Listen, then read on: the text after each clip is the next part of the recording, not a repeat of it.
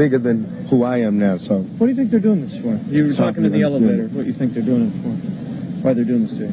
Because, I mean, the way this country is successful is if we have one set of rules and everybody follows them. If anybody gets outside of that set of rules and they're in a public view like I am, you know, it's like detrimental to everybody following the rules if I'm representing like to what they think is that I represent lawlessness and the outlaw mentality, and I represent that thug mentality from the street. So they feel like if they can punish me, then it'll punish people who are not as brave as I am, who don't speak out against things like me, who not scared to walk through the streets with no bodyguards. So they need to put me in jail. These other guys, they don't have to put in jail because they can arrest them on smaller things. They can't arrest me on those small things. They got to frame me. They got to do things like this. They got to have, you know, 30 charges and none of them have to do with me. You know what I'm saying? How can you, if you really, while all these cameras are here, everybody goes something to grow on. How am I going to forcibly do anything to a girl after she did it to me consensually? And that's not something I'm making up. That's what they said. They said that. The girl came to court and said she did this, she did that, she called my hotel, it was good. She said that, not me. Now, why am I going to force her? I mean, this is common sense. But no matter what happens, innocent or guilty, my life is ruined. Because when they say, whatever they say in this verdict, y'all are not going to make it front page news. It won't be bigger, no matter what. All that you want to hear is that he's guilty, he's in jail, the reign of terror is over, the outlaw is gone. That's what they want to do. So I'm starting to think I don't know which story to read. I don't know if this is, you know, about, you know, black and white and loud and quiet, or is it about me and this girl? Because if it's about me and this girl, come on, we shouldn't even be here. Coming down the elevator, you complain. Something like that up, though. Why would she make something like that up? Because hell have no fury like a woman scorned. You know what I'm saying? I'm guilty of a lot of things. I'm guilty probably of being a male chauvinist pig. I'm guilty of probably not caring as much as I should. I'm guilty of not spending enough time with people like I should. But I'm not guilty of rape. Just because I don't want to be with that girl don't mean that she has the right to say that I did all of these things that I didn't do. You know what I'm saying? Just because, I mean, of course I can't spend my life with all the girls that I spend time with. But I'm not married. You know what I'm saying? That's not a crime for me to be promiscuous. It's not a crime for me to be with any girl I want to be with. It's a crime for that girl to turn that into a rape charge. But don't you think the circumstances here? Yeah, don't you think the circumstances here that is what one discussed? She wasn't prepared, she says, for what happened to her, and it wasn't supposed to happen. Okay, so she wasn't prepared for what happened to her. Where are those people that did this? They were all in the same hotel as me. They were all right in the same room with me. Why am I the only one in court right now? Why is the cameras all on me? And in the report, and all these charges, I didn't do nothing. I'm charged with being in concert with some guys. Well, where they at?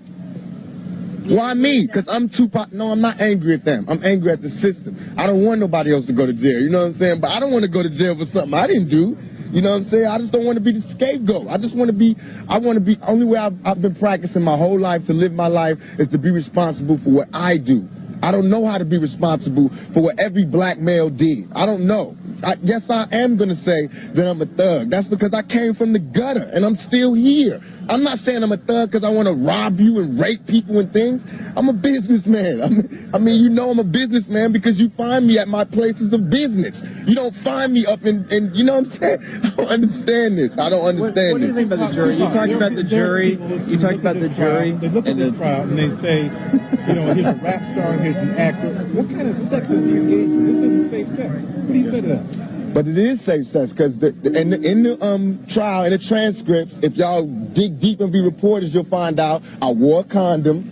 It was her who sodomized me. It wasn't me who went down in the dance club and ate her out. It was her in the dance club who had oral sex with me. She should be charged, not me. What kind? They're making like I'm some big gruesome animal, a sex animal, which is the charge involves the so-called gangbang in the hotel. No, it doesn't. It does not. But if you listen right in there, none of these charges of this gangbang, none of this gangbang stuff came out in the trial.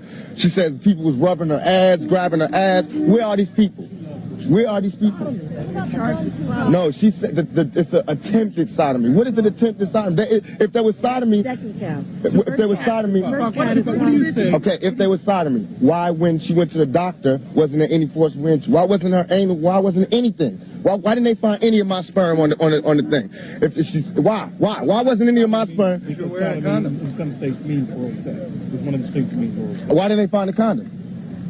You just said. Why did they fire you you? were wearing your condom? On the night we had consensual sex. Before that. Come on, follow me. Follow me. Let me ask you this about the guns. What do you, Tupac? Are you sure? What about the guns? That's the other thing. No, it's not. Has nothing. It's not my liking for guns. What about the NRA? We all have a right to bear arms. I have that. I have that same right as you do. Just because I'm black doesn't mean I shouldn't have a gun. I have a legally own guns. I legally own guns. Why would I come to New York and be unlawfully owning 2 guns? Who has 2 guns? Who carries 2 illegal guns? Why? You were. And mind you, a week before I went to jail with the police. Come on. What about the jury? You talked in the elevator about the jury and the composition of it. You didn't think they understood you. Tell me about that. I hope they do, Bob. It's hard for me to believe that a jury full of older, more middle-class women are going to understand where I'm coming from, because y'all barely understand where I'm coming from, and y'all cover murders and shit every day, and y'all treat me like I'm New York's most notorious criminal, and y'all know it's people throwing babies out of windows and putting them in the incinerator. All I do is make raps. All I do is rap and talk loud. My biggest is talking loud. You know what I'm saying? Y'all don't have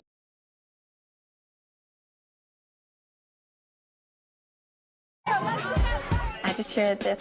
Ali, girl, over here, girl. Over here. Someone's so scary calling you. And I turn around and I see this amazing drag queen. I want to talk to him. He's hilarious.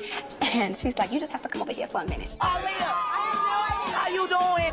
How you doing? She's like, girl, your dress is so gorgeous, and I just have to give you my award. You get the weedy. This is my weedy for having the most A's in your name. And it was this little tiny trophy with like a little wig on it, a little blonde wig.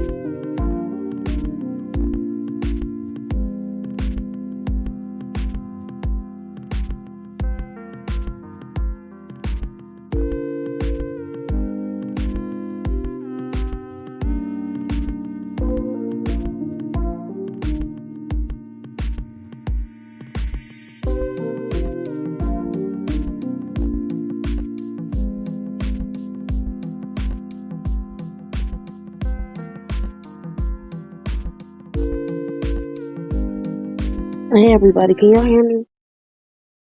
Can you hear me? Can you hear me? Can you hear me? Hey, nobody's moving. Hey Charlotte, I just want to know if y'all can hear me. I just want to make a couple announcements before I get into this little late night slash morning commentary. First things first, if anybody tried to contact me on any of my lines, my phones are not working right now. So I'll put my email up on the banner. That's the only way that you can contact me at this moment. Is through email. So I don't know if any of you tried to contact me or not. You can still contact me through Instagram, and for some of you that have my Twitter, but my phone lines are not working right now. So this is for only people who have the channel's phone number and my personal phone number. So again, I'll put my email in the banner if anybody needs to contact me. Secondly, I did get a couple emails from certain people about the information regarding Robert's court date the other day.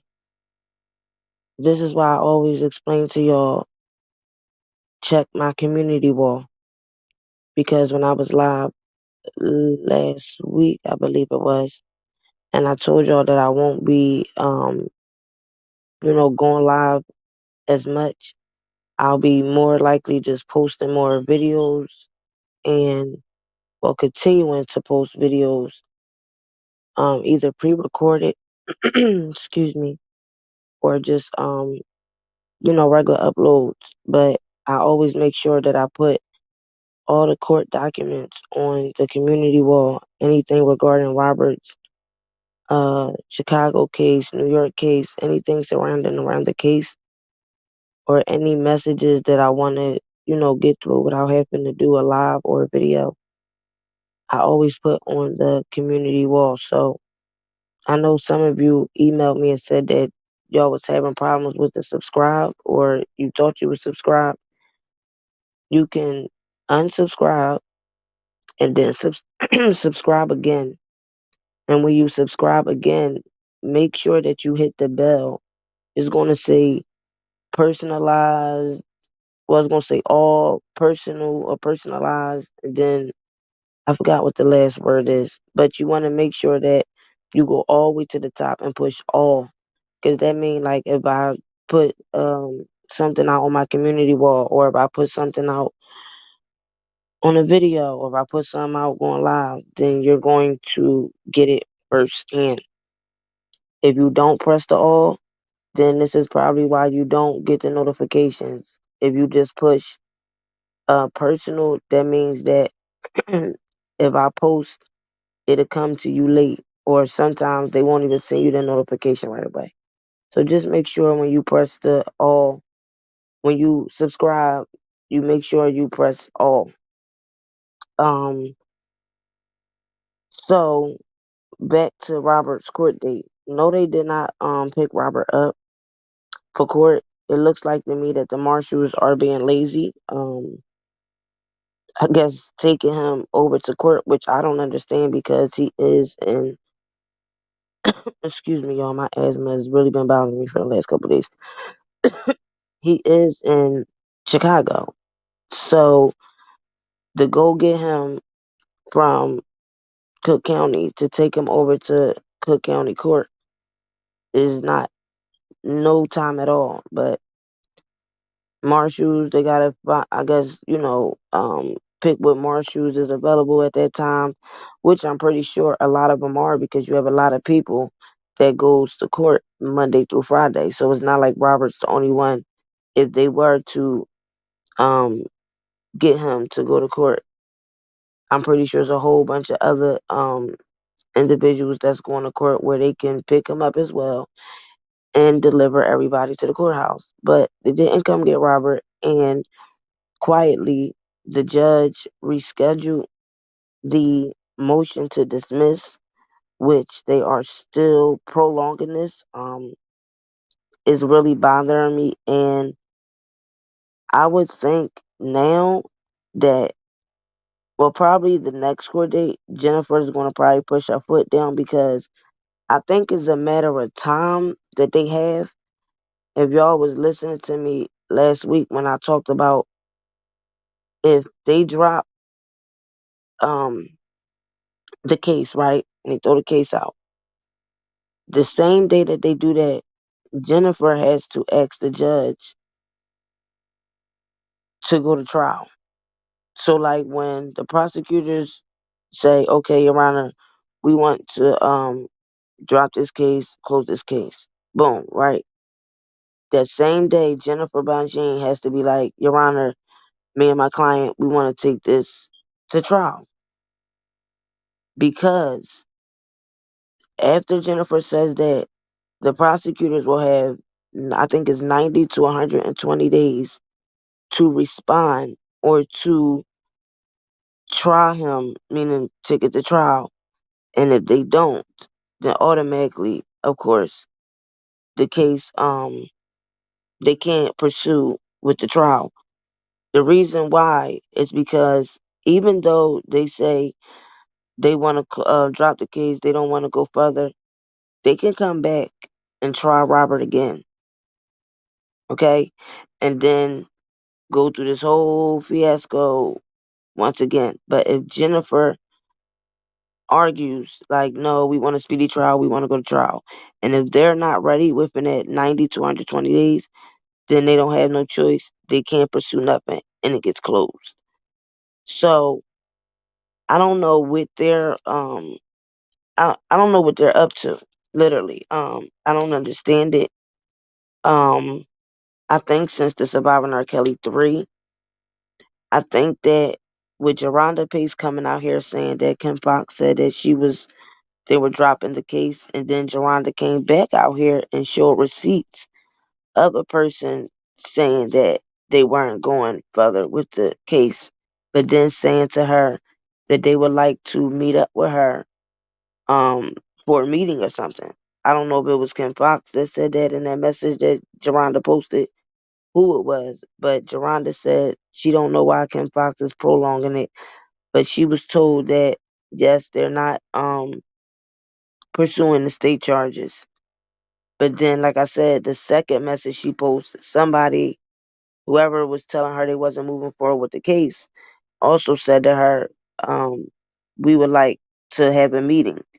So I think that this was surrounded around Surviving R. Kelly 3, and I think that they're trying to sway the public. I think that because Kim Fox was in Surviving R. Kelly 3, because Lanita Carter was in Surviving R. Kelly 3, Lisa Van Allen, um, uh, uh, Heather Williams wasn't.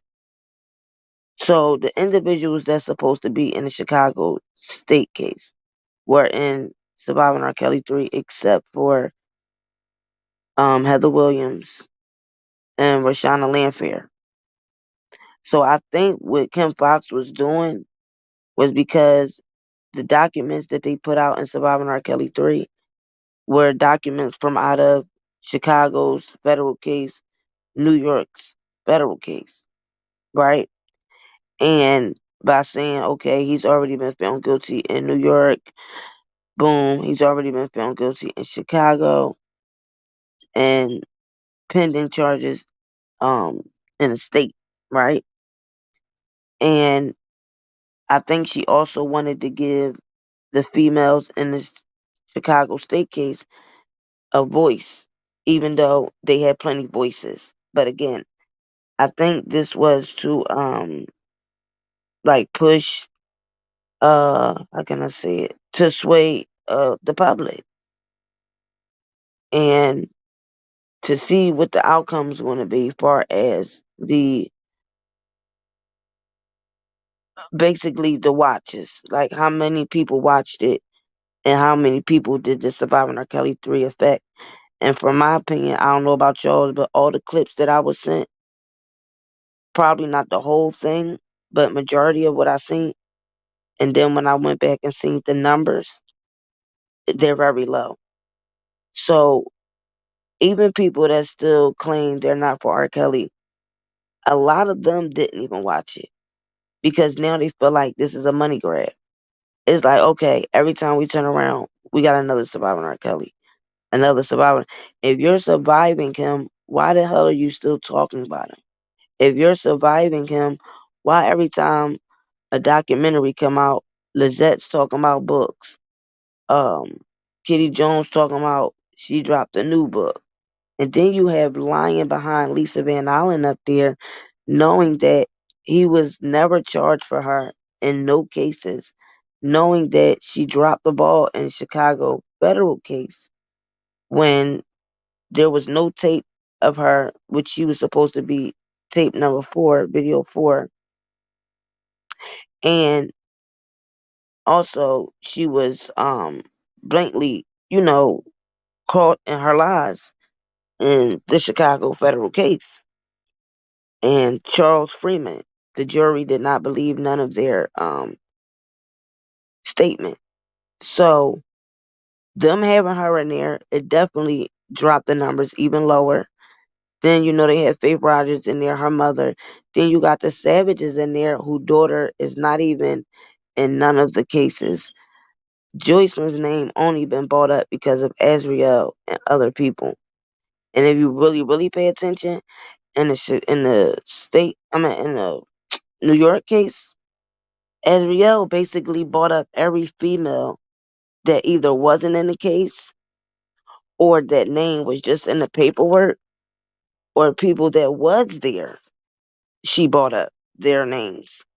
So if you didn't have Azriel bringing up 18 different females, if you didn't have Azriel corroborating, oh, he made me have sex with this guy and this female, and then this female was having sex with that guy, and then that female and that female, they would come out of this room and he would watch them have sex with this person and that person.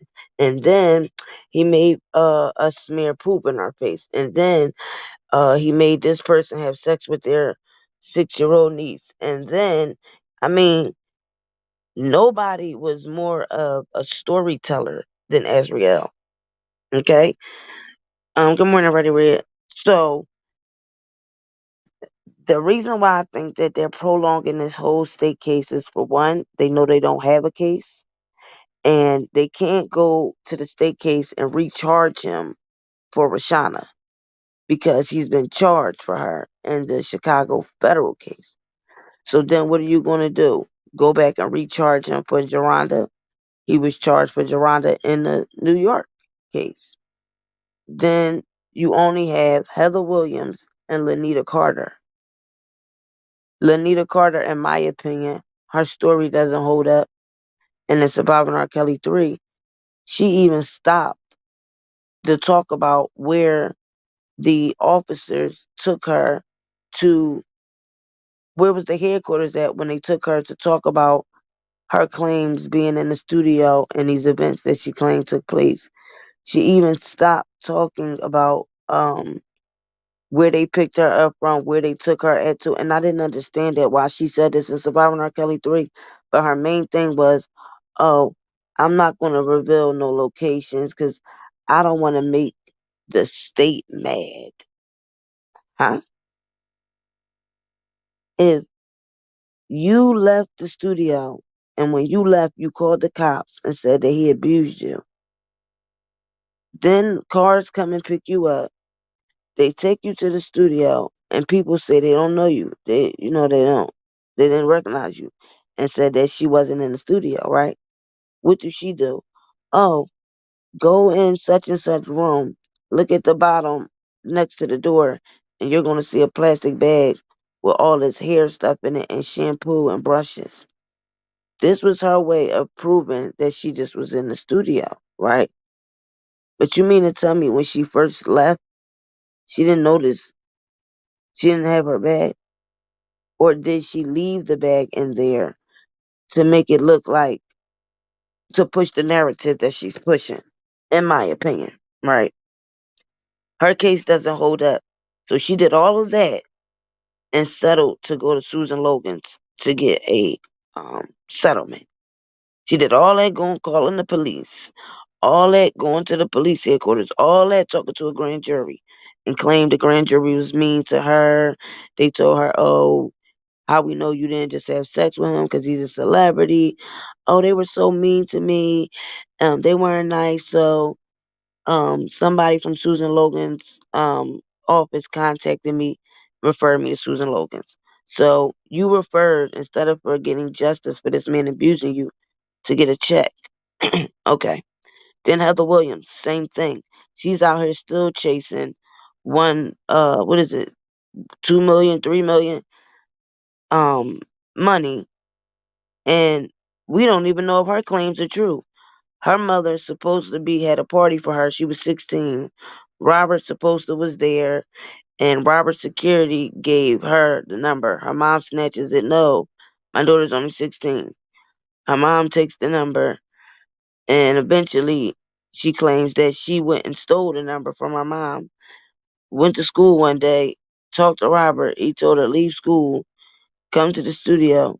She leaves school, comes to the studio, and claimed that they had sex.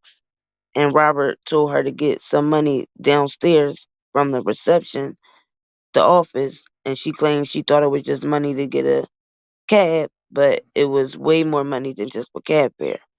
And then claimed that they had sex multiple times after that.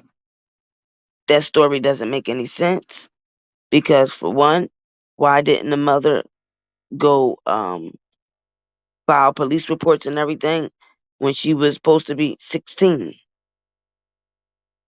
How did she go back and find the number in her mom bag if the mom supposed to got the number? And no, my daughter's underage. Da, da, da. Like, it doesn't make sense. So these Robert is just gonna go snatch these people up out their bed or snatch these people out of their homes. But every time you hear it, it's always them coming to him. It's always them traveling to him. So with her case, I don't think it's gonna hold up for no state case. It's really like their word against his, right? And then again, we still don't have no police reports of when the incident happened. Now, Lanita Carter, you can say, oh well, she did call the cops. Soon as she left the studio, she called the cops right then and there, and brought the cops to the studio and all of that. Right, but Lanita Carter settled for a settlement. She didn't want justice for her being allegedly abused and spit on and claim he forced her to, you know what, on his peen. No, she settled for money and then came back and sued him again for the song Hairbraider.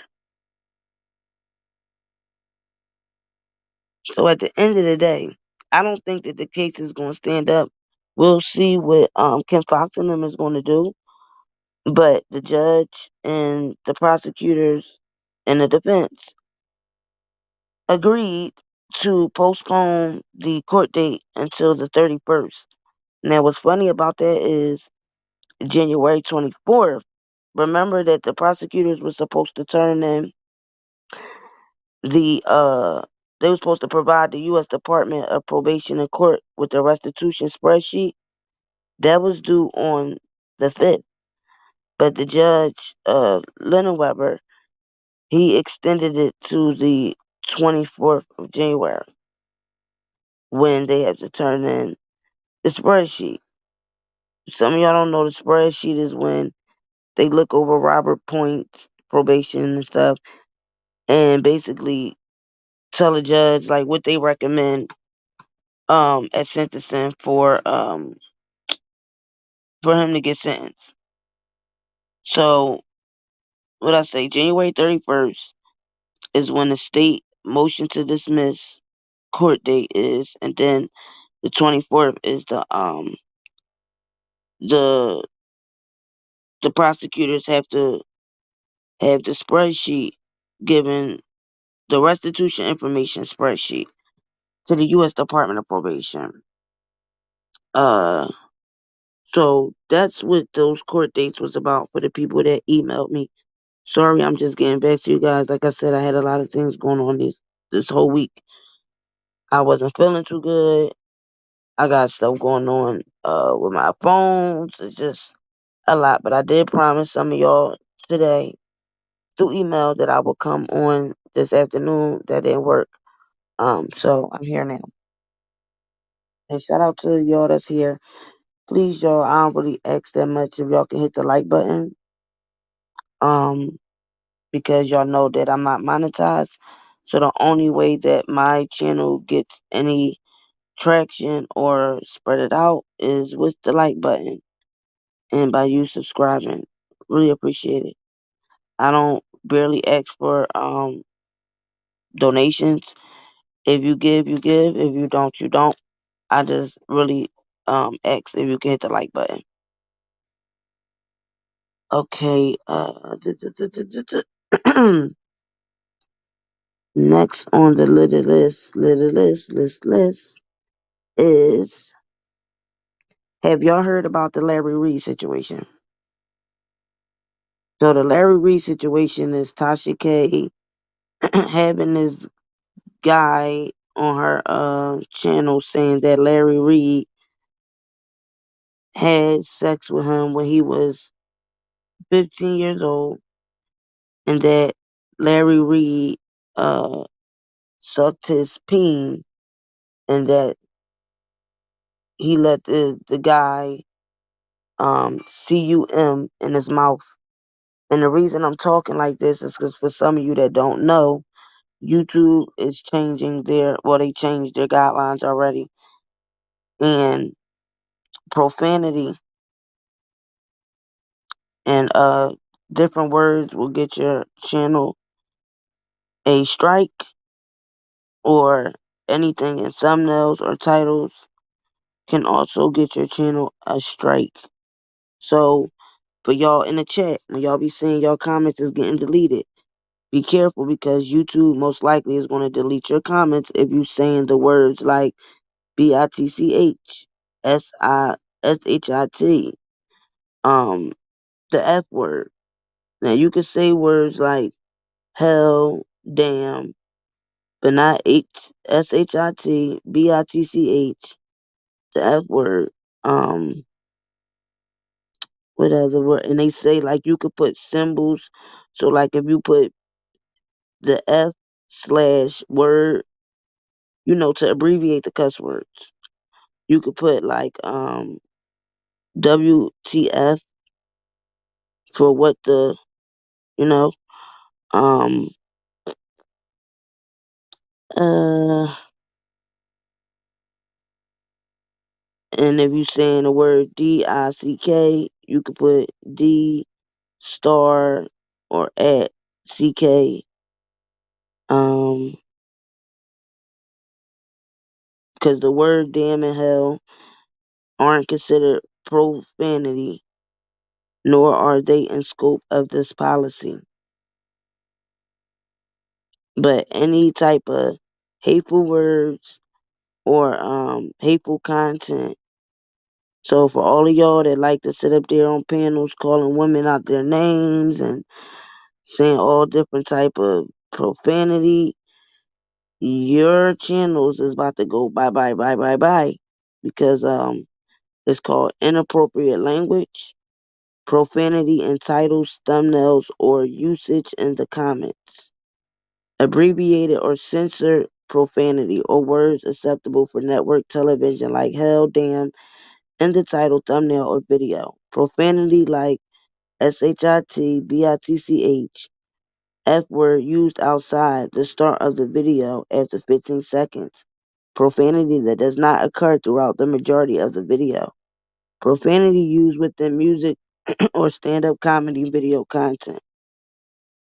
So you gotta censor profanity, meaning like bleeping it out or muting the word, as well as covering written words with black bars, symbols, or text added in post production. So be careful, you guys, in the chat. Like I said, because when y'all be saying, "Oh, it look like somebody deleting my comment," it's most likely the YouTube bots that's going to be doing it. If they see the different profanity words, like I said, you can change it with a symbol in it. We all know what that means, or abbreviate it. But no words like the pedo word, um, D head, mother effer. You gotta abbreviate that. Uh, Instead of saying PUSSY, let's just say cat or puss. Um, and any other profanity words. We all grown here. We know what it means. But far as content creators like myself, we have to be a little harder because they will strike us because of others' actions on our channel. So back to Tasha K. So Tasha K had this young man on there, as y'all just heard me say that Larry Reid posted it, all this stuff um to this guy. He was supposed to be 15 years old. And if some of you may not know, this story circulated before. The guy had did an interview with another YouTuber a while ago. But this is his first time actually coming face to face on a live with Tasha K. Larry Reid claims that this is an attack onto his career because Bishop, I think is uh let me don't get it wrong. Bishop, what is it like? I know it's the guy who had the pastor who had got arrested for allegedly stealing money or embezzling money or something like that, the pastor from New York. Larry Reid claimed him, the guy that's saying that he did these things to him. Um, and I think it's one more person, and Tasha K are all teaming up together to start this smear campaign. I don't know what you guys' thoughts are. As I listen to the interview, I'm gonna still say that everybody is innocent until proven guilty in a court of law, and then we can't even say that because everything is so persuaded by public opinion, and already this is being persuaded by public opinion. Okay, so I'm gonna let y'all hear a little bit what Larry Reid has to say, and then y'all know Storm Monroe, y'all know Armand Wiggins, and Larry Reid all had problems with Tasha K. So since Tasha K dropped this interview, Storm Monroe, Larry Reid, and Armand Wiggins had a live called The Confrontation. I didn't see it. I'm gonna be playing it new, watching it just as well with y'all. I'm not gonna put the actual video up because I'm not trying to get strike because it's 3 different people content. So first we're gonna get into this, then I'm gonna backtrack because I think some things in this Larry's gonna speak about Storm Monroe and Armand Wiggins. Now the common between these 3 is that they all got issues with Tasha K. Right? And she claims she got receipts for what this young guy, let me stop saying young guy, for what this man is saying when he was younger, right? He lived in Larry Reid's house. His mother and him went to the church. his mother basically let him just go live in Larry Reid's house because she was looking for, I guess, men at the church to be uh, father figures to him. So a lot of people were saying, like, where's the mother? Why was he living with Larry Reid? Where's the mom? Well, you're going to hear Larry Reid say a couple things about the mother, and that how the mother chose men in the church over her children. And this is why the son was living with Larry Reid. Larry Reid claimed that he had a lot of people from his church that lived with him or that he took on as daughters or sons, and that he looked at this guy like a son, a spiritual son, taught him a lot, helped him with a lot, helped raise him. And he said it wasn't 14 or 15 years old. Larry saying the guy didn't come around him until 17. But the guy is saying on one show last year, he said 14. Now Tasha K, he's saying 15. But like I said, what we about to listen to with the Storm, Larry Reid and Armand live, the whole goal, well, not the whole goal, but their common thing is they all beefing with Tasha K, right? But this is what I don't understand. If this guy was sexually assaulted, RAPE by Larry Reid, right? Why didn't the mother put in police reports when this guy was allegedly 14, allegedly 15, allegedly whenever he was a minor, right? Why all of a sudden when Larry Reid is beefing with these other pastors, and remember Tasha K used to be cool with Larry Reid, but Larry Reid claims, since, if some of y'all don't know, Larry Reid is on um BET now. Larry Reid is on the show Kingdom Come with Yolanda Adams and so many different other big names. He has his own show now on BET Plus, right? So he's claiming this is a smear campaign because they want his platform. They're mad about the money he's getting now, the different resources that he has in the Hollywood and the industry, and that Tasha K is mad because she wanted Larry Reid to invest in her website during the pandemic, and people from Hollywood told him, "Oh no, don't invest in her. It's a bad look." And Larry told her, and he didn't. He claims this is where her beef is coming from, right? And then, like I said, the other bishop from New York, he was indicted. Y'all might know his name. I can't think of it right now. Uh, he's supposed to be beefing with Larry Reid because when he got indicted, he claims that Larry Reid is the one who called the feds on him. Okay, so let's get into this. And these are some very, very toxic allegations that this guy is saying that Larry did to him. Larry said he does have lawyers. One of his lawyers didn't want him to speak, but he did anyway. Because, like he said, this is public opinion. Meaning, they're going to judge him by public opinion. They brought this to the public. He's a public figure. And I'm starting to think that with Robert Sylvester Kelly and a whole lot of other people that's in this industry that's public figures, this is why I always say feminist organizations, feminist terrorist organizations using mainstream media and social media to tear down our men, because they bring it to social media where they know the public figure is mostly talked about in the public because they public figures.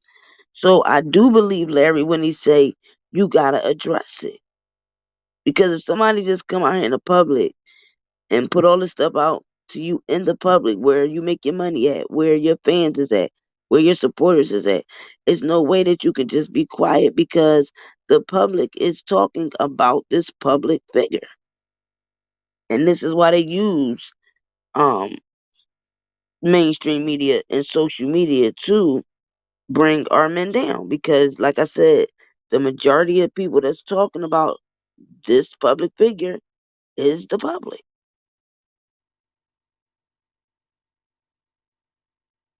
Hey, Wendell. Okay, Charlotte, give me a second, sweetheart. I wasn't looking at the chat. I thought you already had my email. Wait a minute. Give me a second. I'm not looking at the chat. Okay, here we go. Wait a minute. I think that's it. Oh boy. Give me 1 second, y'all.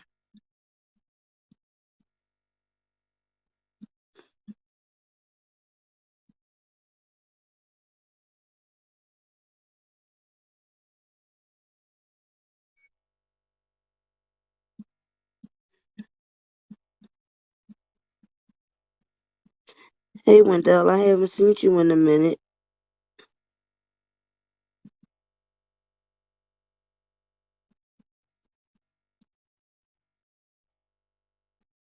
Yeah, these bishops and these at these churches, they are going at it. I don't know what is the reason, but there's a lot of crooked stuff going on in these churches, and this is why I don't disrespect nobody's religion. Everybody knows by now that I'm Muslim, but I have a lot of friends and family who are Christian, Baptist, and go to church, and they even telling me that there's a lot of corrupt stuff going on in these churches.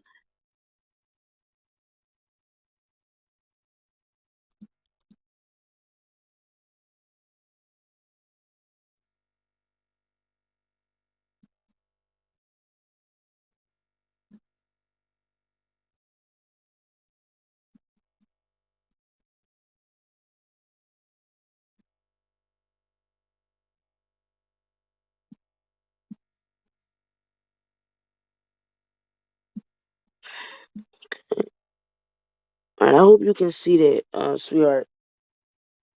Um, Charlotte. Hey Regina, good morning, sweetheart. Well, Charlotte, why you up, girl? I'm ready to go to sleep. I'm in pain. Um, you said this reminds us of Bishop Eddie Long when he was allegedly accused of sexual misconduct of little underage boys. Oh, okay. I hope you feel better. Just email me in the morning, or I guess when I get off here. So, back to what I was saying, far as Larry Reid, Storm Monroe, and Armand Wiggins. So let's jump into this to see what they have to say, which I'm pretty sure is going to be about Tasha K and her bringing this interview. And this is my thing. Tasha K wants us to wait until the fourth interview to show receipts. If you saying this man did all of this stuff, why wouldn't you show the receipts during the first interview that this man said these things? It's like she's trying to sprinkle a little bit here, take it back. Sprinkle a little bit there, take it back. That's not how you do that. If he's going to say this man RAP'd him and um gave him oral and all that, you got to put the receipts out of that stuff right then and there. And allegedly, Larry Reid sued this guy, but for some reason he took the lawsuit back, or the lawsuit got dropped, something along those lines. So we're gonna listen to Storm Monroe, Larry Reid, and Armand Wiggins to see what this confrontation live means, which I'm pretty sure is regarding Tasha K's interview. And then I'll jump into Young Miami and paperwork that is facts, so we can stop listening to people say that this isn't true, that's not true, I didn't do this. Well, paperwork don't lie.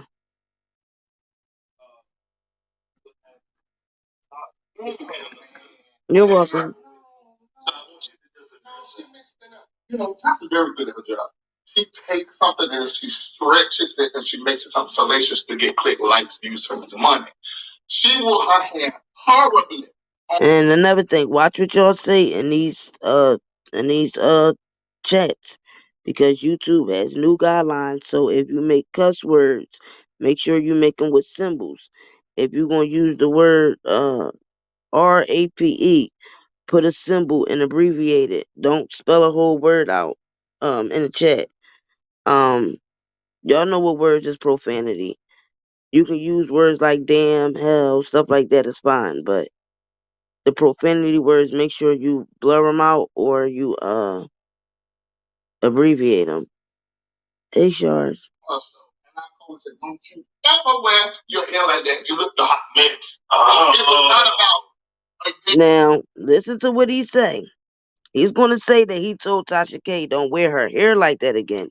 It looked a hot mess. If some of y'all were listening to her live the other day, she said that Larry Reid called her and complimented her and like was trying to flirt with her. Now remember, Tasha K fell out with Armand Wiggins. Tasha K fell out with Stormy Rowe and then Larry Reid. This is why I didn't want Robert to continue doing these interviews with Stormy Rowe because I knew why Stormy Rowe was doing it. It wasn't to, get people to start researching what Robert is talking about and to look more into Robert's case. It was because Stormy Rowe is beefing with Tasha K.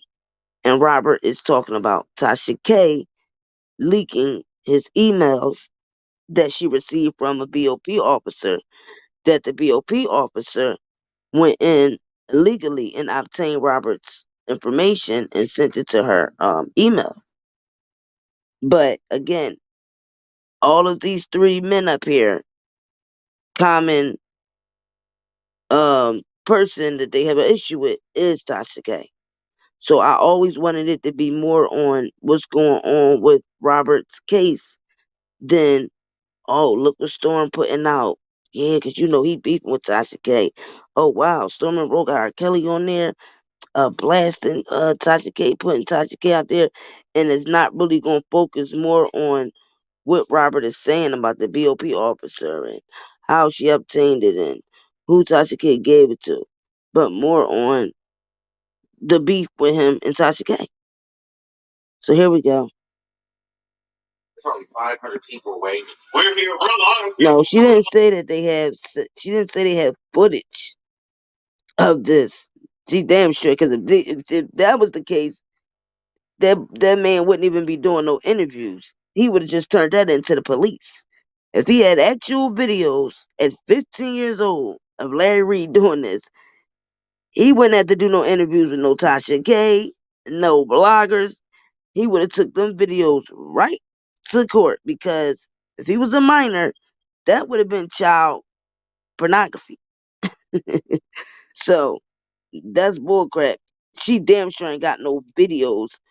She talking about receipts of text messages and texts back and forth and yeah, basically Texas.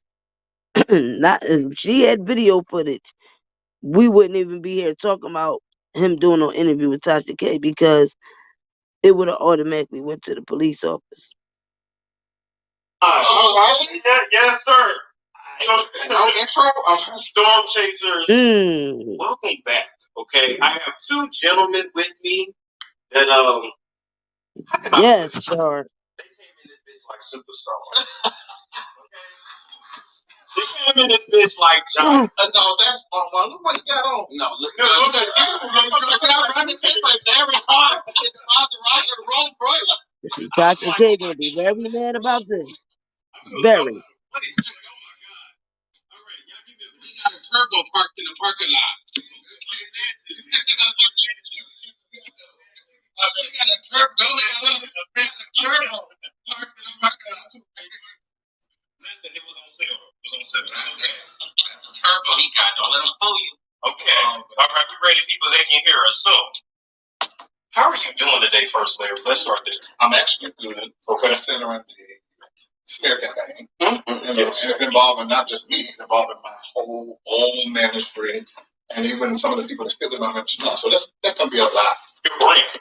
Yeah. Literally your brand. Yeah, but it's good that it's actually helping it right now. Okay. Just the rumors and the talk around it is not good. It's a terrible allegation. Absolutely. But other than that, I'm still in Greece.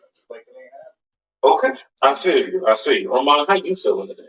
I'm feeling fantastic. I'm just happy to be here. You know, I'm probably happy to be here. This is our first time meeting. Yeah, second time. Second time. We met in the mall. That's right. Oh, meeting in the mall. Yeah. Hey, was he with you? It was somebody else. Somebody else. Yes. And then I met this guy today, which is like when you meet people, it's totally different than when you see them online. Yes. But everybody is who they are, who I think they are, just a little bit. Well, but everybody I met online is not. That's a good point too. I mean, like you don't even feel like you're online. You one person and another person put in person. Oh, I know. Y'all probably gonna be like, Armand is Armand. Okay, they saying you talking low, Larry. So I'm gonna pull it.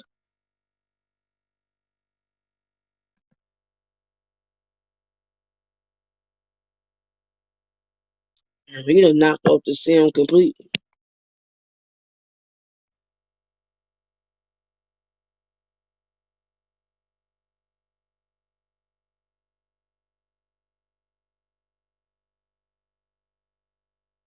They talking so much they don't know they knocked off the sound completely. They don't know they knocked the sound off. Pay attention to your chat. Y'all busting it up. I guess they'll notice soon, but until they notice that they knocked the sound off. So again, this is Armand Wiggins, Larry Reid, and Storm Monroe. The only reason I'm listening to this because I didn't listen to it, and I guess they're going to talk about Tasha K's interview with her and the guy claiming that these allegations against Larry. And what gets me with Tasha K is you so hyped to put this out. A man that's what, 30 some years old now or 28 or something like that. But when he was 14, 15, 17, whatever age that he's supposed to be a minor, his mother wasn't pushing this or getting police reports. Where, if they knew these were facts and getting justice for her minor son. Why would you run to a blogger instead of for police? This is the problem with this stuff. That's why it's not about so it just went out. nothing I think but it did when I moved. Okay, I ain't gonna touch exposure. Don't touch it. What about that? I ain't gonna touch it. Maybe I can y'all hear? I see you moving here, but I'm wishing okay. All right. I'm gonna find it. Ain't nothing but the motherfucking devil. I can't hear shit. No, it's still music. Yeah, we good. Okay, we good. Okay, we're gonna get right into it. That's what I was saying. It's harder than the devil's advocate. I'm sorry, nigga. It was an ice box. I promise you for like 3 days. It was literally 50 degrees in here. Can I just tell everybody that we walked in there? I'm like, damn, it's hot in here. Yeah. Larry came in here and was like, it's hot. Then we found out together that the heater was on. And that he's from Arizona. So that's the reason why I'm just not happy. I don't like to be cold. Yeah. But we're going to get right into it, Larry. We're going to get right into it. Okay. So, just to be fair, okay. You are Dr. Larry Reid, correct? Yeah, I'm Dr. How would you like for me to refer to you? Larry or just Larry. I don't know. Okay, all right. So Larry, I gotta ask you, were you ever inappropriate with Tasha? Oh, I heard about that. Yes. No, I was never inappropriate. Okay. I think somebody said that I said something to her about her hair. Yeah, so she said that you called her out of nowhere and you said, your hair, don't you ever wear your hair like that again. It does something to me. Mm-hmm. Then she. Oh, no, she's lying. I remember the show. Okay, go ahead. Then she also said that you would offer to give her massages because you had a masseuse that traveled. No. So I want you to just. No, she mixed that up. Tasha's very good at her job. She takes something and she stretches it and she makes it something salacious to get click likes and use her as money. She wore her hair horribly on her show. And I told her, said, don't you ever wear your hair like that. You look the hot mess. So you see how she said that Larry was flirting with her and telling her, oh, wear your hair like that again. But he's saying he told her don't wear her hair like that again. It looked a hot mess. And how he said she's good at her job. She loves to stretch things and twist it, you know, for the entertainment to entertain her viewers. But that's not cool when you and we have caught Tasha K in so many lies. Even like when she was on doing the interview with I Am Natasha sequence, how she lied and said that Robert wasn't even indicted when she got the emails and he had charges for tax evasion or something like that. That was a lie. Then the girl who supposedly said that Robert she gave him oral and he was supposed to give her some money, the one that was supposed to be sleeping in a hotel or whatever. First she said 3 years ago that Robert was in the Homewood Suites. Then when she was on a live with with I Am Natasha, she said, "Oh, he was at the Marriott." Which one is it? I mean, she lies about so much, and when people call her out on it, she comes back with a defense. But people don't stand on it like, no, you're lying. This is this, you said that, and that's that. And she tries to overtalk you or slander or defame you from deflecting of what she puts out here. We all seen the video of her saying that Robert was innocent and that she seen so many receipts that she couldn't barely sleep and that she was going to take down all the videos with the enablers in it. And did she ever take it down? No, because Robert Sylvester Kelly slandering and defaming him is what made her money. When she came out and said that he was innocent, that didn't make her views go up. That didn't make her fans, you know, continue to send super chats and all that. No, they wanted to hear the slander. They wanted to hear her defame him. So that's why she had to U-turn back around and continue with the slander. They did something to me. Okay. I don't know why she done it. As far as massage, she had a habit. Natasha called me regularly. Now, I saw her husband more than I saw her in person. Only went to the house twice. Okay. But her husband, we had a relationship with the tent thing. He was helping. He was helping me at the old house. And I think he came to the new house too, didn't he? I think he did. But oh wow, physically only saw Tasha twice in person. This is Larry Reid talking. 3 times, 2 of those times at her house. Okay. And her husband and her children was there. So I never said nothing to her about offering her a massage at all. I don't remember a massage conversation between me and her herself. Her calling me and she said, "Why you walk out there?" I said, "I'm getting a massage." And then her. Yeah, okay. She was making that all the way. You didn't take that like, "Oh, but you can massage me if you like." That's what she said. You said like a joking, like a sexual innuendo. Okay. When it comes to a married woman, exactly. And I've done this on my show, when people come in the comments and the woman is spread it, I don't see why would he have Tasha K and her husband at his house and gonna flirt with this woman and talk about massaging her, and she's there with her husband. And then he said her husband came to his house by himself to recommend him to some type of business or whatever. So even her story about her uncle, and I'm glad Shars brought that up. RAPE in her when she was 5, and then come out here and say that her grandpop or stepdad or whatever is supposed to be a deputy. Then come out here and say that they were supposed to be like these high powered men. Then come out here and say that they supposed to know, I guess, be BOP officers or something like that. But you mean to tell me that the man was found guilty for doing what he did to you at 5, but your grandfather said, "Oh, don't arrest him. He just can't come back to this town." Huh? Like, what? But that man should still be behind bars now. But it's just to show that I'm going to leave that point. marriage. I want to respect your husband before I say what I want to say. So if anybody on my platform, my track record don't feel like that. Okay, fair enough. Fair enough. Fair enough. I didn't know she. Hey, that's why I asked you. Let me ask you this so we have it clear. What is your faith? Are you a Christian?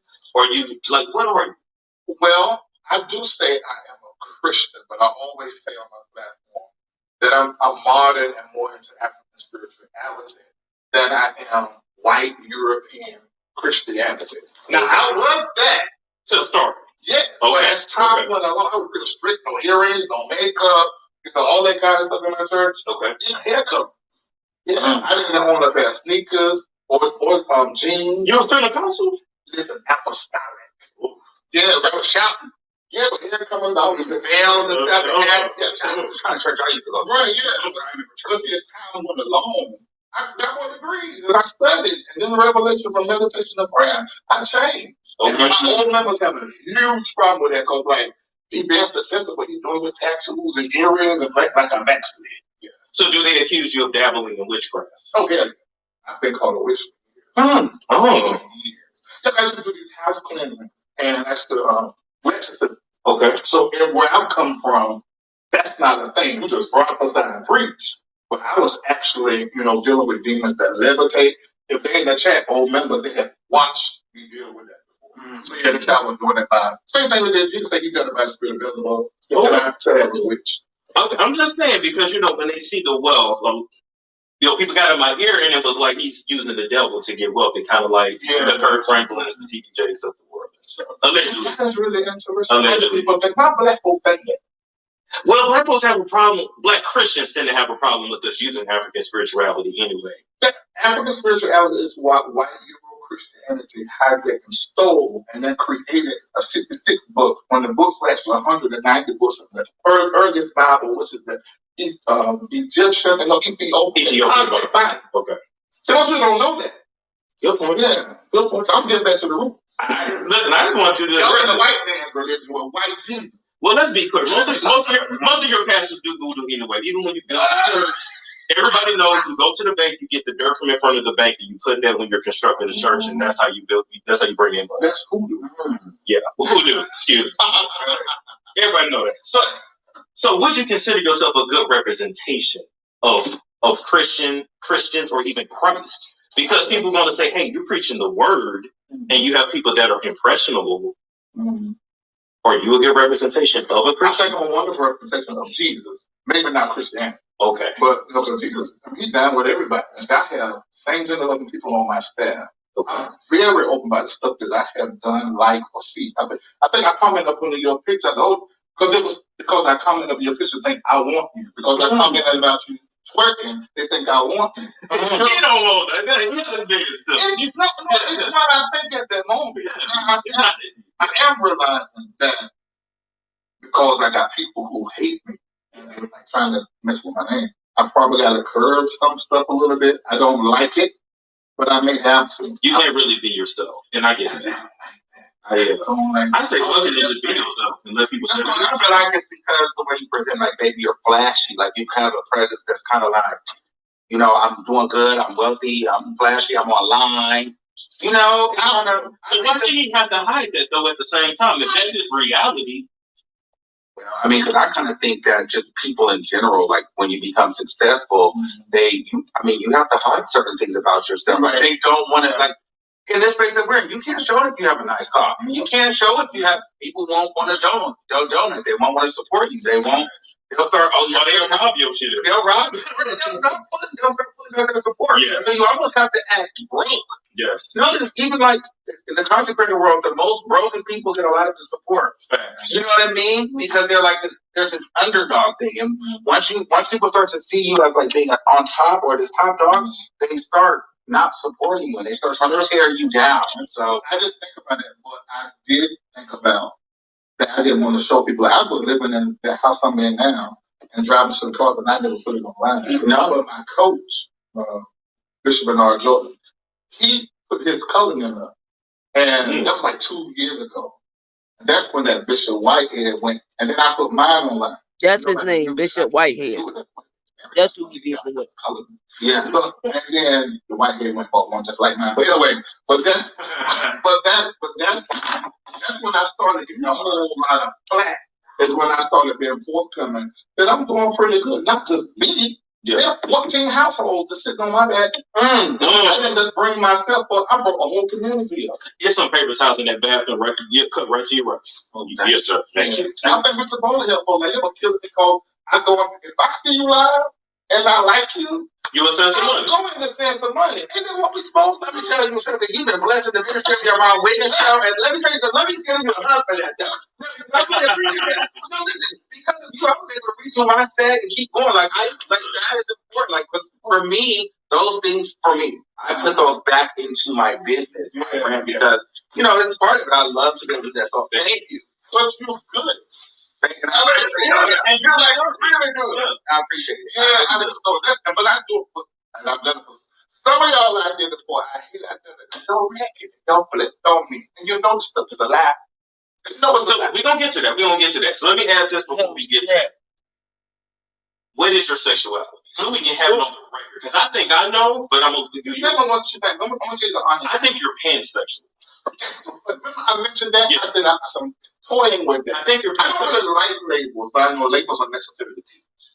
But that's I've been exploring that. Okay. I know I'm not gay. Have I sucked the thing? Mm-hmm. How many? Wow. It ain't been up to like. Oh wow! I thought she was gay. But I don't. Yeah, I'm like around. Oh my God! Did y'all hear that? So Larry Reid said people say he's pansexual, but he said, "Have he sucked a peen?" Yes. And now he's counting on his fingers, but he's saying he's not gay. Tell me what y'all think in the comments, because you know that this guy is claiming that he was 15 years old and that Larry gave him oral sex and that he CUM'd in Larry's mouth. But this just threw me. So all the guys in the chat that are straight men, do you think that what Larry just said by being a straight man that he have sucked peens before, does that make you gay? Hey, Hildeland. Who's gay? I feel like you don't have straight. I feel like everyone around you is gay. Everyone around you is not gay. Well, I feel like your main core people are gay. They're not. They're not? I got Latrice, who identifies gay, who used to be Tasha Katie's cousin. That's my cousin. Okay. And then, what's else there? What she identified? Oh, then I got a lot of gay members. What about your friends? I know a lot of people out there. Are you gay? No, why do the people think they're gay? I just ask you. But yeah, why do you think that? No, the people think that. Yeah. I'm just saying, no disrespect. Yeah. But why they think Storm gay? Well, I think Storm is gay? I throw it out there. Storm has a zesty energy. Yeah. I put it in. I just yeah. Yeah, but I don't think he's gay. I thought, but I. That's crazy because I'm not gonna lie. I thought Storm was gay. And then when I heard rumors 3 years ago that he supposed to had a boyfriend and ran from New Jersey, changed his name, he was supposed to be married to the guy, and again, rumors. But Storm does give off a zesty type of, energy. And this is Armand Wiggins that y'all hear too, which we know he is gay, but I think that this part right here wasn't too good for Larry because the guy is claiming that Larry sexually abused him at 15 and kept giving him oral sex. So by you saying right here that you are a straight man, but you have sucked peen before, I'm just lost. I'm lost. All y'all straight men in the chat, what do y'all think? What do y'all think? If y'all suck peen, do that mean that y'all are gay? But you're zesty, Larry. You got a little zest to you. Okay, in order to compete on YouTube as a dude. Talking to women, you gotta be. You gotta be. In fact, when I get turned up, my voice goes, I ain't like this, not doing this. You gotta be. But I'm not regular talk. Women like this shit. Yeah, it's women make the whole thing. Otherwise, you gotta go talk to David. That's exactly why you gotta go into that man's weird circle. Yeah. Like all of that. So you're bisexual? No. Oh, you're not. He's pansexual. No, I am. I just know I do. Gay doesn't sit well with me. Okay. And I've had enough experience to know. I got more questions about the experience. Okay. So when you suck the pee, this is why people think you're gay.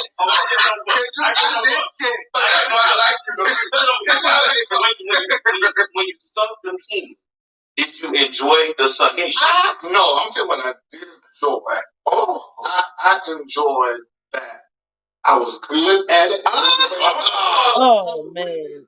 Well, the way they responded. Now, the reason why it was. Oh my God. Y'all, I'm just watching this just like y'all. I waited to get on live to watch this, but I did not know it was going to go this way.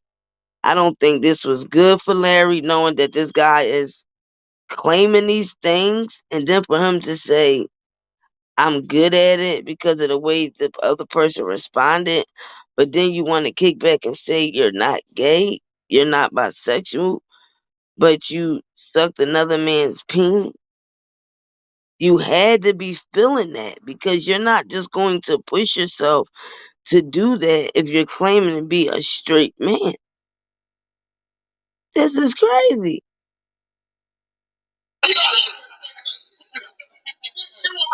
Myself. But it's a true statement. And the reason that I was good at it is because I had a lot of practice as a child. I know that's wow, that got hard. But it's the truth. It's the truth. I had a lot of practice. Wow. I don't think I can laugh at that. You took the funny away. Yeah, but it's the truth. It is my truth. It is really my truth. That's how I learned. And so I enjoyed in that moment. That you were making him feel good. Now, did you swallow? Yeah. So you spit it out? Or did he nut on your face? Neither of those. Okay. It was a try to get back what I gave to you. Okay. So you didn't complete. I did what? He didn't complete, or did he jack off to the side? I need to know how to finish because that makes a difference. I can't remember. Because if you're taking cum shots to the face, I'm like, that might dance. You know what I'm saying? I'm just saying. We gotta go there. Oh my God. What do you enjoy about a woman versus a man? It's firstly the energy. Okay.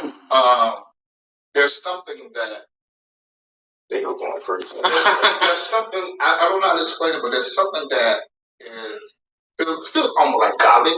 The feeling of a woman. And of course, I'm not going to make it vulgar, but of course the obvious. It feels very good, yeah. Right. And no booty hole feels like that. I never had that before. I never slept with a girl. So you never tried it? You gotta try it. Get somebody else to do it. Come on, man. I'm not interested. I'm like, wait, look. I can't even get. I don't like the way it looks. You ain't gotta look at it. You do have to look at it. I don't like the way it looks. Okay, fair. Well, maybe you look at the wrong one. No, I just don't like it. Because sometimes a woman have a lot of babies, it can look a little choppy. Yeah, I don't like that. Okay, fair enough. Yeah. Now, what do you like about a man's body? Or a man, period?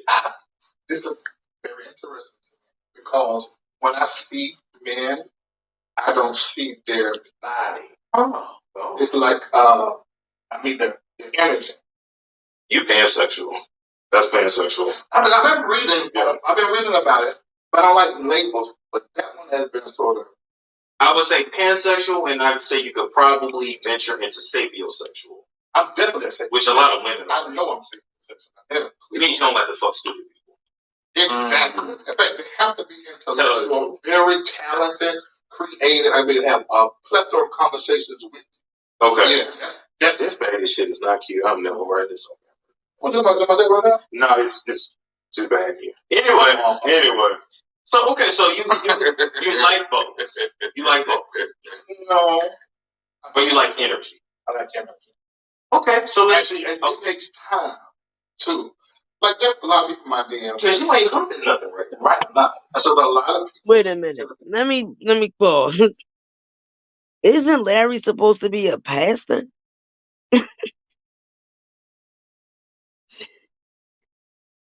And he talking like this? I don't think he should have did this. You got a guy out here saying that you basically sexually abused him at 15, and the first thing the guy said was that you gave him oral sex. So you admitting that you're not gay, you're not bisexual, but you gave somebody else head, and this is the allegations that the guy is saying. That's why I said this the first time I'm watching this, just like, yo, Larry wasn't speaking like this the other day. I know he used to be a pastor. If he ain't what now, he had churches and all of that. So to be talking like this is kind of like far fetched. Like you, and then you're like playing into what this guy is saying. Like you really gonna sit on this platform and say, no, I'm not gay, I'm not bisexual, but I have sucked a couple peens. What? And then say, um, I did it because I know I was good at it. Because the way the other person react, and I like seeing the way the other person react. But you talking about another man. But then you sitting up here saying you're not gay. I never heard of a straight man say, "No, I'm not gay. I'm straight, but I sucked a couple peens."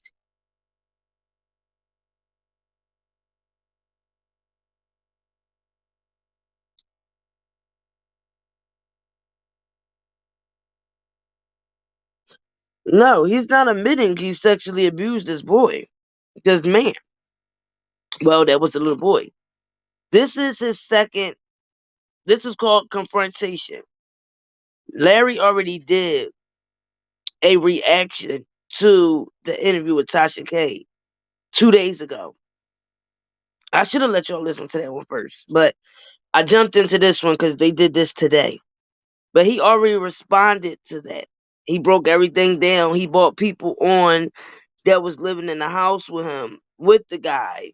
He brought other people on that was around the guy and him for those years. He did this 2 days ago. This what y'all hearing now just came out this evening. This just came out this evening. When he answered to the allegations was 2 days ago.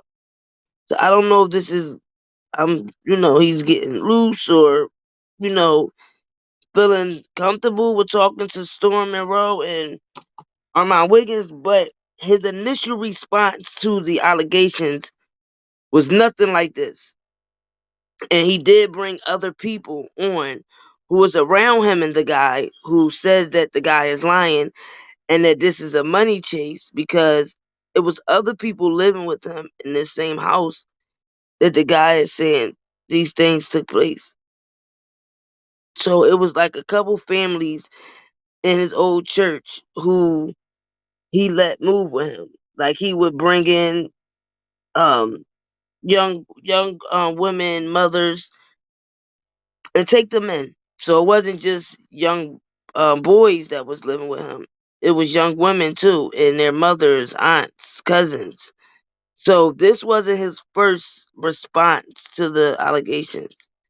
This is another live that came out this evening with Armand Wiggins and Storm Monroe called The Confrontation. And when he reacted to the claims, which was 2 days ago, it wasn't the same as this.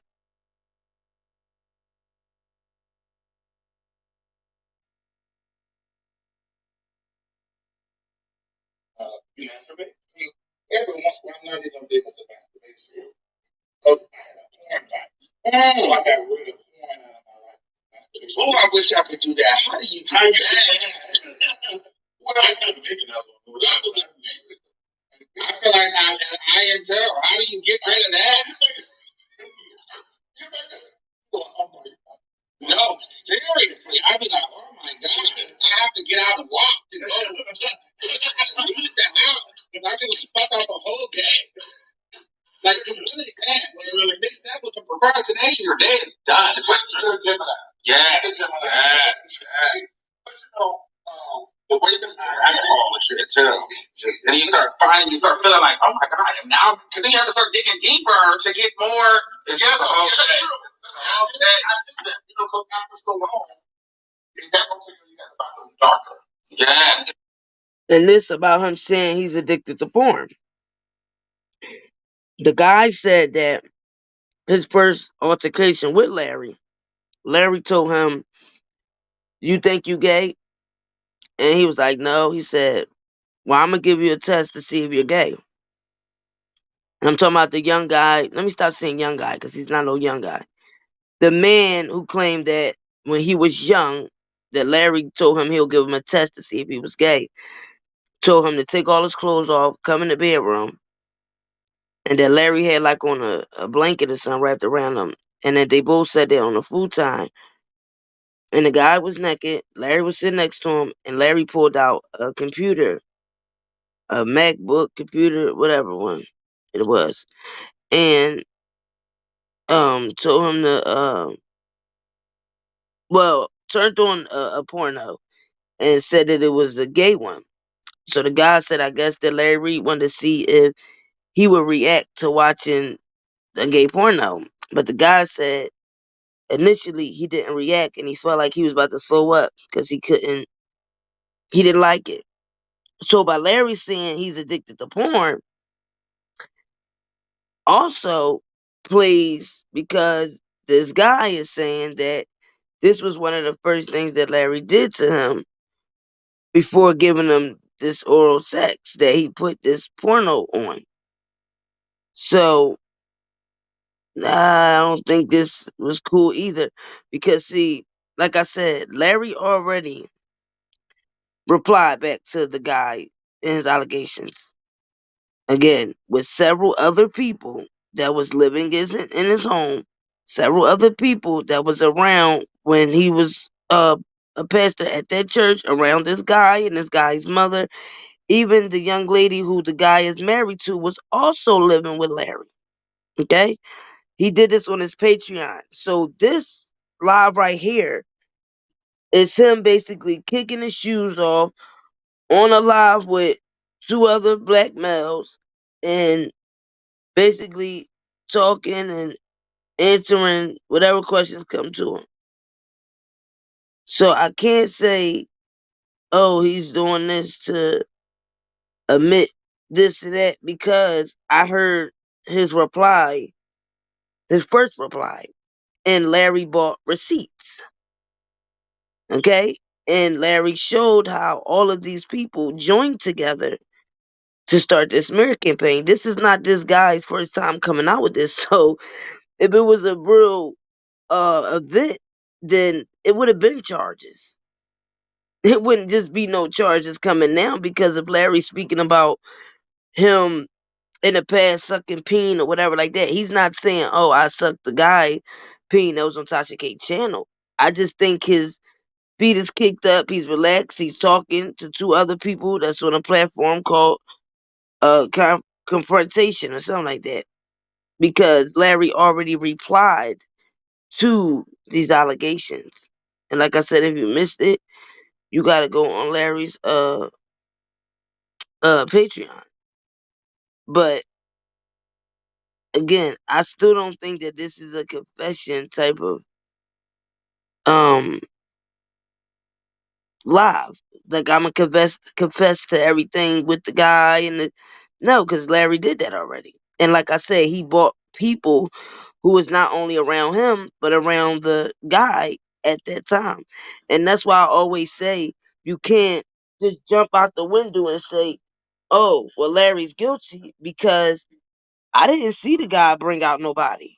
I seen Larry bring out people that was living with them. I seen other people that was going to his church that came out, and they all said that this guy is obsessed with Larry. They all said that this guy wanted to be like Larry, that he was also going to school telling people that Larry was his dad. I also heard that this guy was somewhat the girl. She was like having Larry save her from him, but some way they was behind the scenes having sex. I mean, it's a lot, but again, Larry replied with his witnesses and his receipts. The guy, he came out with his story, his receipts. But at the end of the day,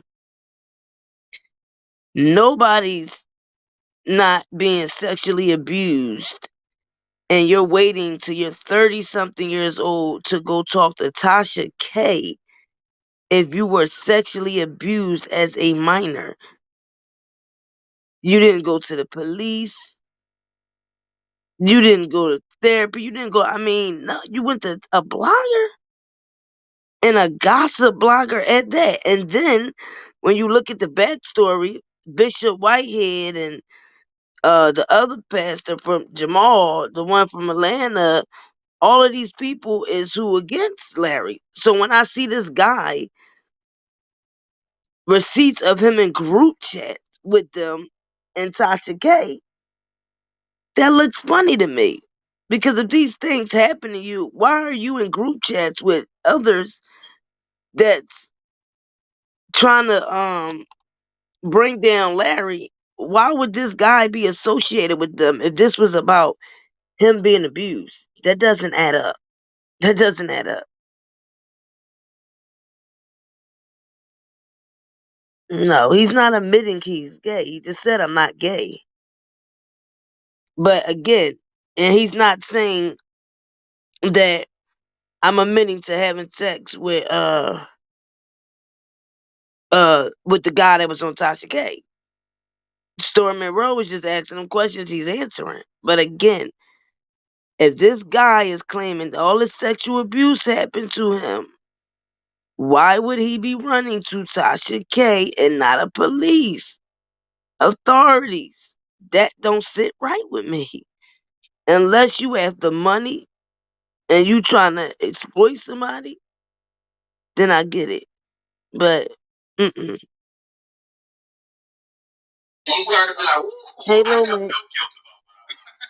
I'm not saying be guilty. I'm just saying for me, like what he's saying. It's not, I mean, I like black. I like to see that shit get told. But what he's saying, he takes what he thinks. That's the sin.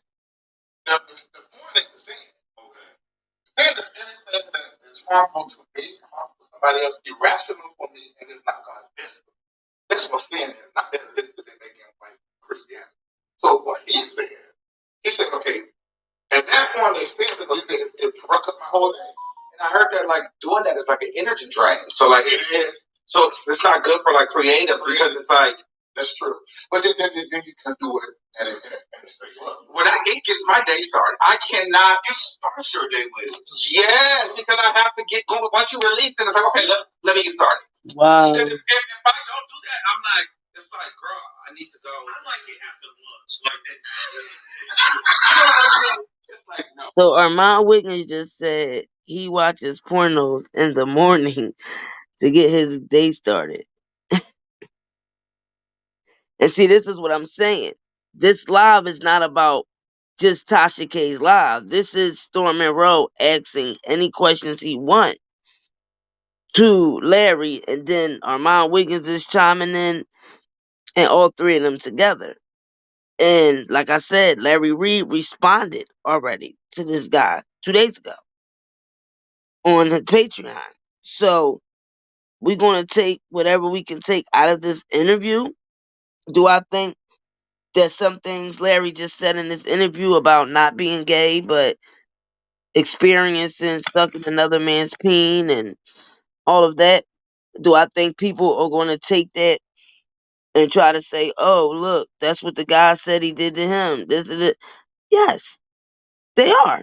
So that's why, in my opinion, if I was him, I would. To me, this is not a time to relax and just, be real and on a Friday and talk about, the things you have did in your life and the fun things you did with other people. Experiment. To me, it's not the time for that because of them trying to tear his career down and because they're trying to exploit him and put these major claims on him.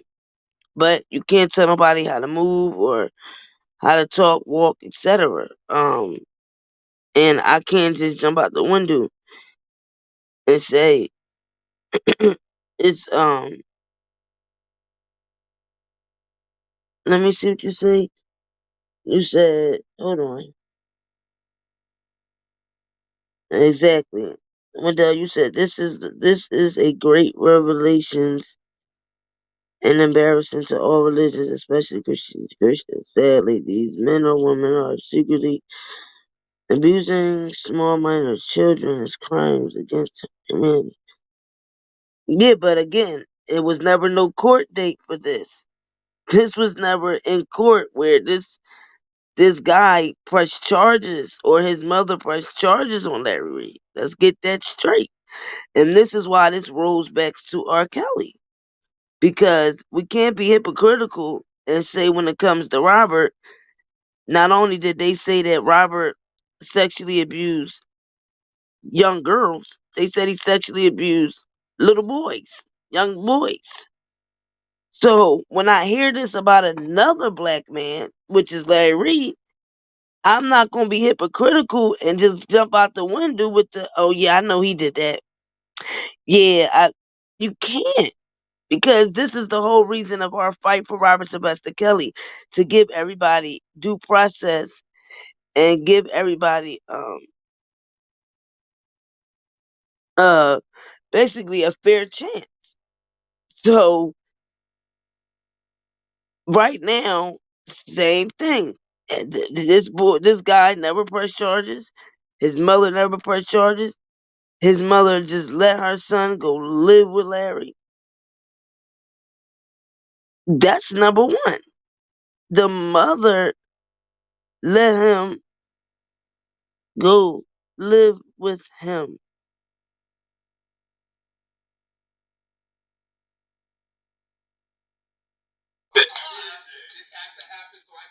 To the project. But then it takes a minute to find the right. It's not about me. It's about you, but I'm just saying, that is a thing. We can do a whole thing on that. But anyway, go ahead. Also, just about that, we were going to talk. No, we're having a. But I know, but the last thing I need to be like, Armand, wait, tell me over. No, you're good. You're good. It's about all the celebrity. Oh, okay. But to wrap it up, you're not really masturbating. You put that energy somewhere else. Right. Okay. Everyone wants to work. But if you need it to work, it work. Oh, hell yeah. Ain't nothing wrong. I can just go right now and make everything stand up. Okay. Well, I'm going to ask you not to do that here. Because the people said that you was out here giving out the hammer, folks. Oh, exactly. No. Well, that is. Well, let's talk about that. What's the hammer? Yeah, what's the hammer? The hammer. What's that? I'm out there beat on that. There's a hammer. Okay. Well, come on. If I'm beating down, email Storm Monroe. You have your evidence that I'm beating now. Wow. Well, let's talk about that. Why are people accusing you of having HIV? I don't know what to say. The first time I heard this was in 2013. There's a guy that was living in my main house that I was in. I kicked him out. It was abrupt. It wasn't nice. I was mean. And I kicked him out. And next thing I hear, they're saying that he has HIV. He's saying that you gave it to him today. Y'all were in a relationship. It was real drawn out. Now, mind you, I'm married. It's separate from the guy. Yeah, but he's up on it. Listen, this story started December 2019. There was 5 people that came and done interviews accusing me of different stuff. And the only one that accused me of underage child fondling and child molestation was Bontre. Okay. Everybody else was basically accusing me of being a freaky gay. Do they all know each other? Yeah, they were like this in the church. Like this or like this? You know what I'm saying? The mom of one of them thought they were like this, which is the reason why I came in between them, so to separate them, were dressing alike and everything coming to church. Okay, I was just trying to figure out because I'm like, okay, why is all this shit on you? They are one people, one. Yeah, and all of them would ever come, I kicked them all out of my property. You were taking care of them? Listen, that's an understatement. Like, what did you do for them? Besides housing, like what else? Housing, food, marriage, funeral, college, debt, paying off debt, credit cards, get their first bank account, first credit card, teach them credit. And he had 27 people in his house. I had 24. I get a little confused because I'm not in church, so I get a little confused. Why are all black? Where are their parents at? I'm not understanding. They didn't have. Most of them, their parents were not in their life. Whether their husband left them or not, and now they don't have anywhere to go. And we took them in. And we were in fair. All men or just? Oh, they were men. They were more women than it was men. Oh, okay. I thought we thought it was all men. That's kind of out of I never had an all. Yeah. I never had. It was still like all men. Like a sausage. If anything, it was all women for years until men started coming in. So is this like a homeless shelter? Like a? Well, the way that I pastor, I would get people, like I had strippers, I would go in the strip club, like they would come to church and they're trying to rehabilitate because the way I would be back then, I think to be a stripper and stay. Okay. So I would go get them off the pole. I even went to the crack house, and pulled them out. And out in the middle of the night, dropping them off actually dropping them off to get crack because they couldn't come right off of it. Okay. So that's how my ministry started. I was doing that first, and then I did the church. Damn. Okay. So to clear, you don't have HIV.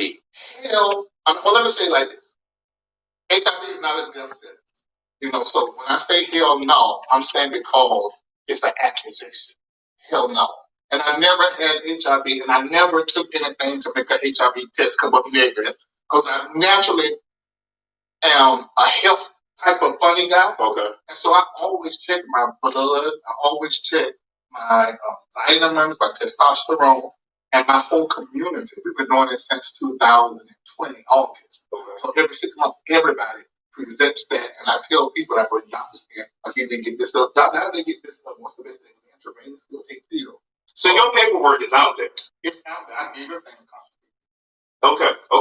Were you suing that guy too? That's with the HIV? The original guy that said that? No, I sued the original YouTuber who was pushing it. Now the guy I can't find him at all. Damn. Yeah, because there was that rumor that was said that you were going to sue, but then you didn't want to go through like the discovery process of giving up your results, so you decided not to go with the lawsuit. You're right. I heard that. It's not true. Okay. So what happened with that? I just took the test and gave it to Conscious TV and anybody else that asked for it because I got one from the first time I heard it, 2013 or 14 is on that one. Then I done one in 2020, 2021, and 2022. That's what I done 4. And I had to share it. Yeah. I don't have that stupid. Why do you think so many people turn it on you? Because that's a lot of accusations. I don't know. I don't really know. I do know I was mean as a pastor. And I cut some people off. Meaning like put them out of my house and then they cut them off financially. Yes, that's the biggest. Well, and you know what? I mean, we're going to get into it, but I could see, you look like money. I could see where if you were giving some people a lifestyle and then you cut me off, I could see I was covering your rent. You won't pay rent until you get your and then you're successful. There's things. However, in my mind, I feel like a person can they can make stuff up like that, but it can only go so far. But I feel like there's got to be something that they can latch on to make this bigger. You know what I'm saying? So they could be the littlest thing that they're using to grow against you. Yeah. So I don't know if you were in situations maybe too friendly with these people or joking, and they're using that to make it a bigger issue. That don't make sense to me because I was the same way with everybody. Yeah. But this particular person, Lavantre, and I say this all the time, I did say the Patreon because I'm not trying to hurt Nobody. Yeah. But I gotta protect myself, tell the truth. I did not do what the Montre is saying that I did. What I did do was cut him off and drop him. Not just him, his wife. You heard what he said? He said that he did not do the things that Levantre is claiming on Tasha K that he did. But he said what he did do was cut him off and his wife. And his mom. And everybody else they will bring up. These are people who used to live in my home. So I own that part. But to create that, no, because I know but let me be honest with you too. I watched the interview, right? And he is very convincing. If I didn't know you, I would believe that shit. It was too detailed. It was. So you see how they said this guy was very convincing. Didn't show one receipt, all because he named bedrooms and a futon, and he pulled out a computer and he made him get on the bed. And your people in society are so brainwashed. This society has taught y'all to hate your own people. The society has taught us that just because of what a person is saying on a TV show or a blog, that they are convincing. Not a police station, not going to go get proper justice, but because they're on a platform that's a gossip entertainment channel, they convincing. And they said to him, if we didn't know you, we feel like that the guy was convincing. And to me, he was not convincing. He kept laughing. He kept joking back and forth with Tasha K. He kept looking away. He never could just look straight up and look. And that's my opinion. It's my opinion.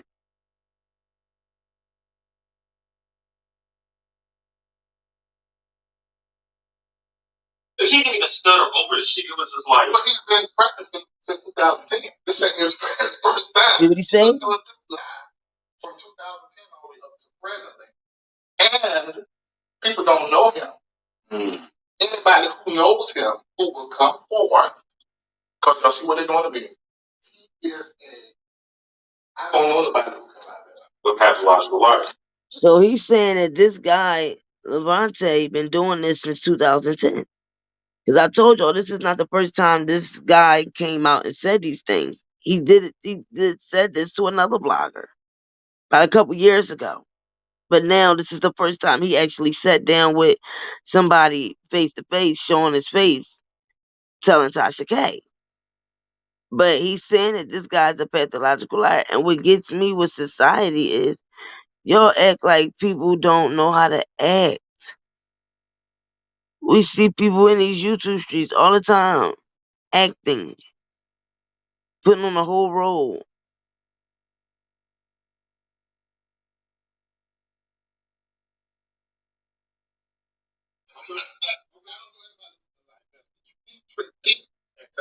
Living in my house, stealing cars, and all this stuff people are doing.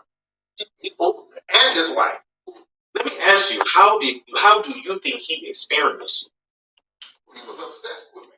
I mean, everybody was in my church knows that he was. You need to say stuff in the comment section so they know. I really don't want to get involved. He was upset. I didn't even know until this started happening how obsessed he was. I didn't know he was putting on my clothes when I left the house. Wow. I didn't know that he was putting on my cologne.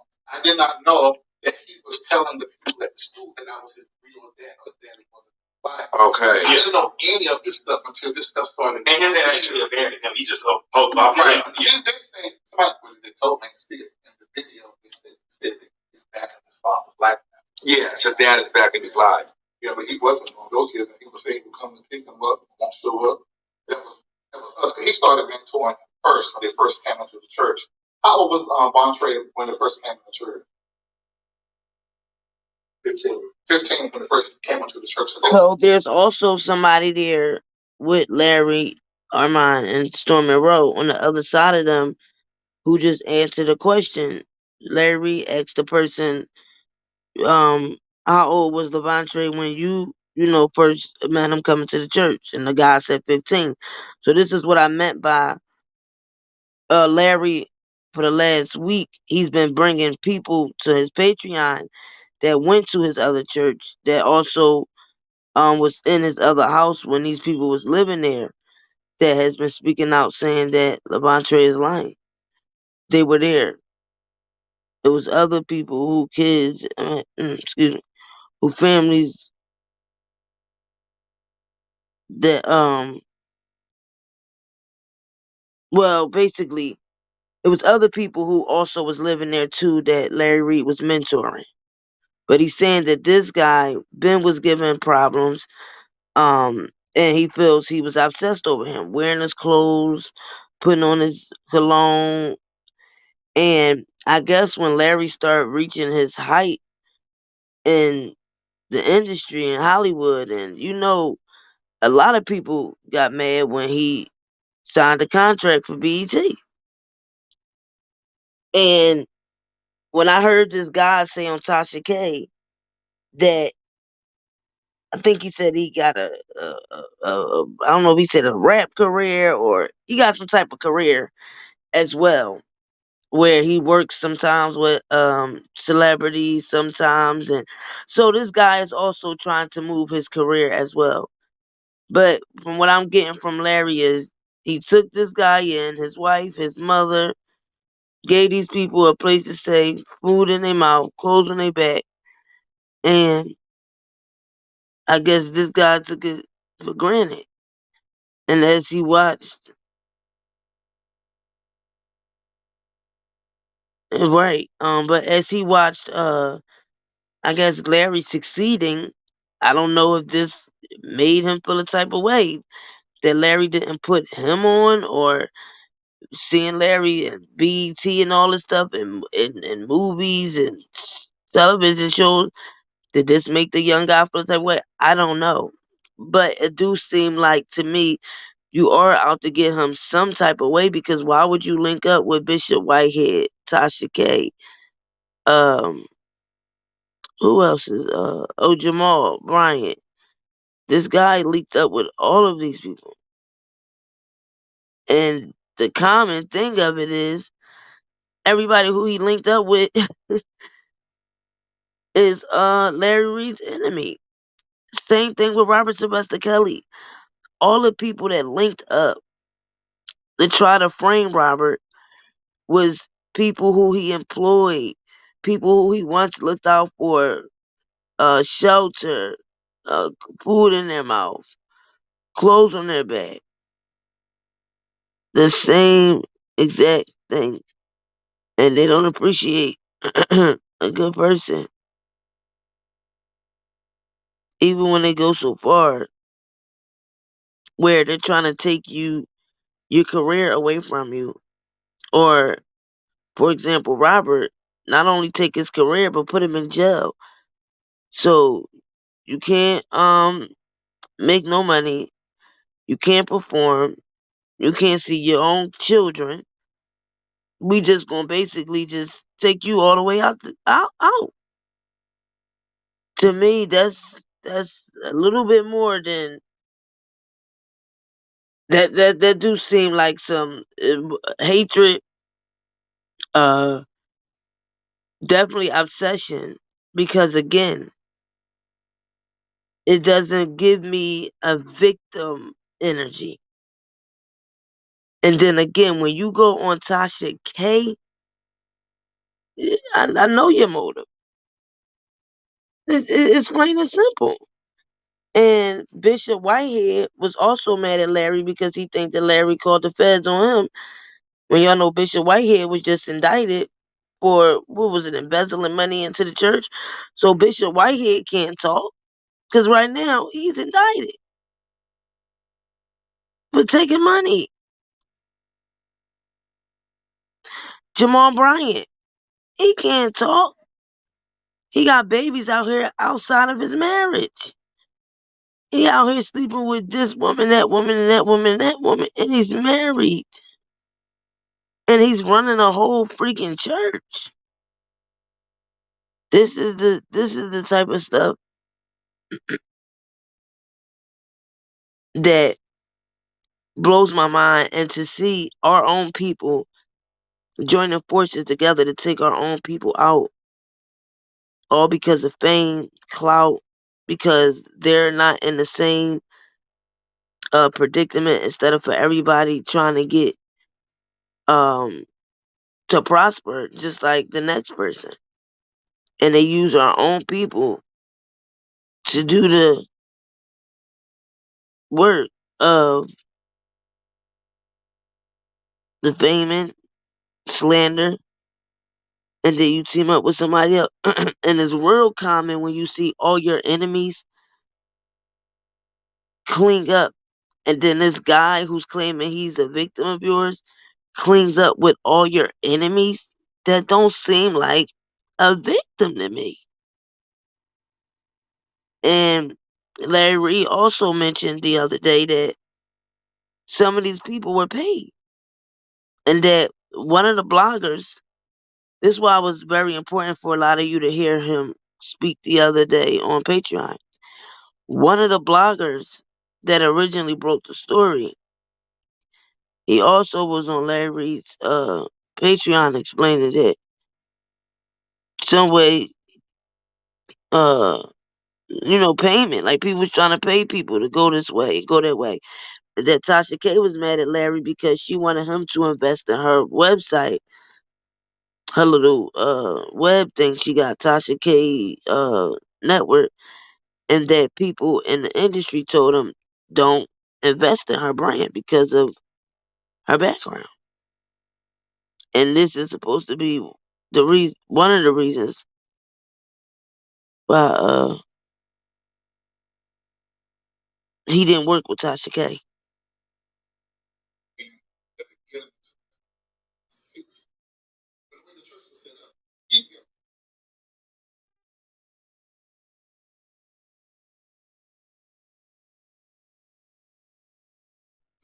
Stayed there until 2009. Yeah, how old was he? He was 18, about to turn 19, because his birthday in October. So he said that he didn't move into his house until he was 18, about to turn 19. So he was a grown man. But he's talking about 14, 15 with the first interview and with Tasha K. Wow. First part of 2009, it will be 18. People under the next half will be 19. So why is he saying he was 7? Where's 17 coming from? 17, 15? Right. He said 14. He said 15. But he did not have a conversation with me outside of church walls like me at the church. Yeah.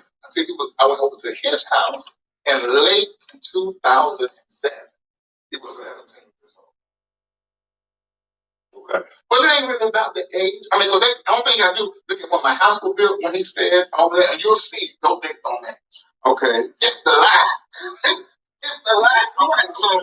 So we got to get to the text message. Okay. Yes. Because that is what's, I think, fucking a lot of us up. Because for me, basically, I don't have it, but I've seen it on the video.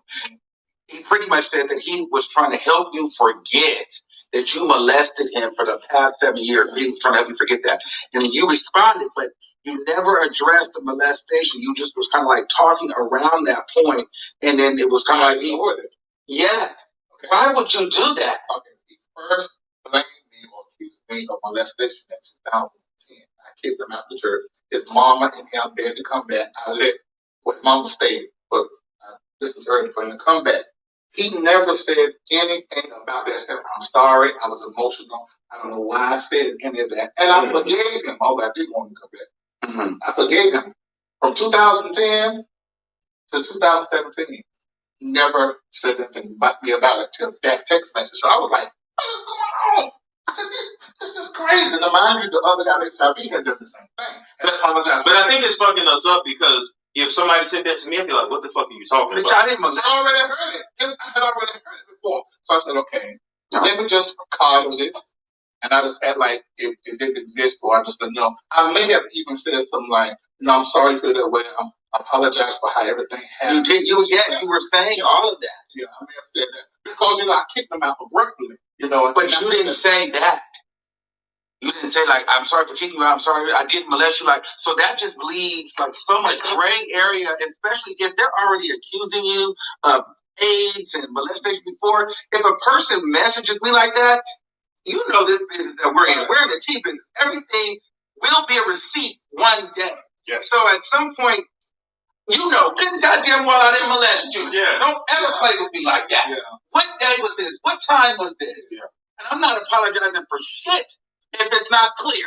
Yeah. Because that's 2017, Larry Reid, before I started doing this, I didn't see myself as being becoming this big thing. I was still pretty much trying to counter all these old members that I had blocked and cut all of them off. The reason why he sent me the text message is because he was upset that I had cut him off. So when he was in the house, is there anything that could have happened that he would have interpreted as sexual? Except what he did. What did he do? He told me not to say it. But you're gonna be able to hear about it, and it wasn't just me. Okay. So since you can't talk about are you gonna sue him? Because they're saying that no. See this if you just look online, it says very clearly that it was dismissed because we're going I think it has nothing where we filed in it. Because when I filed it, said, I don't live in the right state and my mama was not supposed to take the service. And I read that, so that's true. So you just dismissed with prejudice, so you can file again. Exactly, because he said you don't live in the state of North Carolina. But you're going to do it, though. Just as so as a fact, they've had it out because they keep on this all this stuff that Tasha is doing. All of this is going to be a part of the complaint now. Before, my complaint was just straightforward, just saying, okay, I didn't know you were that age. House wasn't built when you say you were molested in the house. And just kept it like that. Okay. But this is going to be a very robust complaint that every YouTuber, if you have any integrity, in fact, you can just, I don't care if y'all tell and believe what he's saying. Just tell the other part too. But that's my thing though. If this is what's blowing me. If he made something out of thin air and all these people are attacking you, and I'm not saying that you did anything, I'm just now talking. Right. If he made this stuff, they're attacking you, you've done nothing. I don't give a fuck where we are, where we're at. I'm telling everything he did because I have nothing to hide. Where are we sparing what he did if you've done nothing? What did he do? Because they're killing you and everybody wants to protect him. Like, what are you holding back? That's what makes people feel like, bitch, there's more to this because why are we playing this legal game? If you've done nothing, I ain't do nothing to this nigga. This nigga's crazy. This nigga's on meds. He was there playing with himself, wearing my clothes, putting on pantyhose. This motherfucker's a weirdo.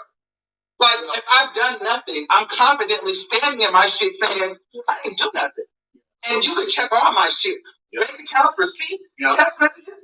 Like, it feels like something, but it feels like something is that's going to come into the case. I can't fight like I'm on the street. Yeah. Like I want to stay on YouTube. Yeah, I'm in a different world. So I got to have something. But what if CNN or somebody pick this up? They're not going to take it. Well, he said he done this, and they're looking at it. So that is true. I have to handle it that way. There's no other way for me to handle it. Now, I did say some things in my Patreon that I'm not saying right here. Yeah. You can go to patreon.com/LarryReid. And it won't just me. It was because it's the thing. His mentorship was done by other people. Not just you. I'm not going to say just me. He just was obsessed and idolizing after me. But I couldn't mentor him because he would never tell the truth. So mutual masturbation never happened? Hell, no, that didn't happen. Have you ever watched porn together? No, that did not happen. And I've heard that he said that. Have you ever seen each other in the nude? I saw him in the nude. Fully? He flashed. That's part of the story. He was, but he had flashed as me. Everybody was in the house. Oh. See, I'm not the only one with. Okay, he did this and he done this. You need to tell him to speak up. That's why I said a lot of y'all, if y'all didn't watch his Patreon, a lot of people did speak up for Larry in the Patreon, and these people was around during the time that this guy was living with him. These people was around during the time that Larry had this church. So I want to start seeing where's all the people for Levante coming saying, okay, I was around Larry and no, that's not happening. And the sad thing about it is because Larry's a celebrity and you put somebody like you, how can I put it? You put somebody life in danger when you start saying that they pedos and that they molesting little boys and little girls. You put people's life in danger when you do that. Because you got some people out here who do not play that and will seriously hurt a person.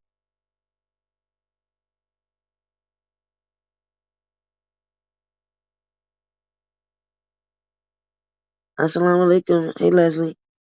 The clincher.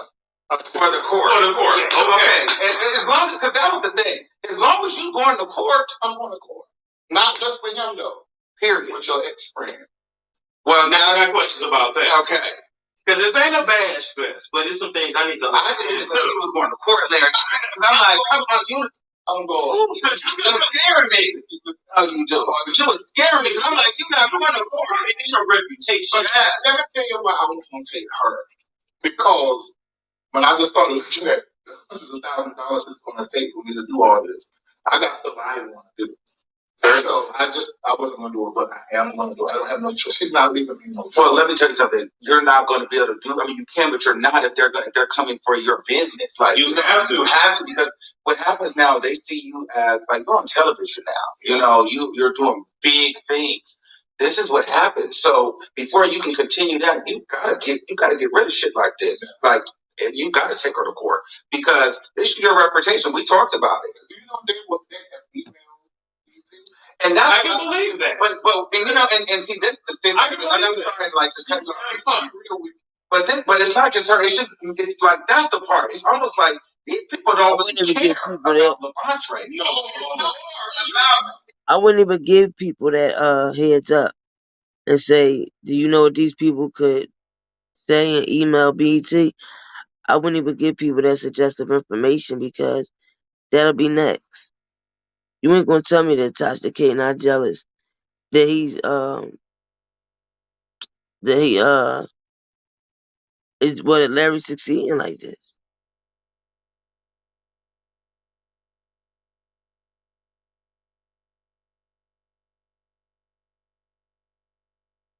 Okay, here we go. I'm sorry.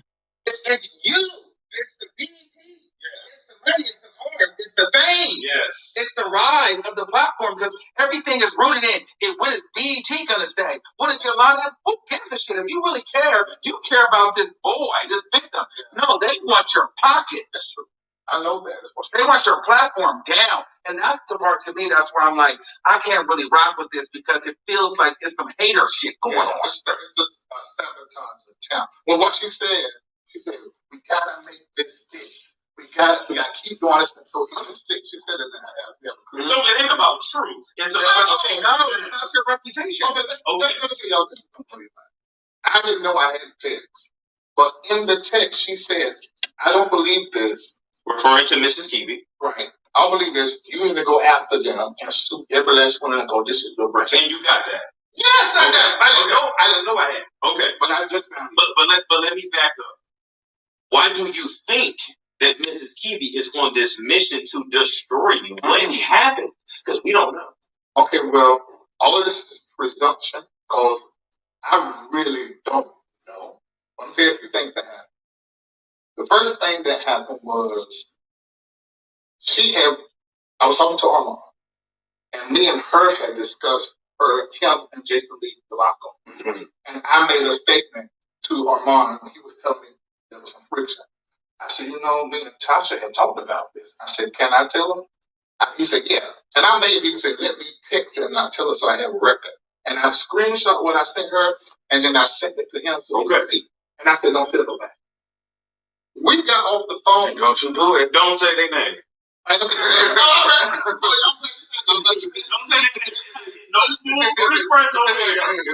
we got off the phone. He didn't want an hour. And it happened. Damn. I said, Why did you do that? Oh my God, I got that too. Oh my God, I'm so sorry. He was not supposed to do this. Wow, they she dragged me. I'm so. I gotta hear it. I'm sorry, just remind me again, because I'm not. I'm just and so when that happened, then she apologized to me. And I said, okay. Well, 100%. This woman, let me say now, there were people on my staff that did not feel Tasha. And my mom, the first time I had her on my platform, 2019, she called me. She said, Larry, that woman ain't right. She said, why do you have her on the platform? Then she got you drinking wine in front of all of us. No, she was the first one to say so. And then it was my staff, conscious people, of course. And me and Armand, that time we just started like really getting closer. That's a lie. We've been talking for years. Okay, well, don't have you stop sounding like one of these people. No, that's a lie. You've been talking for years. Well, I've been telling you you've been trying for years. Don't try to act like you have. You have. But at that time, I was listening to you. That's when I started listening to what you were saying. And of course, still present one way, one person, one way to another. So I get that. Bro, no, it was more than that. This woman, I couldn't believe it. What she did at that moment, she was already done, I think. Then she got on the platform with her assistant. No, I didn't say that whole name. You just got this. Stop. Sorry. I'm just gonna give you everything. I should get you it, but with her assistant. With her assistant. And I just went up there and said, what you saying ain't right. No, they got in a fuss. And she said, well, you don't even know your mentor stole $25,000 from his viewers, and he just didn't pay the bill that he was supposed to pay. So I called you.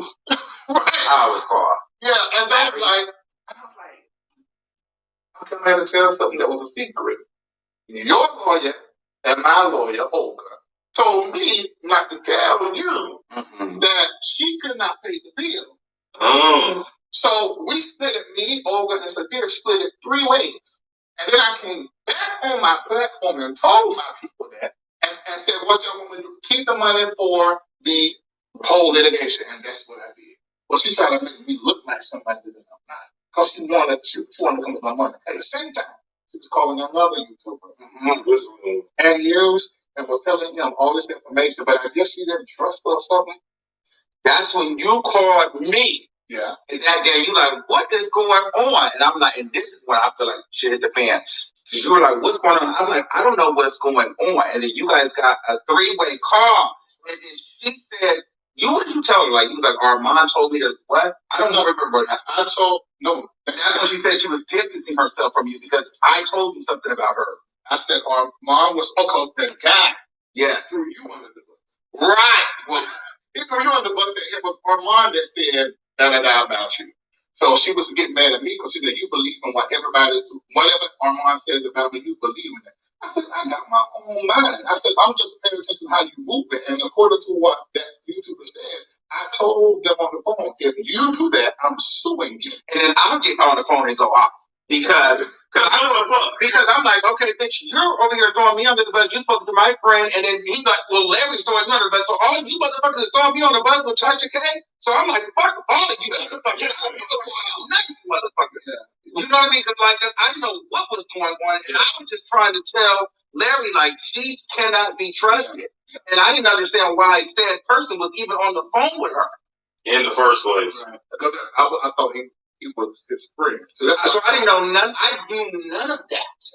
It's a whole bunch of fucking confusion. Okay, but then after it was all said and done, he went and done everything she said. So let me ask you this: Did Mrs. Kiwi or the Kiwi production team ever ask you to invest in a project? Yes. Now I could tell you that project because I told her I wouldn't tell nobody. Did I not tell you? Well, you told me. Was it a reality show? Yes, but it was a cool one. This would have been really well. So I said, I hated the producer. Go ahead. I said, well, I was coming on as an investor and a judge in production. So she asked for $250,000. And I said, well, let me call my entertainment lawyer, who I couldn't get, so I called another very famous entertainment lawyer. I'm not going to put her name in this, but she's in Atlanta. Use your imagination. And she said, Larry, you can't do that. I said, why? She said, you talking about Tasha K. She just lost in court, and everybody knows she's a liar. And so just to let the story, she said, you have never said anything that wasn't true. She said, you're a truth teller, she's not. It's going to make you look bad. So the answer is no. But hold on. But she said, I will do the contract if you're still going to do it. And she went out of town. We were supposed to do it when she got back. But all of this happened. Okay. In between that time. Okay. So that's some friction. But did you ever verbally tell the Kiwi team it's a no? Did they ever get the answer that it's a no? No. Or was it just left in the air? It was left in the air because this stuff popped off that we all just finished explaining. That happened in like the same week. So let me ask you this. Has Mrs. Kiwi or her family ever lived in one of your properties? That's a lie. I want to say this. You don't remember something. There were a few lies that Tasha told online. But she told me the truth and just told me not to tell nobody. This too. And that was I hid that. So she never stayed in your house. That's the kid you lying. Just tell him. Don't say nothing.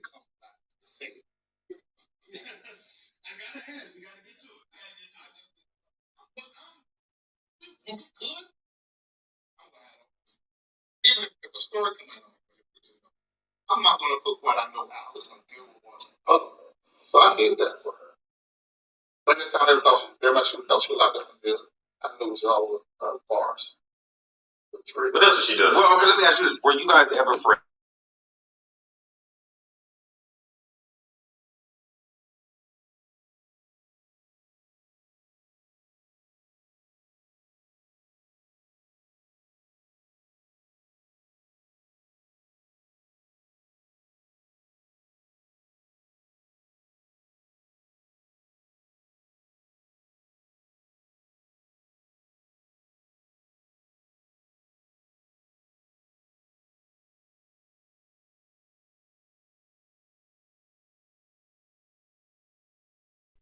But some of y'all that's probably just coming in, we listening to Larry Reid, Armand Wiggins, and Stormy Rowe addressing the allegations that Tasha K had the guy Levantre on her channel saying that Larry Reid sexually abused him when he was 15 years old. So this is them elaborating from Tasha K's interview. Yeah, she did. I'm watching that film. But that's that. I was a friend to her. Yeah, she was not a friend because even sitting right here, there's another thing that I could say. I need you to say it. I didn't say it because she don't give a shit. But I wanted to come from him because See what I'm saying? you say it. See what I'm saying? Armand Wiggins and Stormy Rowe does not like Tasha K no more. But they were friends of hers at one point. And this is what I mean with the Rkelly um calling Stormy Rowe to give him information regarding his case and why people made it such a big deal for Robert to call Stormy Rowe. It wasn't because they wanted Stormy Rowe to push Robert's story. It was because Stormy Rowe was beefing with Tasha K. And Robert is talking about Tasha K outing her for getting his information from a BOP officer illegally and giving it to government witnesses and the parents to government witnesses and informants in cases in his case. So this is you hear Stormy Rose saying, no, say it. Whatever you guys say about Tasha K, I want you to say it. So this is what I meant by for everybody that wanna go around and cheering Robert talking to Stormy Rowe. This is why I said it wasn't a good idea. Because it's not Stormy Rowe working overtime to research Robert case. Stormy Rowe working overtime to educate his viewers of Robert case. pulling up transcripts, reading them on his live, reading the paperwork about the BOP officer and what took place. Storm Monroe was not doing none of that. He gave Robert a platform to speak so that he can get the views and the numbers. And so that he can also, like he said last week, I'm throwing it on my Patreon. So I just think that all of this back and forth,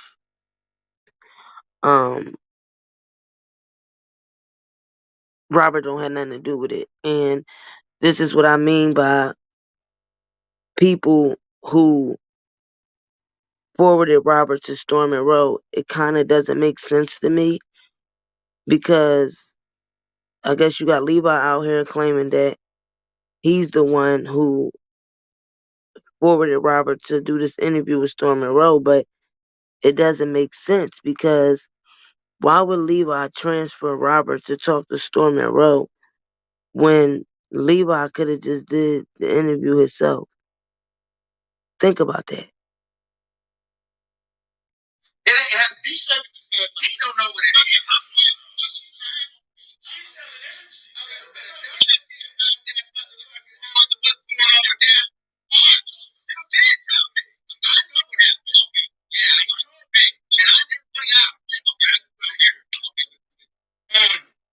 So when she came over after the interview, 2000, and I didn't know it because this is how you're supposed to do when you go. You don't do that. When you get all out, you don't chill on. But if you gonna tell my bitch, I'm telling all of you. So what ended up happening was she came over there to the house. What year was this? 19. Okay. She came over there to the house. Everybody shows she on my show. And she was, oh my God, this is so nice. And, oh my God, she was going over the top. So then she. And let me repeat what Larry said. He said, when you're friends with somebody, no matter what y'all go through, whatever y'all shared amongst each other during your friendship, you don't go out here and put all your friends' business out here. Or what they might have told you, what y'all shared with each other. You don't do that. I don't care if y'all walk away later on and it get to a point where y'all might have split up. You don't go out here saying, oh yeah, well, yeah, and she told me all of this, and yeah, and then he told me. That's something that you take with you to the death and keep it pushing. That's something you wear on your shoulders and keep it pushing. For example, look at Robert Sylvester Kelly. That man shows the true definition of friendship and loyalty to the fullest, okay? We talking decades and decades, and that man still ain't share everything regarding a lot of people that was in his life and him being blamed for different things that has nothing to do with him. But just because he had loyalty with people, he don't want to just out them and their families and stuff like that. So I understand because when you have a close relationship with somebody or you have a friendship, relationship, whatever the case may be, you just don't come out here when y'all fall out or y'all not friends no more and you go telling all their business or you go recording them or you they share sentimental stuff with you and you go tell people when you get mad. No, and I see this so much on YouTube, and what it shows is a lot of people was never friends to begin with. They weren't your friend. If a person could come out here and go throw your business out here after y'all not speaking or talking, or a person recorded you while you were friends with them, they was never your friends. They wasn't your friends. So I definitely agree with him when it comes to this, but you hear Armand Wiggins saying, I'm sorry, Storm and Rose saying, you need to tell everything.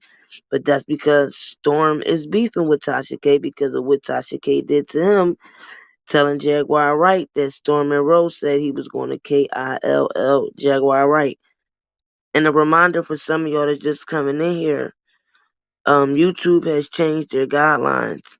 So if you decide to use profanity, you have to spell it out but change the wording. like the word SHIT, BITCH, FUCK. All of those words you have to spell out differently with a symbol or pronounce it another way. You could say words like damn or hell, but YouTube will be taking down a lot of channels that have profanity, and they will be striking a lot of channels if it's a high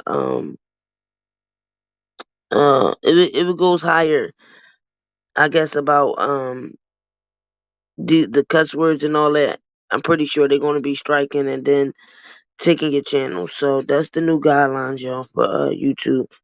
So just make sure when you trying to cuss in the chat that you change it around.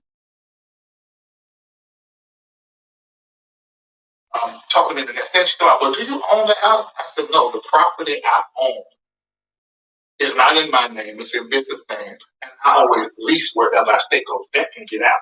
So if you are aspiring to buy property and you're a public figure, get an LLC that's not connected to your name. Yeah, so it's not public. And buy the property. Okay, she didn't get it anyway. Yeah. And so when noted. Right. So you can even lease your place to yourself, right? Yeah, but you just don't need to check about your income. Somebody's like, look your thing.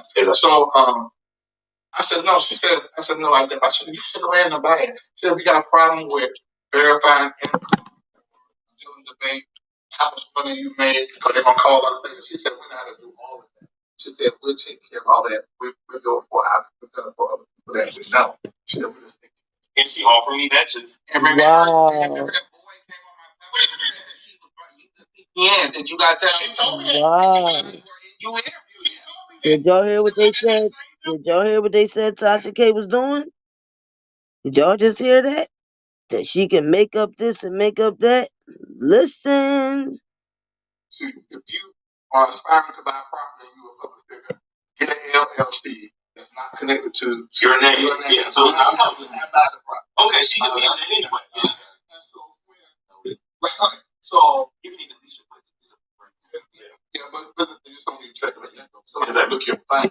So I said no. She said, I said no. I said you should go ahead and buy it. She said we got a problem with verifying income or telling the bank how much money you made, or they're gonna call about the things. She said we know how to do all of that. She said we'll take care of all that. We do it for our people. We've done it for other people that no.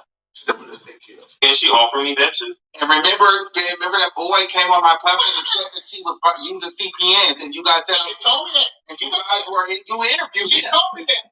That's how you do. Yeah. She was telling about the CPNs that she was doing.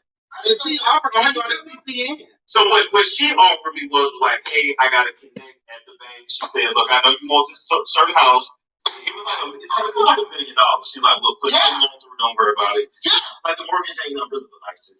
She's like, don't worry about it. We'll push it through. So whoa. And then, people do it all the time. Yes, sir. But I thought she was gonna talk about the other, but I need to be a big drama. Maybe not.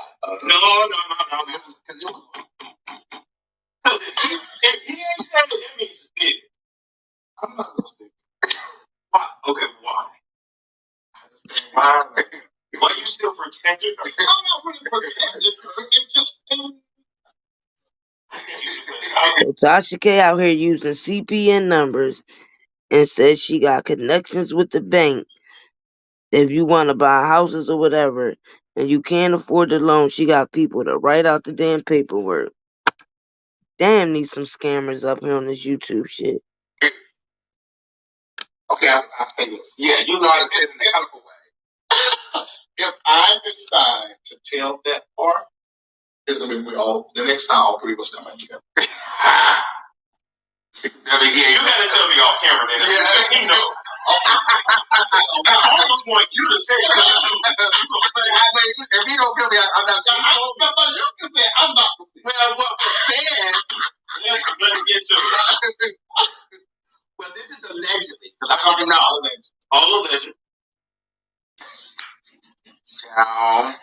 Well, no, because I have to add a lot of players into this. Well, it's honestly that, but I've heard this too, that, This is what you heard from somebody else. No, what I kind of heard from somebody else, allegedly. that, you know, she was kind of wanting to offer up her and her marriage with other people to sleep with them. Oh, I know that. Other actors and stuff. And friends. And they're going to do it in that secret room off the bedroom, the sound. Because she's a screamer. Yeah. And that's where she goes and tries to do it. Keep her husband. Even adding employees and allegedly and stuff. Yeah, I know that. That was a big thing? Yes. Oh, I knew that. But you ain't never said that publicly, have you? I actually haven't. Oh my God! You're talking to somebody that's spiritual. Oh, yeah, that's what I had heard. Yeah. Well, we see on cameras in the front. We know that. And you was over there. And not only that, I got tea from LA. LA, sure. Don't you tell me you corrupt Tasha K. No. Oh. Wow, so Tasha K was trying to sleep with other pastors and stuff with her husband because she's a screamer? Oh, this is getting too deep for me. See, this is what happens, Tasha K. When you go out here befriending people and you up here trying to bring people on your platform to defame and slander them, they all get together like Armand Wiggins, Larry Reid, and Stormy Rowe is doing right now, and all of this stuff comes out. This is what happened. And what y'all need to learn, Armand Wiggins, Larry Reid, and Stormy Rowe, she was never your friend. It was about the money. Soon as she suppressed all of your platforms, she wasn't your friend no more. She looked beneath y'all.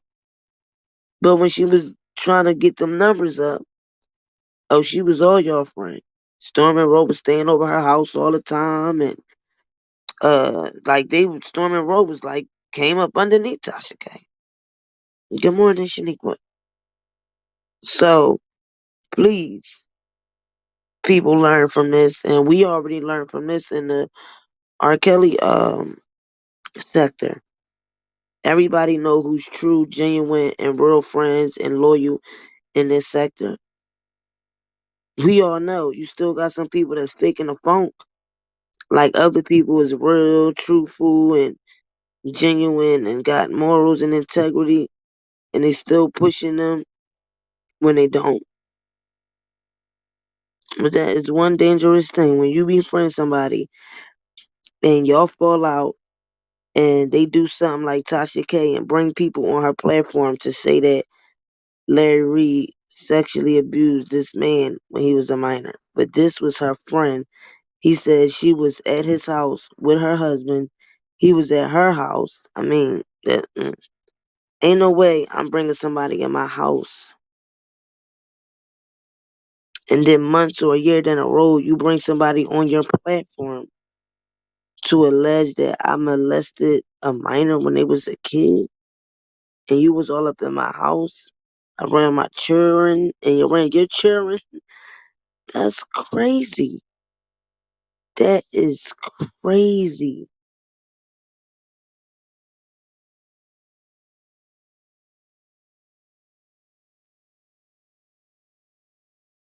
Did you watch that? Never. I mean, I would. I would. Nice. She was, I've seen her titties many times. Oh, yeah, she was my stepped on me there. Wow. I've seen her titties many times. Because she's in Africa with another man she married. Because she said, if you want to go to Africa, nigga, that's how it is. I ain't covering my baby. You cover your hair when you eat my baby. Ain't got to cover this. So, yeah, she would. And here's the other thing, though, too, I think is interesting, and I think we need to bring it back to, I think because it happened to you, slightly too, it happened to you, and every man that she falls out with, there's always, like, this pedophile, right? Yep, like, so now, like, it's almost like, do I really believe it? Because every time she falls out with a man, she it's the same thing. Like, the pedophile, he touches little boys, he's on drugs. I mean, from to you, to Perez Hilton, to you, to everybody. Yes, but see that I thought about it because I didn't know I'm gonna follow her prior to that. I thought she's very homophobic. Oh, sure. No. She hates homosexuals, and I read it. They hate the homosexuals. Yeah. Well, I heard one time that what she said about T.S. Madison when she went to T.S. Madison's house. T.S. Madison touched her stomach. She's like, I wish I would have never let her touch my baby. I don't know what spirit she is gonna put into my baby. That one I didn't know. Yeah. Well, when she was doing the 24. I remember that. Well, see, this is the thing.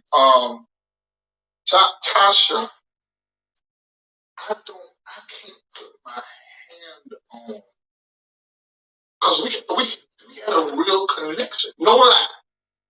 And we connected. Do you ever really connect with the narcissist?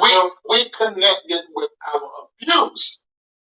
Okay, you remember when we done the show on Kirk Franklin? Because they were saying that he was the audio they had. Yeah. Only one said. So that audio was audioing. It was. Because y'all would try to play me on that. So you sat up there and she was mad. Let's be clear. She was mad that boy didn't give it to her. Right. Because she was mentioning, it would have been bigger on my platform. You can get sued. He was calling me, telling me. And then she got up there with you, and y'all were both up there like, well, I wouldn't have did that. Bullshit. You were mad that I got the audio. I would have not, but she would have done. She would have done. The voice sent me the message and the voice notes. I had it too. So that was bullshit. Yeah, but I wouldn't have done it because that is a horrible accusation. But it was said. He did say that. But see, I know Carry On well. Mm-hmm. And he's so mentally ill. Yeah, I'm not gonna say that. He's so eccentric. You're too nice. He'll say things like that. He says, "Why you over here molesting my That's hair?" Not you. But he's like that. Yeah, that's not nobody I could be around. No, that's a heavyweight. You can't just say that. No, right. But this thing killed me. I always thought that Tasha K was homophobic, and let me tell you something. When she merged with what's that girl name? I meant the one that's a transgender that got the show now. The chunky one. Y'all know what I'm talking about. She's on Fox Soul now. And when her and Kaya was beefing and Tasha K got in the middle of it, that's why Kaya started beefing with Tasha K and the other one. But Kaya and the transgender had a platform together. And I peeped how Tasha K was hating the whole time they had that platform. What was it? TS. What was it? The court, something. And then all of a sudden, Tasha K and T.S. Madison got real cool. And T.S. Madison grew and wound up going on Fox Soul. She even passed Tasha K. Okay? They ain't offered Tasha K up on no goddamn Fox Soul. But Tasha K went on this big thing, taking up for the transgenders. And she really argued with Nick at Night when Nick at Night and T.S. Madison was beefing about T.S. Madison and transgenders calling calling women fish. I think that's what it was, fish. And Nick at Night was really upset, like went live one day crying, like really was pissed off about it. And was like, I don't smell like fish, none of that. Call me by my name, don't call me no fish. But Tasha K jumped in that and started attacking Nick at Night. Even when Larry and Angelo doxed Nick at Night because she had that interview with Don Russell, Tasha K jumped in that and was attacking Nick at Night. Tasha K used to be friends with Lovely T. Soon as Lovely T channel, well, Lovely T was really popping before Tasha K. I don't know if y'all know that. Tasha K was all her friend and everything else. Soon as Tasha K started surpassing her, she started telling people Lovely T house was dirty and somebody wound up calling DHS on Lovely T. I mean, that Tasha K is messy as hell. I really think she's very insecure about other pretty women. I also I believe, in my opinion, that a lot of people in the background who don't like a lot of these bloggers, or like for instance Bishop Whitehead don't like Larry Reid, but let's not mistaken, wasn't Tasha K slandering Bishop Whitehead? Wasn't she slandering Jamal Bryant? But now Jamal Bryant, Bishop Whitehead, Tasha K, and Lorenz, whatever his name is, the guy that's accusing Larry Reid, they all connected now to take down Larry Reid. But these the same dudes that's forgetting Tasha K slander and drag they behinds. She dragged them too. So that's the only thing I do be glad about, that Armand and Storm and Roll, like, no, we good. We good. Because Tasha K already got herself in a whole bunch of stuff with Cardi B in this lawsuit, and think that her lawyers can just keep running the court saying, "Oh, Your Honor, we're waiting for the decision on the appeal. Your Honor, we're waiting on that ain't got nothing to do with you paying that girl her money." Then she tried to go do a whole skit and go to the bank. Oh, I only got $100 some. I think, what was it, 1,200 or something like that. I don't have no more money left in my account. I withdrawed it all, and claimed that she gave it to a hardworking mother who wanted to see Nicki Minaj and gave the ticket to her. Clout, clout, clout. But that Tasha K, wait till this Robert Sylvester Kelly karma really come around the bend, and this BOP officer and really start talking of how did she go looking Robert's information up, because this lady didn't just look his information up one day and say, "Hey, let's go look up R. Kelly's visiting log and his emails." No, in my opinion, Tasha K called her. Also, in my opinion, I think when Tasha K said shout out to my Cook County people, she might have had an officer from Cook County that told the BOP officer in Wisconsin to do it. It could have happened that way. Because do I think Tasha K know this person in Wisconsin? No. I think somebody else put her on her.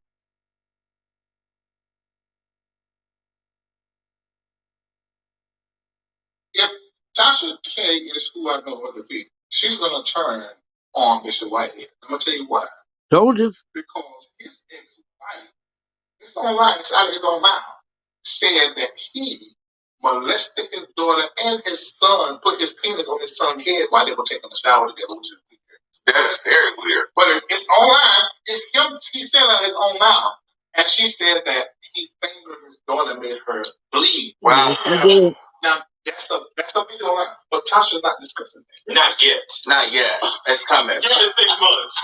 But I think going back to you, as it pertains to her, I think that it's really in our face, and I think that we're maybe even giving it too much credit, thinking too deep. YouTube, for me, from what I get from Tasha K, YouTube became her identity. What I get from her, she was ugly. I'm not trying to be funny, a loser. You know what I'm saying? And then her platform is like revenge of the nerd. You know, return of the ugly. So now I'm going to use my platform, and if you don't do what I say, or if I don't like you, I'm going to come and attack you, because I have a lot of trauma that I'm dealing with. So now, when your mama called you to your face up, yes, that is horrendous. Yes, and you've never really felt beautiful. So there's all of these things, right? And so what happens is you see successful people, you see gay people. You know, we're flashy. There's a thing between gays and women. So anyway, where they kind of we should match, but we don't always match, because sometimes the way that we present, they feel like, oh, bitch, you're not a woman. Like, you're trying to be you're too flashy. And you know, so anyway, I feel like with Tasha K, seeing you, I think it's more so like, okay, she's very competitive, and she wants the church sector. She wants the church sector, and so it's not some deep-rooted issue. It's very clear. The same reason why she fell out with Lovely T was the same reason why she's falling out with you now. Lovely T, she wanted to beat Lovely T to 1 million. On YouTube, YouTube is her thing. Being infamous is her thing. You're now being posted on the Shade Room. You're on television. You have money. She's seen it. I see it. I feel your energy. I'm sitting with you. You feel like money. So you know, and it's not even just like, you know, I'm gassing you. No, it's true. It's true. And so she can feel the success.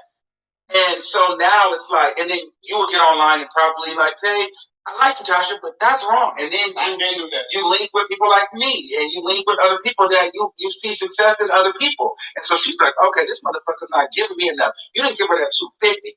You left that hanging. So at this point, okay, you don't really fuck with her. Then you let her know that you fuck with people like me. So now we're at the point where, okay, I'm about to attack you, because now I want your audience. So now I'm going to hit up everybody around you that I'm going to be the hero for those pastors that don't like you. Yeah. You know, I'm going to get that audience down, because pop culture, they're done with me. I've lost to Cardi B. No one trusts my platform. But if I can take down the pastor, that does commentary on the pastors, I'm a hero again. And at some point, I need to revive my platform. I need to become a hero. And if I can take out Larry Reid, I win a whole different demographic of people now. No, wait, pause there.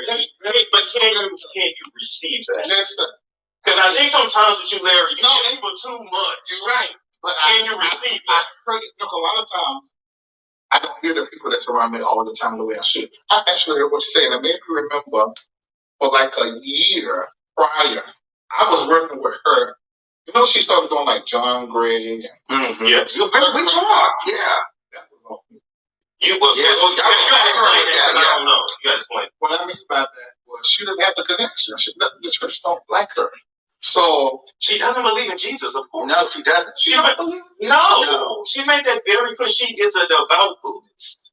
Oh, I mean, but you the Buddhist. She doesn't believe that. She doesn't respect other. No, she literally told me when I get to the other side and I deal with whatever is there then. Like she does not believe in that at all. And I also was told that she believes in energy stuff. Like, so basically, like, it's a karmic thing. So, like, as much bad as you do, as long as you throw up some good, it'll come back. It's kind of like Freemasonic as well. So, yeah. So industry.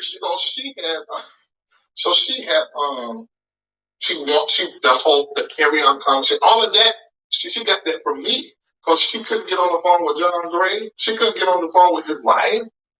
That came from me. Now, the woman did call her. Okay. It did call her. But she had been reaching out to me. I missed it. So when I did tell her, I said, well, she was one reaching out to me first, but I didn't see it because it was in that hidden part of my IG. But that was me. I was working with her. I didn't come to my mind that she was trying to replace me. But I see that clearly. Yeah. You know what? I'm sitting there. I feel like I believe you, Larry. I do. I'm satisfied. I feel like I believe because I don't feel like you did it. Like I feel like you just were so big.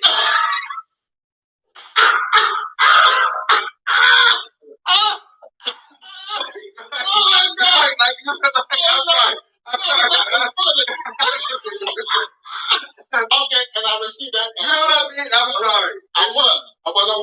And if you watch the PaperWork,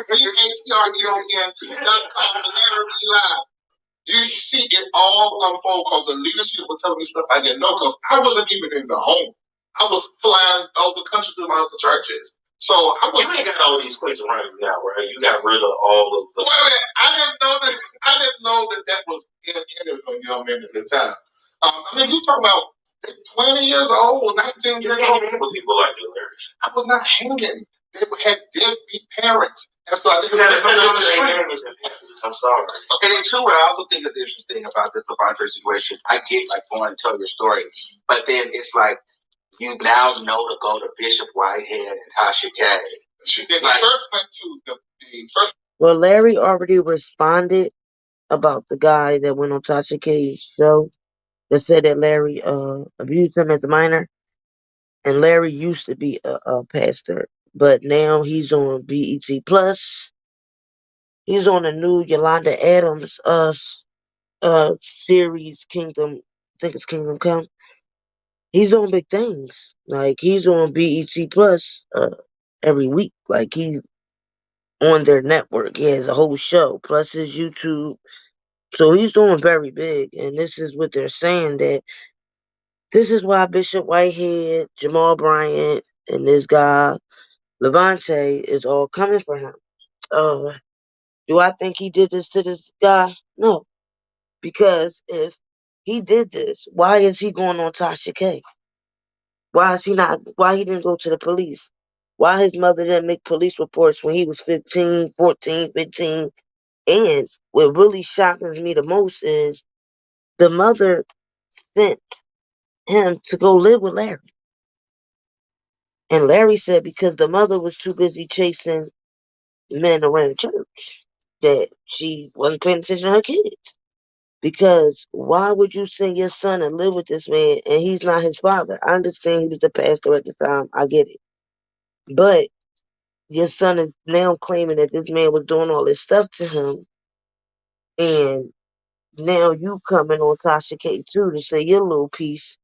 But the way Larry's saying it is they used him. He sheltered them, put food in their mouth, clothes on their back. He even called this guy his son at one point, but didn't know that this guy was obsessed with him, wearing his clothes out his closet, his cologne, and a lot of different things. But to say that Larry sucked his peen and he CUM'd in Larry's mouth, and I mean real degrading stuff he said on Tasha K. And like I said, why would you team up with uh, Bishop, whatever his name is, Whitehead, Jamal Bryant, Tasha K, if you is a victim? Why are you teaming up with people that's trying to take Larry down if this is about you receiving justice and you're a real victim? Doesn't make any sense. And it does look like it's a smear campaign because you're not linking up with this man's enemies. That doesn't make sense. And like I said, why didn't the mother go put charges? So here we go again. Oh, we waited till he's 30 years old. Now this guy supposed to remember every detail, everything that happened. So that means when it was happening, he also claimed he knew that it wasn't right. He just did it because this was the pastor. He loved him. So you knew to get up and go to the police. You knew to tell your mom this is what's going on. I hate when they say they remember everything and they remember everything that happened but you know all it is. You were able to comprehend it wasn't right and all of this, but you just did it because of who he was. But you didn't go to the police. You didn't file a police report.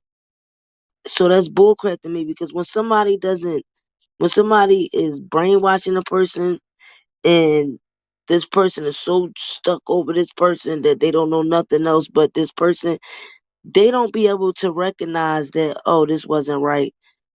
They not able to recognize that, oh, we shouldn't be doing this. They don't look at it like that. They look at it like it's all right. Yes, we should be doing this. If you can recognize it wasn't right, you shouldn't have been doing, then you can recognize to go to the police. But you come to Tasha K, bullcrap. YouTube, but that was a very public enemy. Yeah. You know exactly who to go to. So when people do that, it's like are you really hurt or are you trying to hurt? Like, I don't know. First off, you're big enough. You can go to the news if it's right. He's not that smart. That's what he should have done. Because this would be totally different. But he went to people who already have a reckless. What I just say? And but people who hate, who don't like you. No, and so it's that hate. And one of them guys putting the kid, the person putting the kid and came to my house. Yeah. So it's one thing to feel away and get your story out, but it's another thing to go to a person that you feel like, oh, this is their enemy. Yeah. Now I want to go talk and tell my story to them. Because the way I see it, his daddy abandoned him. You came in this life, you took over that role, and you abandoned him, and so now you're gonna pay for what you did with the other man. Right. There we go. However, though, and there was a sexual, now maybe not with you, but there was a sexual something going on in there because that story came from somewhere. Okay, he came to me with that story. He came to me with a story of molestation. Okay. But now I don't believe it. Armand Wiggins. Why do y'all think because somebody tells a story like that is true? I don't know. It might have not came from you, Larry, but that story came from. No, it's called acting. It's called putting on a show. You didn't hear Larry just say that when he first met him, he came to him with a story and said somebody else molested him. This is the new thing that people use to get sympathy. And this is the new thing, but which I ain't used to, that people will literally go on platforms and national TV and lie and say somebody abused them or raped them with no proof, no type of nothing. And everybody's supposed to shut up and believe them because they said they were a victim. When real victims damn sure don't like going on no national TV, no press run, no award shows and all that. Who the hell is getting awards for being RAP? Make that make sense. All real victims that I know, they want to run away from it. Once they bring it up, talk about it, that's it. Boom, gone. They ain't wearing their abuser clothes. For example, you got these other ones out here talking about, oh, I'm not a victim, and I don't want you to ever say that I'm no victim. Here we go. Victim, because I don't feel like I'm a victim. I'm a young woman, and let's be clear, I made a choice to be involved with that person. Do I feel like everything he did was right? Hell no. But I had a choice, and that's why I walked away. I did not move in with him. I did not live with him. I did not take any money from him. There's a choice you have. And I want people to know that it's all a process.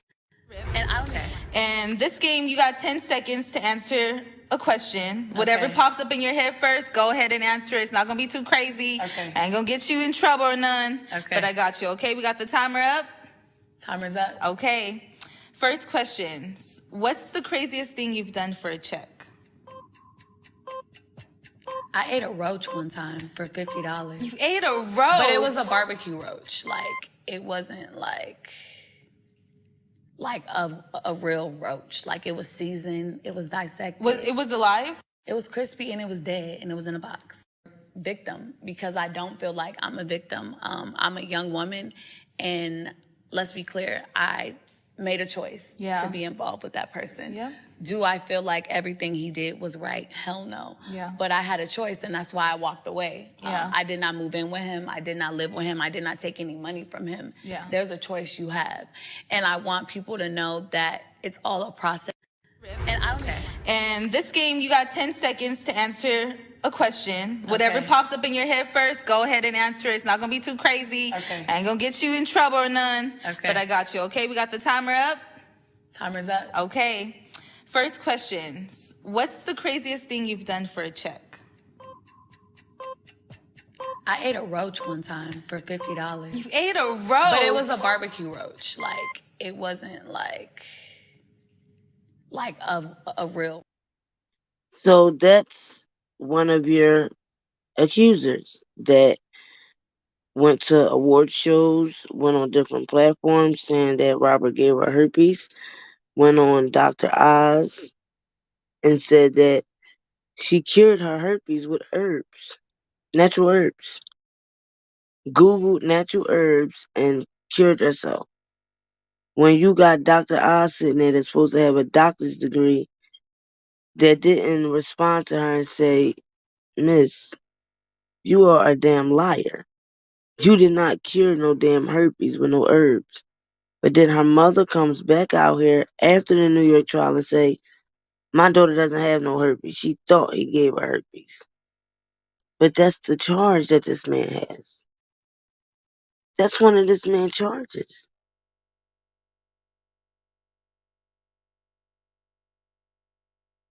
That's one of this man's charges. So that's what I mean by you got ones that go around here claiming this new thing, which I think is sick. That somebody touched them, somebody just... I just heard. Like this other one. And you still turned out a bitch the closest to you. So yeah, I'ma talk my shit. 5 bitches and they still don't compete. You can put them all together and I still got them beat. And I don't say names cause then I'm giving you life. But baby, please don't play yourself cause you can never suffice. See, I shine in the dark. I never needed a light. And you know that I'm right. Who you told him be like? You only played yourself when you ain't make me your wife. Don't get mad, I left your ears like a thief in the night. And these bitches really mad cause they know I'm a sight. Hey, your nigga on the flight by the end of the night. And baby, I don't shake hands, I'm classy. And you know that I'm sassy. And this kitty too slashy, we going stop telling Tallahassee. Baby, watch me do your nigga like a chore. I send him home, but then he always say he wants some more. Right.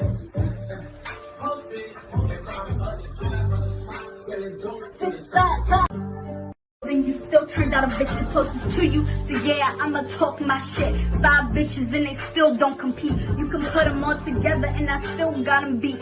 And I don't say names cause then I'm giving you life. But baby, please don't play yourself cause you can never suffice. See, I shine in the dark. I never needed a light. And you know that I'm right.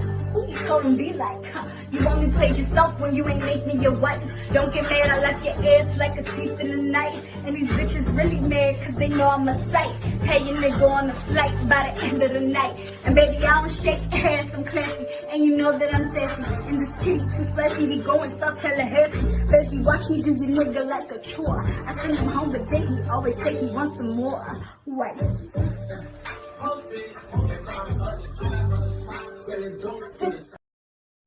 So that's another one who acts like Larry Reid say, just spread, you know, rumors around saying that they were victims. He took care of this young man, and when this man first met him, he told him a story about somebody RAPing him, RAPEing him, but then changed the story 10 years later and said Larry did it to him too. And see, that's where you got to be careful, because you get sentimental about these type of people, right? And you think, oh, let me take them in, and then this guy did the same thing to Larry that he told Larry somebody else did to him. You see how they work? Larry felt sensitive about what happened to this guy, boy. Brought him and his mom in, and one of the young ladies, he wound up having sex with the young lady and married her. Larry said he thought that he was saving him from the young lady the whole time they was creeping in his house having sex. So, but then he wanted to say on Tasha K that Larry was sucking his penis and all this. And that's another thing. Pay attention.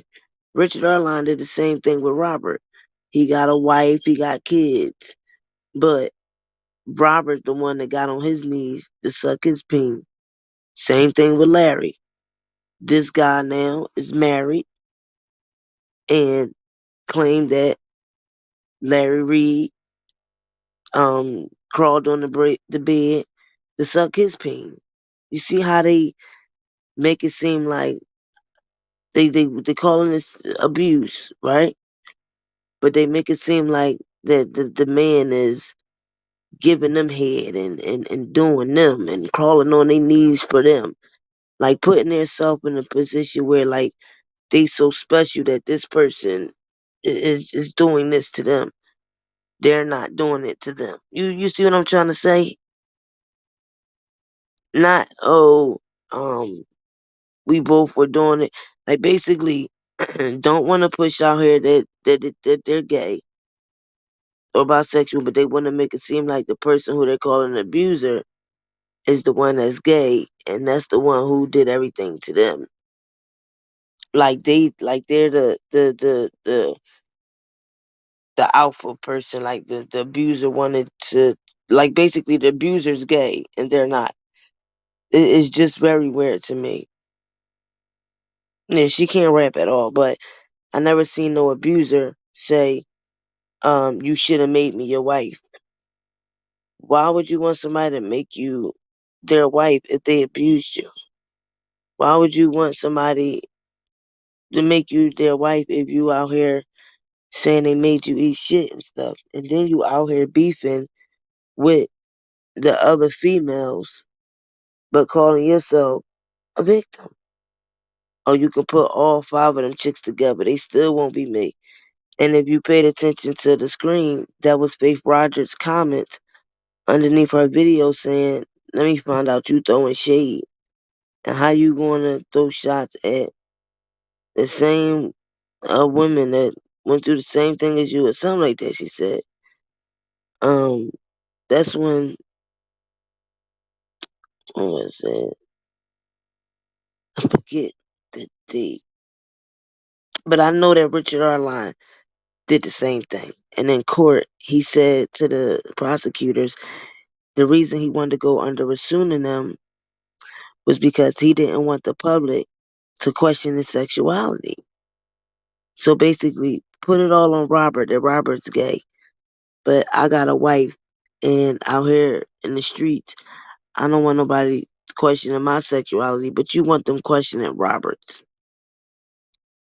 You claim he did all this to you, but you don't want them questioning your sexuality. But they can go out here and degrade Robert and defame him. It's sick, man. It's sick. No, but who did he say did it to him? Like, who did he tell you did it? I state that name, and the lawyers have their name.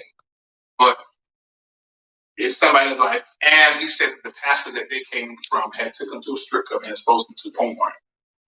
He said he was 14 years old. He brought that story to me. So now to say that you met me at the same age and started molestation time, you didn't even know me. Well, hold on. So now that's doing very show. He's saying it was a pastor. So now instead of whatever that pastor is, you replace you with that pastor. Yep. So he replaced me with both of them. But I'm just saying, no. In order to tell that story smoothly, if there was one pastor that did it, you could just say that you're the pastor, and there's no hiccups in the story. Because today he came in the room, gay porn was on. You had. He said that. Yes. Yeah. He said you had a white. You were doing a gay test. Yeah, a gay test. And so you told him, come in here and take off all your clothes. You were gonna. You told him. No, because let's get to it. You told him either he was going to be gay or a womanizer. Oh, I did. So you did tell him that. Yeah, but I mean that's because of the kind of energy that he had. He was fucking people in my church. He said that. He admitted that. But did the gay test happen? No, it did not happen. I did tell him that he gonna do one or the other. I did. And then he also said that you said when you guys were shopping around, he said, you're easily manipulated. Somebody can really manipulate you. Just like the whole jacking up, turn around, twerk, totally made. So you never jacked off under the covers while he was No. Okay. In his booty face. No. Okay. And then you never massaged him and flipped him over and sucked his dick till he came in your mouth. No. He said that? Yes. I can't believe that. That ain't from the back. Yes. That's what he's saying. That's why everybody's here. I couldn't listen to that and not go on live. Yeah. Okay. Yeah. Fair enough. And that was another thing. People were now. I'm glad you're saying it now because a lot of people were saying Larry is not saying I didn't do that. Here you go. I did not do any of what he's saying that I did. I didn't do that. And if you know my character and my energy, it don't fit. Do you mind taking off the shade? Yeah, I'm going to say that. Yes. Yes. I did not do any of the things that Vontre Andrews said that I did. Not any portion of it at all. Clip this and put it all over the whole internet. Period. That's it. At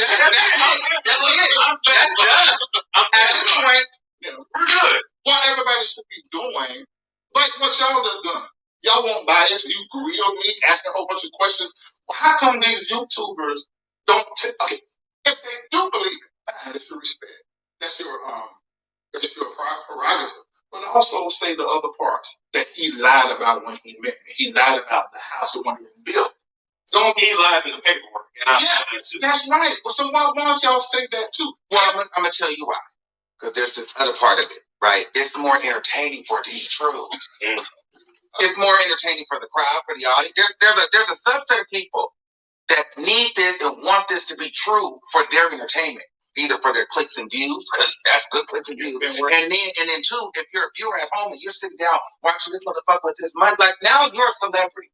So now it's like people like to see they like what we do. They're rising and fall. Well, we talk shit about celebrities, yes. So they live right here like tear these motherfuckers down. But now it's you. Now we're in that seat, so they're like, yeah, he did it. I believe he did. They want to see you fall. Yeah. I ain't shit. They're gonna do it to us. They're gonna do it anyway. They want that. It's more entertaining. But I think this dark entertainment, when you know what this could do. It's not gonna happen. But what it could do to my career, an accusation like that. You don't think you should do that. And unfortunately, a nasty accusation like that will continue to follow you. But that's what you want. But it's all right. I mean, I can handle it because where it matters, it looks like they don't care. Yeah. But that's why I'm doing the court stuff. So if one person, because these people that just make the decision on what they're going to post and stuff, they're regular people. The editor and stuff, they're regular people. Thank God a lot of them are my fans. Yeah. But what if one ain't? Yeah. So in order for them not to get a lawsuit, they work for a proper company that do journalism. They're going to go to the court documents. So I got to put everything in. So let's get it straight here today, because it changed a little bit, and so now you're finally, like you're saying, it's not going to change. Levante Adams will be sued again. And Tasha K will for sure be sued. Absolutely, because malicious intent. Did you get the audio on me and her when she called me about this? No. What she said? It's a whole. You talked about it, but I didn't get the audio. I'll give it to you so you can have it. Okay. But in the audio, she was trying to tell me that she had every futile proof. She said, because I text, because she want to tell me what it was. I said, you got every futile proof, and you're trying to be legit what you do. Tell me what the proof is. Yeah. And she was like, I'm not telling you, but she eventually said it was something that I wrote or texted somebody apologizing. And did she want you to go on the show so you could defend that? That's what she wanted.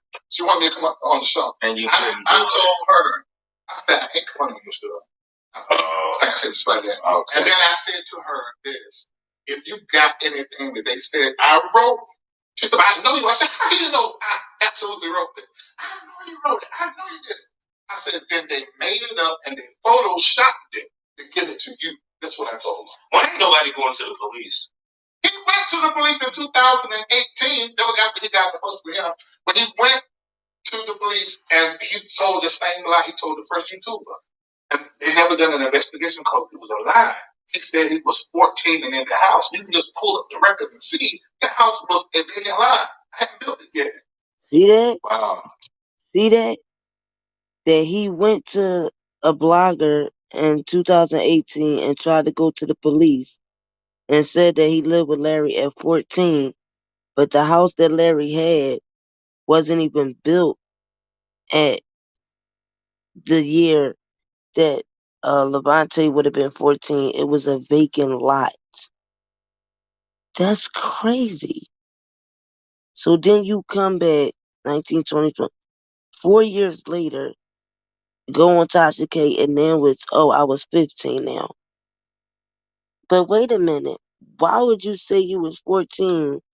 No, you didn't. Knowing you didn't meet this man till you was 17, and the house that he built was a vacant lot at the time you was 14, and you wasn't even nowhere around him at 14 and 15. That's my problem. If you could remember all the other important details, like him sucking your peen and all this, you can't remember how old you was. You can't remember when you went to this house that the house was up and running. I don't need the anime. I don't need because the real victims, they not saying that they love and still in love with nobody that's abusing them, because they're trying so hard to eliminate any type of memories, any type of events out of their mind of an abuser. And then the first thing you're gonna say is, "Oh, you should have been saying that when you made me your wife. You should have made me your wife."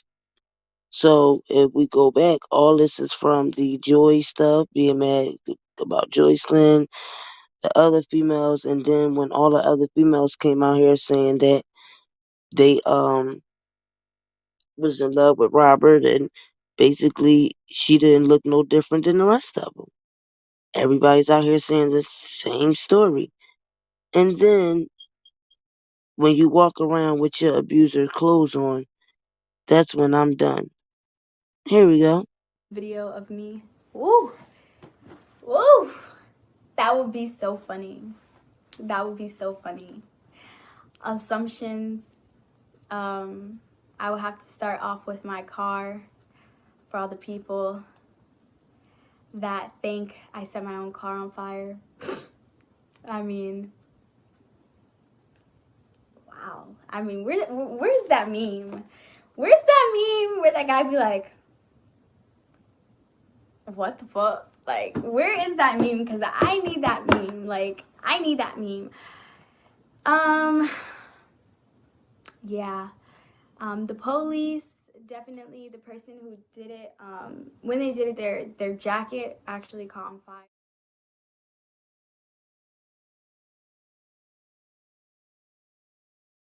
video of me. Woo! And see, this video was a problem because this is where she went on this thing saying that this person came and tried to blow her house up because she was testifying. This is what she put out on her Instagram. Because I'm a witness in the Rkelly's case, basically this is why this person came after me and my family to try to burn the house down.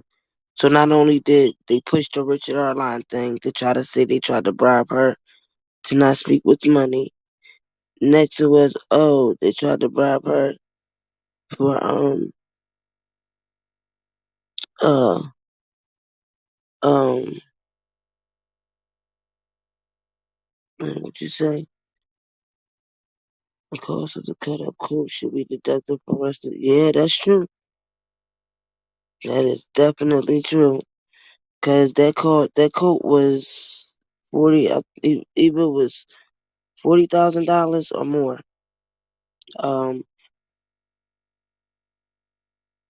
Trying to think. It'll come back to me, but with her trying to make a whole storyline out of the burning car is what really got me. Taking pictures of in front of the car and then made it seem like the other car was the father's. But it was a rental. It was a rental. Rental truck. That's why when Israel first come in and she say to the operator, my mom and dad car is on fire. Not my car is on fire. She said somebody tried to set my mom and dad's car on fire. And then the lady on the operator was asking all these questions and stuff. And you could tell that that Ezreal was not talking about that this happened to her because of Rkelly. And she strictly said my mom and dad's car is on fire. And her mom was cussing her out.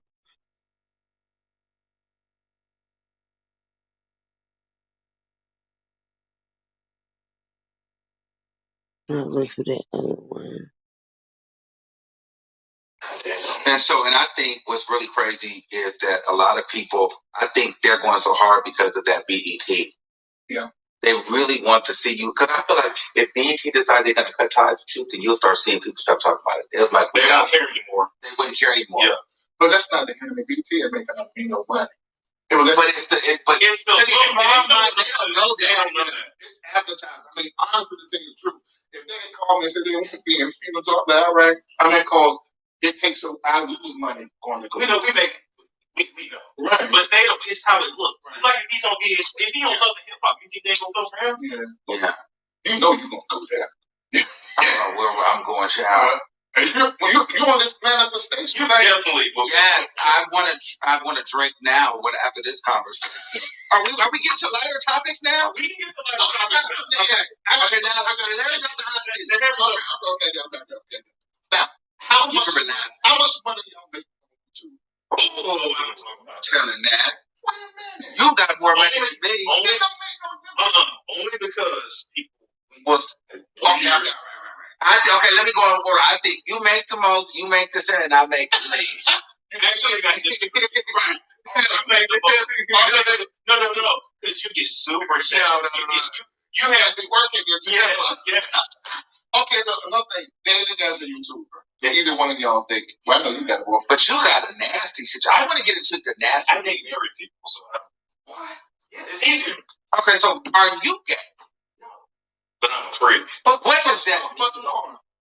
That means I like to have sex in front of people. I like to watch people have sex, and I don't care who's watching.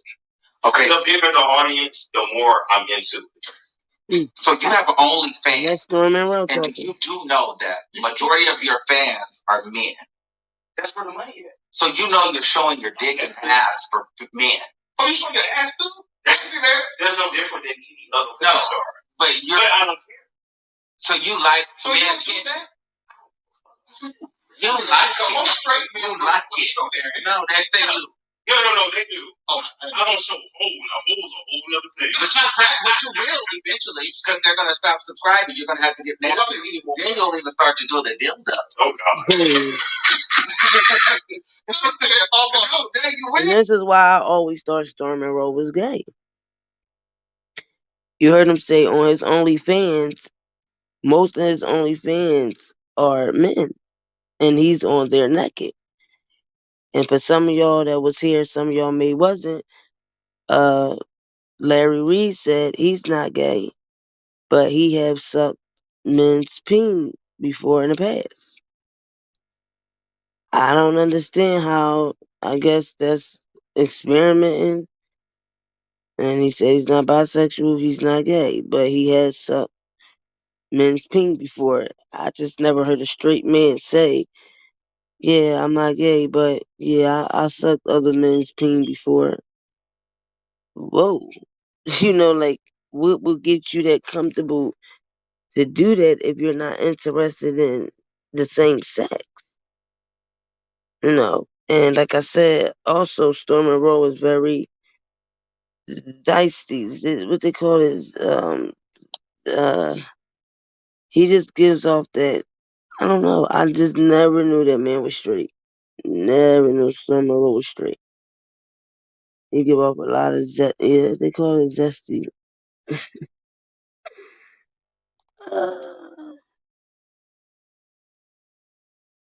You are so funny and good. Okay. No, I know what I want to do with it, though. Okay, all right. Do you block comments? Do I block comments?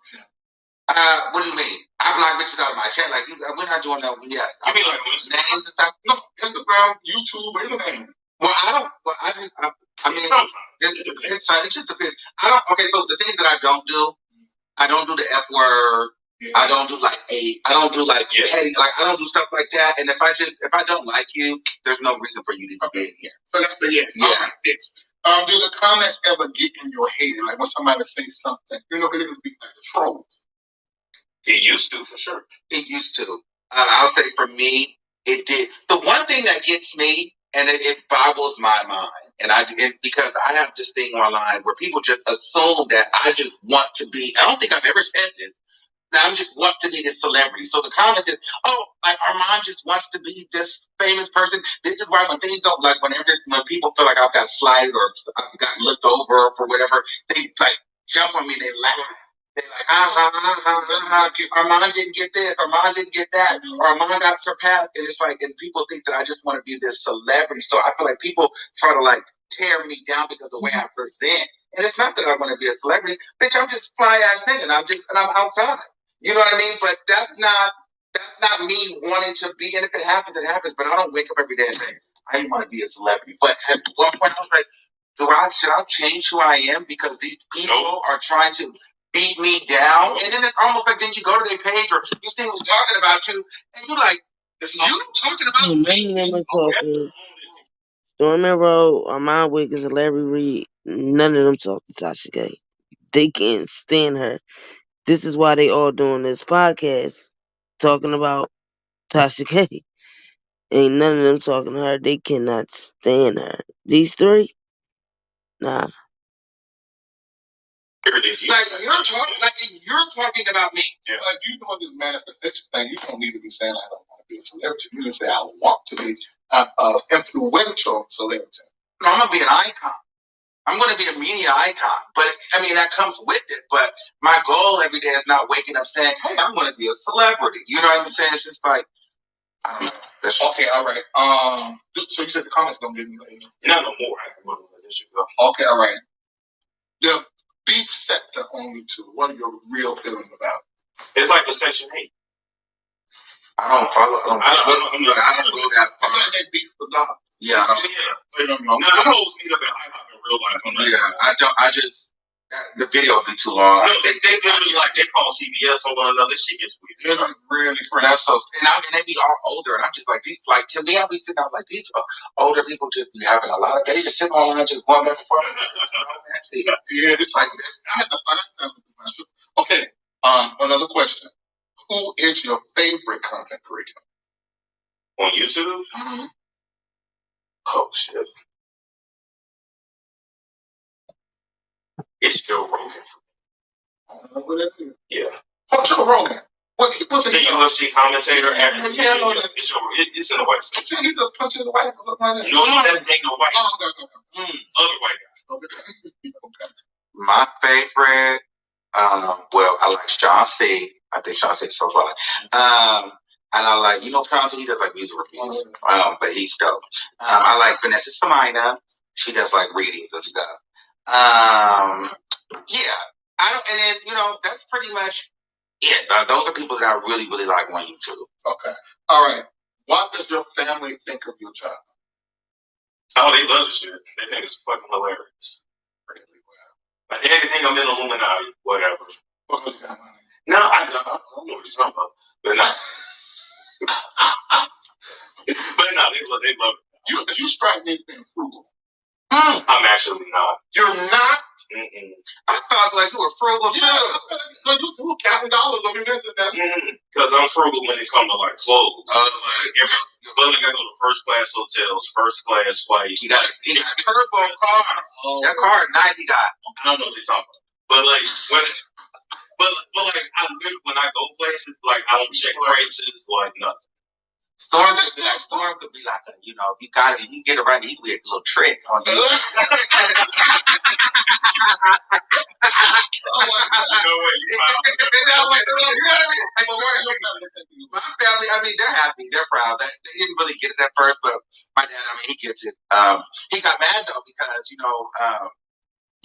he gets held. Like sometimes the barbs tear my dad up. They find his number, so he goes off. Like, yeah, my dad's been tore up many times by the barbs, so he calls and curses me out. But I tell him, don't answer it. He's like, well, you kids shouldn't be sitting online trying to make a quick dollar for tearing people down. I'm like, yeah, okay, Storm, why everyone's so curious about the sexual? Why you think so? I'm just not the typical black dude. It is what it is. I didn't really I wasn't allowed to really hang with black little boys coming up. Like my mom was not for that. So it's just like being around a lot of women and then being around white people. And then like I said, I gypped it up for the camera, of course. But I don't think you're gay. I think that you're, how do I say this? I think that I'm trying not to be fucking rude. I just think that there's like a tinge of corny. You know what I mean? But it's but it's coming. But you're growing out. I think Atlanta has come to grow. So I would expect that coming from someone like you. Do you see what I'm saying? Yeah, I would expect that. But in real life, okay, here's the real thing. I do what I do for a living. Yeah. But in real life, I would never talk to these people. Yeah. Okay. Yeah. But see, our mind is the same all the time. Because this is the thing. Yeah. But in real life, I wouldn't live in Atlanta. I would live in Seattle. I'm that kind of person.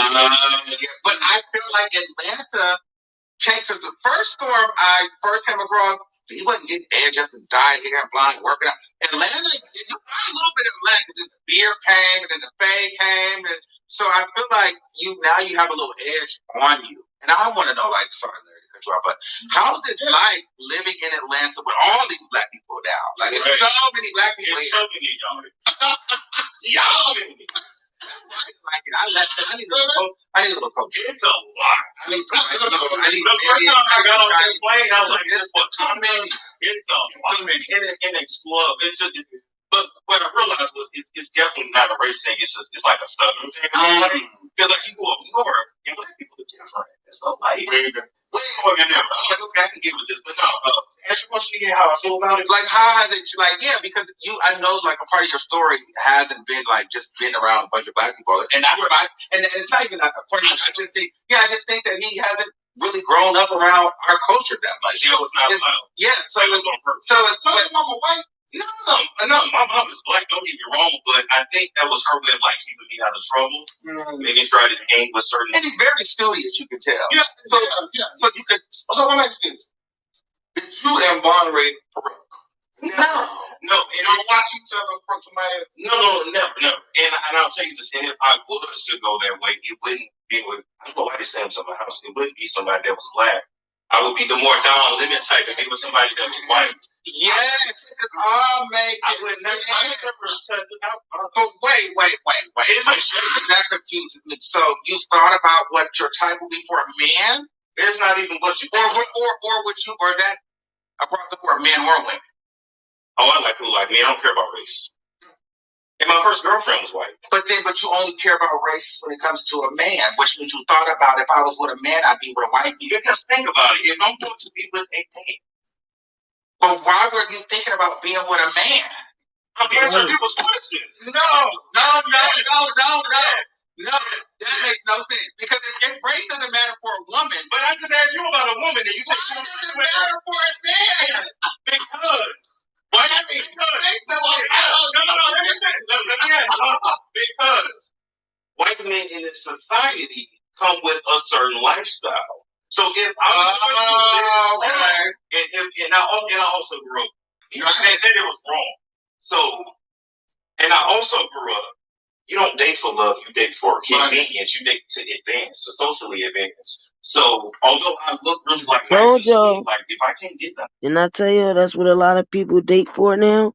And getting marriages for now? Contracts and to advance finances and careers. Everything ain't about love no more. Just new generation.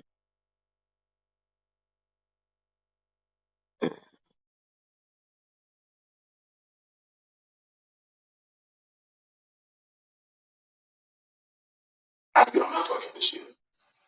But you know what's interesting to me? I understand that. And I like this kind of conversation. Why would you deal with somebody that ain't got shit? I don't understand. It makes me understand you more. I ain't never cared which way one of them. I would like to go on vacation with you because I know it's a lot of time. And I really need. I'm black. But you know, but it makes me understand why, because you're a different black man, and I'm a different black, and because of that, people, oh, he's gay. Because different is always. But why is that, man? Well, so what? Or do they hate gay people? Well, I think it's more do they hate gay people, or they're trying to put you in a box so you come out. I think it's that you're educated. You could be a little bit nerdy, so they take that as he's gay. But it's like, nah, you think this shit is stupid. You want to save your money and buy your fast car or take a trip to Dubai, and you know what I mean? Maybe this shit is you think we're idiots. You know what I mean? Like you understand? I can take your part. You can be like, well, you're wearing all your money. I'm gonna go and get on a fucking jet. This is not my thing. But what I'm saying is, but people will see that, and because they don't know how to, comprehend it. Oh, he's gay. No, you're not gay. You're just different. Everybody, I would have formed.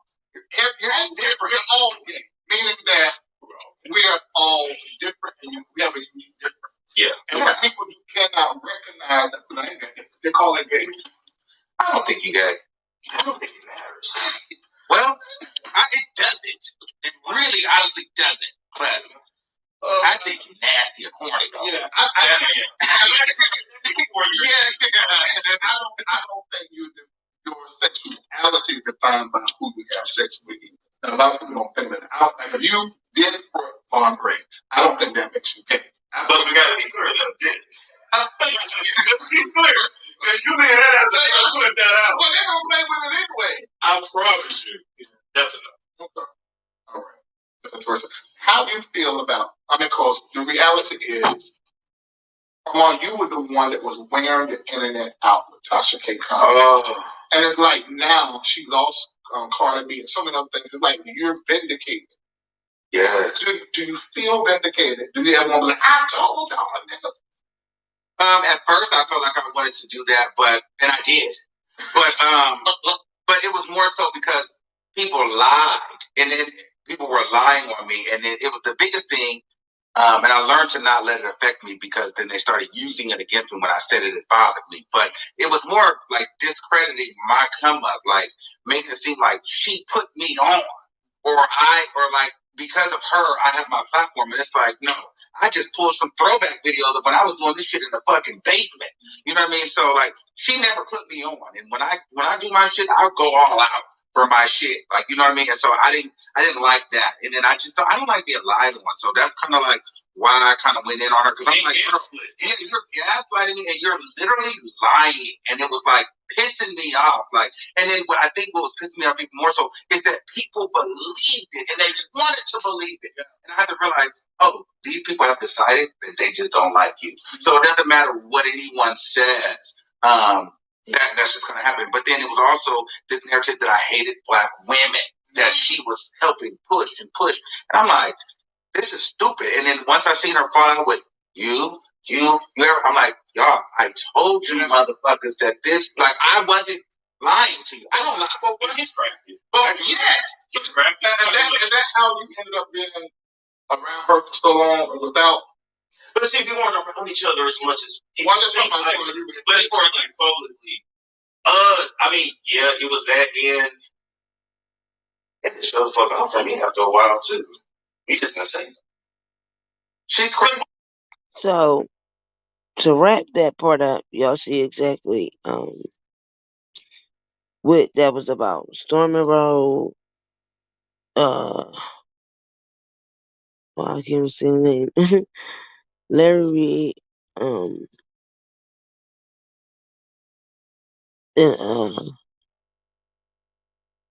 Armand Wiggins show. So now, for some of y'all, I hope Wendell is still here, who didn't get to hear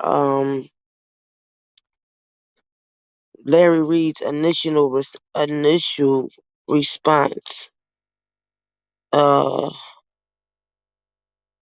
Initial response for Xavier. That's the name for the guy. So remember, Tasha K did the first episode of Xavier, right?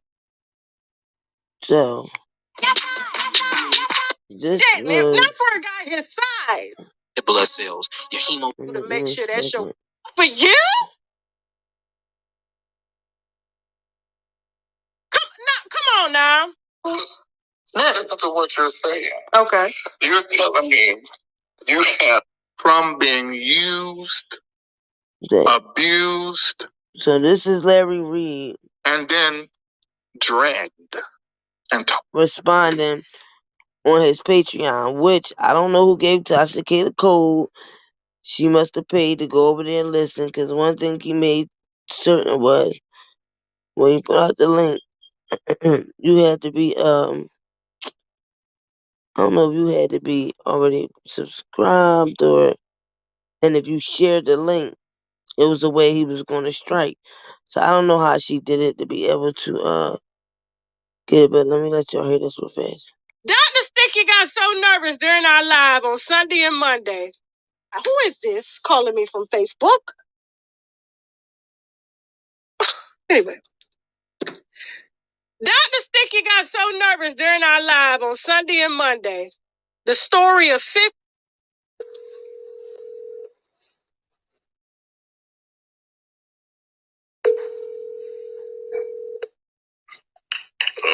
Hey, Reid, it's Tasha K. How you doing? So this is the phone call where Tasha K claims she called him, and Larry Reid admitted to one of the receipts of him texting Xavier back and forth. But if y'all was listening to Larry Reid on Stormy Road channel, he said that this dude said this about somebody RAPE and him when he first came to Larry's house. Right? So the text message is about him saying this to Reid. And Armand was like, well, why you didn't snap? Because I would have snapped like, no, I didn't do that to you. You lying. And I guess in the messages, it's something where Reid is like, I'll pray for you. And, real calm, cool, and collected because Reid said he's also in that he's basically trying to, how can I say this?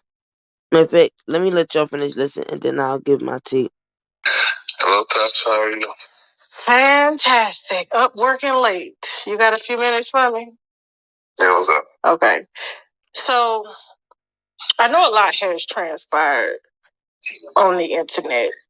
And I know you were upset about the bishop stuff and everything like that. But even though you and I will probably never, I guess, communicate again, like as far as like on a friendship level, there is something I want to talk to you about. Okay. So I was contacted by some of the alleged accusers. All right, and because I had a relationship with you, I think it's only fair that Now, first is supposed to be only this man, the Xavier, I forget his name. But all of a sudden, here comes Tasha K with I had to talk with the accusers. Now it's all these different accusers. Never came forward before. Never put in no police report. It never was no accusers. But so happily, a gossip blog chick can run the whole mm, mm, mm, mm. Scam. And like Larry said, she's making money off of this. Before she aired this docuseries out, like she did Jaguar Right, now she's doing docuseries on Larry Reid. But she put this on her Tasha K website. She didn't release it to YouTube first. All the people over there had to pay $20. She released it to them first, then she released it to YouTube. So if he was such a victim, and why are you making people pay to see it? Then after you got all their money, now now we can drop it on YouTube. Huh? Who does that? If this is all about getting justice for this guy from when he was a minor, or is this about putting money in Tasha K pockets because she linked up with Bishop Whitehead, Jamal Bryant, and now this guy? I'll let y'all think.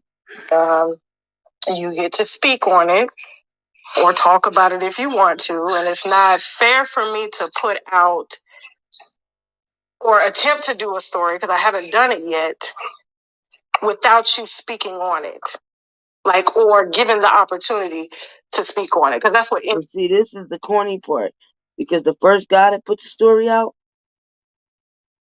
that the guy went to, I think it was last year or like 8 months ago, Tasha K is the one that told that blogger to push the story. So for you now to act like the Larry, oh, I got the story, and it's only right for me to, talk to you before I put the story out. You the one that pushed the last blogger to put it out. That's who Larry sued first. The last blogger. And that's who the dude went to his channel first. He just ain't show his face. And on his channel, he said he's 14. Now Tasha K, he's 15, and now he want to show his face. Platform would do. So I'm trying to remain like non-biased in this situation because I did know you. I still know you. And I don't know why people won't stop dealing with Tasha K. And when she called people talking about, I got a story on you, hold on, somebody want to talk to you. Who? Here, Tasha K, here go my lawyer. Like, stop even giving her this much room to think she can just go put shit out on fucking people. Oh, excuse my language. I forgot. YouTube got their new violations. But stop giving her that much credit that she thinks that she can just call people up. Oh, I got some information on you. before I put it out, I think I should tell you, you know, like what you gonna do or whatever. Like, huh? She ain't that built.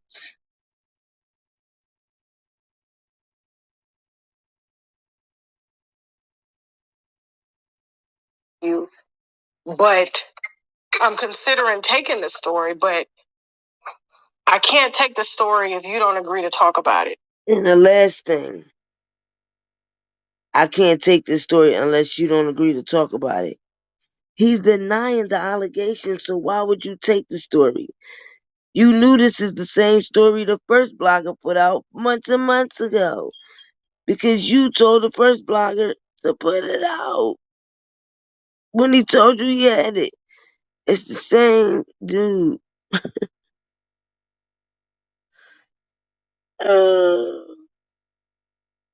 And then, this is my thing. How you gonna get information from somebody and say, you know, I'm telling you first because either you want to come address it or I'm gonna put it out. This dude ain't take no lie detector test. This dude, nothing.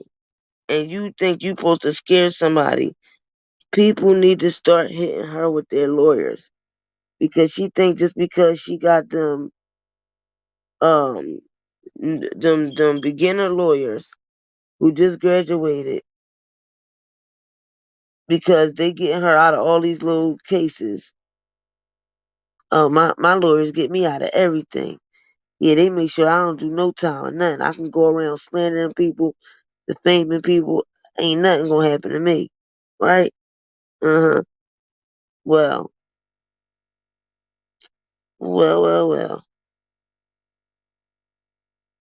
Because it's one-sided. What do you think about that? Well, the only accuser that was somebody that accused me of something that was a crime was a person that I've already filed a lawsuit against. There's 3 other people, though. I don't know who they. I don't know what that is. Yeah. There was 3. So who that could be at all? You sure? I can't speak on something. I don't even know who the people are. Well, what about speaking on the one accuser that you filed a lawsuit against? See how she's a setup artist? He just told her, I don't know nothing about no 3. I know about 1. Oh no, but it's 2 other ones. He said, I can't speak about nobody else I don't know nothing about. Then she come back and say, oh, well, can you speak about the one that you got the lawsuit on? Because she know that's the only one. She just wanted to make it seem like he basically that he was saying he don't, like, basically she wanted him to try to admit that he know it's other people or that it could be more than one person, right? So if you got 3 people, why would you ask him, well, can you just speak on the one with the lawsuit? You just said it's 3 of them.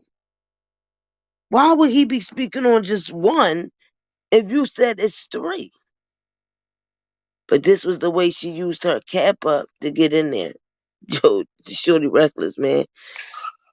Well, now I won't speak on any of that because it's not true. And if I speak on it, I'm going to publicize it.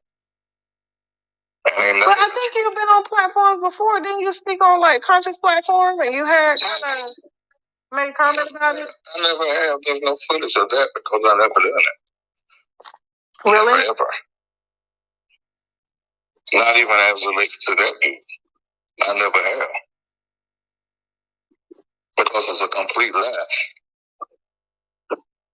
What if I told you the reason I'm considering taking the story is because there are some receipts that seem pretty solid? It's impossible. You sure? I'm 100%. You know I'm calling you, I'm calling you because, listen, I don't have anything against you. You understand what I'm saying? Me and you have had our differences. People accusing me of what? Sure. Oh, that is crazy. That is made up. Whatever receipts they gave you, they made it up. That is stupid. So I guess what I'm calling to ask. So if I decide to take the story, you are not going to sit down and address it. I'm not gonna what? You're not going to agree to sit down with me and address it. That's not even true. Why am I going to sit down and talk about something that's not true and publicize? I'm just going to let my lawyers handle it. But you know, okay, so here's the thing. You know me, right? You know, molestation is, me and you have talked a lot about our past traumas and the things that we've gone through, right? Yeah. And so if I'm calling you as somebody that know you and have known you, and yeah, we've had our differences publicly, but it had nothing to do with this, right?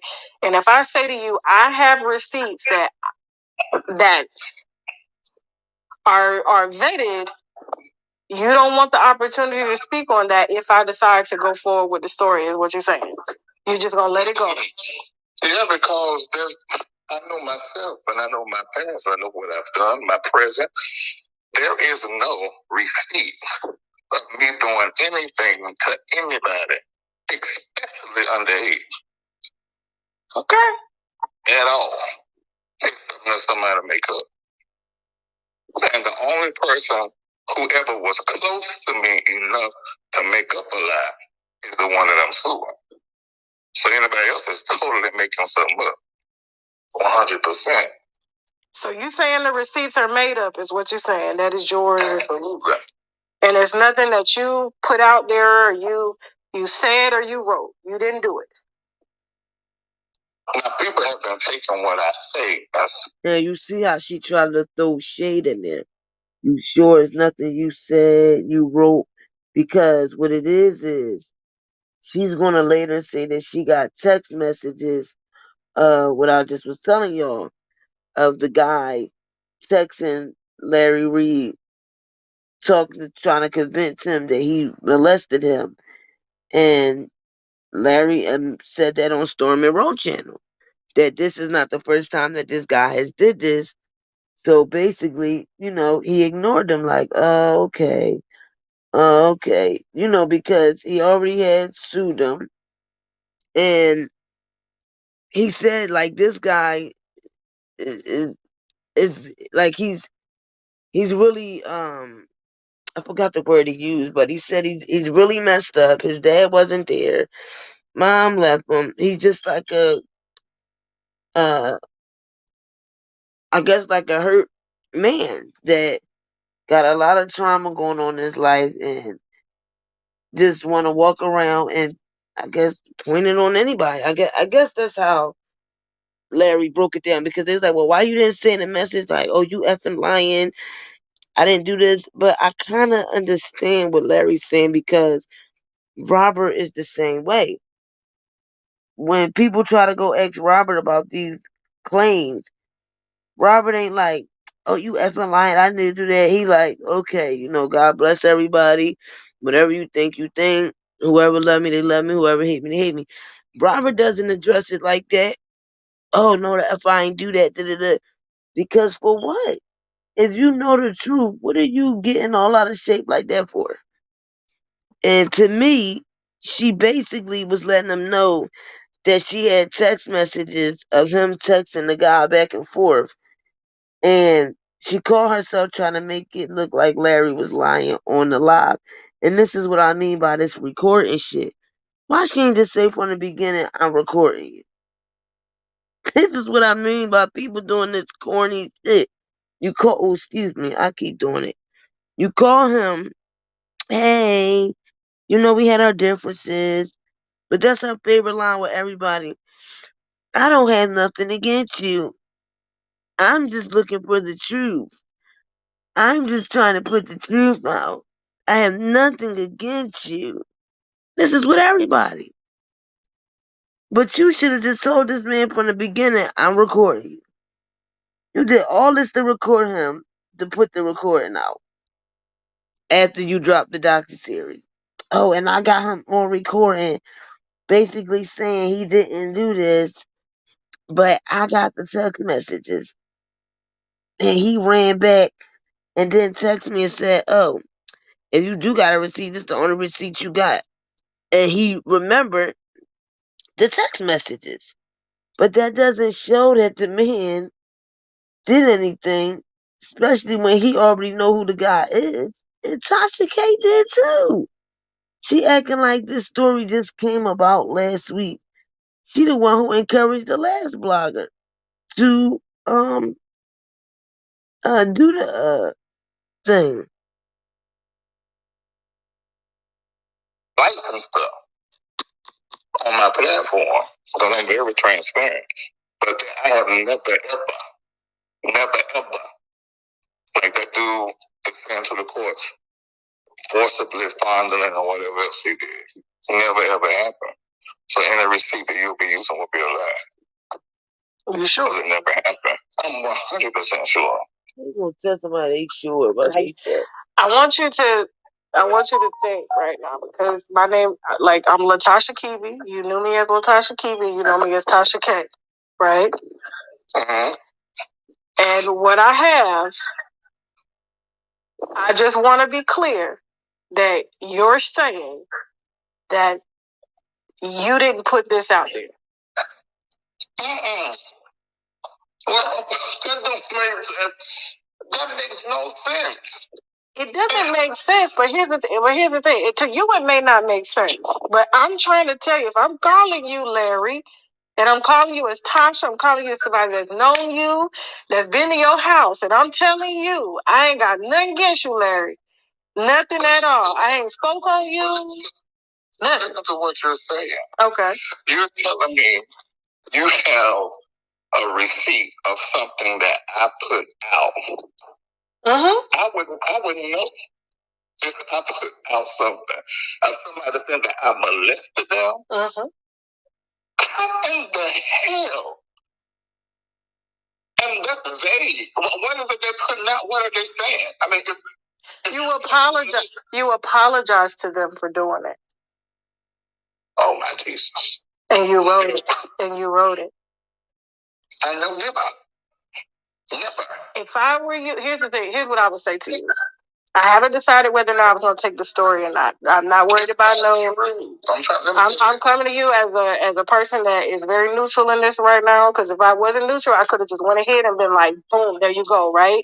But I'm not doing that. I'm giving you the opportunity. I'm telling you. See, if it were me, I would be like, I need to know what this is before I say with everything in me that this does not exist. Well, yeah, I want to know what it is because I'm interested in what they made up. It's not made up. Natasha, how you know it's not made up? Because of where it came from. What you mean? So you saying instead of just telling this man, I got text messages. The guy gave me text messages and said it's you and him. Why you just couldn't be that transparent? Why? Because she was recording him and wanted to make it look like he lied and said it wasn't nothing, but then she bust him open because it really was. It's nothing. There's text messages from years ago.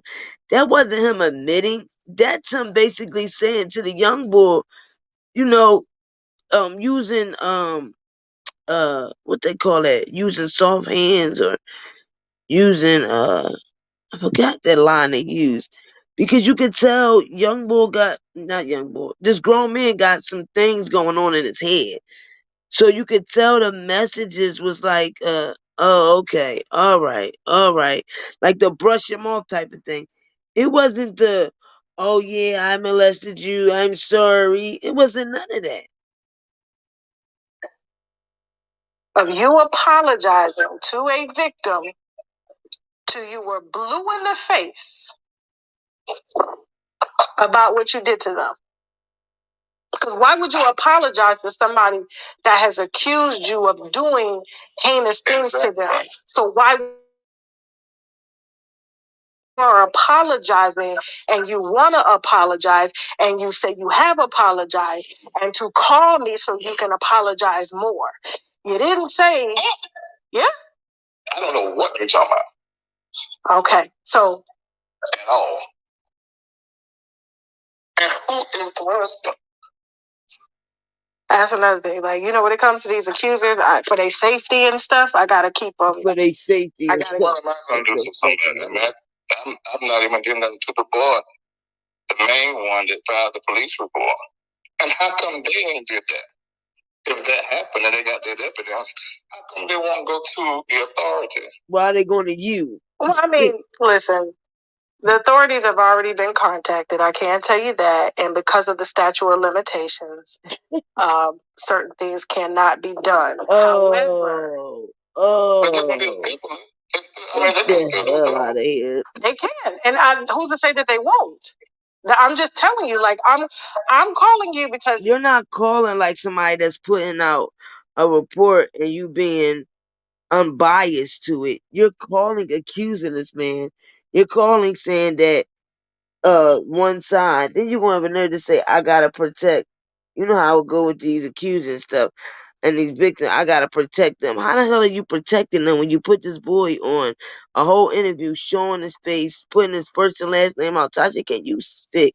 Then you walking around with this scarf on, this thing from Africa, trying to make it seem like you some type of Muslim girl. Throw it away. Throw it away. You're trifling. You're very trifling. And your karma is coming. Don't even worry about it. Don't even worry about it. Don't worry about it. this story keeps coming across my desk, and I said, I will not touch this unless there has to be a How this story keep coming across my desk if it's multiple people? This story. Because she made the last blogger put the story out.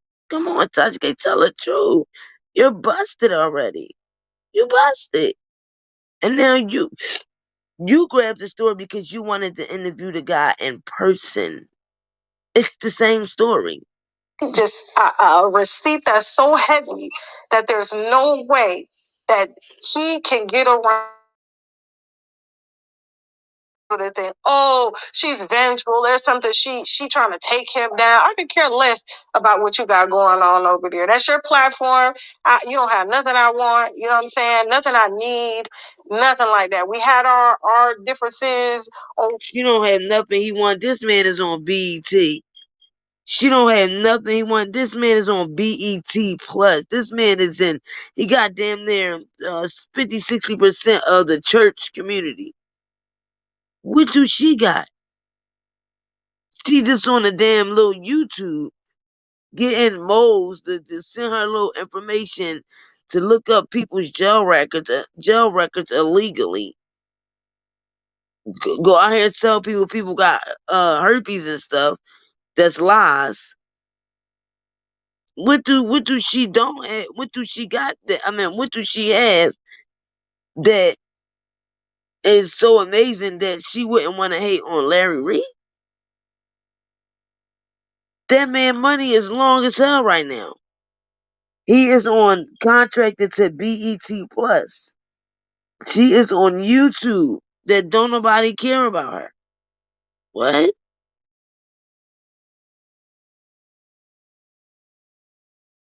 And this how you know when a person wants something from you or jealous of you.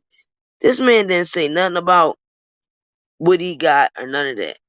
So why would she bring up ain't nothing that you got I want? No, gotta be.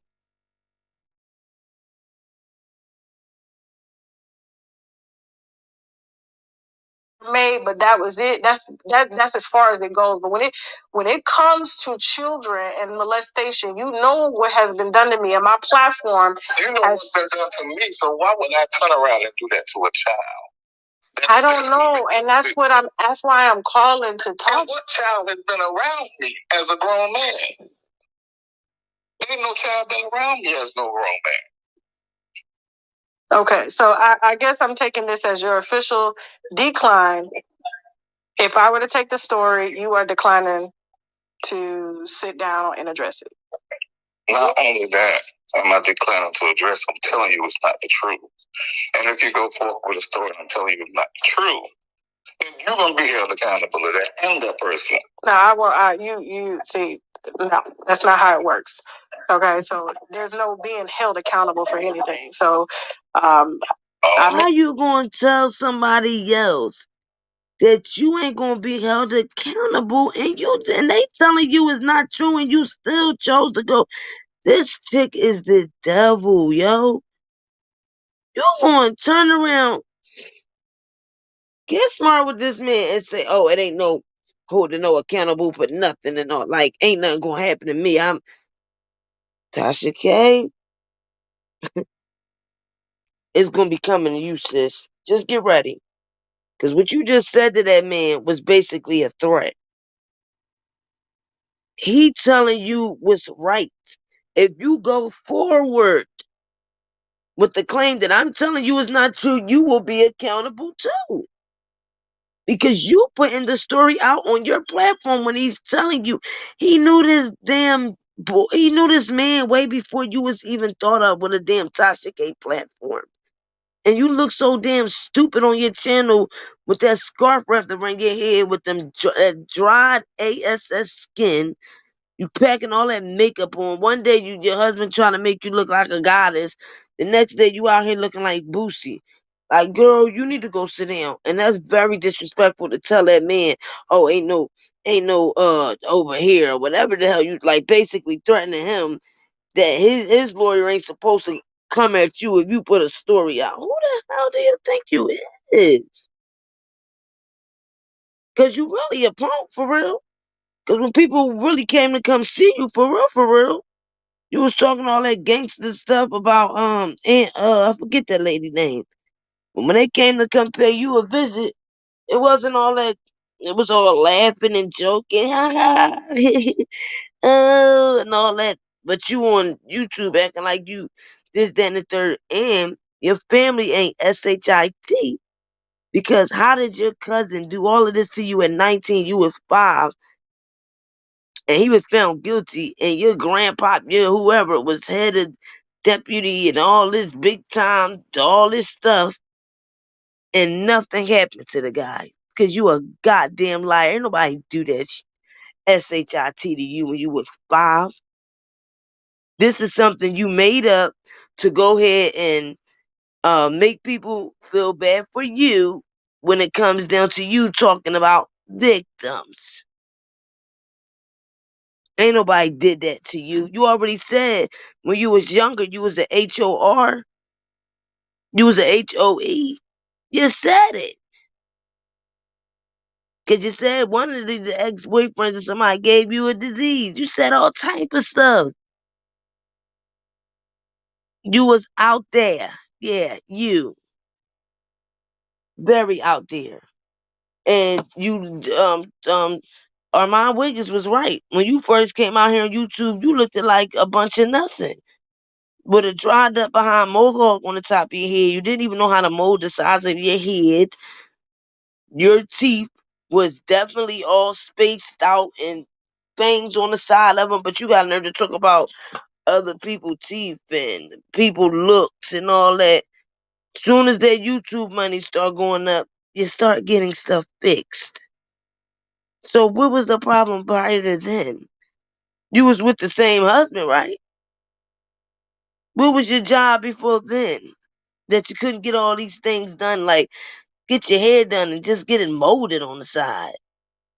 What was going on with the money and all that then? You was broke. You didn't have anything. And you out here making it seem like you such a big person because you got 1 million views. And I'm starting to think some of your subscribers are paid for. I really am. Because when your chat don't match the live, it doesn't make sense. How you got 68,000 views with 4,000 likes? What the hell? That don't even add up.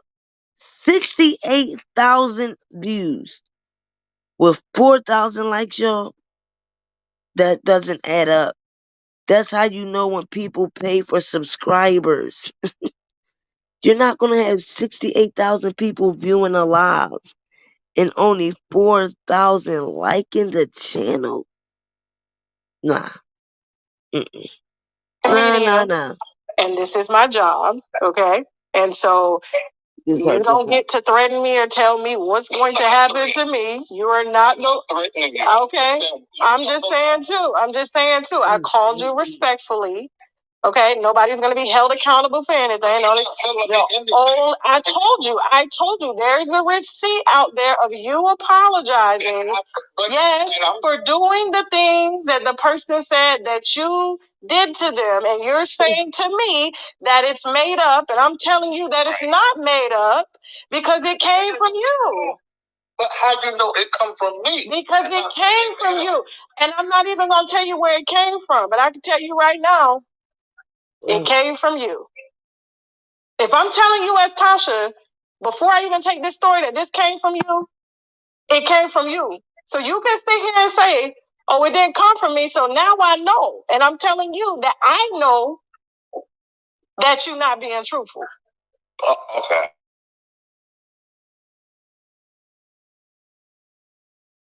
But see how she should have just kept it real and said, yeah, the man gave me text messages. One column he's saying is you, the bottom is him. Why you didn't just say this to them, to this man? You just telling him for sure. You know it's him. You know it's it. Like, I can't stand this chick, y'all. And this is why when a lot of people come out here and be like, she's cool. Who's cool? Who the hell gets somebody to obtain somebody's email records that's in jail, that has an open case involving different individuals, and that his girlfriend wound up flipping, all because Tasha K gives her emails. Oh yeah, because see, he was calling her Cookie and he was calling her Cookie, and they both didn't know that he was calling, each other Cookie. And well, Azriel knows now because I gave her father the emails, and he gave her the emails so that she could read to understand what he's in there doing. So you purposely gave Azriel the emails for her to switch. You said it. Oh, I gave her dad the emails, and well, Azriel knows now because I gave them to her dad for her dad to give them to her so that she could see what he was out here telling her. Enjoy. You purposely did this for her to flip.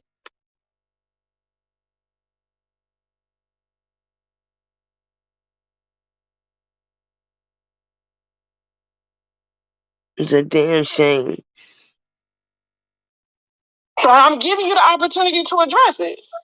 No, you're not giving me an opportunity. Because I don't know what you're talking about. Then, okay, there's a difference in saying, I don't know what you're talking about versus this is not true. I'm saying I don't know what you're talking about, meaning I don't know what lie that somebody has created out of something I said on my platform. I don't know. No, you didn't say it on your platform. You said it to them. But don't you think I would know who you were talking about? Probably not, because apparently this ain't the first time. Oh my God. Jesus Christ. Okay. So go with that. That's not even true. All right, so you're declining and you're saying that it's not true and you didn't say it. All right. So if you do change your mind, call me. All right. All right then. All right, and we're back, okay? Now, that was just a reminder, all right? TashaKLive.com appers have already heard this call, so it's Bigo. But I wanted to reiterate, since there's some information going around that I knew, and I knew this way then, even it came out of his mouth, and you're going to hear that tonight. So you're going to know that I did not know that there were little boys being paid $60, okay? Period.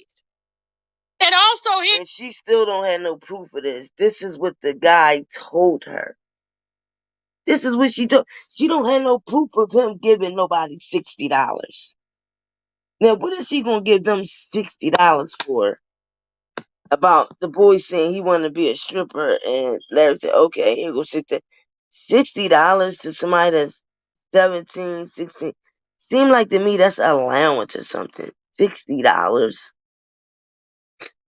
Denied apologized until he was blue in the face. And to those of y'all that are asking about the police report, there's already been a police report filed since 2017. But you know what's great is that he said that nothing ever happened. Nothing ever happened is what he said.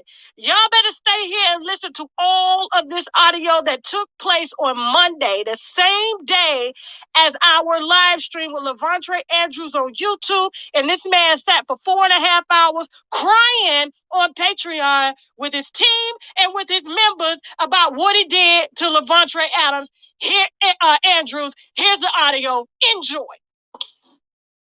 When it comes to certain things, you have to address. And I had said that to the pastors that I was covering their stuff when it became public. I said, now it become public. I said, not always you need to address, but 9 times out of 10 you need to.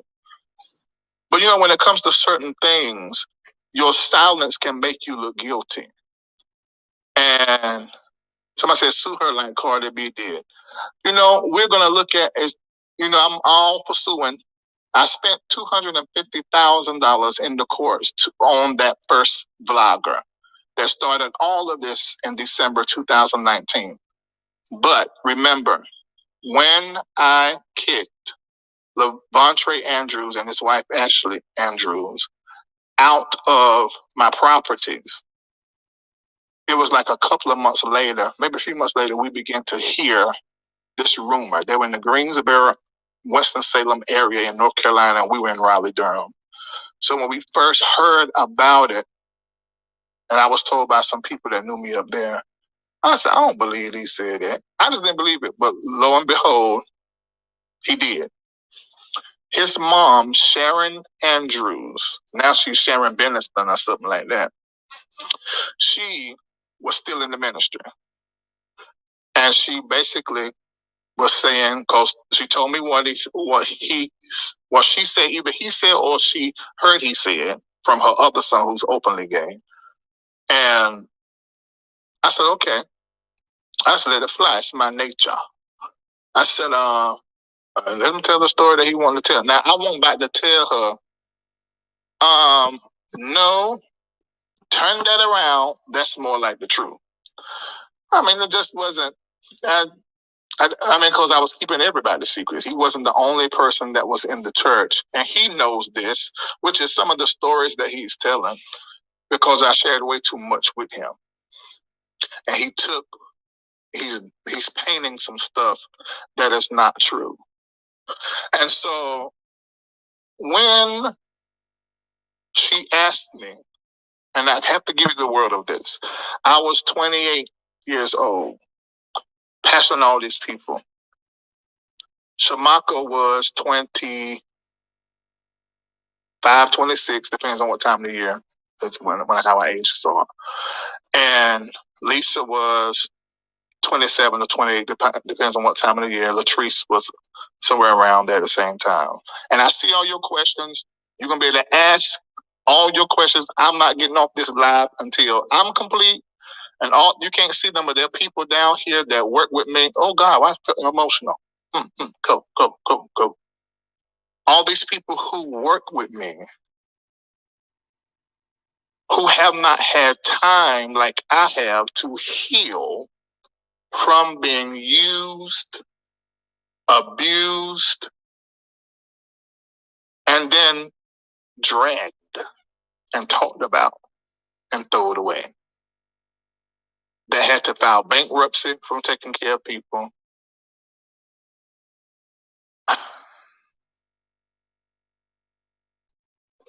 Let me do a couple of swallows.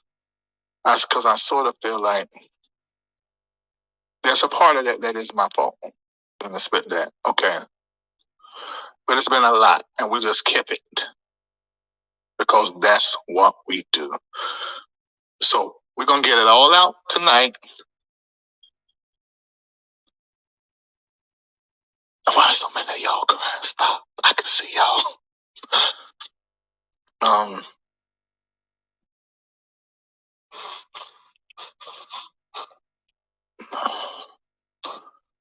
We're going to get it all out.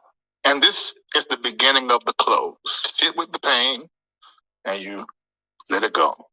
Okay. Can y'all stop? Oh my God. I gotta get funny. Okay, so that's that. The next lie I need to dispel that Tasha K is purposefully pushing is Larry Reid live molested fondle 15-year-old. I did not know Lavantre at all. And when I say no, that means have a relationship where we talk. If I would see him at church, I don't remember seeing him at church.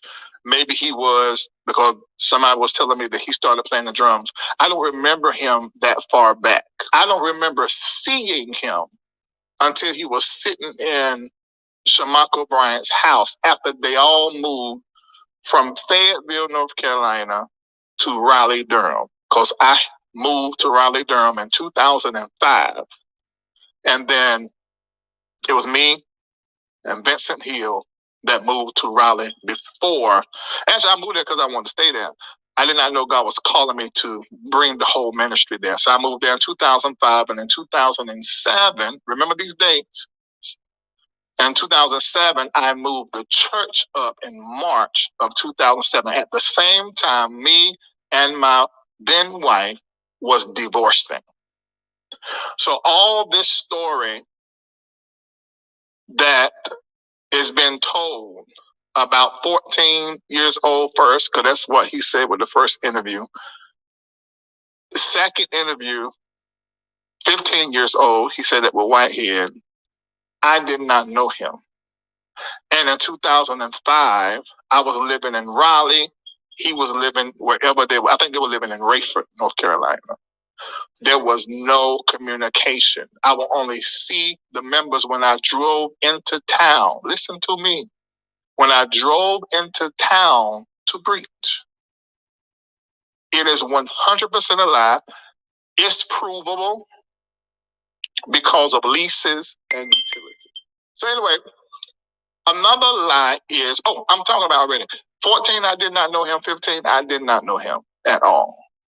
I did not see him until in the year 2007. When I say see, I mean like, I did not see him. That's normal for me. In fact, there are probably so many people with that testimony that was in my ministry. I just did not. What is that? No, that's not true. That was. So she must have, I don't know how she got this, because he only sent this link out to certain people on his Patreon and said if you pass it around, he's going to strike it because it's off his Patreon. Like, people had to pay for this. So because he wouldn't come on her platform and address it, she had somebody go sneak in his Patreon, probably one of her winos, signed up and paid for the content and gave it to her. And that's what I mean by some of her dumb winos too. Because I believe whoever that person was that obtained Robert's information, that was a wino. Because ain't nobody going to tell me that this officer woke up one day and said, well, let me go look up Rkelly stuff 153 times, send it to my email, send it to my personal his belongings in my personal email. Because she thought because of who Rkelly was and the allegations surrounding around him, I believe that BOP officer figured, ain't nobody gonna say nothing to me about it. They don't care about him. They ain't worried about him. Because that lady wasn't gonna quit her job. They made her, and like Robert said, she was young. She wasn't old where you retire. She retired because the job didn't want to fire her. So they gave her a choice. Either we let you go or you resign and still can get your benefits. So that's why she resigned and she's still getting benefits, which she shouldn't be entitled to none of that. And this is why it's great that Jennifer Bonjean put in that lawsuit, that $1 million lawsuit with the BOP, because all of this is going to fall on them. Natasha K, just like she going to say to Natasha Sequence, so what they going to do? Just go around and what they're gonna go at the BOP. This how dumb Tasha K is. She don't even know Rkelly's lawyer put in $1 million lawsuit. That's how stupid she is. And that $1 million lawsuit is gonna fall under that goddamn BOP officer. And trust and believe, if they run down some charges on that BOP officer, or she's a part of that BOP losing the $1 million lawsuit, you think they ain't coming for Tasha K? Now, did Tasha K pay the lady? They said they didn't see nothing, I guess, as far as any transactions. But if she's a wino, she probably wasn't paying her. Oh, sis, you know I got you. Can get. That don't mean she had to pay her because Tasha K asked for it. That don't mean she paid her for it. She just did it because she was a wino. And then it makes you think, like Robert said, who else information has she done had people go out there and obtain? Not even just BOP. And gave her information.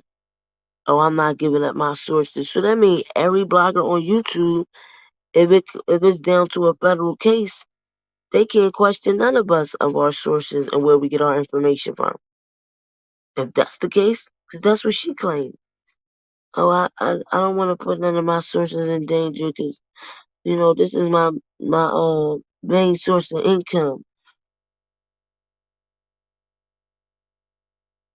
Work that he would come to my house and do, which was nothing. I basically was giving him that $60 because he didn't have a skill set outside of playing drums that he could do for me. I was helping him because you got to remember, this guy was very close to me in Shamako, so we our boundaries wasn't good. The moment we recognized that we were being replaced in his mind from a father that was not there, and in his words, a mother that was not there. That was the words of him and his brother, because I did have a relationship with his brother in 2007 via social media. We were sort of like picking up where she left. And his brother is openly gay. The guy who's accusing Larry Reid. That's why Larry Reid said that he's using other people's stories and like twisting them to his own, because a lot of people who was under Larry Reid and shared their stories with him and all that as a pastor, because Larry Reid looked at him like a son, I guess he was sharing some of the people's stories with him. And that's why he said he's even out here using other people's stories as if it's his own towards Larry Reid. Off, and the father was not there. But that don't work no more on me. So that's that. So let me put this up so you can look at the timeline, so you can understand that this is very strategic. They know I did not know Levontre at 15 years old. Okay. 2004, he was 14. In the first interview he had, oh Lord, I didn't know his name was in here. I don't like saying his name. He claimed he was molested at a particular home, 3216 Illustrated Drive, Raleigh, North Carolina.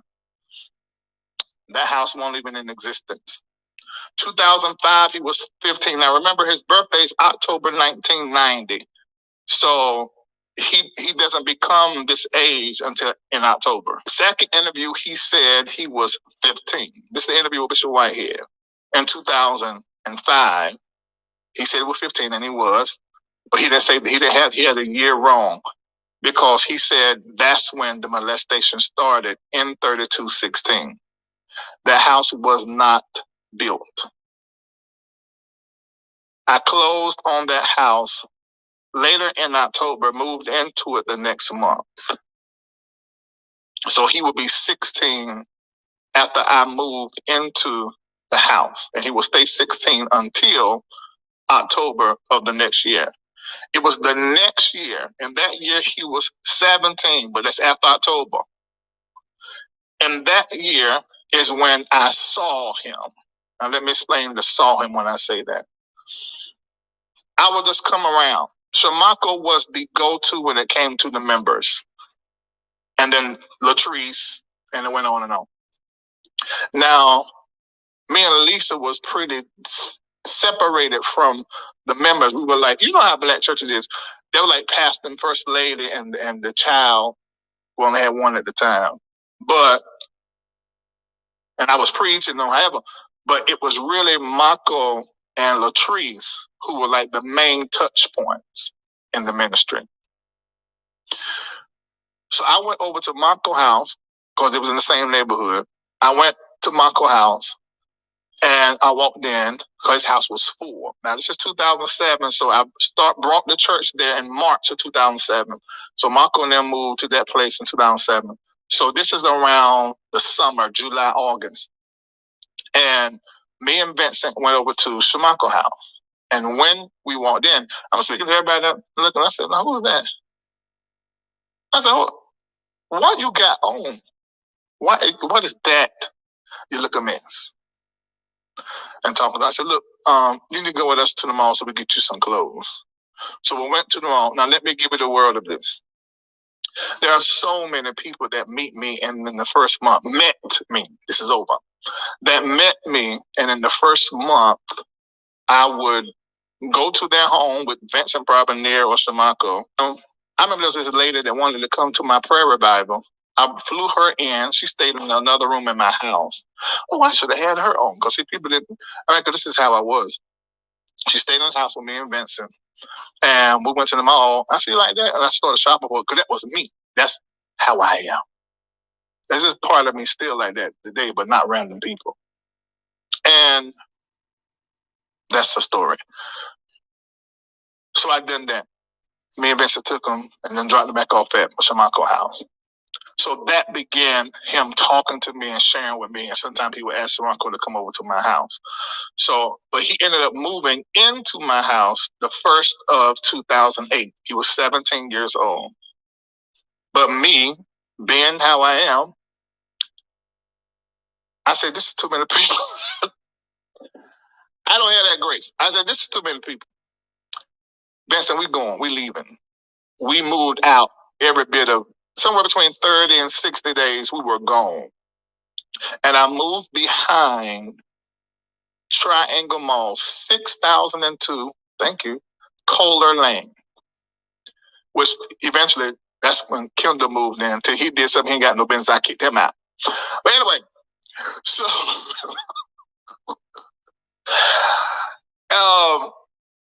So he stayed there, and that's when, by this time, me and Lisa now is fully in divorce, and now I'm just working, preaching.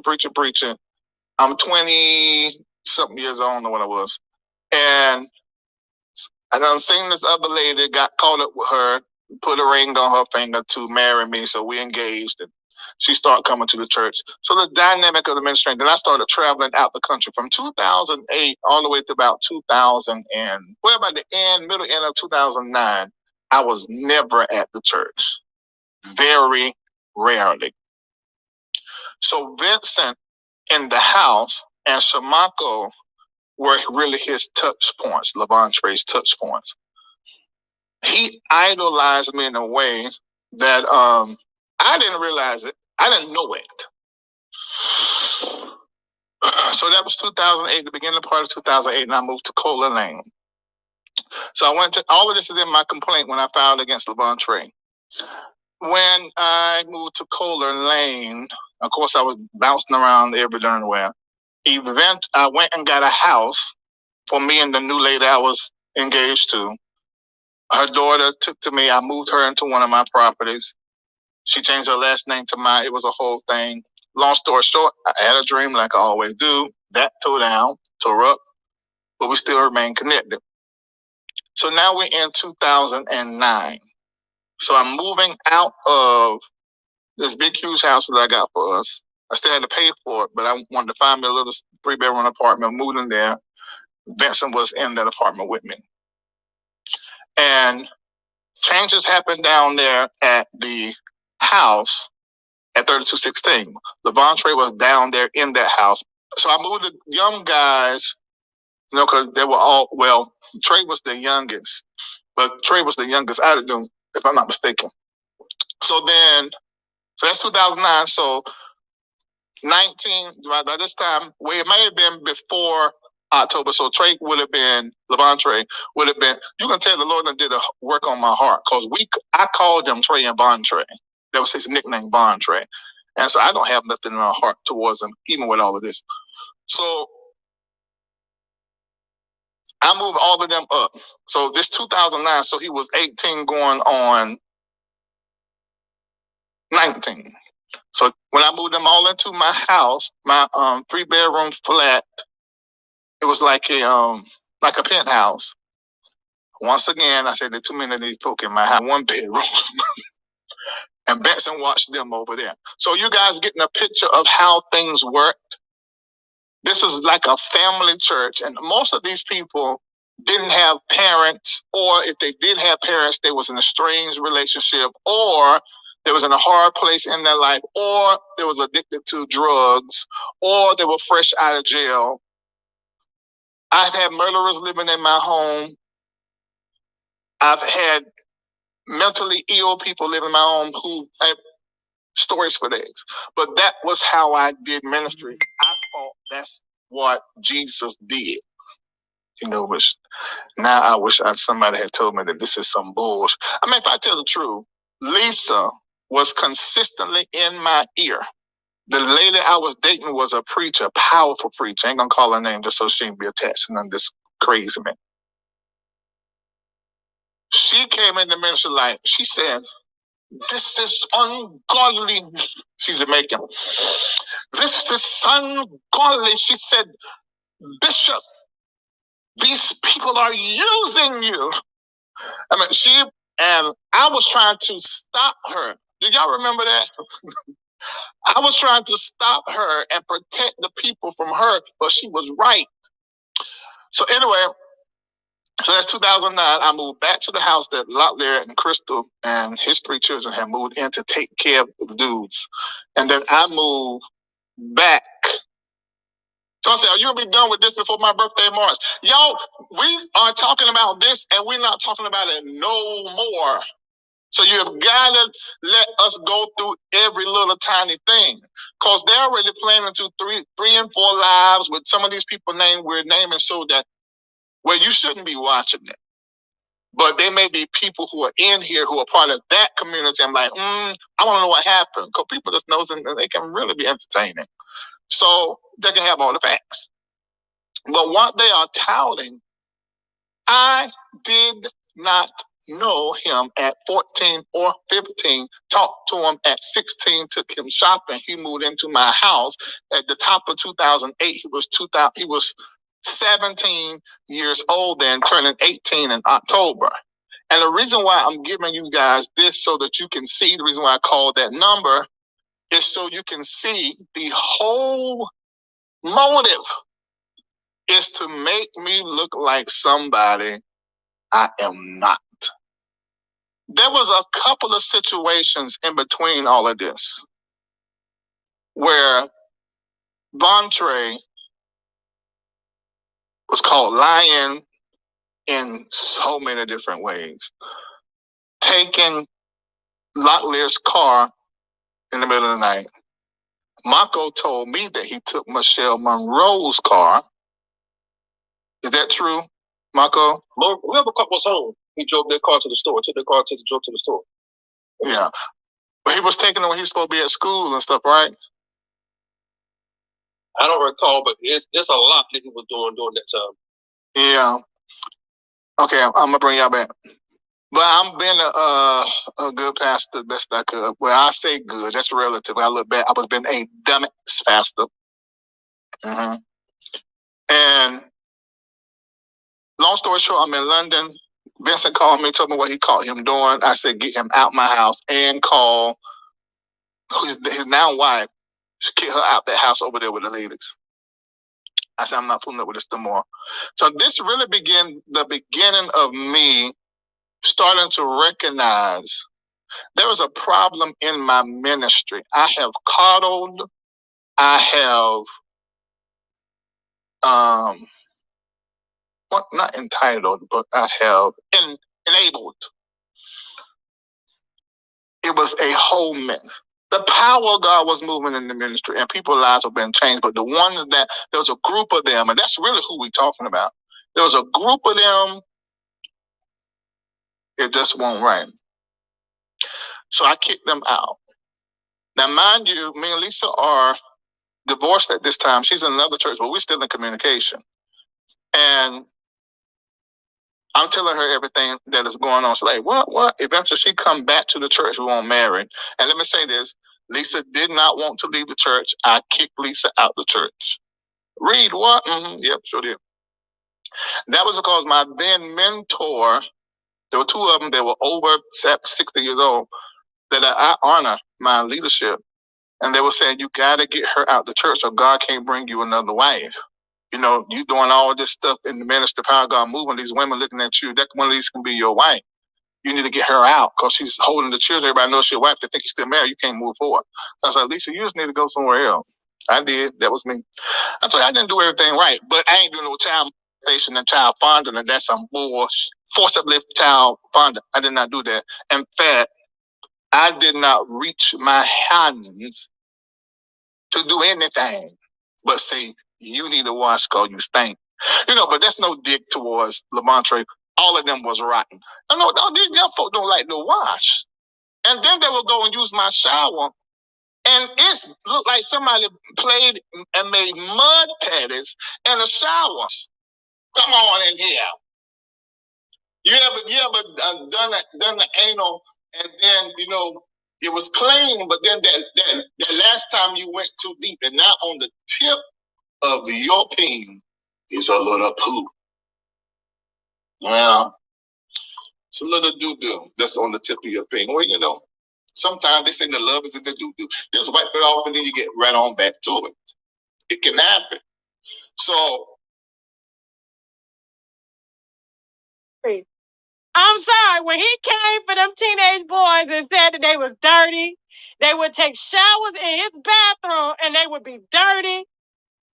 I had to throw in that to say, Pastor Doodoo said, you ever had, and you went too deep, and then you got a little poop on the tip of the pee-pee, where you just wipe it off and you just keep it going. That's why they call them the golden tip. I just had to put that out there. Also, coming up, pay attention. Pay attention, it gets worse. I told you, y'all gotta stay for the end. We are not playing no games. He recorded this past Monday when we went live. He got so nervous and was choking up. Couldn't choke on no teenage pain, but he was choking up them tears. Okay? And I appreciate the apologies because there's a lot of people apologizing to me saying, Tasha, I didn't know. I'm sorry. I shouldn't have did this. This came from the pastor's mouth. This came from y'all Patreon pastor's own mouth. Okay? The poo-poo pastor. Yes. And had the nerve to call a teenage boy dirty. Ain't all teenage boys dirty? Don't all teenage boys steal cars? Huh? So, you keep hearing him saying he kicked his wife out. He kicked his wife out the church. The bishops of the church said that he had to kick his wife out of the church so that he could find another wife. The wife is going to be talking here in a minute. And when I tell you, you are going to be floored at what he does to her and how much he embarrasses her on this live in front of everybody. Lisa, I know he getting you a boob lift. I know he getting you lipo. I know he buying you Birkin bags, girl. But when you came up to defend him and he just kicked your ass out like he been doing this whole damn time, child, I don't even know what to say. I can't even, as a black woman, protect you. Black woman to black woman, okay? Let's keep it rolling. Listen. yeah, I was rough. I would tell the women, you got to take this, go buy a new Barack, because we praising the Lord, and you are going to knock yourself out. Tie them things down. And you praising the Lord, and you look like a baby arm up under receiving blanket. Put on them underwear.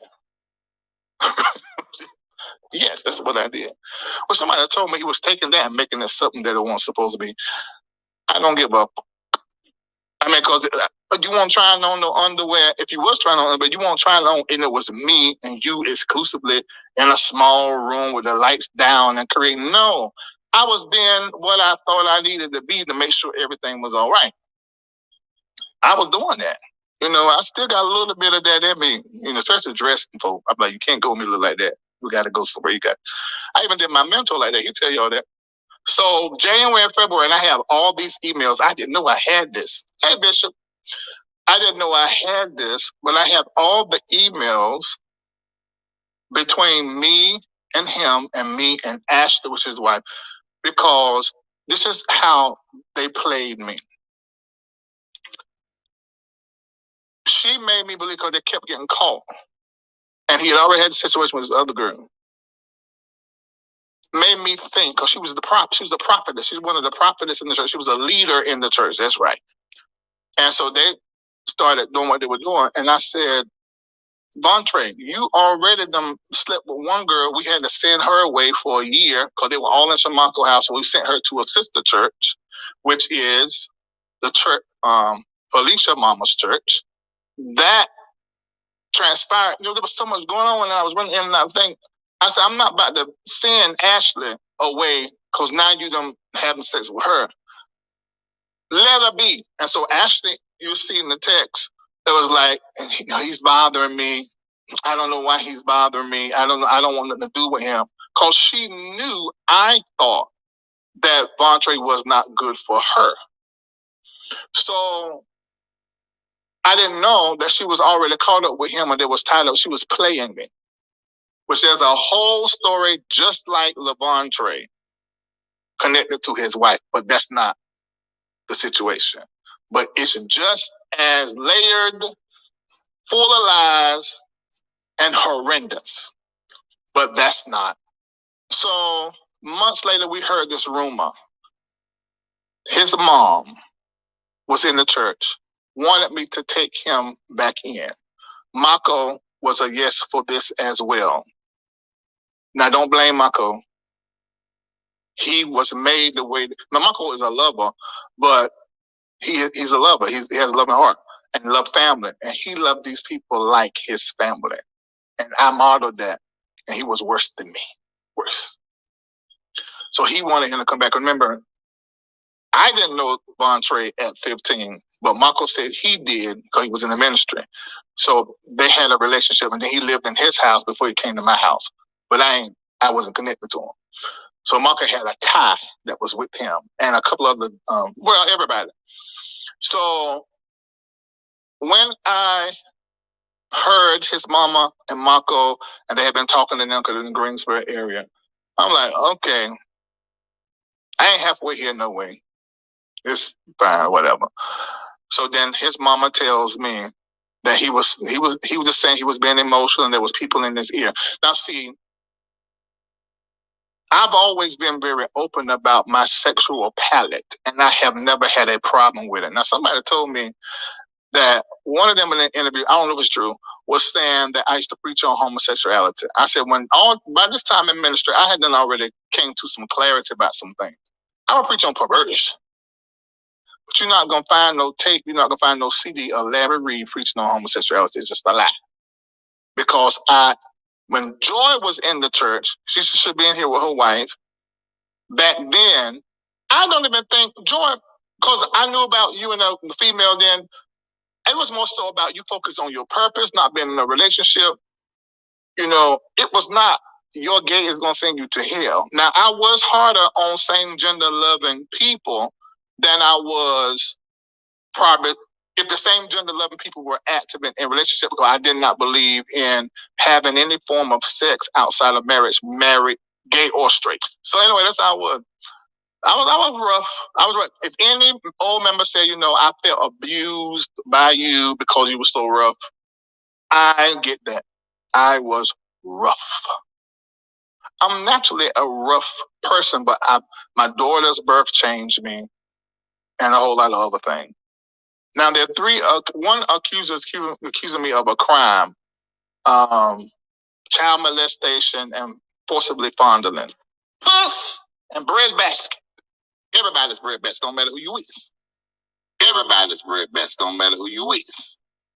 And see, this is the thing. Y'all know Tasha K already knew this because we were friendly. She knew the whole story. So all this reacting and can't believe lies. She knew everything. And she knew that he did not know me until he was 17 years old. Have a relationship with me until he was 17 years old. She knew it. These other people that they interviewed accusing me of being same gender loving. And one of them accusing me of giving them HIV, having HIV and giving HIV. Have I had my dick sucked by a nigga? I have. Have I sucked a nigga dick? I have. Have I had my dick sucked by a nigga? I have. Have I sucked a nigga dick? I have. Well, you know, I forget this stuff. Oh, because we ain't got to him kicking the wife out again during the live on Monday. I said Lisa been around the whole marriage being kicked out for men. Listen to me, and boys. Listen to me. Listen to me. The live stopped today. How does Tasha K know? And that's why I played that phone call that a lot of y'all did hear before we did this, to reiterate that I did not know about this, okay? Larry lies so much, he has to search and think for his lies, okay?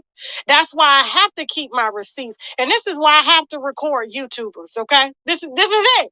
Because they get out here and they start lying. They get out here and they start lying.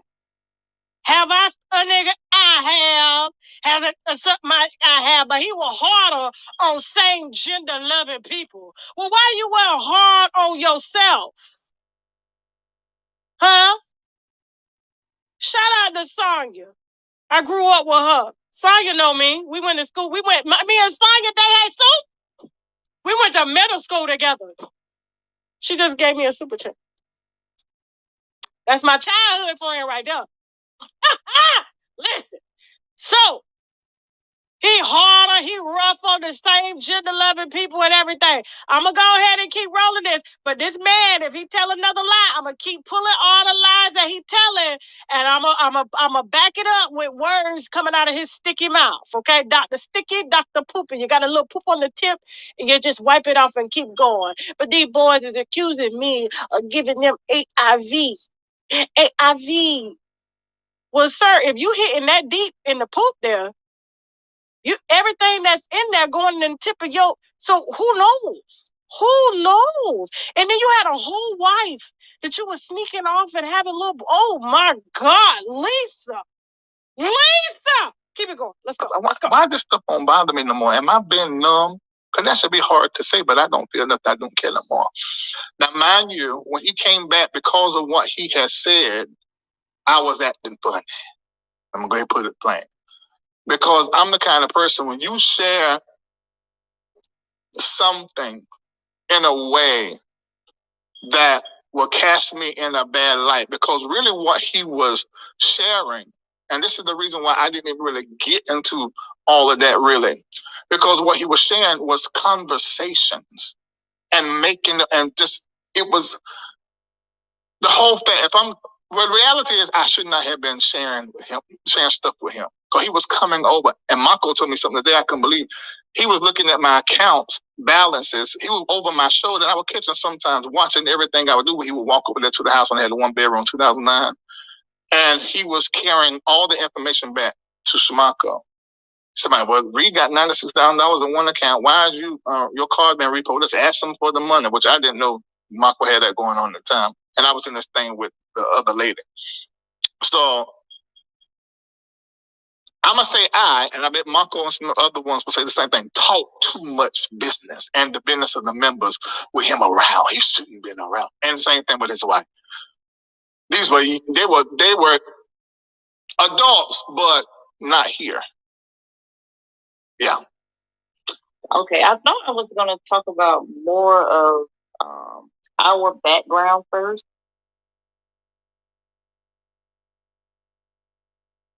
For the receipts, I'm giving you the receipts, y'all, from his own mouth. But then we got some more receipts that he lied about. Part 3 is amazing. Not part 3, part 5, part 6 is amazing, okay? But this was so golden.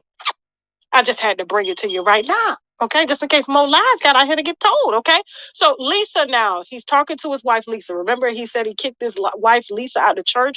The bishops, the higher up, said that he had to kick his wife Lisa out. Now Lisa is coming in to defend Larry. Listen to her and listen to what he does to her. Let's go. You can. Before I go into that, you can. This really, when these accusations are brought up, it really triggers me, because of the blood, sweat, and tears that went into building this ministry. I remember, so they don't know. We always joke and talk about Wade and everything like that, but we went from a nice townhouse. This is really, this is in my book too, because this is part of my good grief. We went from a nice townhouse to viewing a land that had an abandoned property on it. And I would say the house was abandoned too, but Reid said, God said, we're going to live here and we're going to start ministry. And I gave so much. Reid was so much into the church broke our narrative. I'm not going to sugarcoat it, because these people pulled on him so much. And I would fuss about it behind the scenes, because I'm like, but you would never know it in church. I would smile, whatever. But when it came to the point where when Xaria was born and Reid was given, like for Christmas, Reid would get everybody something in church for Christmas. Suits, shoes, men's suits, women's suits, shoes, clothes. I'm like, what is going on? And I would say, Reid, my pastor never did this. Like, what are you doing? Like, this is not something that I remember growing up. Like, what are you doing? So, but I had my daddy in my mind, because my daddy loved Reid. He was like, Lisa, you need to be with this man. He even told me one time to shut your mouth and do what you're supposed to do. And so it is just so much to take in, because it's a lie. Like, there is Reid has never been by himself. Never. We were married all the way up until 2007. Vontre was born in 1990, so that makes him 17. And if I'm in the picture, that is not happening. So what are you talking about? And then they try to paint the narrative, oh, she wasn't there. I was only gone for 2 years. And when I came back, me and Reid was together. So I'm trying to figure out. And then when it wasn't me, he was engaged to Jennifer, and he was engaged to somebody else, and she was overseas. So he was doing a whole lot of traveling and all those things. Because when he called me, he was in London. So I'm like, so what are you talking about? None of this. Reid was never by himself. He always had his adjutant with him or Monto. He has never been by himself with nobody. So I'm trying to figure out, what I'm saying is, there was no room there for none of that to happen. None. Well, to Levantre's point, I never went no. He was never by himself. Ever, ever, ever. She was around the entire time. There was only like 2 years when she wasn't around, okay? When she wasn't around. You done heard the footage of Larry say, have I? I have. As somebody, I have. You heard the footage of him admitting to having a relationship with Levantre at 17, and said that I knew that he had a relationship with Vontre at 17. Now watch him dismiss everything that she said, because he came in right after. This ain't cut. This ain't cut right here. Go ahead. I wonder which city and stuff they was in, because isn't 17 legal? Because why is the age changing from 14, 15 to 17? And isn't it like his mom gave him permission? Because his mom basically turned her parental rights to Larry Reid, right? If she made her son go live with him, just like these damn Clarys, pushing their children on these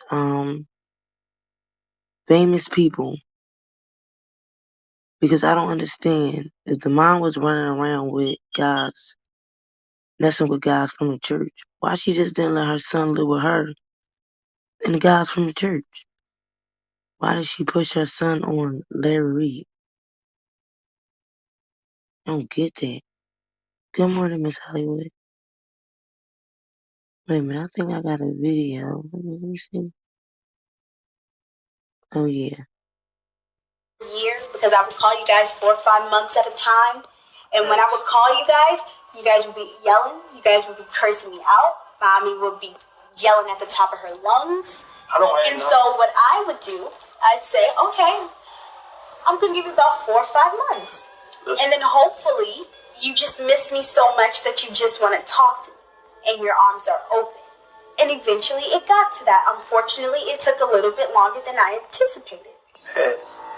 As a parent, guess what? If you did for 4 or 5 months and we didn't hear from you, how do we know? Okay, so let me ask you this. Before graduation, I was not even checking in every day then. Yeah, well, as I talk to you, you'll be like, Dad, I'm busy. I'll call you back. It was no more. You wasn't talking, but you was texting. And if you're free, you'll call me. Hey, Dad, what you doing? But I didn't do it every day. Now, don't pay no picture like I did every day. Now, maybe like once a week, once every 2 weeks or so. I didn't have to call you every day. I talked to you. So why, when I become 18, 19, 20, 21, I got to check in with y'all every day? Where you get that from? Your wife. This is what you don't understand. What? Your wife called me, my mother, saying, oh, there's a lot of rumors going around. I need you to call me every single day. I need to hear your voice every day. I need you to check in with me every day. I said, first of all, I haven't been doing that for these first couple years. So now that I'm an adult, I'm definitely not about to check in with you every day. And that's what started it all. Because of her pride and my pride. So what did that have to do with me? You're attached to her. That's your wife. That's your wife. So I became the enemy.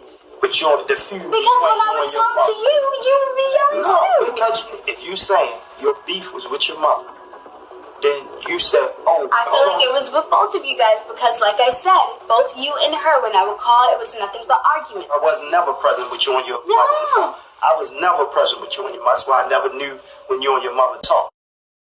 Years because I would call you guys 4 or 5 months at a time. Do you see how she said, I wasn't ever calling you guys like that at the beginning? So why would I just automatically years later start calling y'all every day? Meaning she wasn't calling them when she said before graduation. And the text messages from the Mayweathers who rolled her to graduation that's on my community wall says, I can't believe that her parents is pushing their 18-year-old daughter on Robert like that. But then they said, well, if her parents approve, what could we say about it? And then they said that the dad was on the side of the car showing Robert the dildos to try to get Robert to do the business deal with them.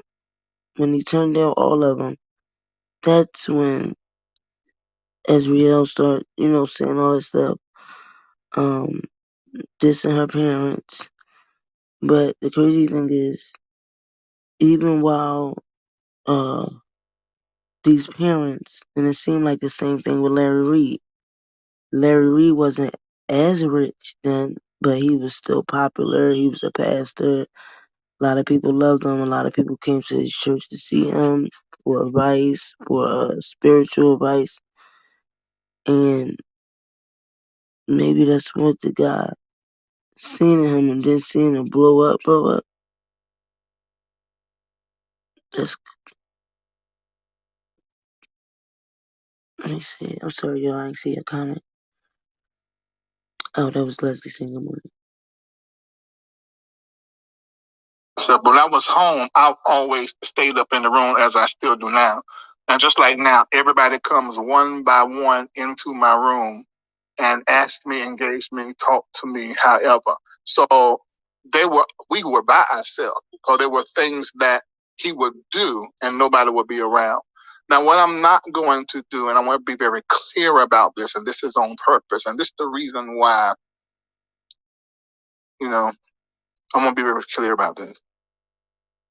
What he is touting and saying that I did was not me.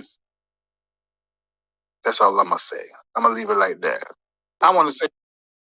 So I guess Larry Reid is saying that it was somebody else. Remember, he said when he first came around him, he told him that somebody else had molested him. But then all of a sudden, being around Larry Reid, and Larry Reid said that after, I think a decade or something, he put everybody out. And that's why Stormy Rose said he felt like his dad neglected him, and then once you put him out, he felt like you neglected him. And now he's switching everything on Larry Reid instead of for the first person he said that was molesting him when he got there. Now he's saying Larry Reid molested him. And that's why I said you gotta watch out for people like that. Because they will make up stuff and do whatever they have to do to establish whatever they want to establish. Even if that means lying on you, even if that means all the stuff you might have did for them. Put a roof over their head, fed them, whatever. They don't care about none of that. They entitled. They're gonna lie. They're gonna do a lot of things. You just gotta be able to.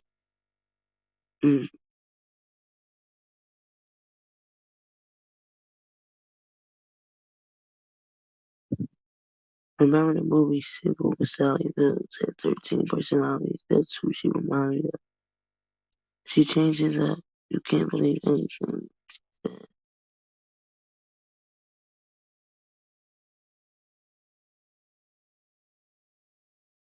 After she said he was never alone. Reid said, hold up now, wait a minute, Lisa, I'm not going to let you say, because I would be in my room, like I'm in my room by myself, and people would come in my room and talk to me, confess with me, and do little things. That's what he said to Lisa. And Lisa sat there stunned. Like, didn't I just defend you? She looked stupid. Just like when her father told her to shut up and be quiet. She shut the fuck up and she was quiet, and she collected her checks, lived in her townhouses, got her Birkin bags and her liposuction that he just got her last year, and titties done for another woman to suck on him. He always talking about that woman leaving him for a woman, but how many men or teenage boys did he leave her for? Keep it going. It is, Lisa, I am so sorry. I'm listening to you talk, and I remember. It's like taking me down memory lane because I forgot. But I'm sorry because you say the church broke us up, but I allowed the church to break it. So that's what it was. I didn't know. I didn't know that I was being obsessed over. I did not know that I was being used to fulfill voids. I did know who he was or who he could be, and had some fears about that because of how he was. And he also told me about. This is Larry talking about Vontre. He says that he was used by 17-year-old Vontre, being obsessed over, being replaced as a father. After he just told his wife, people did come into my room and still come into my room one by one, tell me things and does things the same thing that Vontre said. He will go in his room and he will be asked and paid $60 to do favors for him. And he still never told what that $60 was for. The only thing he said, Larry Reid, about that $60 was that he didn't have any other skill set outside of playing drums, so he just gave him $60. But and then confirms that Vontre was coming in his room and obsessing over him. Oh, it gets stickier. Just let's keep it going. Him being molested by his cousin Mike, and his former pastor, which is his mama's pastor, because he was playing the drums over there, had exposed him to some things, maybe a strip club, maybe it was. I can't remember, don't quote me on that. And some girl that he had a relationship with. So when he came to me, this is why when somebody said that he said that I asked him to dance and turn around and show me da-da-da. Number one, and I should repeat again, I shared things with him I should not have shared. And because I told information, he was consistently curious about my life and what I have done, particularly with men. And he was very interested in it. So he will always bring it up. I had other relationships in my life and other adjutants who one was like a protector. And he knew all my business. And if he would talk, he would remember me at the altar. I was led to go to the church 2:00 in the morning. I called him, have him go with me. And I prophetically felt all of this. Now he's going to remember this. Marco, I told the story. I said, I feel like I'm going to be blamed or put in a situation where men are going to be saying, and women, that I have been inappropriate with them. I don't like the culture of this ministry. I don't like the way things are. I'm too close and too connected to the people. And now this is in the year of 2000, and we were in Murchison Road. So this is before we moved to, and I was being tormented by dreams and feelings. And so I took him with me. This little short guy that was in church. Y'all knew his name. I ain't gonna call his name. And he was always with me. And he remembers that we talked extensively about that. But I know I was probably in the future, because I would do that kind of stuff all the time. So yeah, that was by this time 2010. Just so you know, Lisa, but I already told you. There was when he had time. He was run to my house when he was staying in the house with Benson and them, and Kendall was coming over there to do my feet. Or Benson was coming. I think that time he was pulling my neck, the decompression. I've always had these problems since I jumped off this 12-foot thing, and a little bit of track from running track. And he would run. I didn't know this. I was told this after all of this, that he would, if Vincent or Kendall were trying to come to my house, he would get up, grass up, and run to my house to get there first. And then because he didn't like other people being around me. So, but I didn't know that. I didn't know none of that. I did not know when I would leave the house when we was all stand together in 2009 and 3216, and then Grace Park in the first part of 2009. I did not know he was putting on my clothes. I did not know he was mimicking me. I did not know that he was telling the people at the school that I was his father, his blood father, his real father. I didn't know that. I did not know that he was telling people I'm going to be buying him a car, and me and him going to be going on trips. I wasn't even that person to do that. Then I go on trips now, take folk. I don't know where any of that is coming from. And $60. There were conversations and things that we would have about what he wanted to do with his life that I know was inappropriate. And so I would try to insert myself in between what it was that he said that he wanted to do. I was a captain saver over everybody. So I was trying to during that time I would go get people out the club, off the strip pole, and insert myself to abort that. But at the same time, I began to see in 2009 and was creeped out. And that's when I pulled asked my then adjutant to come with me to the church. And then like I was going, something just felt wrong. And it was obsession. I'm clear on that now, but I didn't see that then. And I wouldn't believe that he was a different person away from me, because it would just be me and him. And so he was using everything that I was, that I had and did, and somehow or another, it's something psychological that happened. where he placed me. And these stories that he is telling, that is not the truth of them stories. And I repeat, that was not me. We had real personal conversations that I should not have had, in my opinion, if I knew who he was, but I didn't know who he was.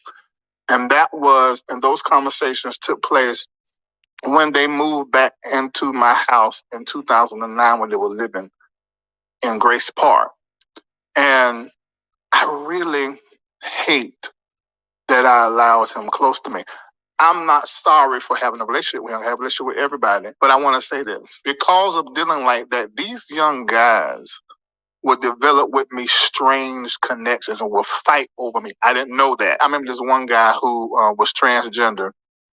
And I remember trying to tell him to masturbate because he was so sexually active. But because he was a bottom, which then I didn't have this knowledge. Now, hold on, because it gets sticky. It gets sticky. He said these young men will have these What more can get weird more sticky than obsessions this? with him. And they will fight over him and want him. And he didn't know that he was being obsessed over. And had he would have known the type of person Levontre was, he wouldn't have done it.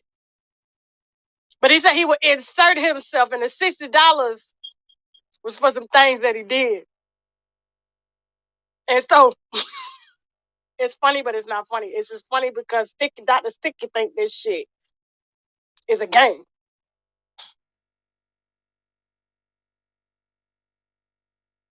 A motherfucking game out here with people's children. Okay? Now, he's telling a story. So the same way Vontre came to him and said, and told us in the interview, he went to Larry and said he wanted to be a stripper. Larry said, oh, yeah? Well, let me help you out there. Here's $60.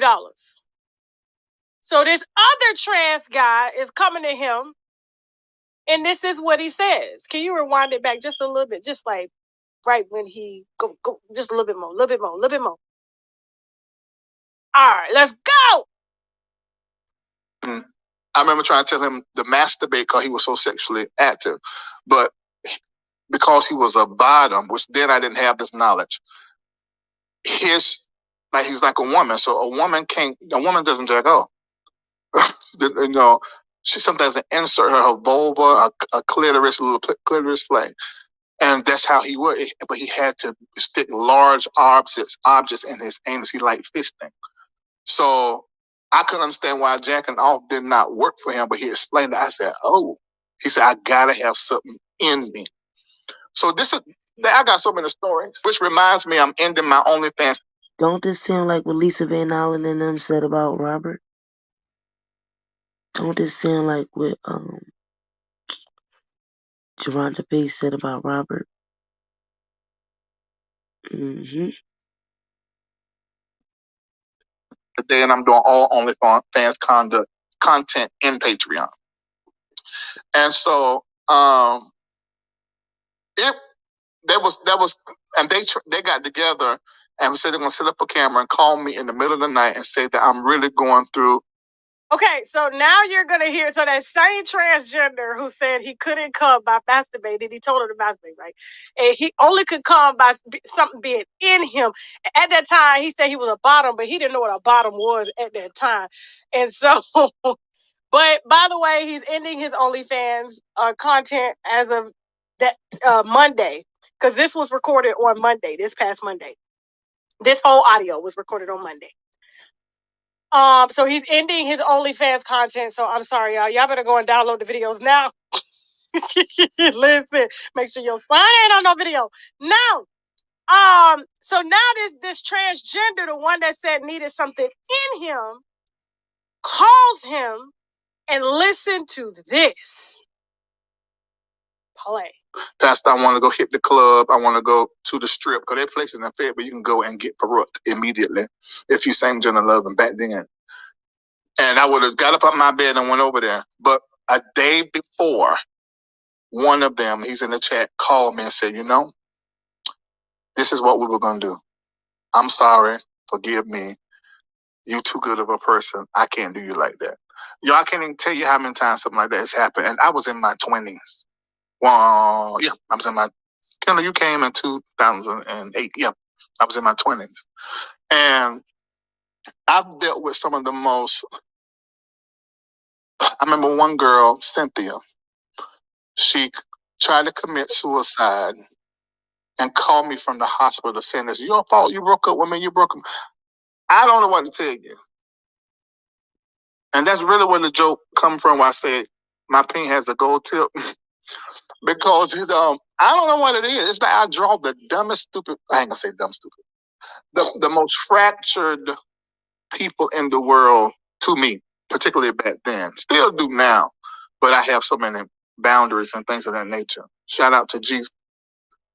Von Trey calling me, because that's how he led into having a relationship with me. And he would say, you know, because by this time he's married. And I didn't want his wife to know what I knew about him because she was head over heels with her husband. I'm like, she don't know this man. Like I know this man. And so I would get involved in the conversations, and he wanted to take that lead in and then to come close to me. And he said, I want to come over. I want to, you know, da da da da.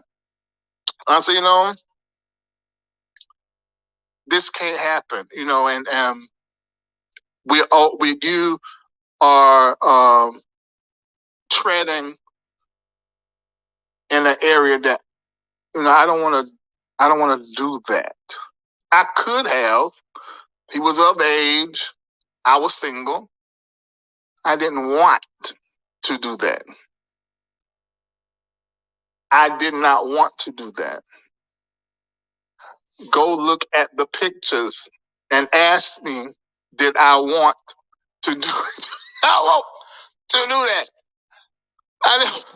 I mean, not say I'm just a little jokey.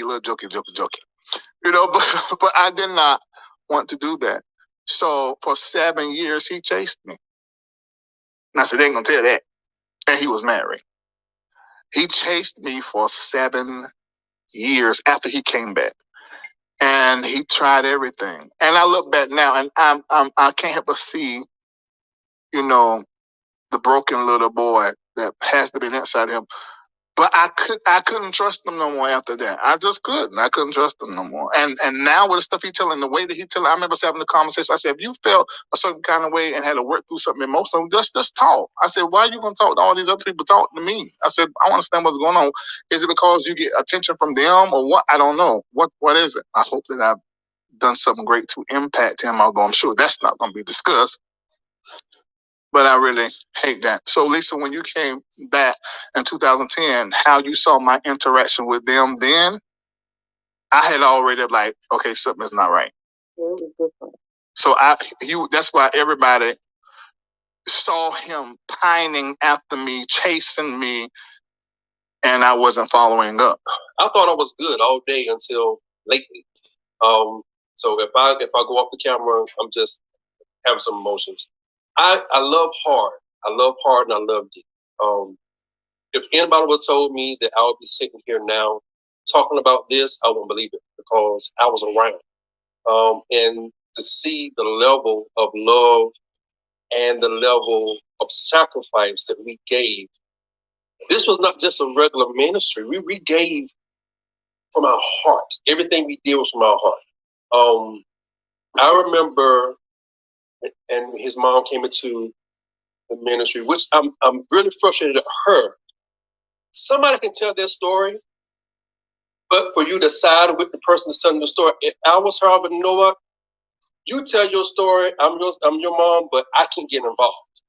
To know that she's actually involved and did an interview with this other person, with this blogger, I'm completely confused because we took care of not just her son that she pretty much gave away.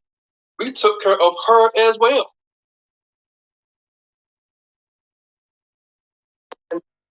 In ministry that I've been in, the men deal with the little boys and the women deal with the girls. Okay. You know, and so they do things with them and they take them places and they, whether it's playing ball, bowl, whatever it is, they spend time with them. You know what was weird is when I found out that Reid had sex with men. And then he says online that his wife left him for a woman. We was talking about the tattoos and stuff. Mm-hmm. Like, don't put anything on your body. It was you damn to hell if you had a tattoo. If you wore earrings, everybody came to the church had earrings. The guys had to take them out. They couldn't wear them. You couldn't get tattooed. What he taught us not to do was a sin then. He's doing it himself. If it happened to one of his kids, he's going to go to the depths of whatever to make sure that whoever did something to his children get what they deserve.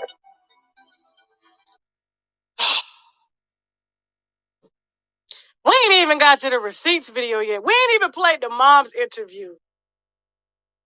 It's some others interview. I'm going to leave that as a surprise. But listen, y'all have been talking a lot of shit out here on these YouTube shoots, okay?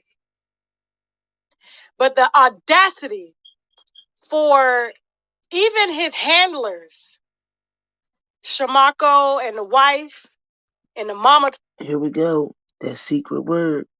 Handlers. Pay attention to the words that she's throwing out there. Seems like to me she's trying to push a Rico. The wife sitting in the back, and the wife is gay. Shamako's gay, and they had a gay son. The son that Shamako won't even allow to be alone with Larry. And then he has the audacity to say he can't believe that Levantre's mother did an interview. If my son came to me saying that this happened, I would just stay out of it, is what he said. Well, would you stay out of it, Shamako? If your son came to you and said Larry touched him, would you stay out of it? Would your wife stay out of it? He said that because he said he knows the mother knows he's lying and that her son needs psychological help and that the mother is the reason why his brain is all messed up because she threw her son off to whoever. And the guy y'all heard talking last, he was another he went to the church. He's another person who took care of the Levante. But they said she was chasing around all the men in the church and sleeping with them and leaving her kids with all these different people at the church. So that's why he said he felt like she shouldn't have nothing to say. If Mr. Reid, Poopy Reid, Sticky Reid, Golden Tip Reid touched your son, because he does have a 15-year-old son himself, but want to leave his son alone with Reid.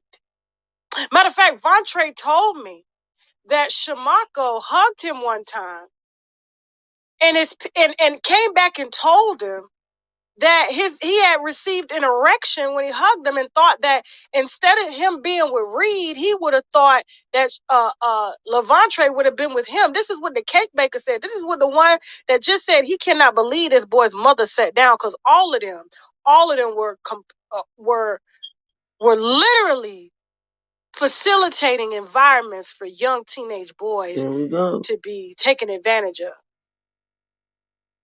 But this is who, like I said, this is who y'all give y'all OnlyFans to. Now, what I need y'all to do is y'all need to tag BT Plus and ask them if they want PPPs on their show. Here we go. Didn't I tell y'all she was going there next? Didn't I tell y'all she was going to go at BET Plus knowing that that man has a contract with them? Didn't I tell y'all that? And if this ain't a goddamn hater, if this ain't about her hating on this man because of his success, why are you calling BET Plus and why are you not calling the Philadelphia, excuse me, why are you not calling the authorities? What are you going to BET Plus for? You're hating Sasha K. Everybody who you come at is more successful than you. Even Jaguar Wright is more successful than you. Even though she going through what she going through, but when she did that interview with I think it's Network Collection or Collection Network, she got over 1 million and something views just by herself.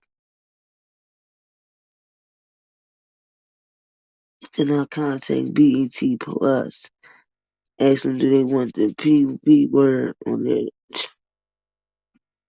So what you gonna do? Go up there and say somebody told you this? What you gonna do? Go up there and say this grown ass 30-something-year-old man came and told you this? This woman is demonic, a hater. I can't name of one person that this lady didn't have physical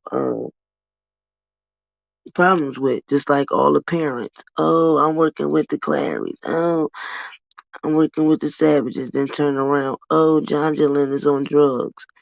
She pulled her teeth out on my table. Oh, Azriel is on crack.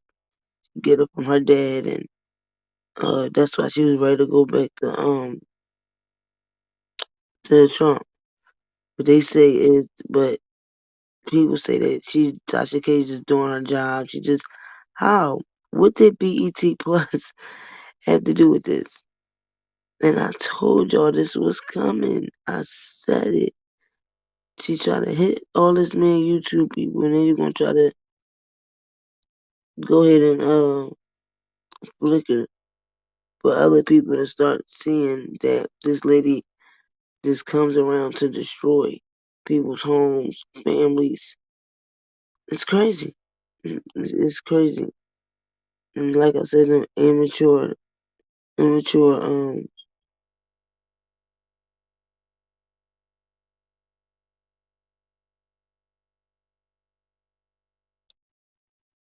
don't even see it. Good morning, Ray. Since we jealous. He said, well, I'm jealous of him being with BT Plus.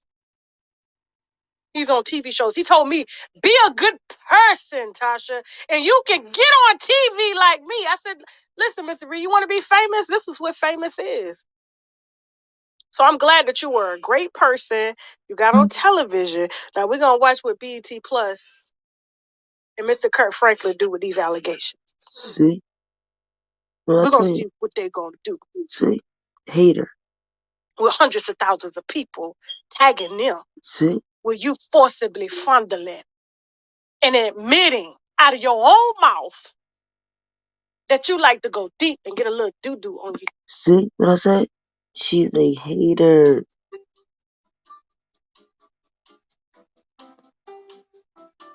This woman is so much of a hater.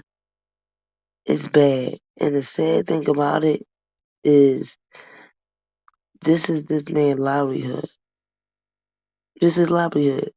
So you about to go mess with these church people who about 60 to 70% is his loyal fans and supporters. He's not the only one that be on the BET Plus show. He be having a whole bunch of like special guests. But my thing is this. What do they gotta do with your allegation? Well, the guy's allegations. When he didn't go to police.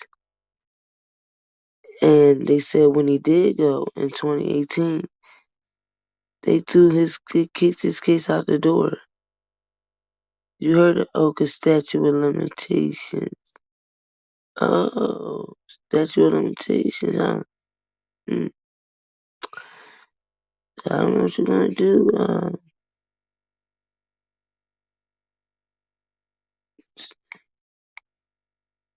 I still can't believe it. Like, huh? Good morning, Flawless. So while I'm looking for this other thing, so that was the interview, well, the last one with Larry Reid, Tasha K, Stormy Rowe and Armand Wiggins. So I guess she's putting out the next segment on, I believe, Sunday.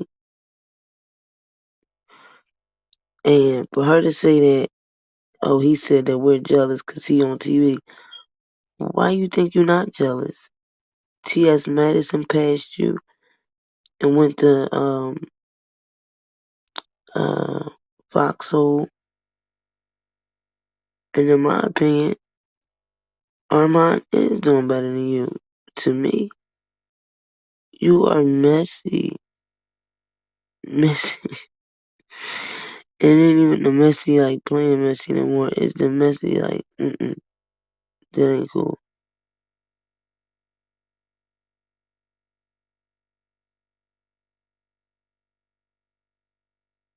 Good morning, nobody's fool. Again. And where did I put that? While I'm looking for this, so everybody talks about the peeing and, oh, this person peed on this person. Oh, that's nasty. Well, Young Miami in her new show, well, Diddy's show, she had Trina on as a guest. And guess what Young Miami says? That she loves when men pee on her. She likes golden showers. Yeah, why I picked this one? Oh, Lord. What is it? I can't say it. You got to. It say take a shower if you like golden showers. I do. Golden showers, meaning when the guy pees on you, pee on you everywhere. You like it? I just like it. You do? Freak of the week, huh? So you say take a shot. You say take a shot. Oh, we need a shot. I take a shot. You like go to shower? I do. But like peeing on you? I don't know. It's just, I don't know. It's just do something. I'm gonna be honest. Hold on, one more thing. Ooh, Okay. Yeah, why I picked this one? Oh, Lord. Yeah, why I picked this one? Oh, Lord. What is it? I can't say it. You got to. It say take a shot if you like golden showers. I do.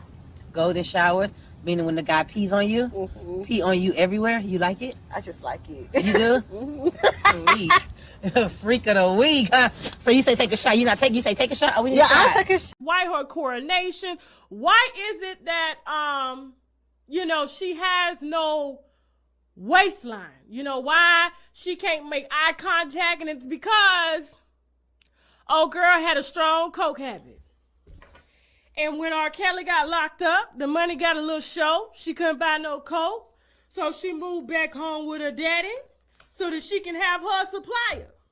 He used to sell it too, so I'm sure it was easy. Moving on. You still run around this motherfucker like a private eye or police and everybody fucking business. You're a miserable motherfucker. And I seen it today. You call my daughter fucking crackhead. You got kids, T. You got kids. And you don't want nobody to destroy your kids going to motherfucking school or around their motherfucking peers or in their private school and then bones start dropping about them or their mama or daddy. You better start fucking thinking about that. My name. Now, one of my kids ever saw me in the street and never saw nothing I did. They had to hear about the fuck I was into. That's a good father. That wasn't your case. But don't make your case my family case. Just worry about what the fuck your children are seeing with you when you sitting around there drunk all motherfucking night, drinking with your winos. Fuck out of here. I'm pissed, bro. I'm tired of this shit. But she only left because the money ran out. So she called daddy. You know what I'm saying? Whether she fast as hell, I'm gonna go get her little broke ass. I'm gonna go get her, non-having future ass. Okay, she's gonna wound up a baby mama. She's gonna wound up ain't shit. We already know how it go. But he got run out. What fucking money? Y'all keep saying, and you was the biggest hypocrite of that. Now all of a sudden you talk about money too. Listen to you, and these your followers. This is how crazy you fuck people head up. You got motherfuckers on the internet believing anything you say, wasting their fucking time paying Patreon and all this dumb shit to hear your fucking lies. This is what I try to understand. What type of fucking people do follow motherfuckers like you? Like, what type of people really in their head follow a motherfucker like you? Why her coronation? Why is it that she has no waistline? Why she can't make... Oh yeah. he had a bad case of the herpes because I had to. A lot of times when he got off the bus, I had to clean the bus up. Rob, I don't know how to say this. He was a nympho. He had to have sex 24/7 just about. And so I was cleaning the back of the bus one day, and I seen this bottle of of pills and stuff, and you know how you could Google anything now. So I Googled. I forgot what the name said. It was like 50 milligrams. I say, oh shit, that said for herpes. I say, oh damn. I say, hey, I'll tell you this right now. If I know a girl that Rob touched, all them girls that be talking on the show. A lot of people want to hear. And one of the main... Oh yeah, he had a bad case of the herpes because I had to. A lot of times when he got off the bus, I had to clean the bus up. Rob, I don't know how to say this. He was a nympho. He had to have sex 24/7 just about. And so I was cleaning the back of the bus one day, and I seen this bottle of pills and stuff, and you know how you could Google anything now. So I Googled. I forgot what the name said. It was like 50 milligrams. I say, oh shit, that said for herpes. I say, oh damn. I say, hey, I'll tell you this right now. If I know a girl that Rob touched, all them girls that be talking on the show. A lot of people want to hear. And now think about this. Georgie was the one that used to mainly drive the bus, the Sprinter. Why didn't this bus driver attend no trials, Chicago trial, New York trial? He was never subpoenaed. All of a sudden, this bus driver come out of nowhere. Nobody knows who this bus driver is. And he pushes the narrative that Robert had herpes and it was a medicine bottle. First of all, why would Robert just leave a medicine bottle just sitting around? Okay. Second of all, why this bus driver person never reappeared nowhere? Never. Not in the New York trial. No bus driver was subpoenaed to take the stand. Because wouldn't have subpoenaed the bus driver when Azriel was saying he was making him pee and all this, but wouldn't they subpoena a bus driver? So they could say who they seen on the bus and what was going on the bus and the Sprinter, right? Because George was the one that was riding the Sprinters. That wasn't Georgie that was on that whatever it was that called into the Dude channel. But this is what I mean by people don't remember what was going on in 2019. But this is when this dude was bringing all of these people on his platform that he allegedly claimed knew Rob and did this with him and did that with him. And he was over there doing all these interviews with all these people. But I will always believe that whoever that person was, they were paid to say that. They were paid. Because this was way before his Chicago trial. And, not the trial, Chicago's sentencing in New York already been sentenced. But I still don't understand why this bus driver was never revealed. Never. So if y'all don't think this person was paid, please, please, please.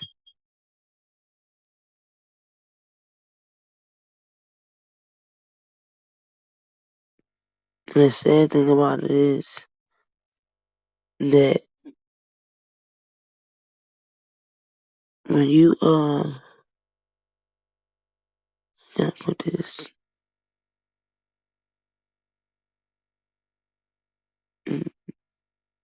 think about it. Cause I'm trying to figure out. Nope, it wasn't nobody on that list in New York that was a bus driver that was on that man's channel. Nobody. So how you just gonna come out here and say, push the narrative he got herpes? and you seen a medicine bottle.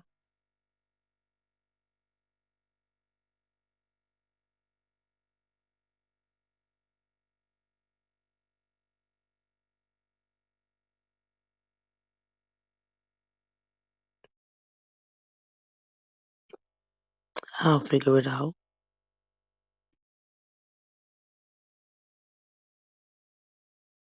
'Cause I specifically think that they came from him. Because where else did this person come from? Moving along. Tory Lanez.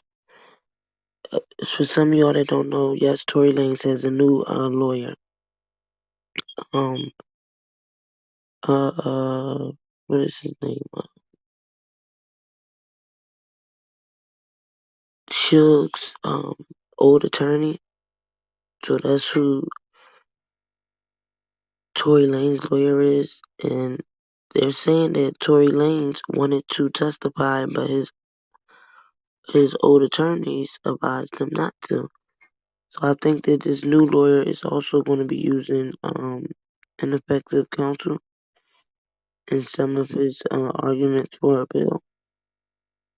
But I wanted y'all to see something about how Tory is innocent. And when I kept showing y'all her feet and pictures I got of her feet when she claimed she was shot in both feet and all that, and how she was right after that dancing and doing rehearsals, and you don't see no bullet wound on her foot. Well, you're gonna hear this audio, which I didn't even pay attention. She said she got shot in the back of her heel. If he shot from over the truck and shot down, how did she turn around to see him shoot her? If that's the case, then the bullet would have went downwards, but it wouldn't have been able to go all the way around and shoot her in the back of her heel. That doesn't make any sense, y'all. If the bullet is going straight, because I'm standing over the top of the truck, how did bullets get to the back of her foot? And like he's going to say in this audio, they never say she had bullet wounds. They say bullet fragments. And that's what I said from the beginning. Bullet fragments can mean glass, metal, but not actual bullets. And it's just funny how all of a sudden the nurse in them don't have the let's see.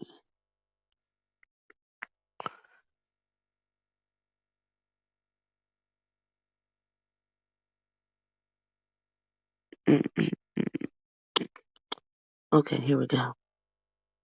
Kelsey was the shooter, and the standard for criminal convictions is not a coin flip. It's beyond a reasonable doubt. It is a high standard. That means the evidence cannot contain any reasonable doubt that Tory was the one holding the gun and shot the gun at Meg. But without more concrete DNA or GSR evidence, it's hard to say this is anything but reasonable doubt that Tory was the shooter and held the gun. The second reasonable doubt is the fact that we never got a straight story from anybody about what actually happened that night. In a case where there's so much chaos and confusion going on, it's hard to say that the prosecutor's theory of the case is not only the correct theory, but it's correct beyond a reasonable doubt. None of the witnesses were entirely credible since they each told a different version of events. Many of them lied, many of them left out key facts, and sometimes they even contradicted their own past testimony. In fact, Kelsey told prosecutors in a recorded interview a story that largely reflected Meg's story. In the interview, she said she saw Tory with the gun, saw Tory shoot the gun at Meg, and then remembered being offered $1 million bribe by Tory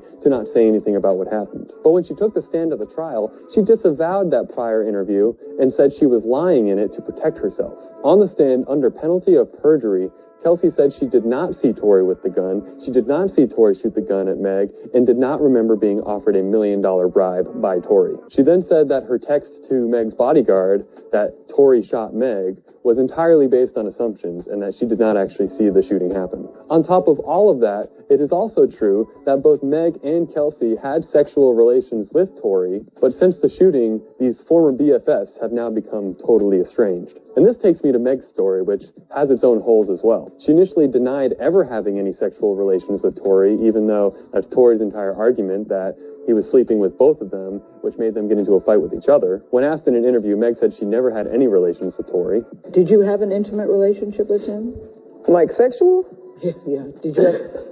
Megan, did you have a sexual relationship with Tory Lanez? Yes, that's my question. I didn't have a sexual relationship with Tory. So that was a fucking lie. And she also conveniently forgot that she got into a physical fight with Kelsey that same night right before the shooting. Now, and why is that, Mr. Reid? Because it's devastating to my case. Overruled. But this brings me to the biggest reasonable doubt in the entire case, which is a reasonable doubt that I'm surprised to have not heard many people talking about, and that's the injury itself. During the trial, Dr. Lee Haruno testified about the surgery he did to remove bullet fragments out of Meg's feet. While everyone was focused on this testimony as proof and the x-rays he brought as proof that, yes, Megan was shot, she had bullet fragments in her feet, which is true, those are all facts. What I'm so surprised to have seen no chatter about is where the injury actually happened. Because when you look at the actual testimony, the bullet fragments hit Meg's heel bone and her Achilles area, aka the back of her feet. Now, this is significant because Megan claims that she was facing Tory when she saw him shoot the gun at her feet. As of the trial, since Kelsey recanted her testimony about seeing Tory shoot the gun, Megan is the only one saying that she saw Tory with the gun and saw him shoot at her. She's the only witness who testified to that fact. No other witness has made this claim. But if that were true, then it would have been impossible for her to suffer any injuries to the back of her feet.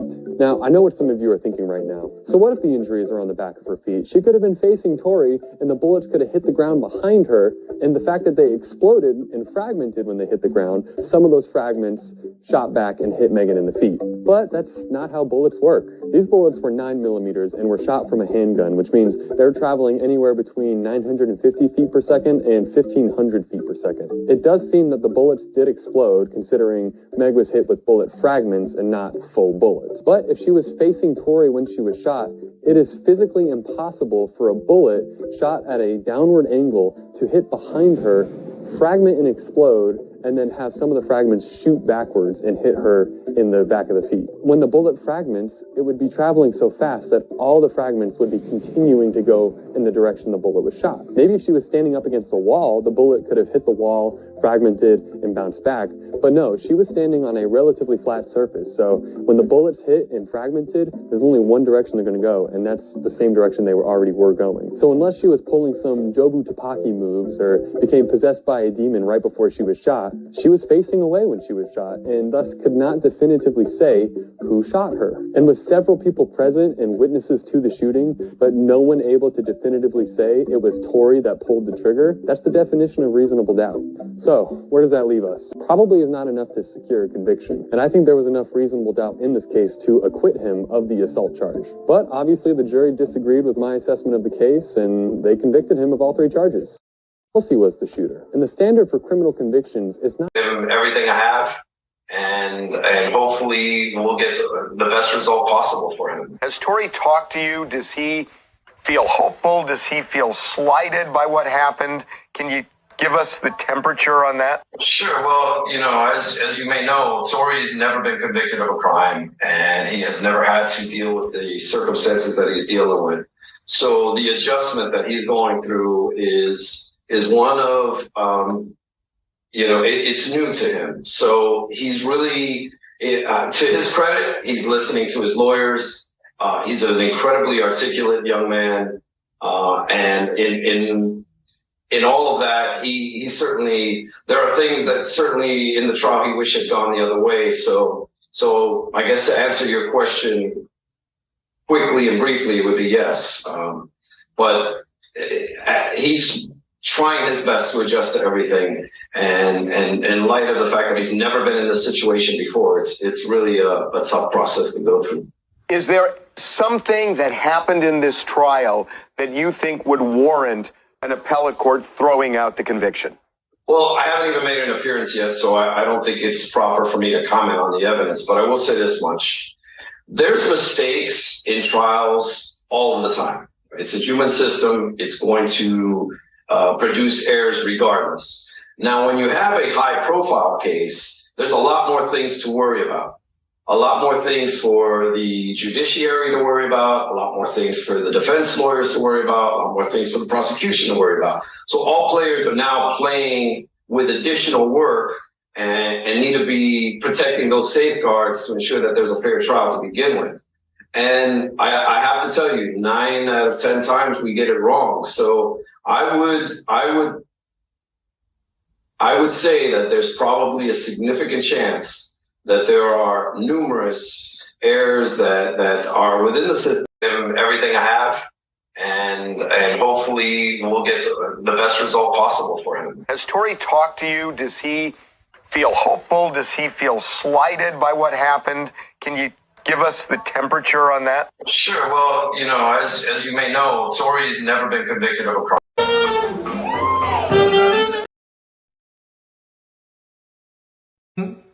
When the phone rang a couple of times, it cut off the audio when I try to get back to you after I hang up the phone. In any case, I want to thank you all for tuning in, joining me tonight on this. And what I'd like for you to take away from this is very simple. One, my son did not do this.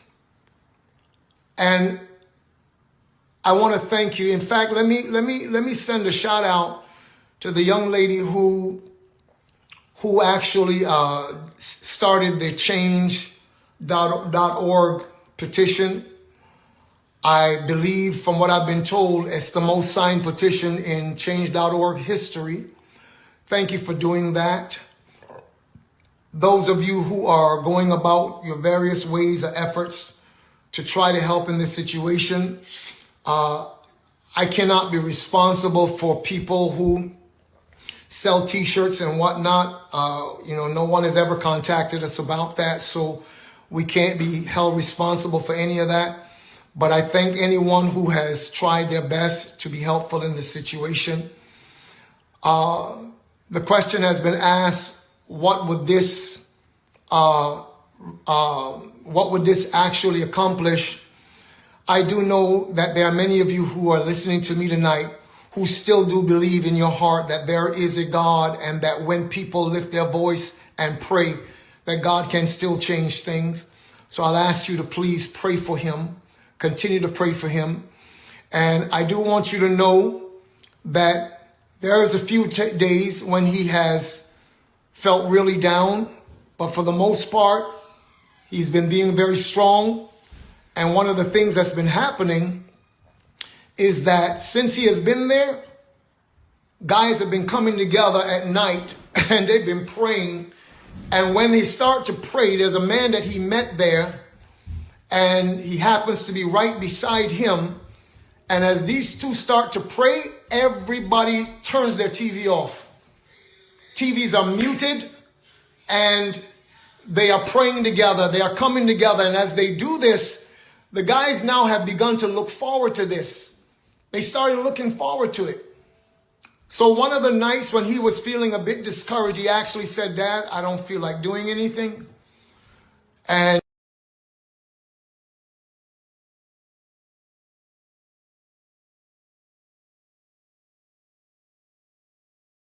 he went to bed that night. The next day,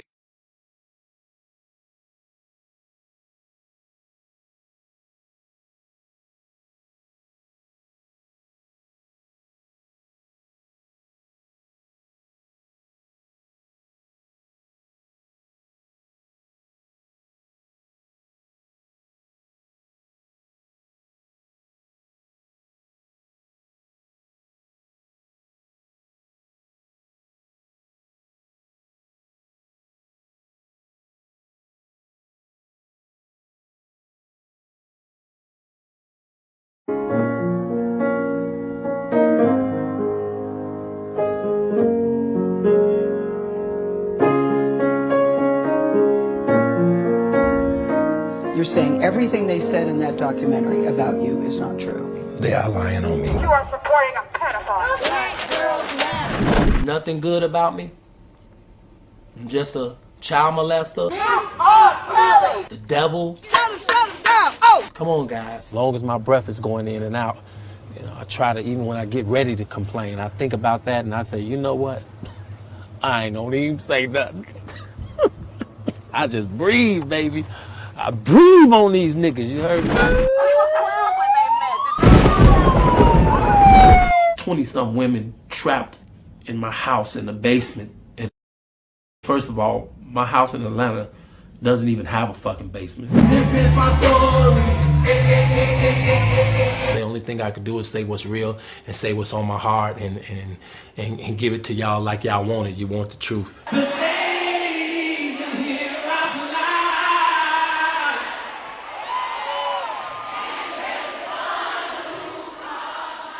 You ain't even got an education. You didn't even graduate from high school. You don't even really read, you know, and all of this old shit they told me. And I started believing that shit, man. Just something in me kept calling and shit. My heart was pumping this shit. It was pumping this shit. Hey fans, how y'all doing? It's your boy Kels. I love y'all. Thanks for supporting me for the last 30 years of my career. I'm very appreciative of that, and just you guys have kept me humble, kept me grounded, and kept me putting out this music for you guys. You guys inspired me to do it, so I'm gonna do it until you say don't do it no more. Don't say that though.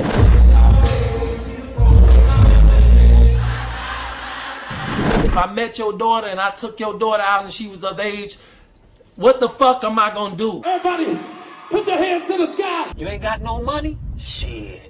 Sue Rkelly. Mute Rkelly. You are controlling, that you are abusive, that you tell women when to eat, when to go to the bathroom, when they can sleep, where they can dress. I know y'all know that shit is ridiculous, but the crazy shit is motherfuckers, stupid motherfuckers want to believe this shit. This shouldn't be happening. Every level there's another devil. Whoever you are right now looking at me in my eyes, look in my fucking eyes, okay? I don't give a fuck about this fame shit. I'm a real motherfucker. My main goal is to unconfuse the world about Rkelly.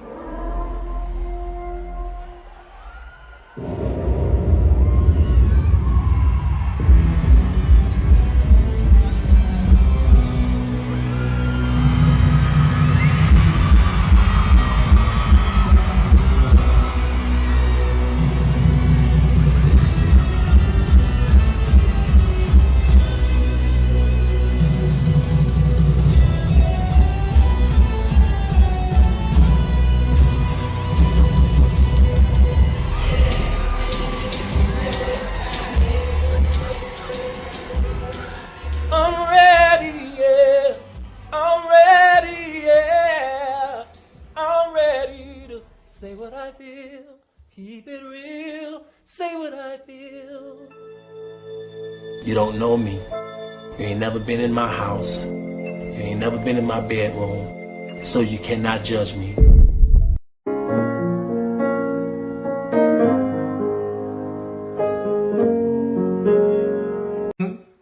When the phone rang a couple of times, it cut off the audio when I try to get back to you after I hang up the phone. In any case, I want to thank you all for tuning in, joining me tonight on this. And what I'd like for you to take away from this is very simple. One, my son did not do this. And I want to thank you. In fact, let me send a shout out to the young lady who actually started the change.org petition. I believe, from what I've been told, it's the most signed petition in change.org history. Thank you for doing that. Those of you who are going about your various ways or efforts to try to help in this situation, I cannot be responsible for people who sell t-shirts and whatnot. No one has ever contacted us about that. So We can't be held responsible for any of that. But I thank anyone who has tried their best to be helpful in this situation. The question has been asked, what would this actually accomplish? I do know that there are many of you who are listening to me tonight who still do believe in your heart that there is a God, and that when people lift their voice and pray, that God can still change things. So I'll ask you to please pray for him. Continue to pray for him. And I do want you to know that there is a few days when he has felt really down, but for the most part, he's been being very strong. And one of the things that's been happening is that since he has been there, guys have been coming together at night and they've been praying. And when they start to pray, there's a man that he met there, and he happens to be right beside him. And as these two start to pray, everybody turns their TV off. TVs are muted, and they are praying together. They are coming together. And as they do this, the guys now have begun to look forward to this. They started looking forward to it. So one of the nights when he was feeling a bit discouraged, he actually said, "Dad, I don't feel like doing anything." And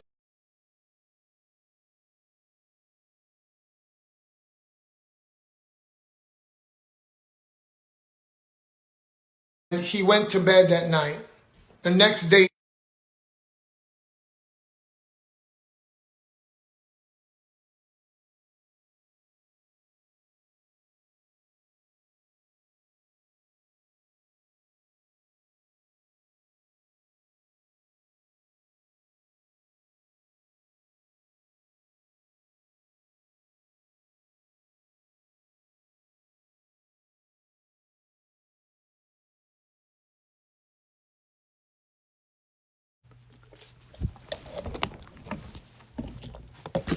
what I really got to say,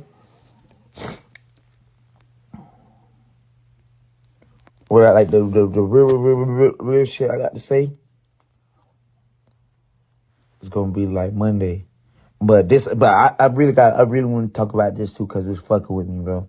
I want to probably talk to y'all, and it's like, I don't know, bro. Like, I ain't been following this whole little shit, this whole little trial shit with my boy Tory Lanez, homie. I ain't been following that shit. You know what I'm saying? I ain't been looking at the trial shit. And I'm the type of nigga, I don't like talking about people's stuff. I don't like getting my sticking my nose in other people's business. Cause it's like, when I used to be going through my situations, I used to always feel like a nigga shouldn't be talking on my situation.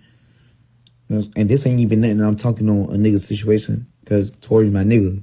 I'm saying as in like, I don't usually, that's like the same shit, like you know, God rest everybody.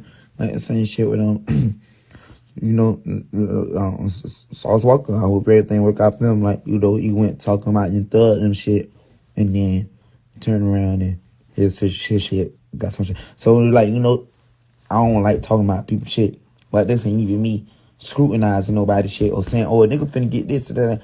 This me basically saying like, I feel like, homie, that shit, this shit ain't right, homie.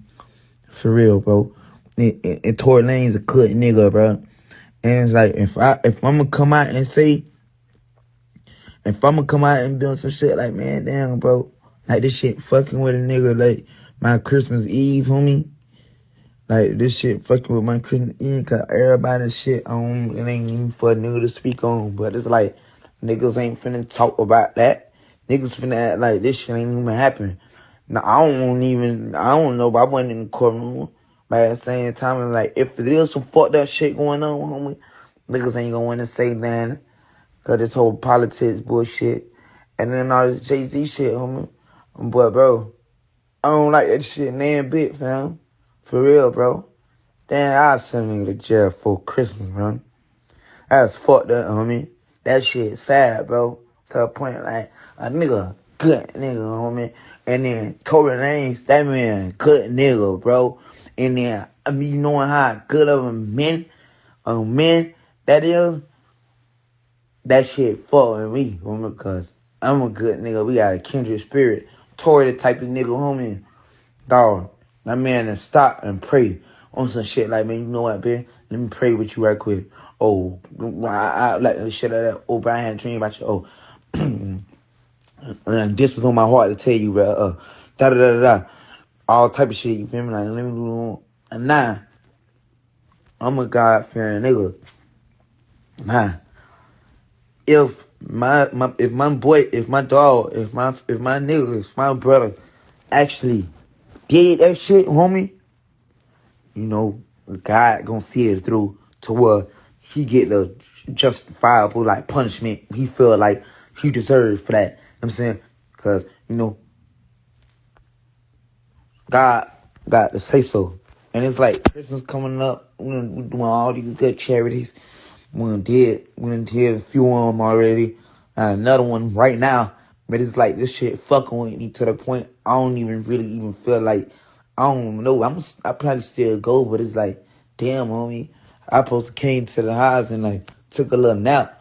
But it's like I walked in the house and that shit just ain't even feel right. Christmas tomorrow, homie. All type of shit. Like, man, this shit crazy, bro. That shit crazy, homie. Tory a good nigga, bro. I don't give a fuck, and I know they gonna send this shit viral. So I want this bitch to do so it could cause confusion, homie. So it could cause confusion, and then cause the devil, the fuck nigga, the devil think he be working and lurking and all type of shit. But until when God-fearing motherfuckers come through and cause a little thrift, homie, everything, we would shake shit up. You know what I'm saying?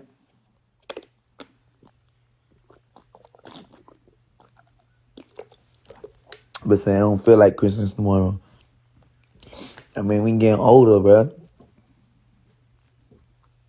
How I get it cleared up, I done had this shit for about 2 weeks. The bitch said, why you didn't say this on your page? Man, shut the fuck up, man. Man, spirit up on vibing, homie. I block them. Nah, I'm talking on my nigga shit, bitch.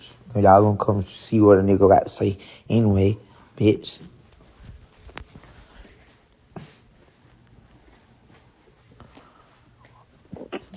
Yeah, homie.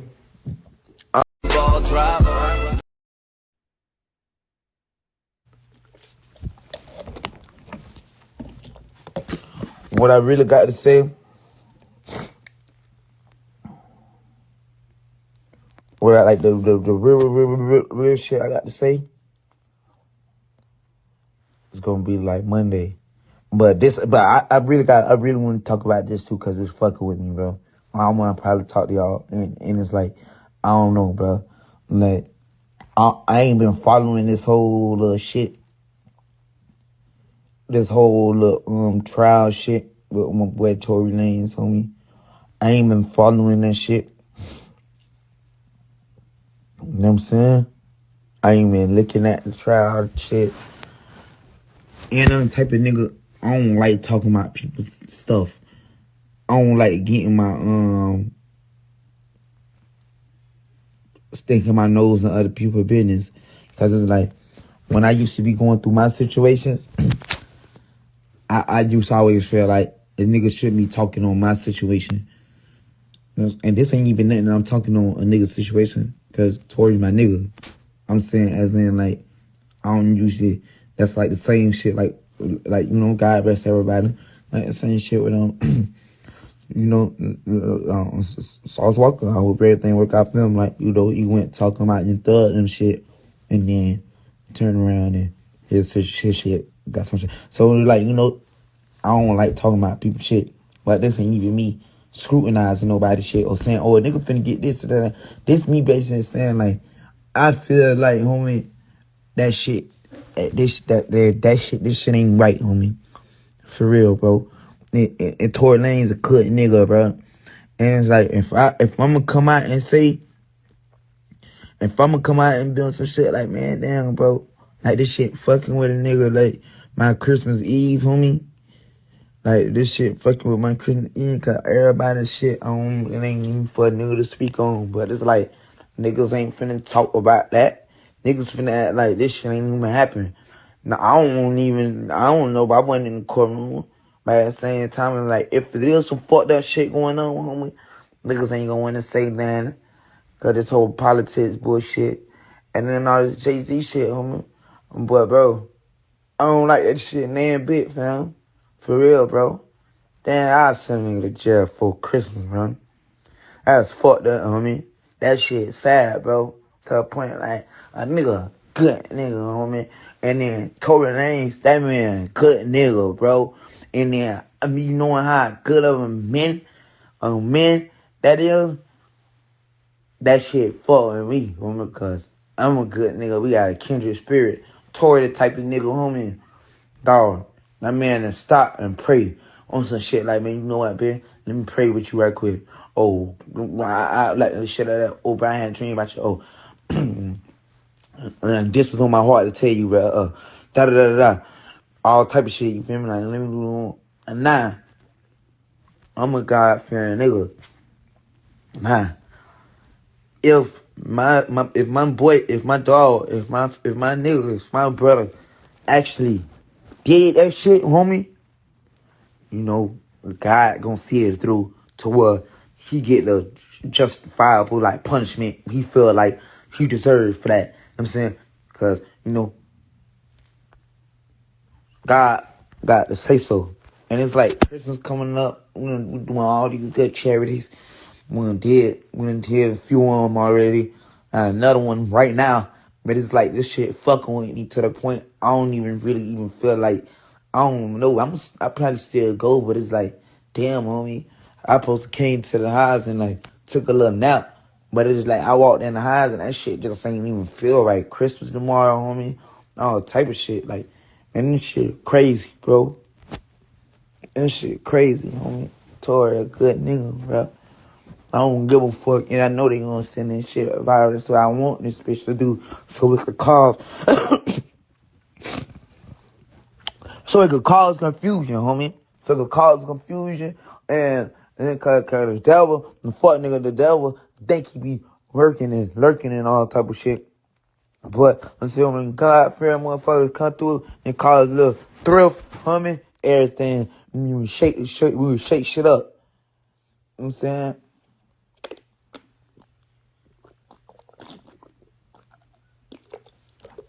But saying I don't feel like Christmas tomorrow. I mean, we getting older, bro. How I get it cleared up, I done had this shit for about 2 weeks. The bitch said, why you ain't say this on your page? Man, shut the fuck up, man.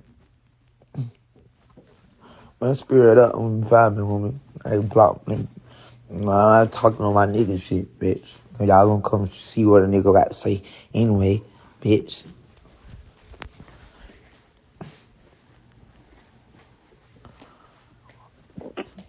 Yeah, homie. I don't like that shit. I'm against niggas who hit bitches. I'm against niggas who hit females, who hit women. I'm against that shit. Cause I love my women. You know, I got a lot of women in my family. I love the shit out of my mama, so I can't stand for a nigga. I know a few niggas who hit on girls. Homie, that's weak as fuck. I can't stand for no shit like that, homie. I'm against that shit, period, homie. Totally. I won't never put my hands on women, homie. Because I know what I do to niggas. I know what I do to niggas. Y'all know what I do to these niggas out here, man. So it's like, I ain't finna even know, a bitch can't even stand up to me. So I ain't even gonna put my hands on no female or do none of that. You know what I'm saying? So if it, like, I'm against that. So I'm against that. I ain't saying, oh, free a nigga, or no, I don't respect women's rights or no crazy shit.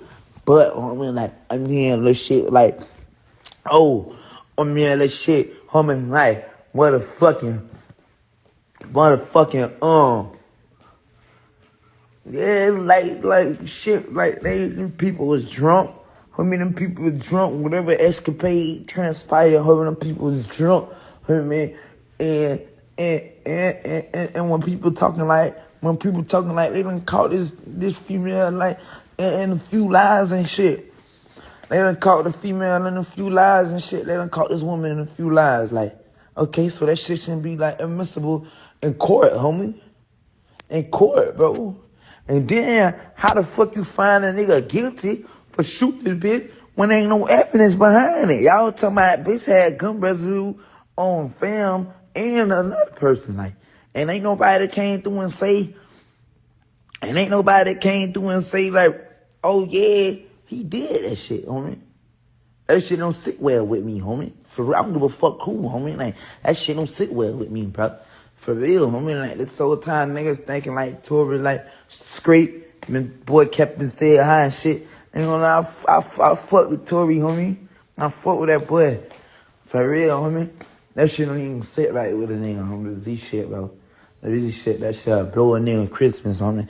Got that man, people like, now, homie, like, now who advised that shit? Like, this shit been going on this long. Who advised that shit to be right before Christmas, homie? Who advised that shit to be right before Christmas? Jay-Z standing behind that shit, you a fuck nigga, homie. Like, and Megan, homie, you supposed to be from the streets, homie. Like, you acting like you, like a nigga took you, even say if, I don't know, come here and some shit like, bitch, like motherfucker had glass splatter on they shit, on their feet or some shit on their foot. Like, even if it was like a damn gunshot or some shit, homie, like, what the fuck, bro? Like, I know bitches get shot. I know females who done got shot. Like, I'm saying shit like that. One of my, I know a bitch who got shot in the toe too. I know a female who got shot in the toe. I'm saying, you don't see her talking about trying to send niggas to jail about it, homie. They supposed to be from the streets, homie. You know, took a nigga from their family, homie. Took a nigga from their family, bro. And then after that, nigga gotta get deported, bro. What the fuck, homie? They can't even get to nothing, homie. But what you care for is you don't want to seem like no liar. Or Rock Nation, Jay-Z don't want to feel like, oh, we done investing money. We done investing money in this bitch. And then they done caught her lying. Oh, what that mean? What, Rock Nation a lie? Or some crazy shit like that? Or what that mean? We invest, Hell, man, that shit crazy, homie. That shit crazy, bro. For real, man. Well, I gotta say au revoir. Au revoir. Oui. Okay, hold on a second. I want to do a little something for Balsamic special. vinegar. Wait a minute, because I want them to come see you. So I'm gonna do something special. Okay. And you gonna say this live, right? We gotta hurry up and do it because your phone finna die. Of course, they love us. So this is, here we go. Hold on. I don't want him. You can have him. Beyonce. He's not worth fighting for. Besides, there's plenty more where he came from. And we both know he don't know how to fuck with that big ass dick. I don't want him. You can have him. I'm giving him the sack.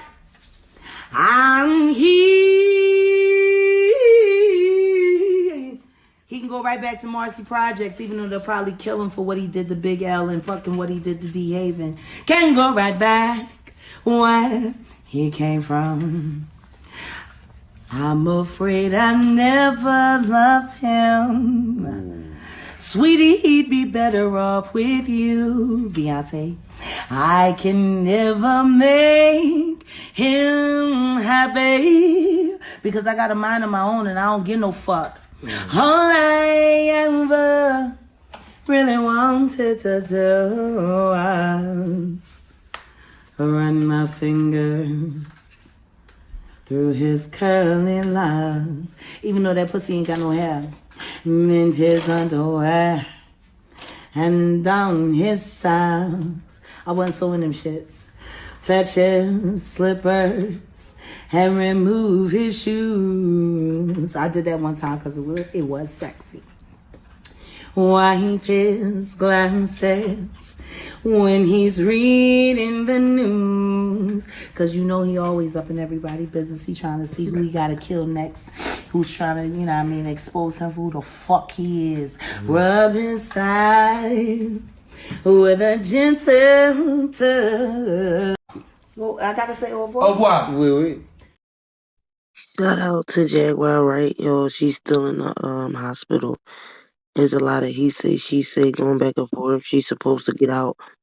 But from the information I got was that her husband signed her in, and she had called home and talked on Tokyo Tony channel and said the paperwork that she got basically saying that a family member or somebody admitted her there.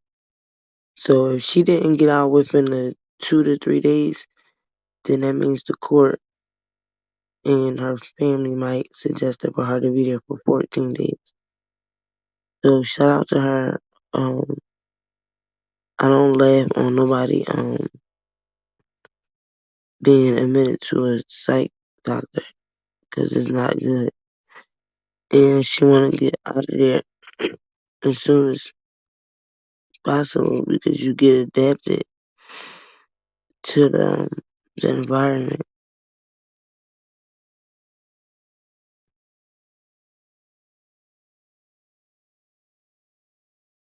So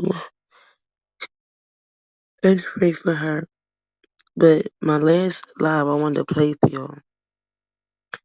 Yeah, she has a beautiful voice. That ain't even half of it. And you know she's from here in Philadelphia. And she used to sing with my god brother Malachi from The Roots. He died last year. Yep, they was real close. Yeah, she's Philly born and raised. So this is another bomb drop that I got yesterday that I want y'all to hear. So the FBG duck case is definitely people are starting to snitch. They telling on each other. Word on the curb is Little Von's brother. He got arrested on other type of charges, but the feds start questioning individuals from OTF. And one of those individuals is being said is Little Von's brother. Now y'all know since Vine got killed, they said that Vine killed the girl Kiki, and they started, blame him for a lot of the guys that were getting killed. But the biggest one is they're saying that Vine put out $100,000 $100,000 for anybody who would kill FBG Duck. They saying first it was 50,000, then it went up to 100. So what I want y'all to hear is Mama Duck is not playing. She's coming out here saying what it is. She took the death penalty off of the table. So I don't know how this case is gonna go. I know it's like 5 of them, and they all have lawyers. Now, when Vaughn first got signed with Dirt, everybody is saying that they think that Dirt was the one supplying the money for Duck to get killed. And if y'all remember, when Lil Durk put out that diss song to Duck, Duck was not here no more. And the crazy thing is, literally, a couple days after that, he went to perform at a concert, and during the break of the concert, Lil Durk found out that his brother was killed in Chicago. Lil Durk has lost so many people from gun violence in Chicago, it don't make no sense. You still got individuals in OTF beefing now because In O Block, everybody's turning against each other. So it's not like before where it's just war from the bottom side to 63rd. It's getting bad now because now people from O Block is beefing with each other, backdooring each other. People are getting grabbed up snitching because I'm pretty sure when it comes to Duck, they probably offering them probably, I don't even know, probably 60 years at the minimum, and none of them is taking it, so they're all fighting it. And the crazy thing is, with the Duck case, is all of this is over because if y'all remember when they start saying, we smoking Tuka, and then when Bond died, we smoking Bond Pack, that whole disrespecting the death, that's where all of that, like, really started from. Did Duck play a part of that? Yeah, he did. But he claimed he started disrespecting them because they was disrespecting his people. But again, it's coming out that Bond supposed to pay somebody $100,000 to run down on Duck when Duck was downtown in the store buying clothes for his son. So of course Mama Duck is even more hurt now because she feel like all this is over what. And then if y'all had to put $100,000 on my son, she said, they was scared of Duck because he was big and a lot of little different things. But I don't think Duck was what's this doing this? I don't think that Duck was thinking that they were gonna really like try to kill him. But when you sit back and you look at the OTF story in 63rd and 64th, over 30 young men have been killed through gun violence. Like basically, when one gets shot over this side, one gets shot over that side. When two get shot over that side, two get shot over that side. Like, it was a revolving door. The revolving door. So I wanted y'all to hear what Mama Duck. Yes, I love Mama Duck. What she got. And the crazy thing is I love Mama Duck and I love Vine, King Vine's mother. Um Hip Hop Homicides, the other day they aired the episode about King Vine. And his mother is so beautiful. I never seen his mother up close. King Von's mom, she's gorgeous. Um, she didn't have too much to say on the homicide show, but what they trying to do is investigate what was the real reason that um Vine hit Quando Rondo. And remember, little Tim came out the side and shot Rondo. Little Tim shot Lil Vine, but the crazy thing about this is they saying it's over NBA Youngboy, it's over this, it's over that. But now on the homicide show, they're saying it's over Asian Doll. Some way Asian Doll was messing with NBA Youngboy at one time, and then when they all started doing the Twitter, going back and forth Twitter, which is so stupid, and they were all saying a lot of crazy stuff. But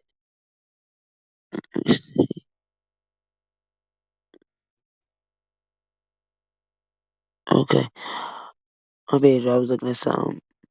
Yeah, she definitely do keep it real, but she's going through a lot, and she thinks that Lightfoot has something to do with her son's death as well. Because they left Duck out there for 17 minutes when they could have been trying to get him to a hospital. And the crazy thing is for Mama Duck to hear that Vine might have something to do with her son, and then for Duck to get killed, and literally 2 months after that, Vine Mom Blues Vine. So it's not a pleasant moment for none of these mothers. And the sad part is none of their children got to be able to grow to see 35, 40 years old. So sad. And then for Vine to get killed in Atlanta.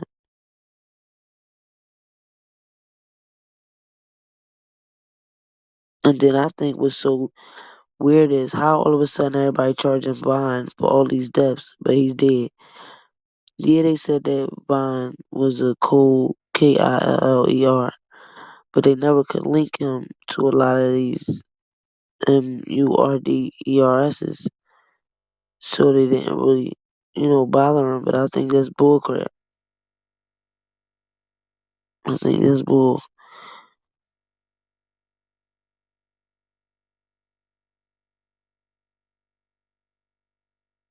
Okay, so like I said, no mother is uh satisfied right about now, but Mama Duck said she want Little Dirt, and she felt. And you know what's so crazy about all this?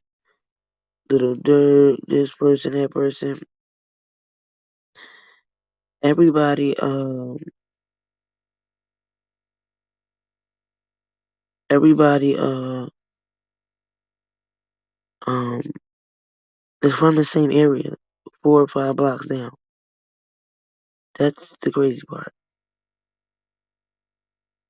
That's the crazy part. So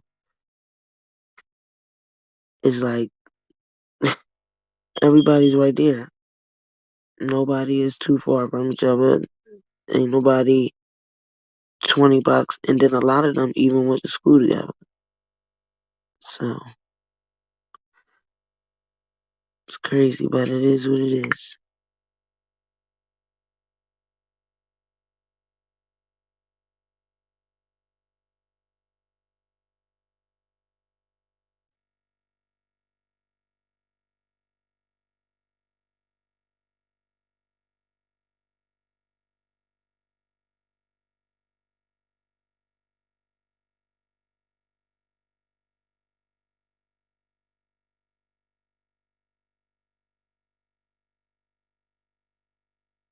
Okay, let me get this.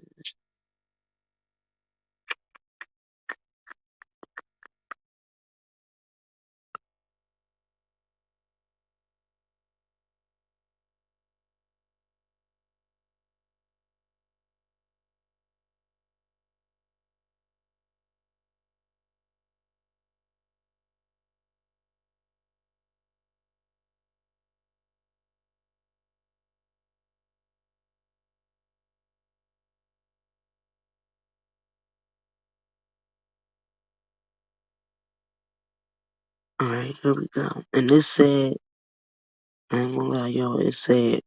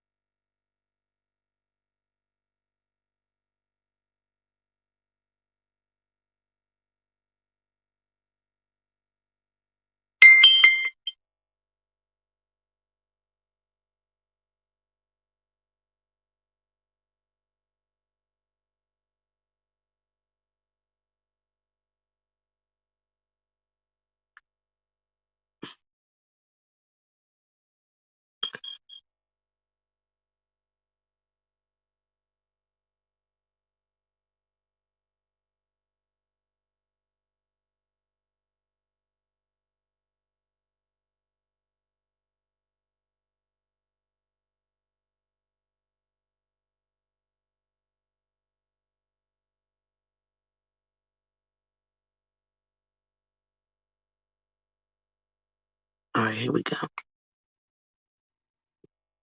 You can tell Mama Duck is trying to hold on, y'all, but this is really bothering her.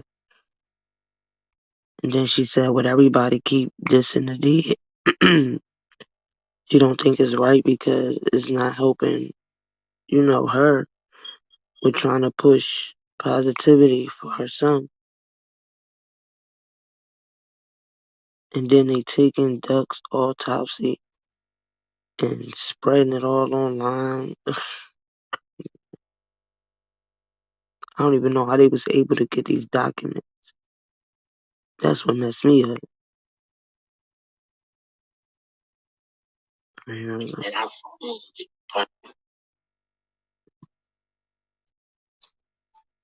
I ain't see Faith in a while, but she was over there in Mama Duck chat the other day.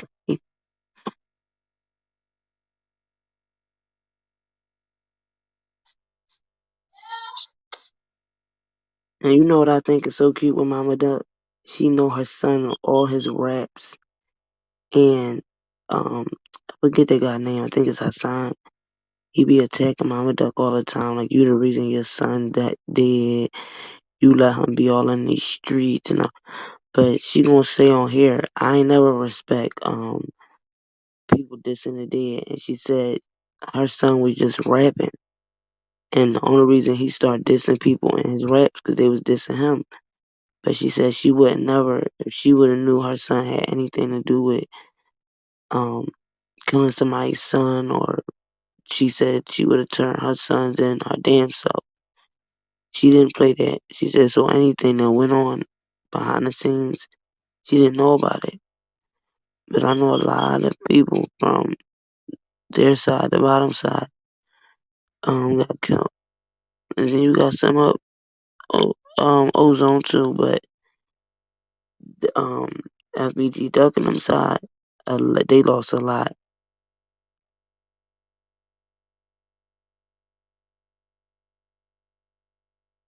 Oh no, I didn't see that one. You know that my cousin and my aunt's baby father grew up with Duck's mom. They all grew up from down the bottom. Yep, 39th. The low end.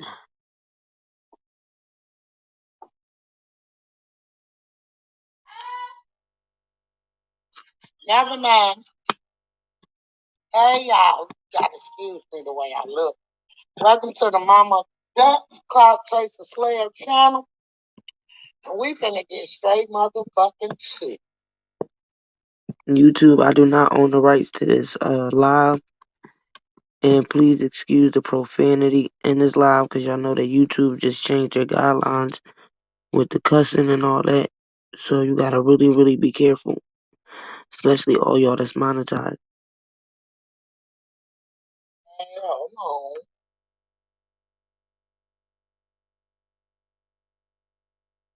We finna get straight to it. It has just come to my attention. Shout out to my godson, Daysky, for staying on this shit. Y'all hit the like button. Y'all hit the subscribe button. Y'all can support and donate to the channel if y'all like to, because shit just got real. And this is just something that I have always known, but it just came in. Get them likes up. I got 121 people on here. And I got 45 likes. Y'all get them likes up. I don't know why people do not like And hitting the Mama like Duck got button. some news for y'all. Okay. I just got a link sent to me from my godson. And this is just in. Shout out Chicago Scene 88. I don't know if y'all seen this yet. But he just uploaded this 38 minutes ago.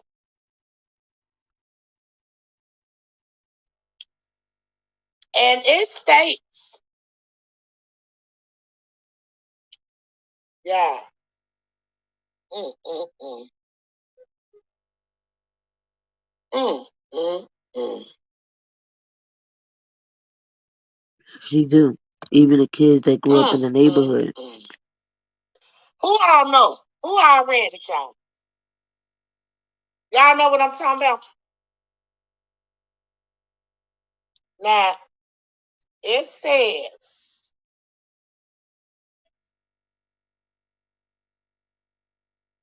on Chicago scene 88. Okay, let me go look. I'm just going to go through it.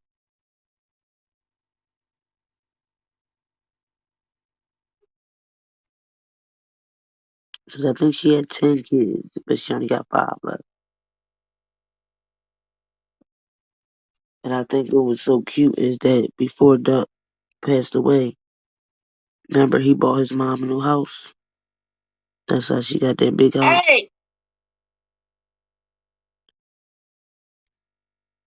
Now she says she's struggling because her son took care of her.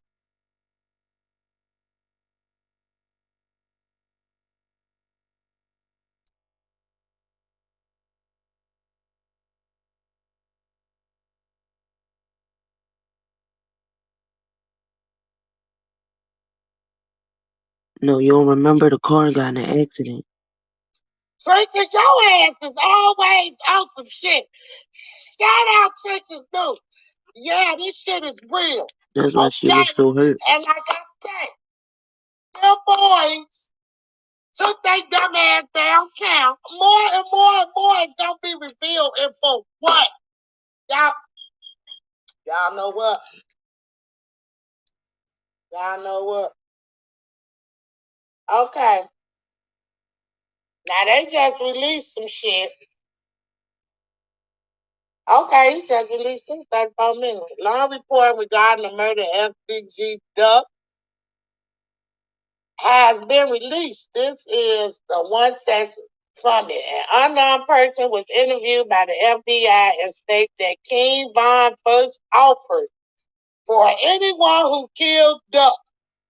He offered $50K for anyone that kills Duck. Right. Short time later, he rewarded up to $100K. Okay, and this is the report. Let me read it. It says on August the 18th, 2020, Detective McKenna, that was the Chicago police that was on Duck case before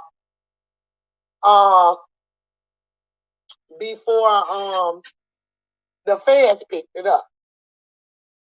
And the Highland relocated area of to Area 2 and met with both FBI Special Agent Proctor and Maloka. Okay, sorry if I missed. And it's funny that Von is dead Detective and his McKenna brother too. and then enter. And then they saying that everybody didn't get paid. So that's why they talking too. The ones who I guess did either shot at Duck or had something to do with the lookout or whatever. But half of them saying then I guess that's why they talking now. For one, because Von not here. And for two, it's already 5 old block members that's arrested for FBG Duck passing. Such and such. The following is a summarized account of the interview with. This shit is crazy. Okay, it says what it says. Okay, and it got it blacked out, and it's there. Related Weekly was creating rap music that dismissed disrespectful deceased Black disciple gang members. Related Weekly was a gangster disciple gang member. Related a black blank related a black gangster disciple member named offered. Wait a minute. named Alfred. Okay, that's the name. Alfred a $50,000 reward to anyone who killed Week. Blank related a short time later. Blank insisted increase the reward to $100,000. Block GD's responsible for the wait a minute. Okay. Kill Carlton and later increase the reward to 100,000. Block GD is responsible for the murder. O Block GD is responsible for the murder of Frank related. Robinson did not want a necklace since he was since he was a Dipset GD. This is Kenny. Now, Lil Kenny actually went to school with Duck. They went to Hinton together. With Lil JoJo now, when they all went to Hinton, Lil Kenny went to Hinton. But the thing is, when Duck was downtown with his girlfriend shopping for his son, what they saying is one of the guys was down there in one of the stores and seen Duck and backdoored him and dropped his location. And that somebody said, they'll if they'll pay him to go, do Duck. But in the meantime, between time, they said they were just running down. So they said they knew it was something wrong. But I forget the young boy. His name.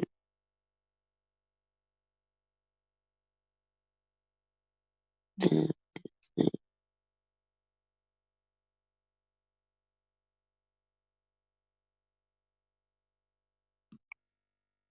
Okay, it's enough. Yes, Leslie. She love her youngins. Okay. It's so cute how she sing all Duck's rap songs.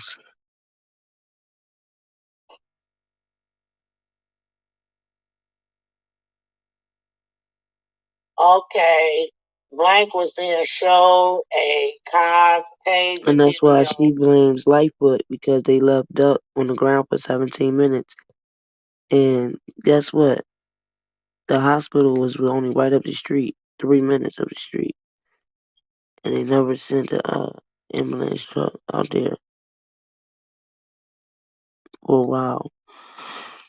That's why she said it could have saved his life.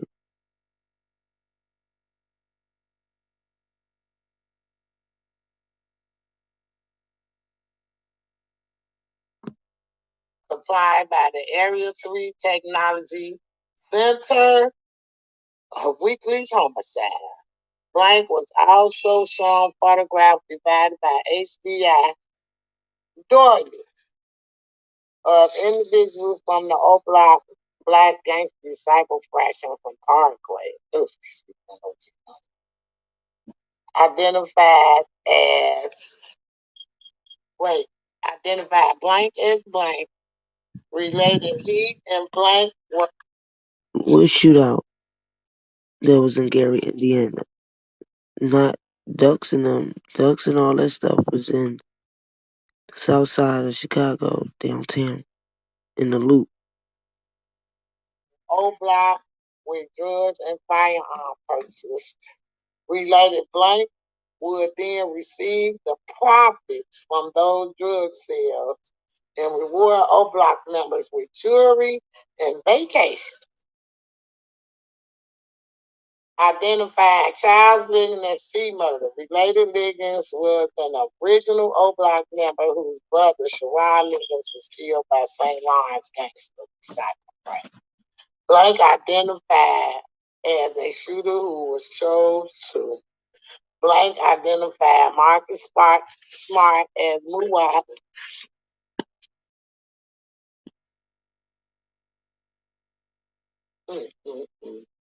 For having conducted several murders on behalf of identified Carlos Alford, who was an old block black disciple leadership. Blank identified blank as Christopher Thomas, the C-Thing, a younger old black member, identified Kenneth Robeson.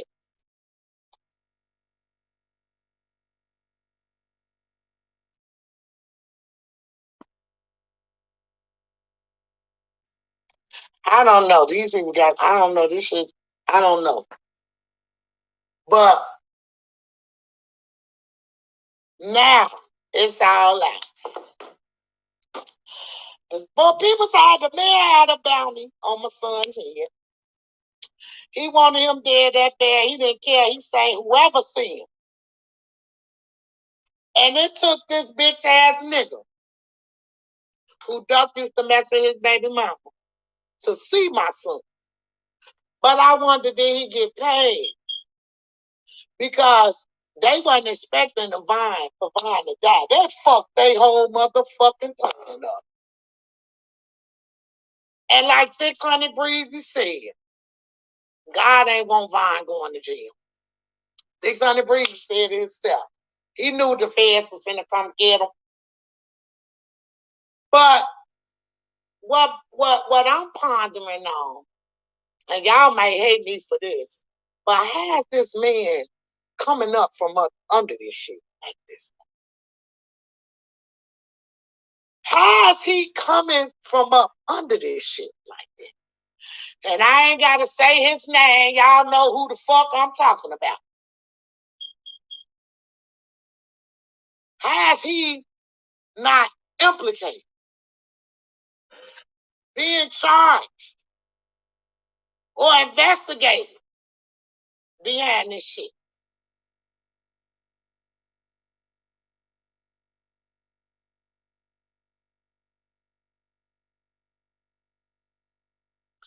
It's fucked up.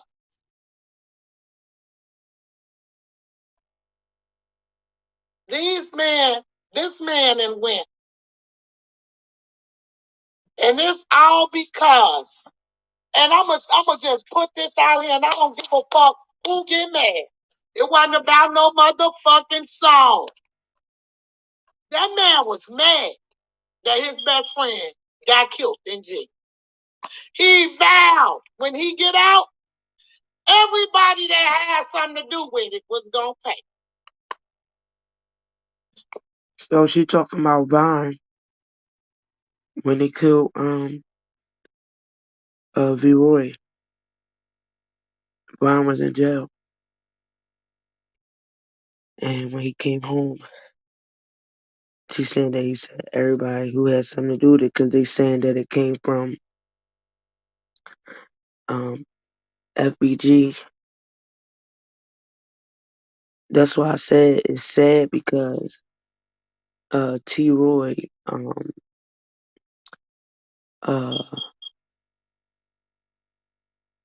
old dog. I mean, it's so many that I can name that lost their life because of this gang war back and forth. It's sad. Even the female, what's her name, Kira or Kia, she was a part of FBG Duck and gang, and now they saying that they think King Von killed her, but she allegedly supposed to kill about 15, 20 people. She was a goon. You talking about a female slayer? And she hopped off the porch at like 11. But when all of her people she called brothers and old heads, when they start getting uh killed, she started going crazy and going at everybody on the other side. But they said they think her and Vine had a crush on each other because they used to go to school together. Like, all these people used to go to the same schools. And really just start taking each other life. That's why I said anybody that knows Chicago, O Block is only down the street from 64th. This is blocks that if you walk to the store, you're gonna see these people. This why they all be in cars and stuff, because what? You can't be walking living in no Chicago. You will get hit just for being a bystander. Literally. And it ain't talking about 1, 2 shots. They be throwing like 60, 70 shots. That's why so many innocent kids been getting hit, because they be going at other people and it be kids out there playing, and especially in the summertime. Bad, man. Bad. I wish the war really, even the Tuka thing, that was FBD Duck. That was their young boy. But they did a whole big thing about the two. Oh, we smoking on Tuka, smoking on Tuka. And that boy mom is still out here fighting. Yeah. Her son, he was only 15 years old. And everybody walk around here talking about we smoking on Tuka. How you walk around talking about you smoking on somebody? Now they talking about they smoking on Vine. They smoking on Duck.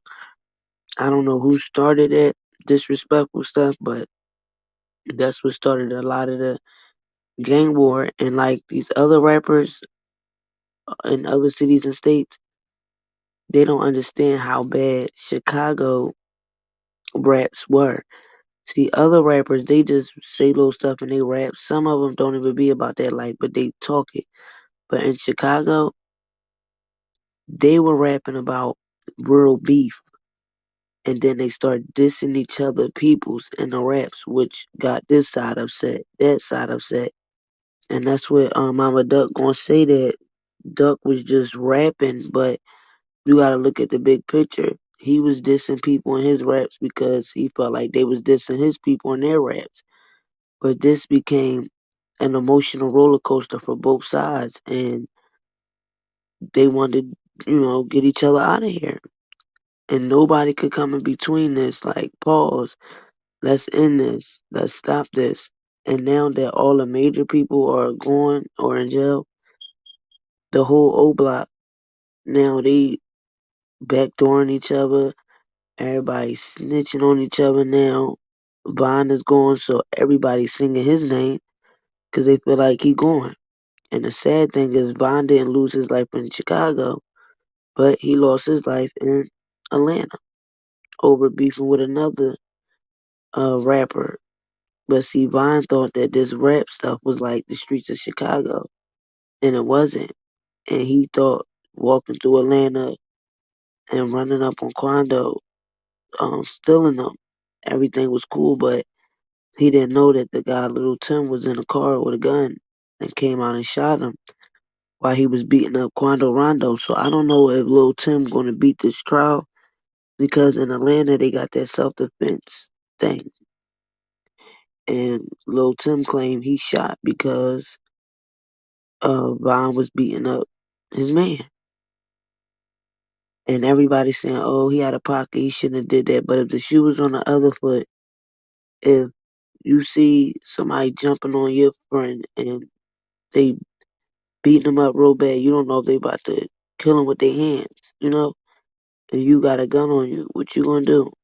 Hesitate? You gonna do the same thing, even though people don't like Quando Rondo and them for what they did to Vine, but you gotta look at both sides.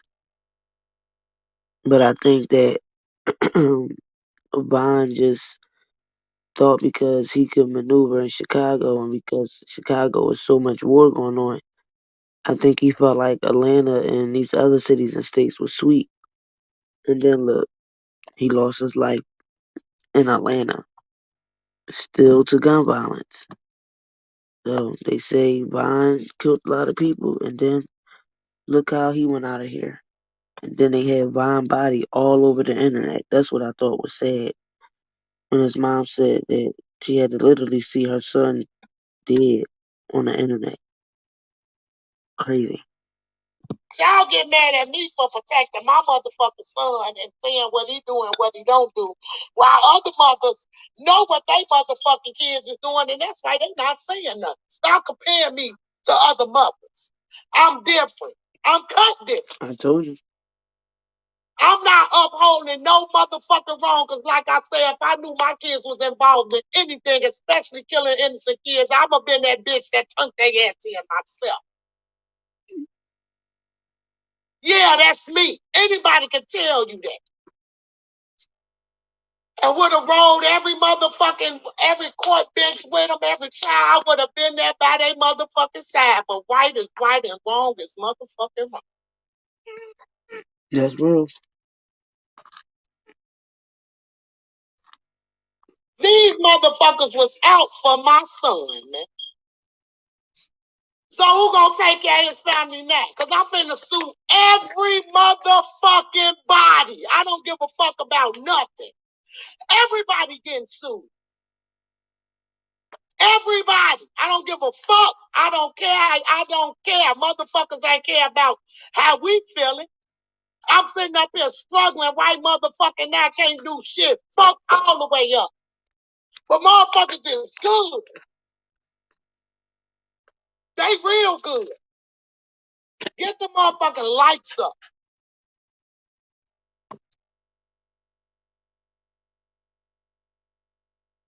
Everybody good.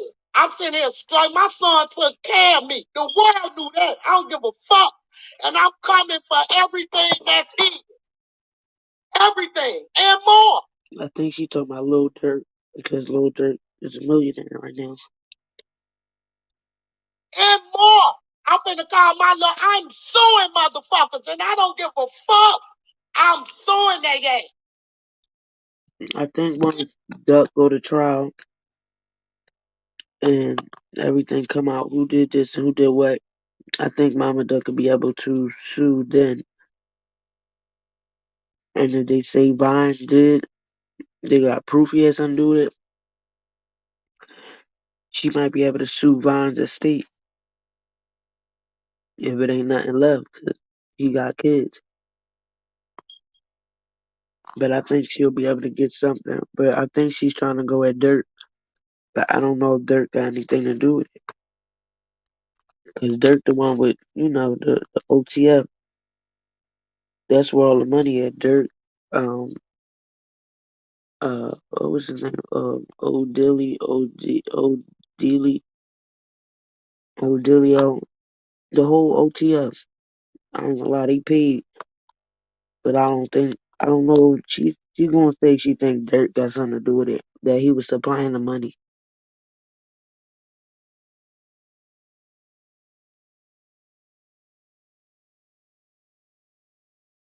Yeah, because all of her kids. And Duck just had got signed. Like right before he got killed. Only thing he was able to do was buy his mom a house and a car. Then the car got totaled. So that money ain't last forever. And because he didn't put out all his music, she still got music. But she can put out that music that he never put out.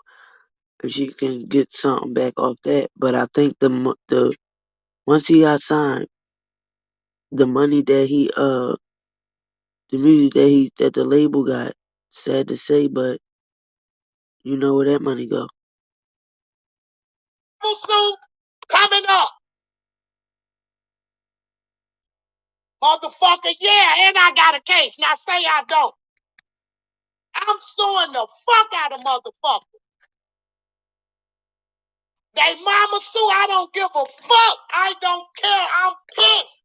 I'm mad. Motherfuckers hated on my motherfucking son that bad because he was better. Niggas die every motherfucking day. And everybody. She could do like Barry Hankinson did with Aaliyah. Barry Hankinson got back $90 million because he said that if Aaliyah would have been alive and 10, 15 years down the road, she would have made at least 80 to 90 million. So she gotta say the same thing with Duck. Like if Duck was alive, this is the money he would have generated within 10 or 15 years. I don't know if Brick was her real son, but I know she supposed to lost her oldest son right before Duck died. He lost his brother, his oldest brother. But she say 5, but I know one of her daughters, and I think the twins. I don't know if it was one twin. I think the other twin is still living, but I know one of the twins died in a fire when she was like 3 or 4 at their old house when the kids was younger. And then I think the other boys, I think they died from gun violence. But I thought Bricks was her cousin. But I do hear her talk about Bricks all the time. He died too. You know what type of motherfucking niggas they was. I don't give a fuck about none of that shit. I'm pissed. I'm mad. I'm mad as fuck.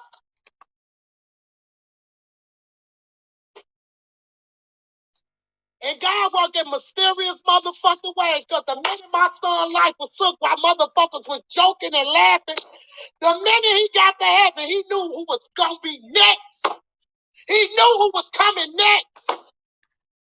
I ain't gonna lie, Vine died 2 months 2 later. months and 2 days after my son died, That was crazy. he there with him. That was crazy. Now he dead, Doug dead, and some more motherfuckers dead. All over nothing.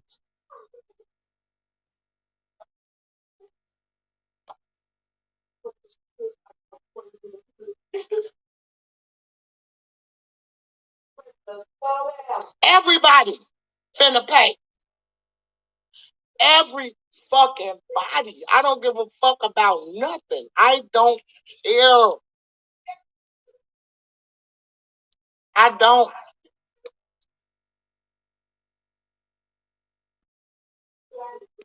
I don't got no sympathy for no motherfucking body that's locked up for killing my motherfucking son. I hope all them bitches rot in fucking hell. And whoever riding with them. Y'all got y'all day too. I'm pissed. The more I find out about my son's demise, this shit pissed me off because y'all some hoes. The motherfucker that was sitting up there talking about, because one of the niggas like, you ain't got your gun on you. This bitch ass nigga cuffing his gun and his dick while he telling them, no, I ain't got no gun.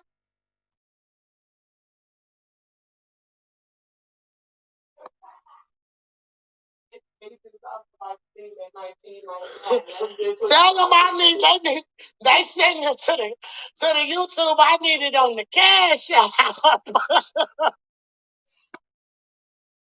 But I'm serious, y'all. You know what I'm saying?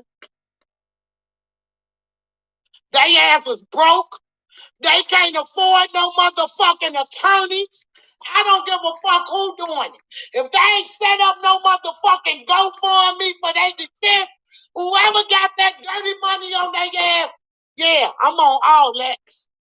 So they all got attorneys now. What Doug say? He coming for everything. He don't give a fuck about nothing. That shit is real. I am Duck. I am motherfucking Duck. Y'all better get that shit through y'all motherfucking head. Ain't no plea out. 50 years ain't enough for y'all ass. 50 years ain't enough for me. I need life. I don't want them to die. My son hunting them bitches right now. Big dog. Hunting their ass. Them bitches can't even fucking sleep. They looking old. They looking stressed out. Motherfuckers looking like they've been locked up 10 years and only been gone 2. Not even a whole 2. Not even a whole 2.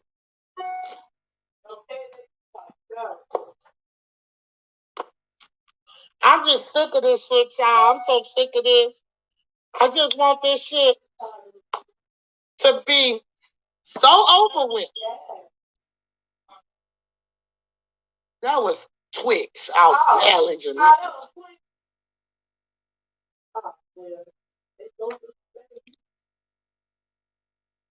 What am I supposed to do?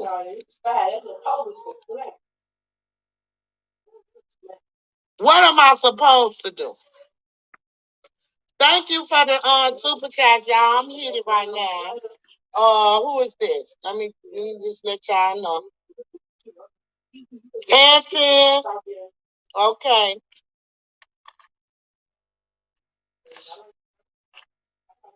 And when Mama Duck get Okay, I dressed, thank you for she your put her super little chat. makeup on and her hair done. And She looking Lorraine, fly. thank you as well for your super chat. I got 516 people on here. Get them likes up. I ain't done. These motherfuckers gonna get cook the book for clout. Cook the book. Like, they don't give a fuck.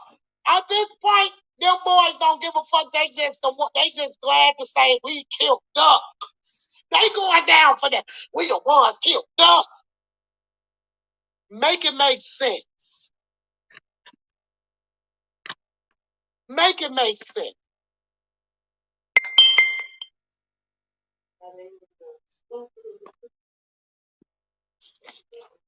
Delete anybody on my shit that's coming with some negative ass shit. Go y'all ass somewhere else with that shit. She was snapping last night. Damn, what you say? Gee, do you see the date? Do you see the date? That shit was 2 weeks after Duck got killed. That was it. Probably was. That probably was that boy.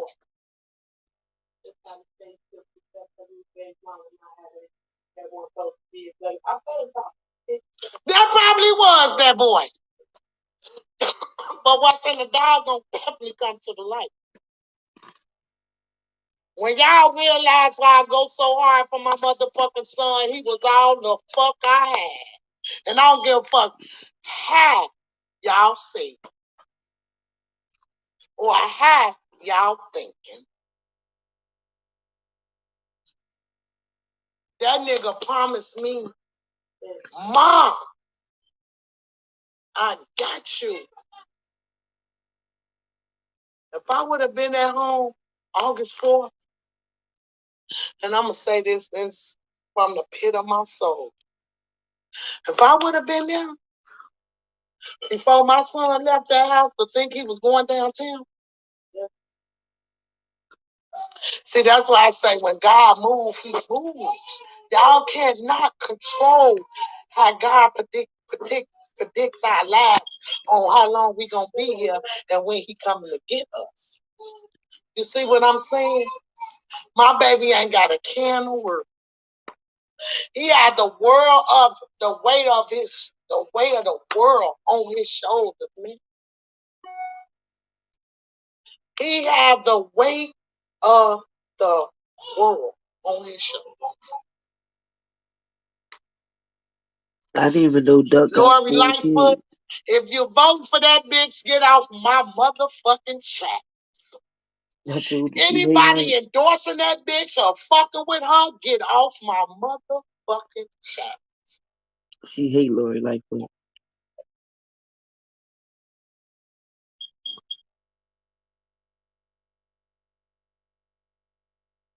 They let my baby die. They ain't trying to give him no help. He laid on that ground 17 minutes. Probably was calling his mama. Probably said his last prayer. I'm sure he did. Forgive him. Let me see. It's some more. Let me see, she. Is it on Chicago scene?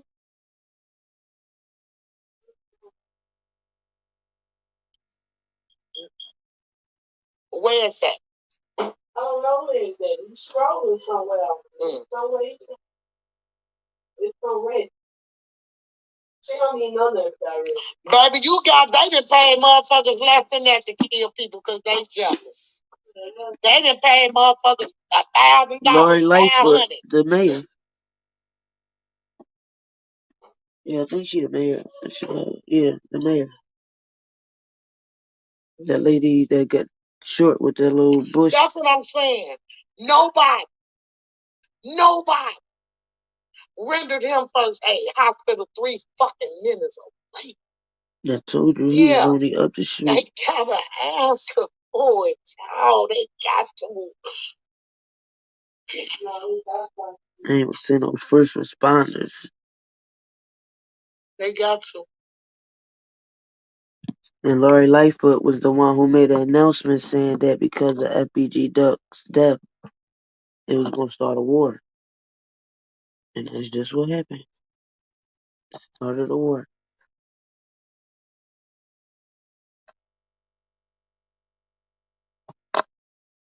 But I think that Mama Duck is mad because Lori Lightfoot tried to make it seem like her son was just a gangbanger. And because of him, a lot of people was dying because of his death. And she just felt like, you know, you disrespected my family and my son's legacy, and you ain't send no first responders out when he got shot because he might have could have, you know, made it. You know?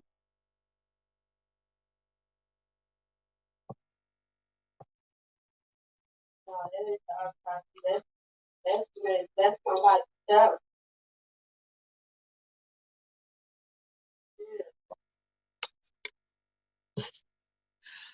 10 more months to face these motherfuckers. That's if they all don't cop out. I got 10 more months.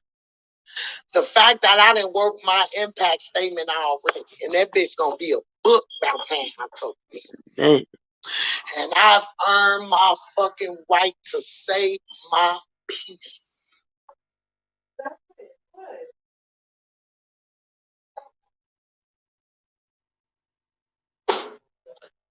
Come here, bring the phone. Let me see what day they talking about. Bro. Hold on, because now my mama hear you talking. Now she trying to... He update me. He's not updating you. He talking to me. He was waiting to do that off live. What did it say, Day? August 6th. Yeah, you got my brother all night. 911 that was patient blank. So they was one of the victims who shot and killed the rap artist on Oak Street. Nurse blank reported to the officer that blank to order that see being sent out to keep that.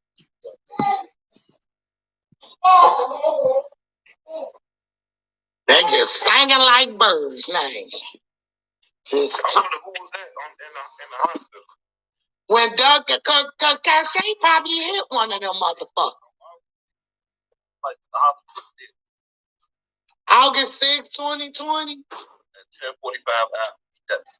Oh, somebody came in at the gunshot wound victim. Being held in the interview room here to be delusional.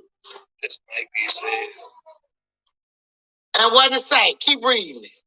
It says, blank, while being held in interview room, appeared to be delusional behavior and that was consistent with a person who had previously been using narcotics for hallucinations. For example, blank, without being confession, repeatedly stated that he wanted to sign a confession for shooting a rapper named Duck, as well as the police officer that he shot the day before, August 5th, 2020.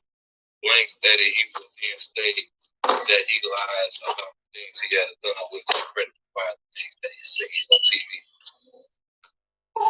It said detectives decided not to interview Blank at the time due to his mental state prior to leaving Mount Sinai Hospital. Blank was given a bottle of water and cookies. It was then that he lay down on the bench to sleep. August 6, 2020, at 1300 hours, detectives relocated to Mount Sinai to interview Nurse Blank.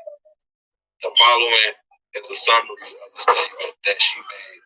It should be noted that Nurse Blank also provided detectives with a copy of CFD run sheets, which have been made a permanent part of this investigation. Okay, let me see. Okay. It say Blank told emergency. He received $10,000 for killing FBG and the handgun and the backpack was the weapon he used to kill. Nurse Blake stated that she thought he would cut his at that point in My bad, bro. It's real loud, the baby in the background, but she's on the phone listening to her daughter's boyfriend. He's reading the paperwork from Reddit. It should be noted that the three ATC detectives and officers were able to capture the video from the incident pod cameras.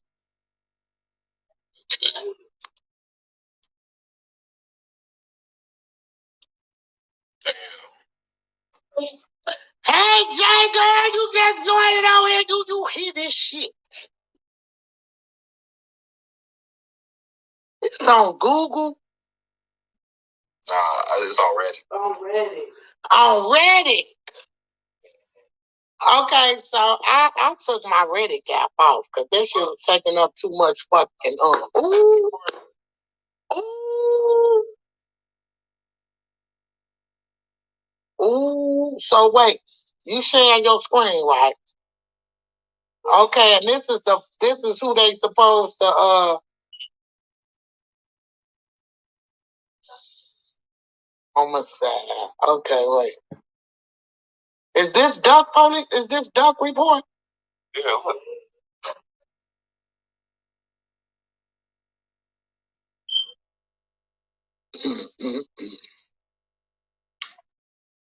So this is Duck's report. You made it big.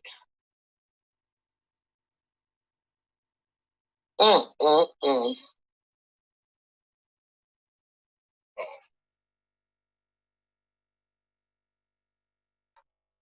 Mm, mm, mm.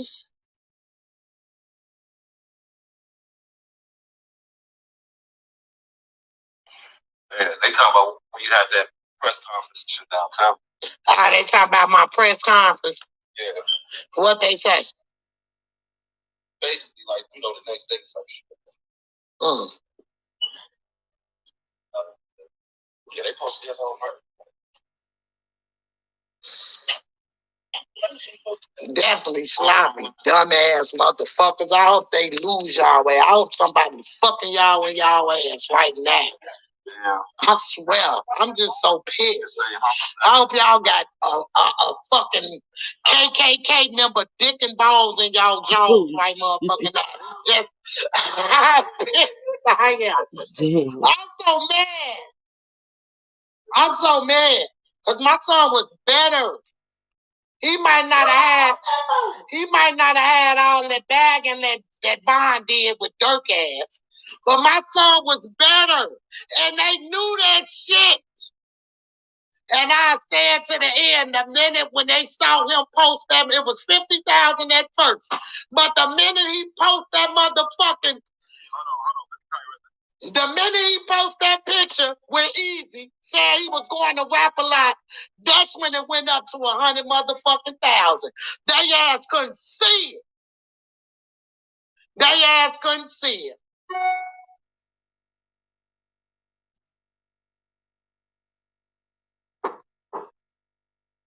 He was better. His catalog bigger. And they ass just, oh my God. I'm calm, Duck. I'm calm. I'm so mad. I could just hear my motherfucking baby in my ear telling me, calm down, Mom. Just calm down. I hear him.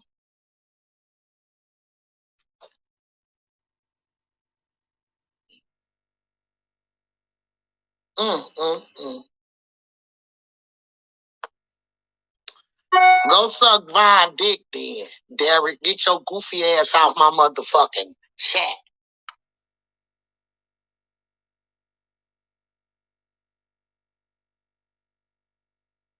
Sorry, Queen. I got his ass up there. He wasn't moving fast enough. His ass blocked.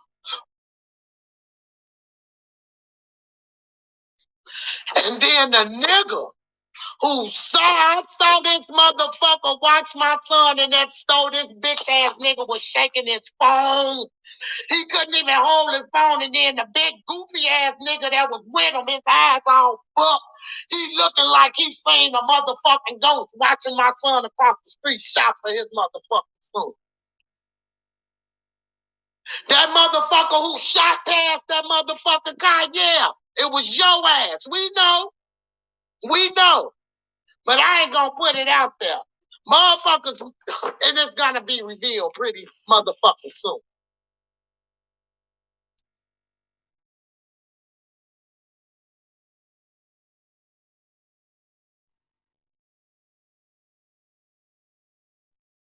And who paying for that?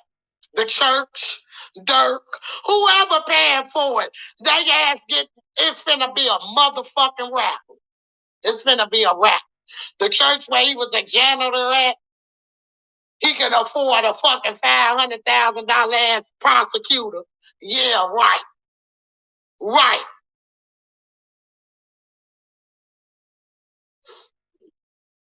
Everybody going there. So y'all might as well plot on me now. But like I say, y'all got to go through God to get to me. And if that happens, I love y'all to death. Yeah. Love y'all to death.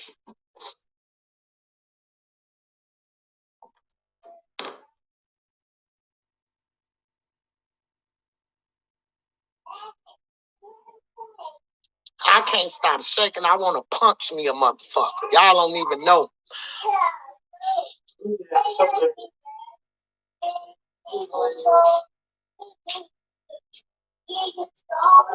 Everybody going. But the crazy part about it, this man was with this man all the time. After Bond died, he got them and cuffed him, put him on a private jet, had him with him, performing in shows the whole time. He knew that motherfucker was a part of the motherfuckers that killed my son, right? But what's ironic to me is that the same motherfucking day he flew that boy back here, the feds get his ass. Coincidence or a motherfucking conspiracy? Y'all tell me.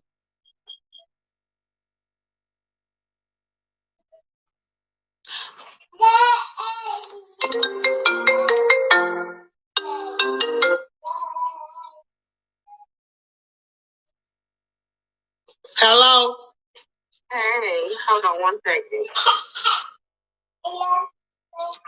Hello?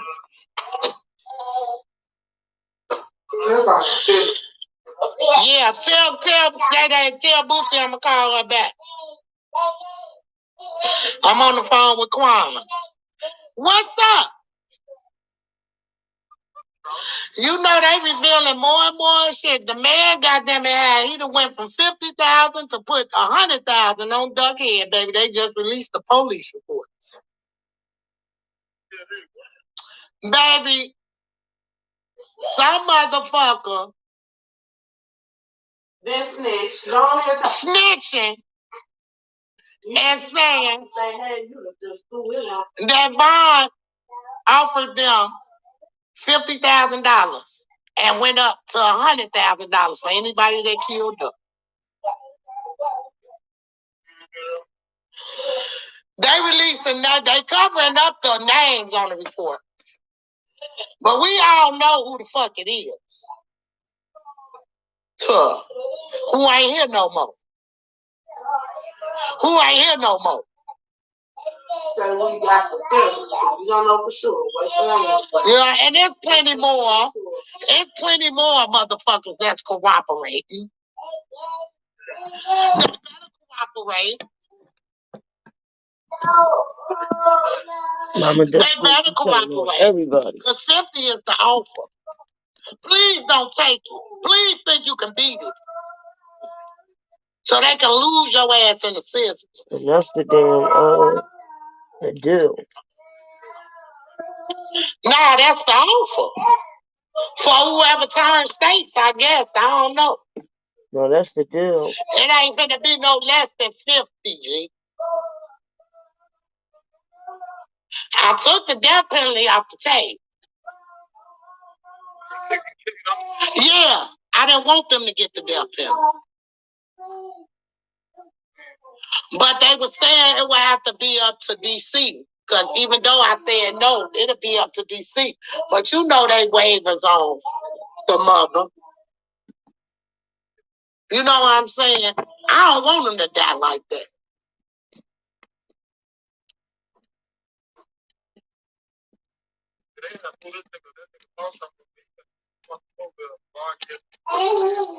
He over there with you?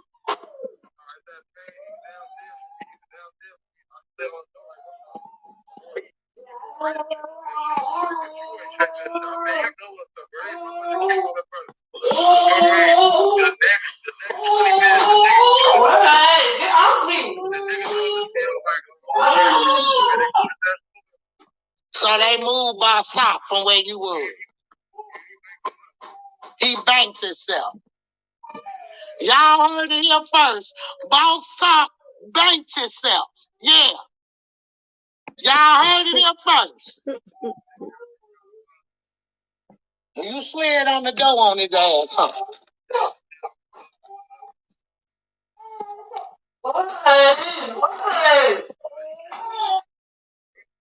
He said boss type. Boss Top banked himself. Y'all heard it here first. Boss Top banked himself. That mean he checked out of that unit. Y'all heard it here first. He want to be on that unit. That's crazy. You slid on the door on his ass, huh?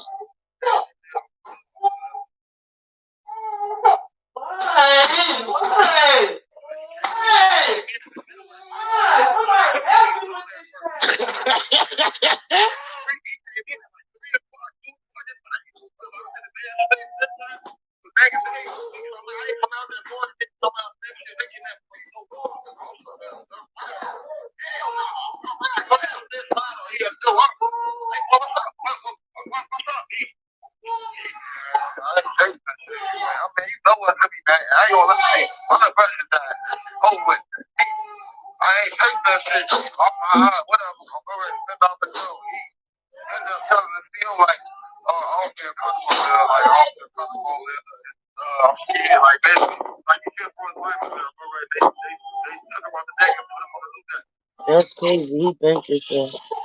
There you have it. You heard it here first. Boss Stop then banked himself. He couldn't handle it. He ran into a couple of them motherfuckers who ain't gonna play about duck. See, and that's what I'm saying. That's what I'm saying.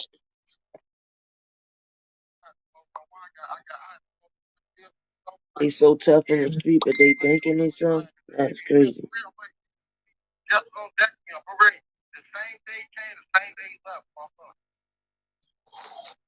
What police report, Leslie? The one that's saying that about Duck?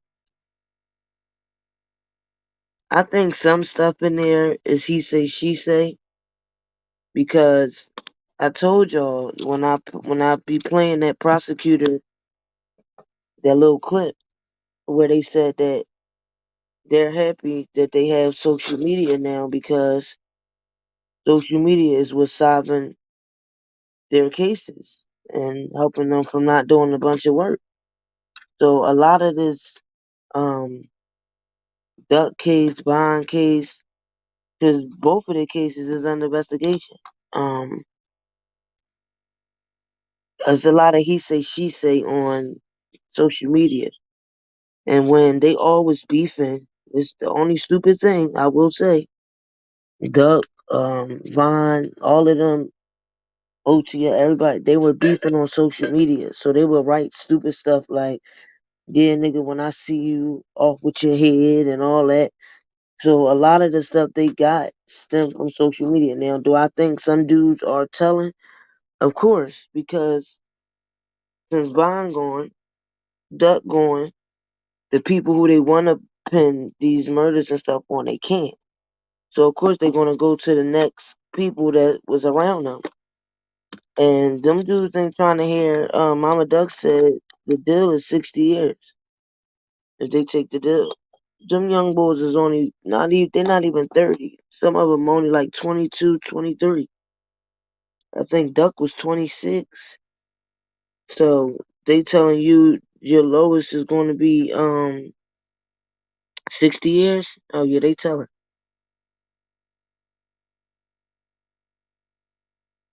No, he banked himself. That's like when you in jail.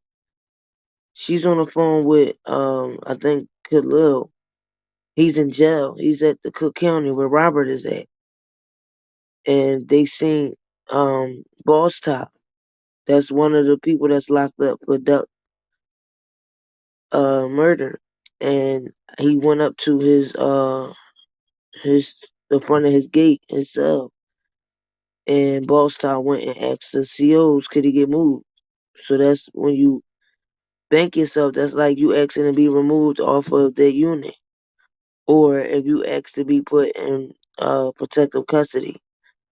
But bank yourself mean he just asked could he be off that unit because he said his life was he think his safety was in jeopardy. Because you gotta think anybody in there who he run into that love Duck is gonna be war. Anybody who the other side run into that love Vine is gonna be war. That's gonna be forever.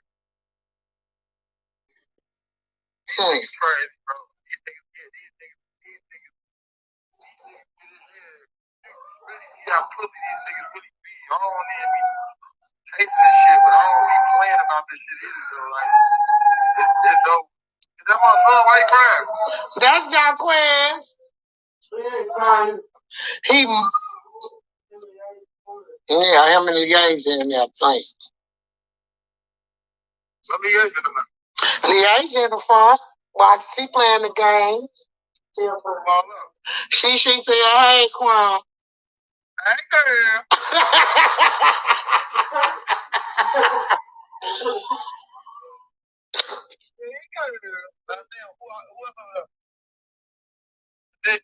Nobody, just us. Just us. I mean, you're fucked up. What about Drake? Nobody got no more Drake? I ain't seen my nephew. Hit the like button. Y'all heard there's too many people in here. I got almost 700 people watching my live stream, Quan. You on Instagram? I'm on YouTube. You know I got my YouTube channel, boss. Okay. Thank you, Dale. Shout out, Dale. I love you, Big Dale. You had me straight for a few. I appreciate you, brother. I love you. Thank you. Huh?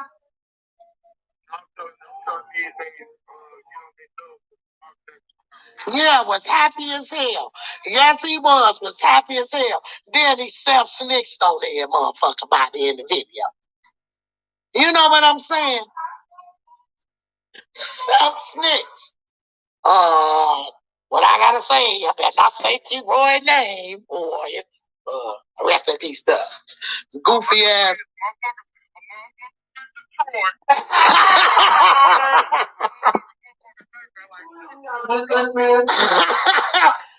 Oh, mama, they like this goof ass nigga here. No, he did. Yeah, because you got some people for killings, they only be getting 25 years, 20 years.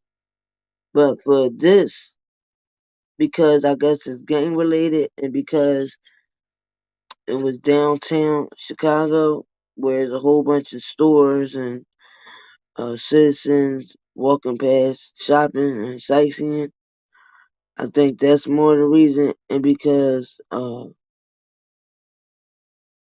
basically they shot at the car and stuff, but then I think they was able to walk up to, and he was with his girl, his baby mom. That's why they said somebody else was pronounced in the hospital too from a bullet wound.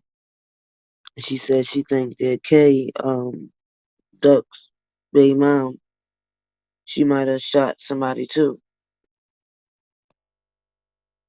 And I'm so glad she was safe because they could have, hit her up too. She was right there. She was right there. No, he didn't. Everybody turned around and looked back. Right, everybody looked. But you got guys that'll do something to somebody for $500. So $100K. They said like 5, 6 dudes all ran downtown. Like they all ran down. As soon as they heard Duck was down there, they ran down there. You know, a lot of them moved out the neighborhood. A lot of them still live in the neighborhood, but not buying his mom. Not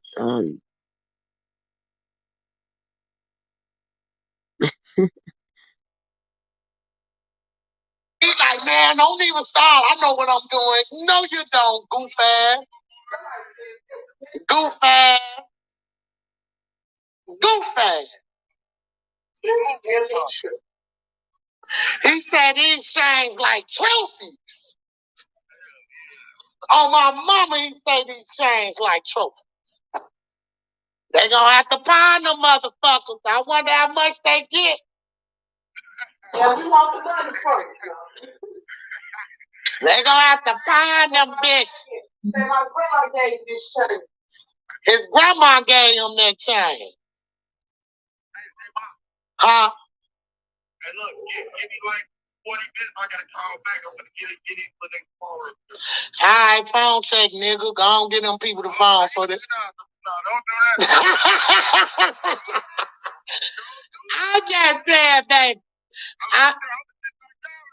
I'm just down. Get them people that damn.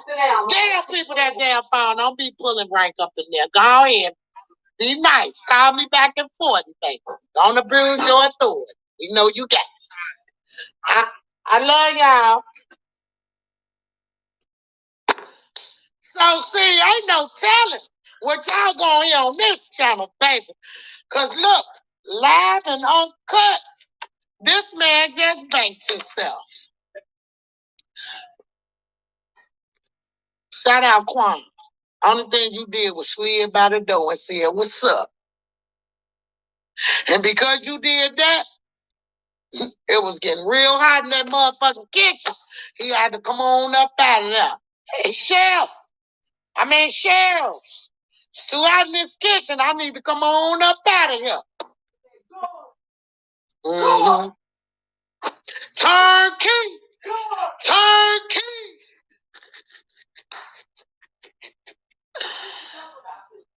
I'm laughed all the way to the motherfucking bank, and I don't give a fuck who like it, who don't like it. I don't give a fuck who don't like it. I'ma laugh all the way to the motherfucking bank. Shout out Quan for giving us that update. It ain't gonna be pretty for none of their ass. All the motherfuckers who was glad, BJ, your ass next while you laughing in the car with Vaughn. All y'all ass finna get booked, and I can't wait. What y'all know is O Block, it's finna be no block. They ass is finna be on the cell block. That's what the fuck finna happen. And I don't give a fuck. I'm so motherfucking mad right now. I'm so motherfucking mad. I'm so motherfucking mad.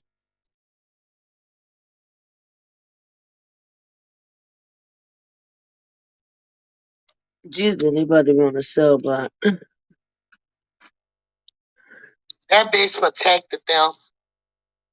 That bitch put that flyer out. Oh, Duck Death is gonna start a war. So you bitch. You short frog face bug eyed fucking sloppy fro bitch. That's my life, but Big suit, big boot wearing ass bitch. I can't stand her. I can't stand her. And I can't wait to ask the fuck up out of there. Get them likes up. Now, if everybody on my live support me with $1, I'll be straight. I ain't gonna even lie. Yeah, cause she got like 700 some people. That is true. See, I'm just making my shit for my subscribers.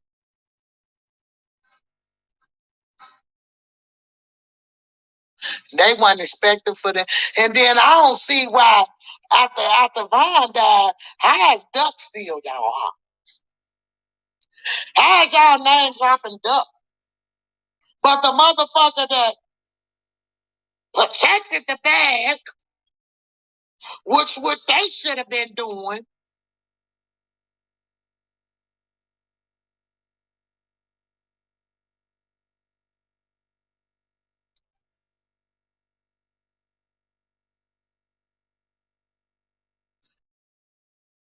what they should have been doing, protecting the bag.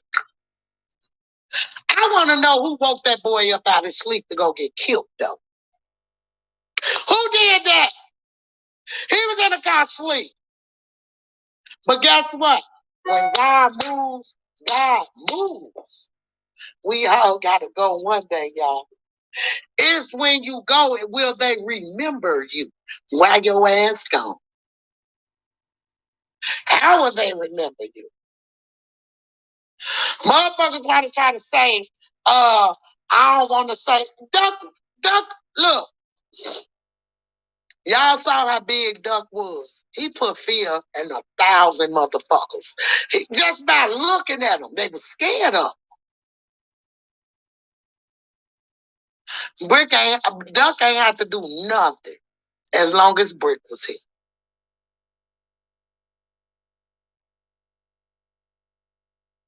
He protected us all. Because if I would have said anything besides when my son died at that fucking death scene when he was in my ear, if I would have said go kill every last one of them motherfuckers, I want them all dead. But ain't no ops kill Brick. HK ain't killed Brick. Trey 5 ain't killed Brick. Cap 12, whatever the fuck, they ain't killed my son and my cousin. I told you Brick is her cousin. They did.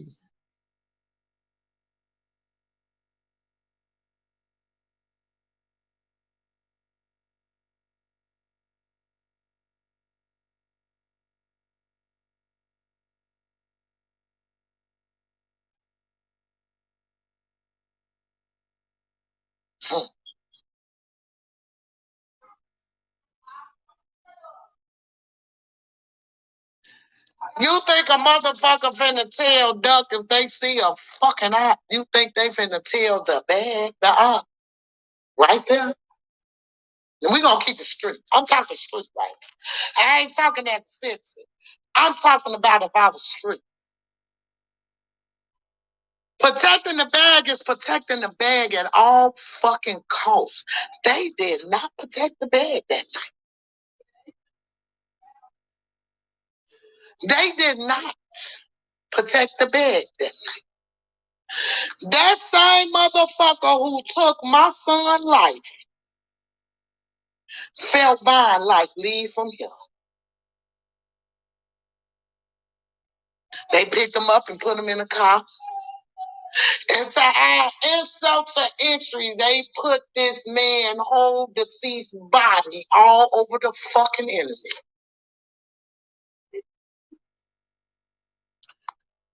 I was appalled when I seen it. I had to tell motherfuckers, would you stop sending me this motherfucking picture? And I blocked. What'd he say? So they must got murder weapons. Because if the gun that killed Duck was linked to more murders, Now,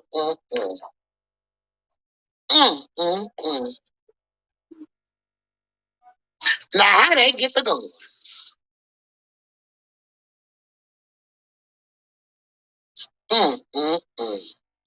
Y'all better reevaluate y'all street shit. Because real street niggas don't do none of this shit that they dumb ass did. I know heights with more motherfucking conscience and common sense and street smarts than these motherfuckers.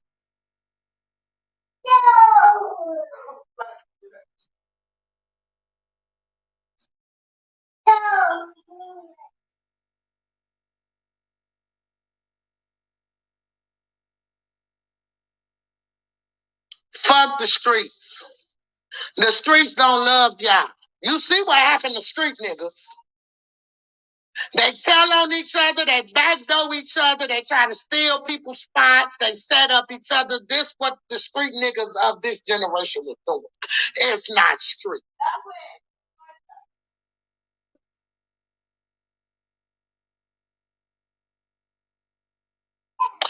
And I ain't gonna be satisfied to everybody involved in jail. Everybody that was happy. I even know about a couple of shits myself. But I ain't gonna even get into it.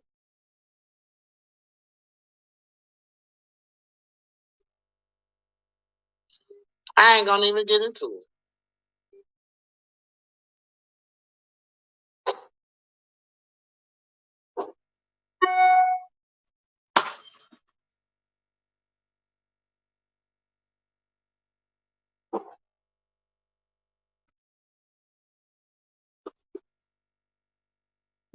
Y'all want a story 10? Y'all want a story 10? Y'all want to hear about the time I served Rondo number 9 subpoena papers to his house to come to court when my little cousin Brian was fighting that little Steve Murphy. I was the one who served the papers to Rondo number 9. I was at trial. I saw the baby get on the stand and lie. Y'all call it snitching though, right? I'm a citizen. It ain't snitching to me. It's doing the right thing. But you get your ass on the stand and you fucking lie. That's the reason my cousin beat that motherfucking case. And I'm going to put it out there. That's why Scout beat that case.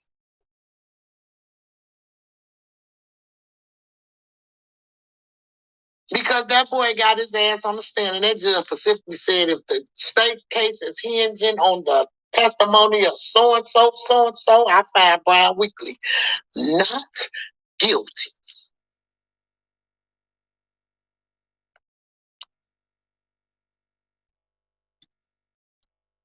I found him not guilty.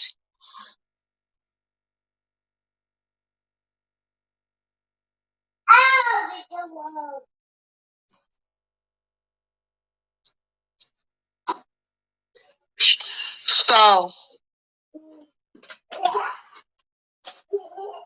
I got a story, but I'm going to need them lights. I got a good ass story. Ooh, boy, I got a hell of a story that I want to share with y'all right now since all this shit is happening. I got a hell of a story, but I'm going to need y'all to get them lights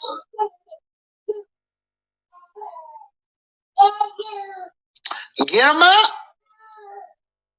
They definitely getting free game right now.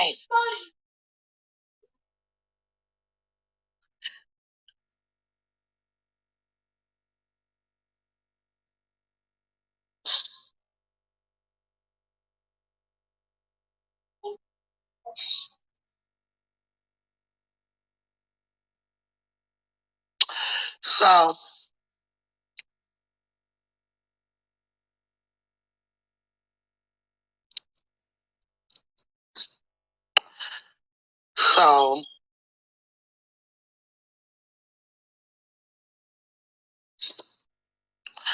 didn't nobody want to do it. Everybody was scared.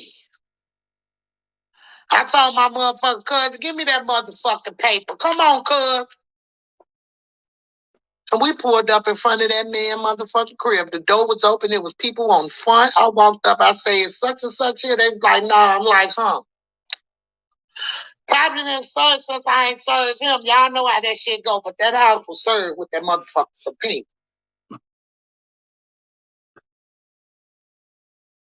Because he was with Lil Steve. allegedly when Brian killed him.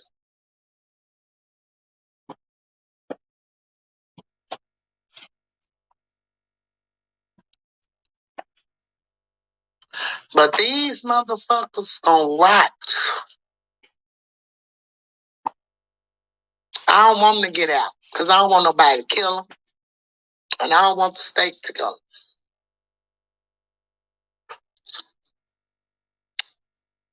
Because they protect the gone.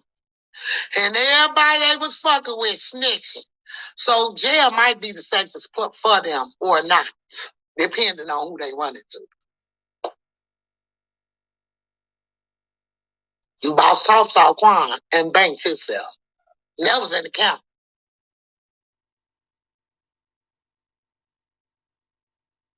I snitch too. If I did some dumb shit. I think about my mama and my motherfucking kids.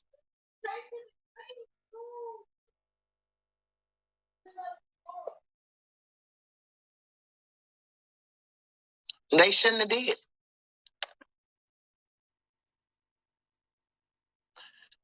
And then the motherfucker, cause the shit was so crazy, this boy is asking like, what's D-Thing number?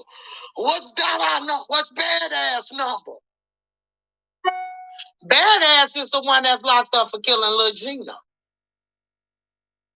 Everybody know who D-Thing is. That's Dirk's brother. But then it was a motherfucker that's locked up. He locked up, allegedly for touching on little girls. Supposed to be the motherfucker that was at Parkway to let them niggas know they ducked that. And if y'all can remember, he posted and deleted. It's about to be duck sauce all downtown. Oh, boy. Yeah. Little Mr. David. Yeah. So he the one allegedly relayed the message to them goofy ass niggas that just jumped in. So he took. Well, I ain't gonna say who she talking about. Y'all know who she talking about if some of y'all know the names. So she basically saying this person dropped the low, which is location, and that they put on their social media. It's about to be duck sauce all downtown. It's somebody who is rapping right now, and they real hot. But I didn't know that he had anything to. Now I know he loved Dirk, he loved Mount. Well, he a part of OTF, but I know he's not originally from Chicago. He just signed with the OTF label. So that's why I said you can't listen to everything, because I don't see him being the one to was downtown the spot duck out, because I don't know, I just don't see the person she talking about getting in their personal beef, even though everybody that's signed to OTF call themselves family. But I just don't see the label people that's rapping on the label is different from people that's like really from Chicago and had to put work working. Like you couldn't be no punk or none of that stuff. So I just don't see how he can just just come in that vicinity and say, "Oh, here you go," but dang, I forgot I don't got my Oh snap! I just paid attention to that. I didn't even see that earlier when I was watching her live. Oh, well, I'm gonna go look for it. Cause they keep saying janitor, and Boss Top was the only one that's supposed to work as a janitor. But they saying the janitor is supposed to have also um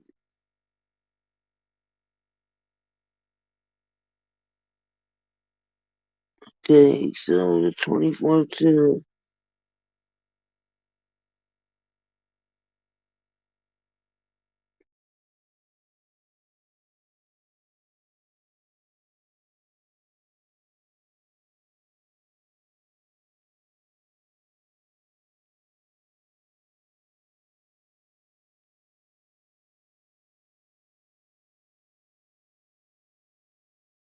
their cars and ran the lights and pulled up and jumped out downtown and shot a motherfucker and spurred off and thought they got away with it.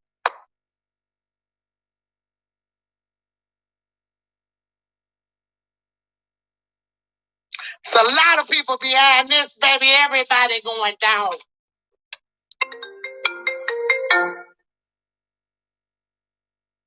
Where's this call from? An inmate at the Cook County Department of Corrections. To accept this call, press 0. Let me see. This somebody else calling me from the office. Your call is not accepted. Please try again later.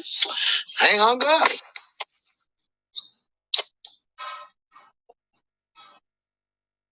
My baby meant that much for them to be gone. They ain't hurt nobody but me. It ain't bring T-Roy back. It ain't bring Sherrod back. It ain't bring O.D. back. But not Duck D. People was cool with that, huh? Let's see how cool y'all ass be with it now. Duck might be gone in the flesh, but his spirit still live on, and he got 4 motherfucking kids that he ain't never gone. He ain't never gone.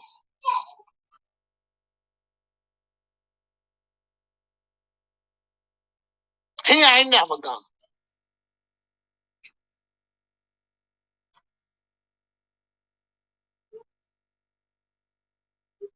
If Crash Out was a person, they was it. They was it.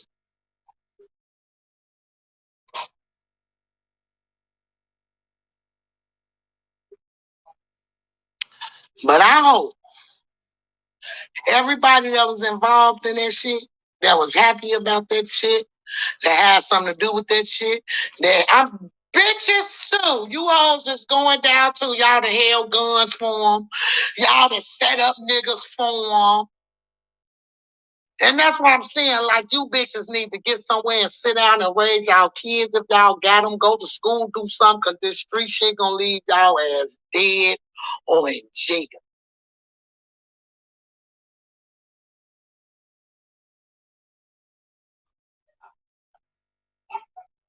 Dead or in jail.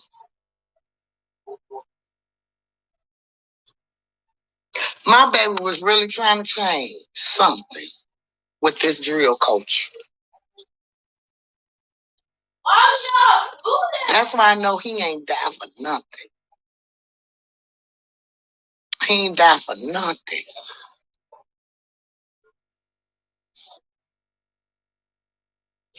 And they heard me every day.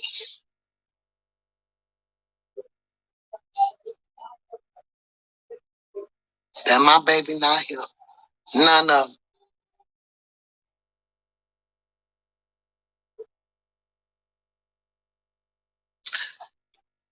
That's when I say, when you a God-fearing person, your life is the hardest. You have the hardest life when you fear God. Because he's going to test your faith. He's going to send you through all type of trials and tribulations.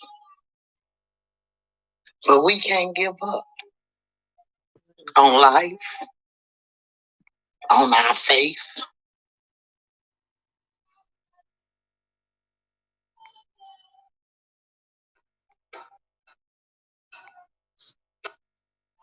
So sad.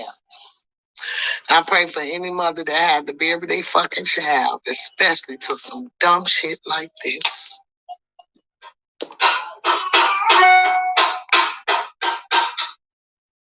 Especially to some dumb shit like that.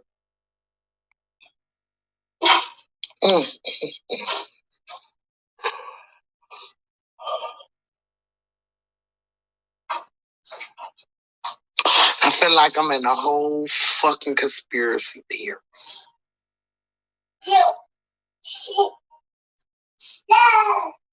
I can't tell who dropped the note, but that motherfucker who dropped it, he know I'm talking about his ass.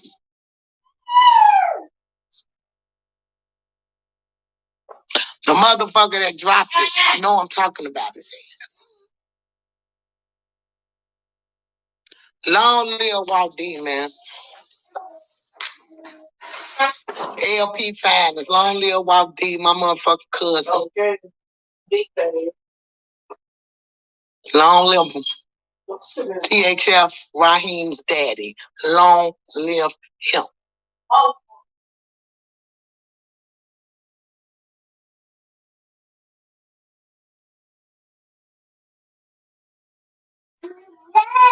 I ain't take him serious though, baby.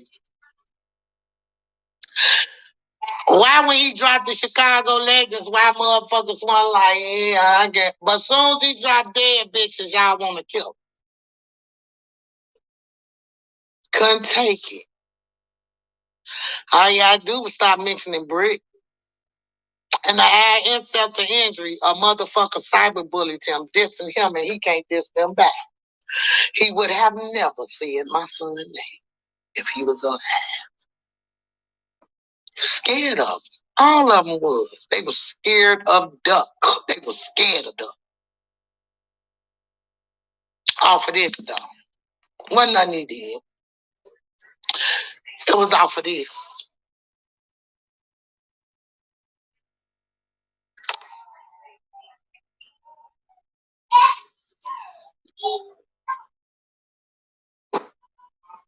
The goofy ass nigga who was dropped my son low.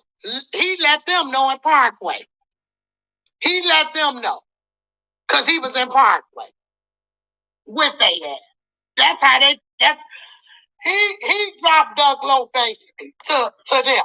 But the nigga from downtown dropped the low to him. Stayed down there, watched Doug, made sure he ain't leave, was gonna follow him, even shot in front of the car when he pulled off. For 1 minute. Then he on camera. And the nigga he on the phone talking to like, you see Doug? Shit, you ain't got it on you. This bitch ass nigga cuffing his gun, telling them, nah, I ain't got it on me. Bitch ass little boy.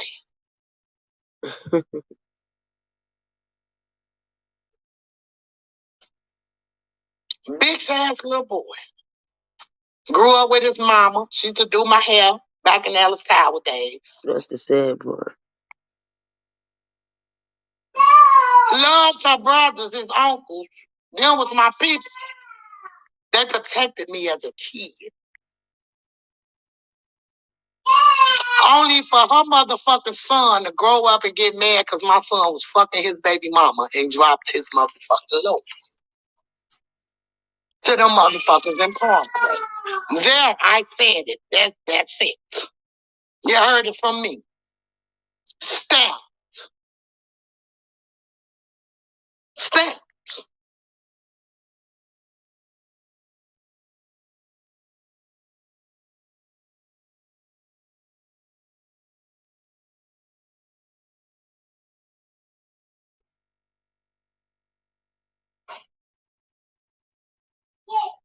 For one man who made a song. Y'all know my son ain't get killed over no motherfucking song. He got killed because of who his brother was. And what his brother did to my so-called best friend, what he supposed to did. Because I'm going to say this 1,000,000 times. I don't give a fuck what nobody say. If Brick would have sink that boy, he not calling nobody. He would have did that shit himself. That's how I know Brick. Yeah, Brick was like that. So all the rumors and the speculations, all Brick dropped his low. How?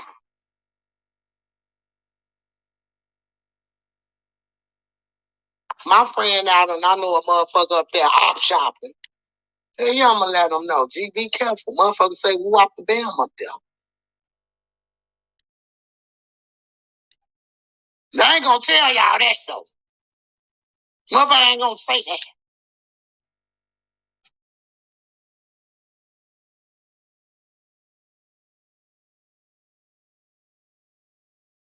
10 years it took my son to get where he was.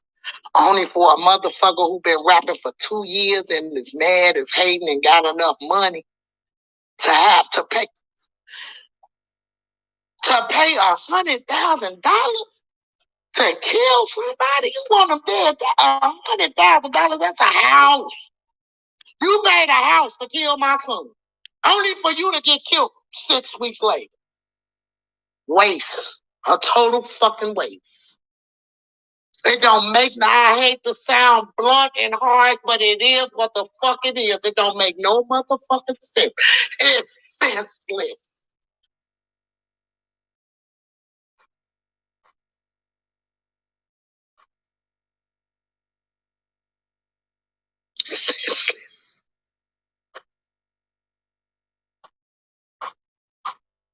She is hurt. Then it's like if y'all don't believe in if y'all don't believe in God's plan, I don't know, but the fact that this man was quoting his song, he get hyped up.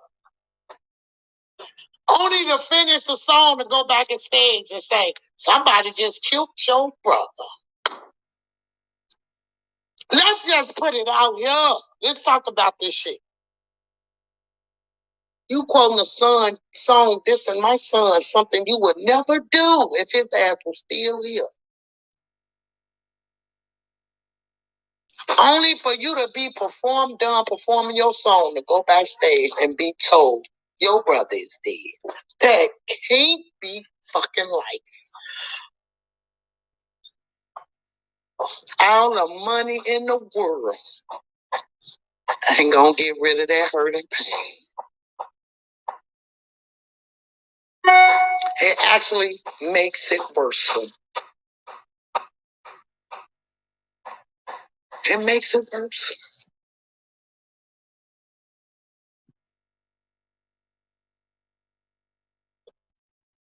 When that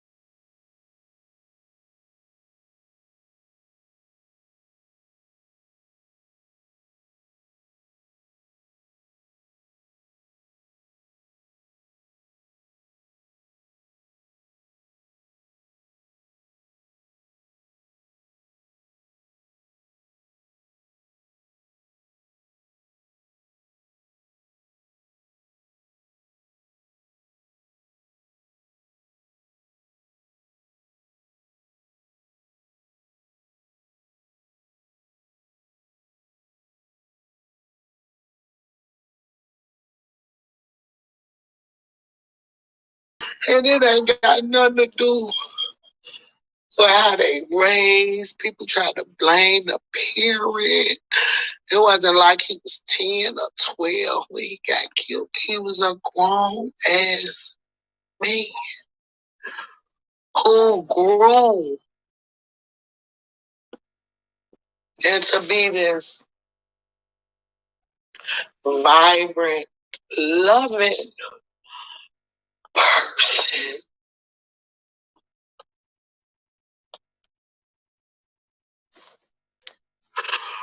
And my heart hurt every day. The more this shit is getting revealed, because I can't believe it.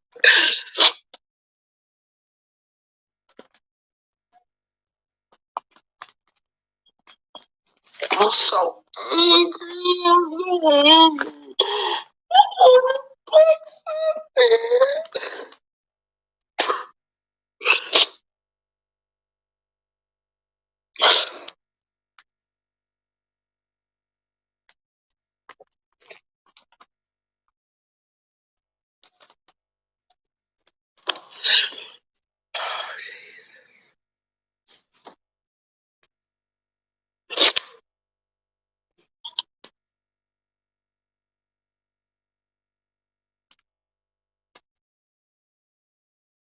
I ain't smoked no weed all day. That's probably what's wrong with me.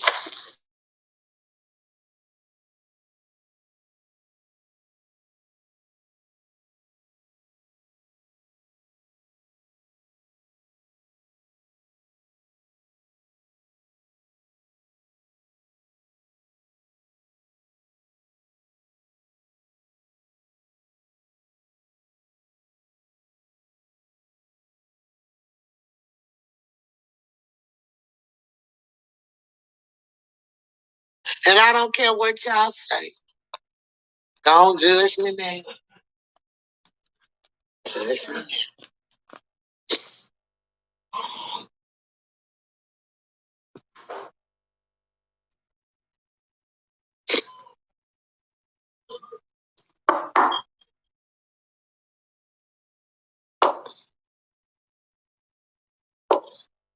Y'all go subscribe.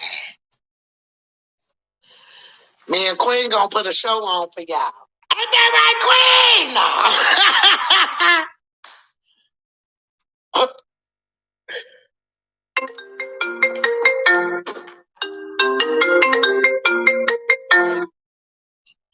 Hi, birthday girl! Oh my God, you look so beautiful. Can I show the world you? Can I show the world you? You gonna what? You gonna? Yes, you are, girl. Oh my God, girl, who did your hair? Look, y'all, you see my Cammy poop? What? Let me see. Say hi, Cammy. Say hi. Hi. That's the birthday girl. My grandbaby gonna be 6. How old you gonna be? 6? You too old for me, girl. You is too old. You know, once you get over 5, you considered a grown person. You is grown. You need to come and mop my floors and wash my dishes right quick.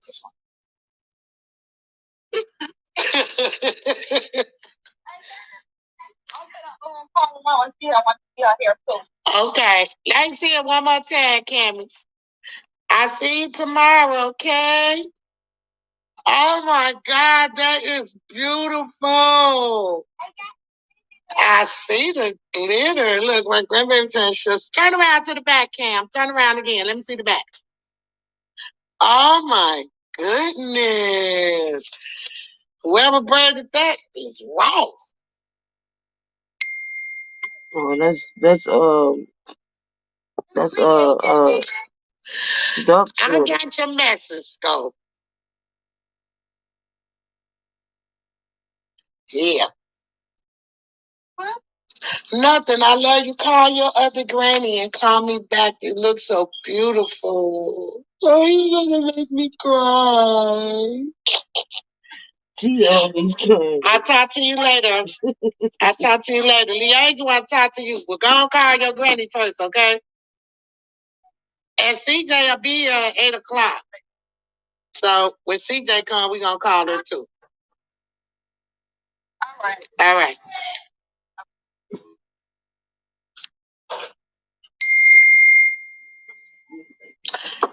Shout out Luke Jimmy in the building.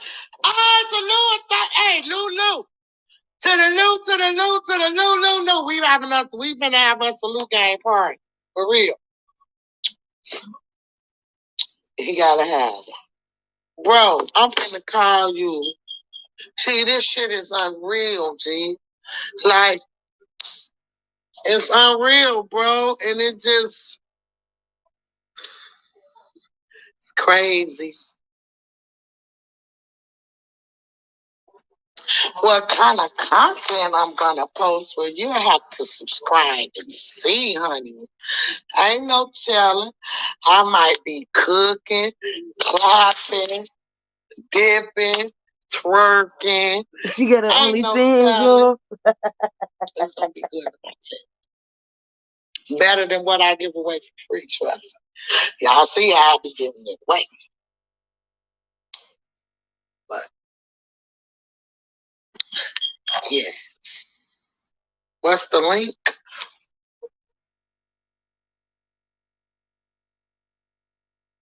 I'm almost getting scared. Cause I done put some shit up there already. I'm about to go take it down. Cause this, all I'm waiting is the wrong motherfucker to pay the description and then have me all over the World Wide Web. But I don't give a fuck. That's one thing about me. Y'all gotta know that. You got to start crying.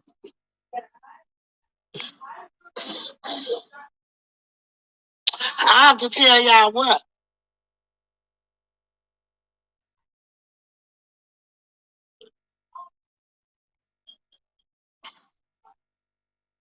Yes, that's also my twins' 13th birthday. So I know Doug and Leandria is in heaven like, we gonna get these motherfuckers for keeping my brother. Hey, my man just, this will be wondering. But I kind of picture that's how they party. You know?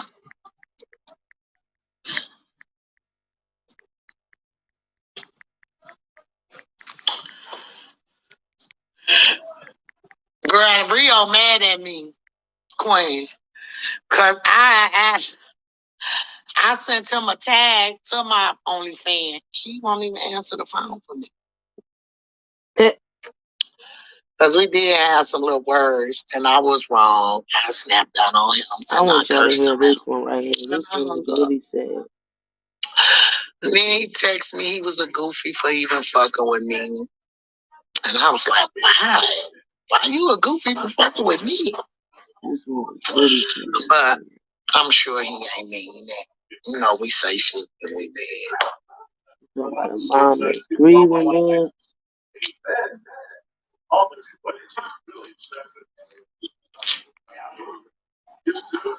I know he did. Email right now. Because I'll take this birthday.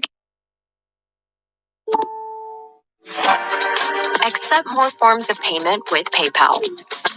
And let customers pay how they want. One checkout solution.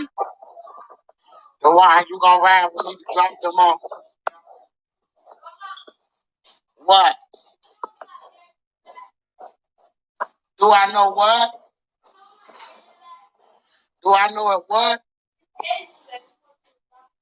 I'm dropping you. I'm finna take you to your grandma.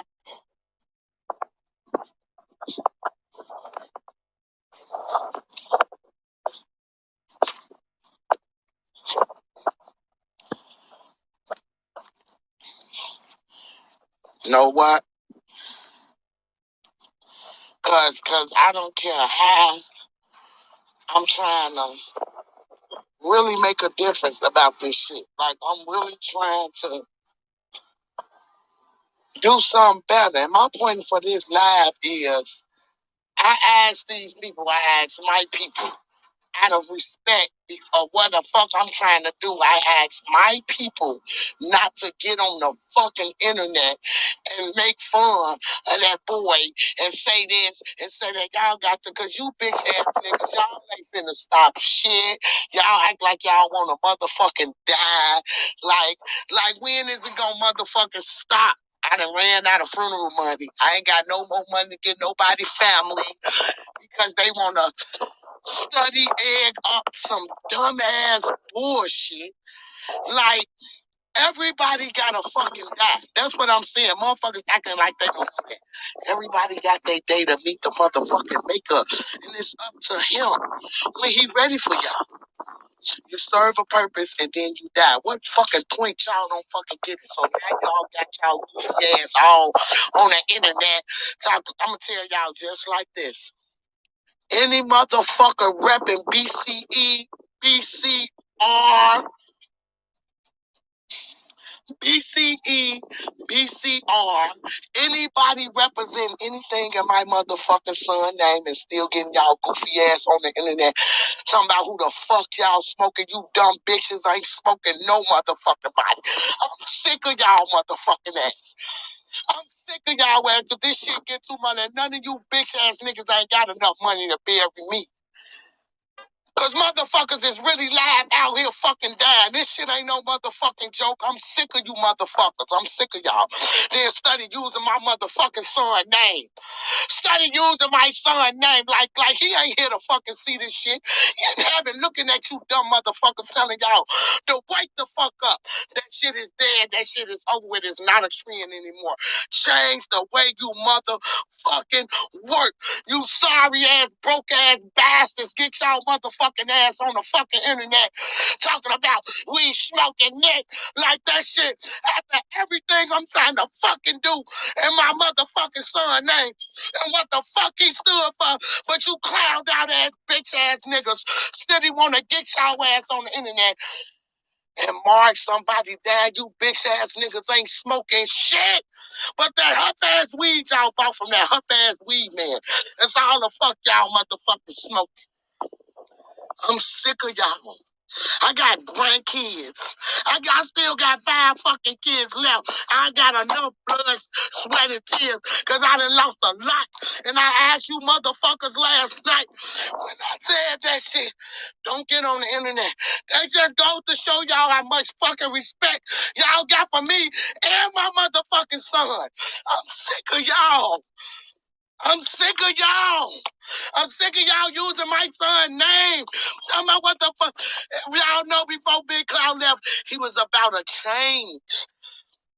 He was about to change. You motherfuckers act like y'all don't know the reason he dissed motherfuckers.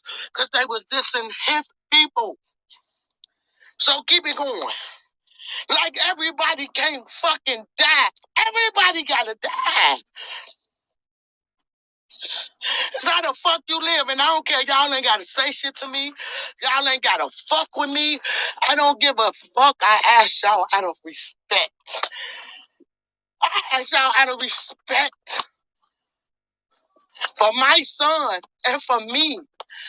Don't get on the internet. See, this is what I was talking about. Everybody talking about they smoking, everybody that died. This is what she was snapping about. Like that, it's not cool. You don't get on the internet saying I'm smoking such and such. I'm smoking, this and that. And that's what these young boys do now. They diss to death and they say I'm smoking. But it's really like everybody's starting to do it. But the trend started from Chicago.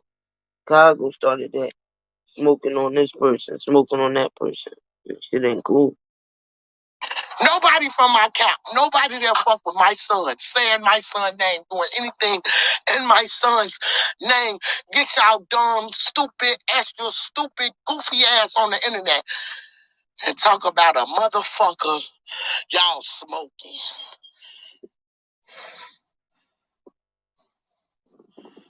Really?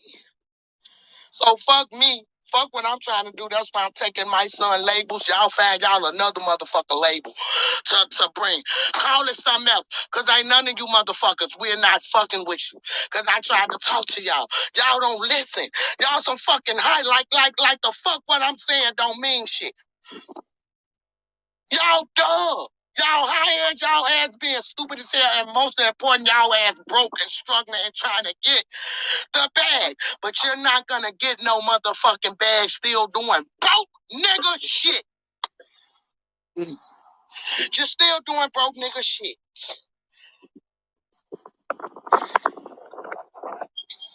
Motherfuckers die every day. I lost 3 friends I fucking grew up. And one motherfucking day, all from the same motherfucking thing. You bitch ass niggas and bitches, y'all better get y'all shit together. For real. Cause I'm working on mans. I got fucking grandkids. I got fucking 5 kids still left. Do y'all even give a fuck about y'all lives? You couldn't give a fuck about y'all lives. You couldn't.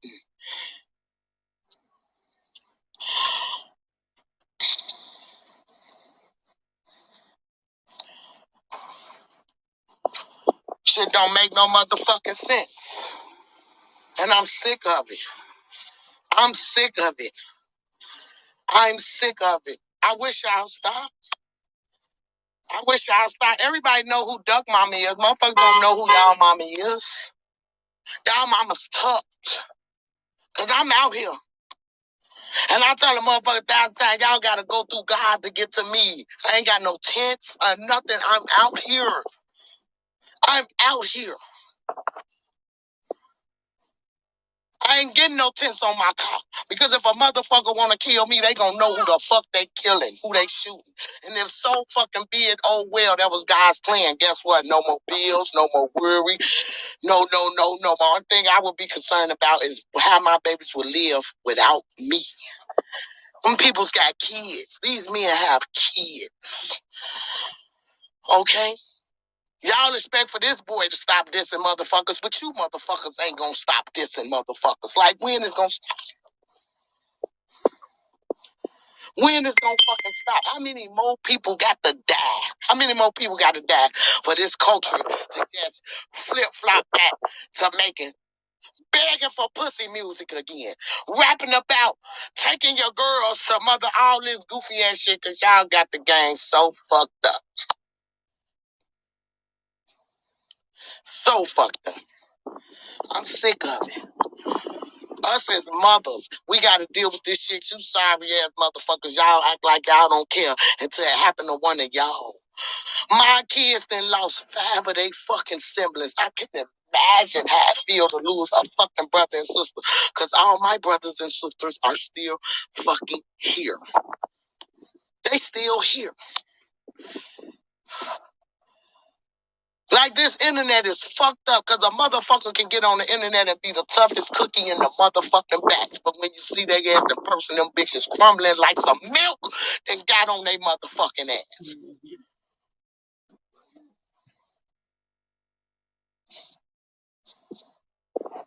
Give y'allself a chance. Give y'allself a chance. Because motherfuckers rich. Motherfuckers is rich, but it ain't like ain't nobody get touched. And it's so fucking sad that these motherfuckers is still out here doing this dumb shit. Talking about this dumb shit. The fact that that man's mother is in the same position as us, because at first it was his auntie with Nunu. The fact that his mother, his mother,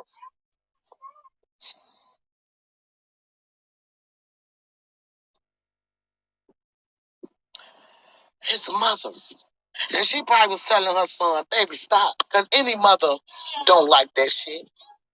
I didn't like that shit. I supported my son. I always told him, you're gonna, and his reaction was, they doing it to me. That was Doug's reaction. They doing it to me. They keep mixing my brother. My baby dead. He ain't coming back. My babies are dead. They not coming back. But the ones that I got here that still left, I want them to stay. I want them to bury me when I'm 90 or something, with my grandkids around me, telling me how fucking proud they was of me. That's how you die. You don't die going to no club. You don't die going fucking shopping. That's not the way God intended us to die. Cause we gotta die. Babies ain't gotta get caught up in no fucking crime.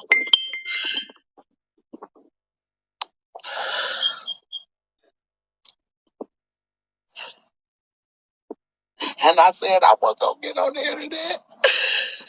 None of this shit. And I said I was gonna stay out of it, but I know what my heart feels. But I just saw some shit that made me down there throw my phone because I asked my peoples don't do it. So that goes to show how much respect they got for me.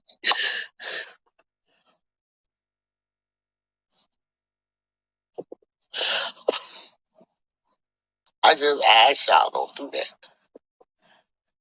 It ain't gonna stop their reasons where they keep doing it. And y'all reasons is where they keep doing it. But everybody study dad. And everybody mama study her.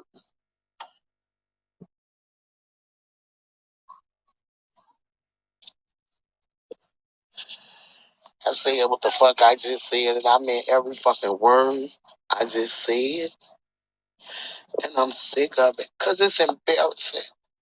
I'm a whole fucking brand that's really trying to establish some positive shit in my child's name because I knew what he stood for and everything he did it for and what he was about to do before his life was took from him for doing something that he loved and that's taking care of his kids.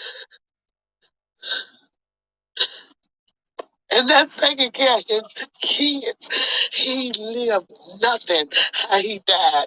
And I don't give a fuck what the fuck a motherfucker rapped about my son. And I'm quite sure that that baby was the same way.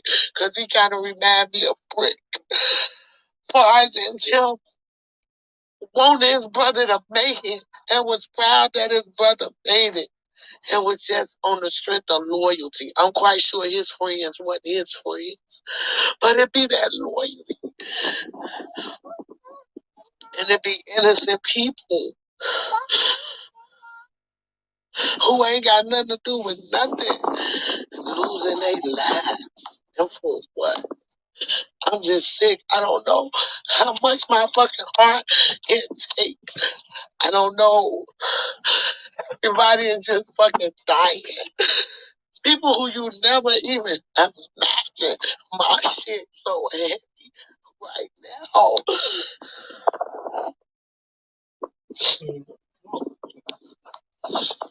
Y'all, please, I'm begging y'all. Give yourself a chance. Just try. Just try. Just try. I promise you. I ain't feel like I go through shit God intended for me to go through because he built me like that. I just type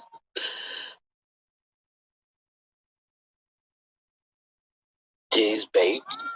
Y'all won't give me out a chance.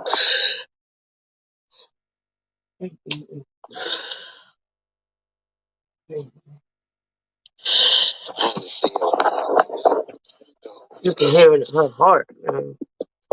Crazy.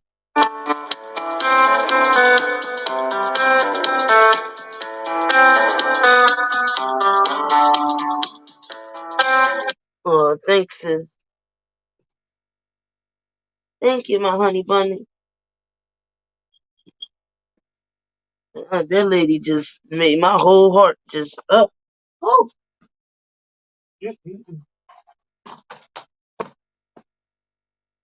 Like she said, these young kids won't even give themselves a chance. That's crazy. These young boys stealing themselves left and right. And if you don't understand what that lady just said, then there's something wrong with you too. Because all she's saying is these young boys won't even give themselves a chance at life. It's sad, man. That's the sad part. When they don't want to just, like,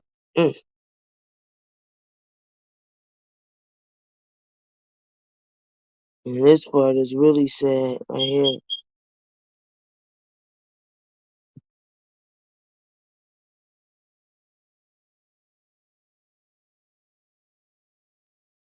To make it fit.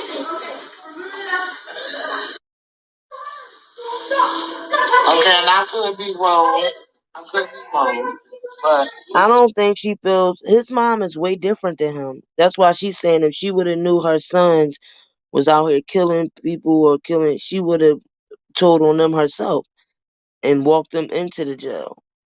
You know, just because the sons is out here in the gangbanging, usually 9 times out of 10, the moms have grown out of that and they be on a whole different path, and the moms don't be into that. She supported her son's music, but she wasn't out here gangbanging and stuff. She just thought that the rap was just music. She didn't think, because she watched all of them grow up together. So she didn't think that it was that deep where they wanted to kill each other and stuff. She thought it was just music. the impression that I get.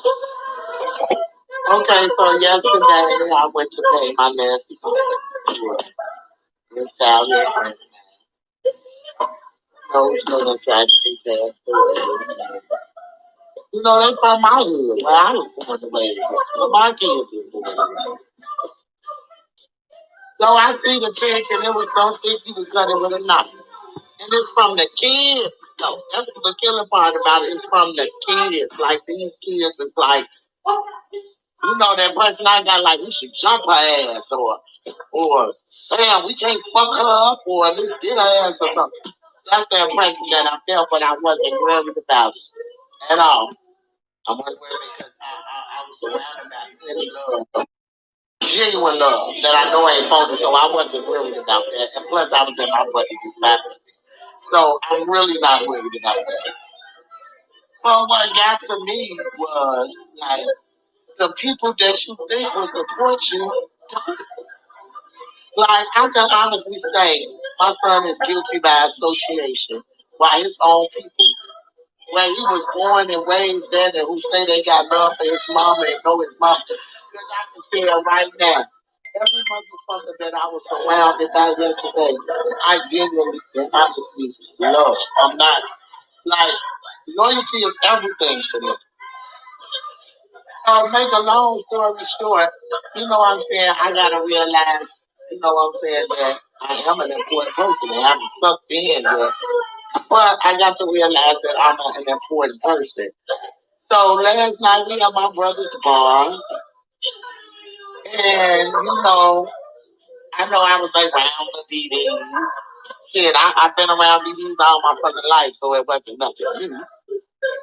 But the fact that a motherfucker was playing my son's song, right? Wasn't a diss song. It wasn't a diss song. It was like a song, Juice, the song that be out of motherfuckers' tongue. So they had the video playing at first. They playing the video. So he popped up, you know the way my brother got his body, he got a projector screen, so it's popping up all on every wall around, everywhere. So it's crowded, so I'm paying attention. I don't even know who was DJing, and I really don't give a fuck. But whoever the fuck was DJing, it's a hate ass motherfucker, and I synced it for myself yesterday. So they playing the song Juice, you know what I'm saying? My baby out in the bar, living his best life in the video or whatever. They did a verse, and the motherfucker must have been like, oh, cut that option off or whatever. Cut my son's song off and put on Luther. Like, how fucking disrespectful is that? You motherfuckers don't even know Dirk. Y'all ain't raised with Dirk. All the motherfuckers, but y'all dick riding the shit out of motherfuckers when they got the fuck up out of here and don't give 2 fucks about y'all ways. And if y'all do know him, y'all just mad him. Because you paying for protection or whatever the fuck he got to do to stay alive. I ain't knocking him. But motherfuckers who supposed to be ride with me, not because my son ain't did none of them motherfuckers that I was surrounded by. He ain't did nothing. But he guilty by association. And the motherfuckers who supposed to be so all they proud of duck. That shit happened. I was crushed, G. I was crushed and I started crying and I snapped the fuck out and I say y'all a bunch of motherfucking up ass haters in this bitch because for my son not to never do like y'all know him. A lot of you people know my son personally. Should be proud of him. Should be proud of him. Should be like, what the fuck this boy? And I know it's a lot of y'all out there that is. I'm not knocking that. I'm not saying that because I know it's a lot of pure love out there. You know what I'm saying? But that did something to me, the fact that they cut my motherfucking son's phone off and then play Lil Durk. How fucking disrespectful is that? Like they was totally trying to just knew I was there. They did that bogus ass shit. See, what Mama Dirk don't understand is she right. Her son is guilty by association. A lot of people died from the GDs, the I forgot what little Dirk, FBG Duck, they FBG, the FBGs or whatever. And the sad part about it is, y'all heard FBG Duck music. I'm pretty sure y'all did. And they talk some crazy stuff in their music. Killing each other, whacking each other out, all that. See, she thinking back in the day where we can just do rap music. And you know, people do rap and battle about rap. But this not that. These young boys is rapping about killing your peoples and walking up on your mama's steps and putting holes in you. You know, some crazy stuff. And I think she thought it was just like music. But no, Mama Duck, this was about some beefing. And when, like I said, all that dissing each other, you can't do that. Because everybody who was dissing, look at King Vine. He was dissing people death.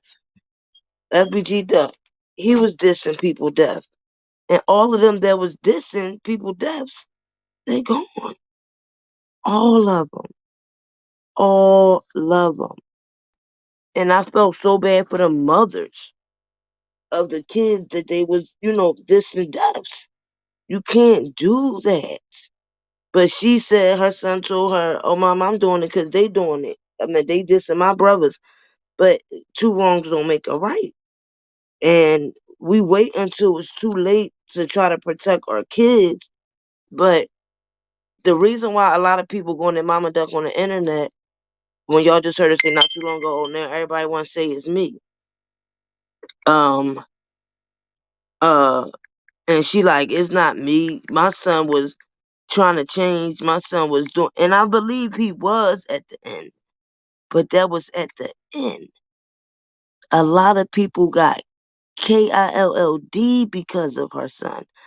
A lot of people got KILLD because of Vaughn. Vaughn was like the big hookah on his side. Duck was like the big hookah on his side. So when you got minions underneath you that's KILLNG people, that falls back on you because it's like you the one sending out the HIT. The girl Kara, who they claiming now that they think Vaughn did that, she killed about 25 people. That was Duck like little sister. That's the only thing I can't relate with the mothers. Like, I get you don't know everything your kids is doing, but wait a minute. Your son's friend lost like 25 friends apiece. You talking about 50, 75 young boys within the year of 2018 to 2022. And more people died on Duck's side than Von's side.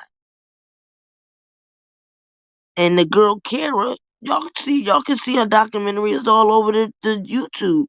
She was a beast. To be a female, little as hell, she turned into a butch. But she was a cold KILLINGR, whatever that is. Okay, MRURDERER. No games. And they used to talk about doing this stuff on Twitter in 2018. That's why when Von died, they pulled all of their messages from Twitter. Oh, she was saying this. He was saying that. She was saying they didn't get themselves no chance at life. And the only way their mothers would have got them out of that shit, they would have had to take them up out of Chicago. That's the only way. And when Vaughn finally got into the music career, when Duck finally got in, their mothers figured, oh, okay, my babies is out. They in the rap game. But see, even though you go to the rap game, you can't bring the streets in the rap. Because see, when they got in the rap, they still dissing each other in the rap. They signed now. What you still beefing with dudes in the street for? So now it's said that Vaughn put $100,000 on Duck head because now he got rap money. So he got money that he ain't gotta go on the street and beef. He could pay the niggas that's still in the street. You think them niggas ain't gonna move for $100K? Shit. Them niggas will move for $500. Remember, they ain't signed. They still struggling in the street. So that's what she don't see. And I feel bad for her, but at the end of the day, right is right or wrong is wrong. Duck had did a lot. But I think what it is she thinks because they all grew up together, they should have just let it go. Or, let it slide. But the, people got people's sons got taken out of here. People, little kids, daughters, females, mistake, just standing around them. It got bad, and that's why she needs to just stay out the hood. I would just take my kids up out of this situation, and I would get up out of there because she's a target. She's a target, literally. Her son name stamps a lot of stuff, and it's sad, but it's real.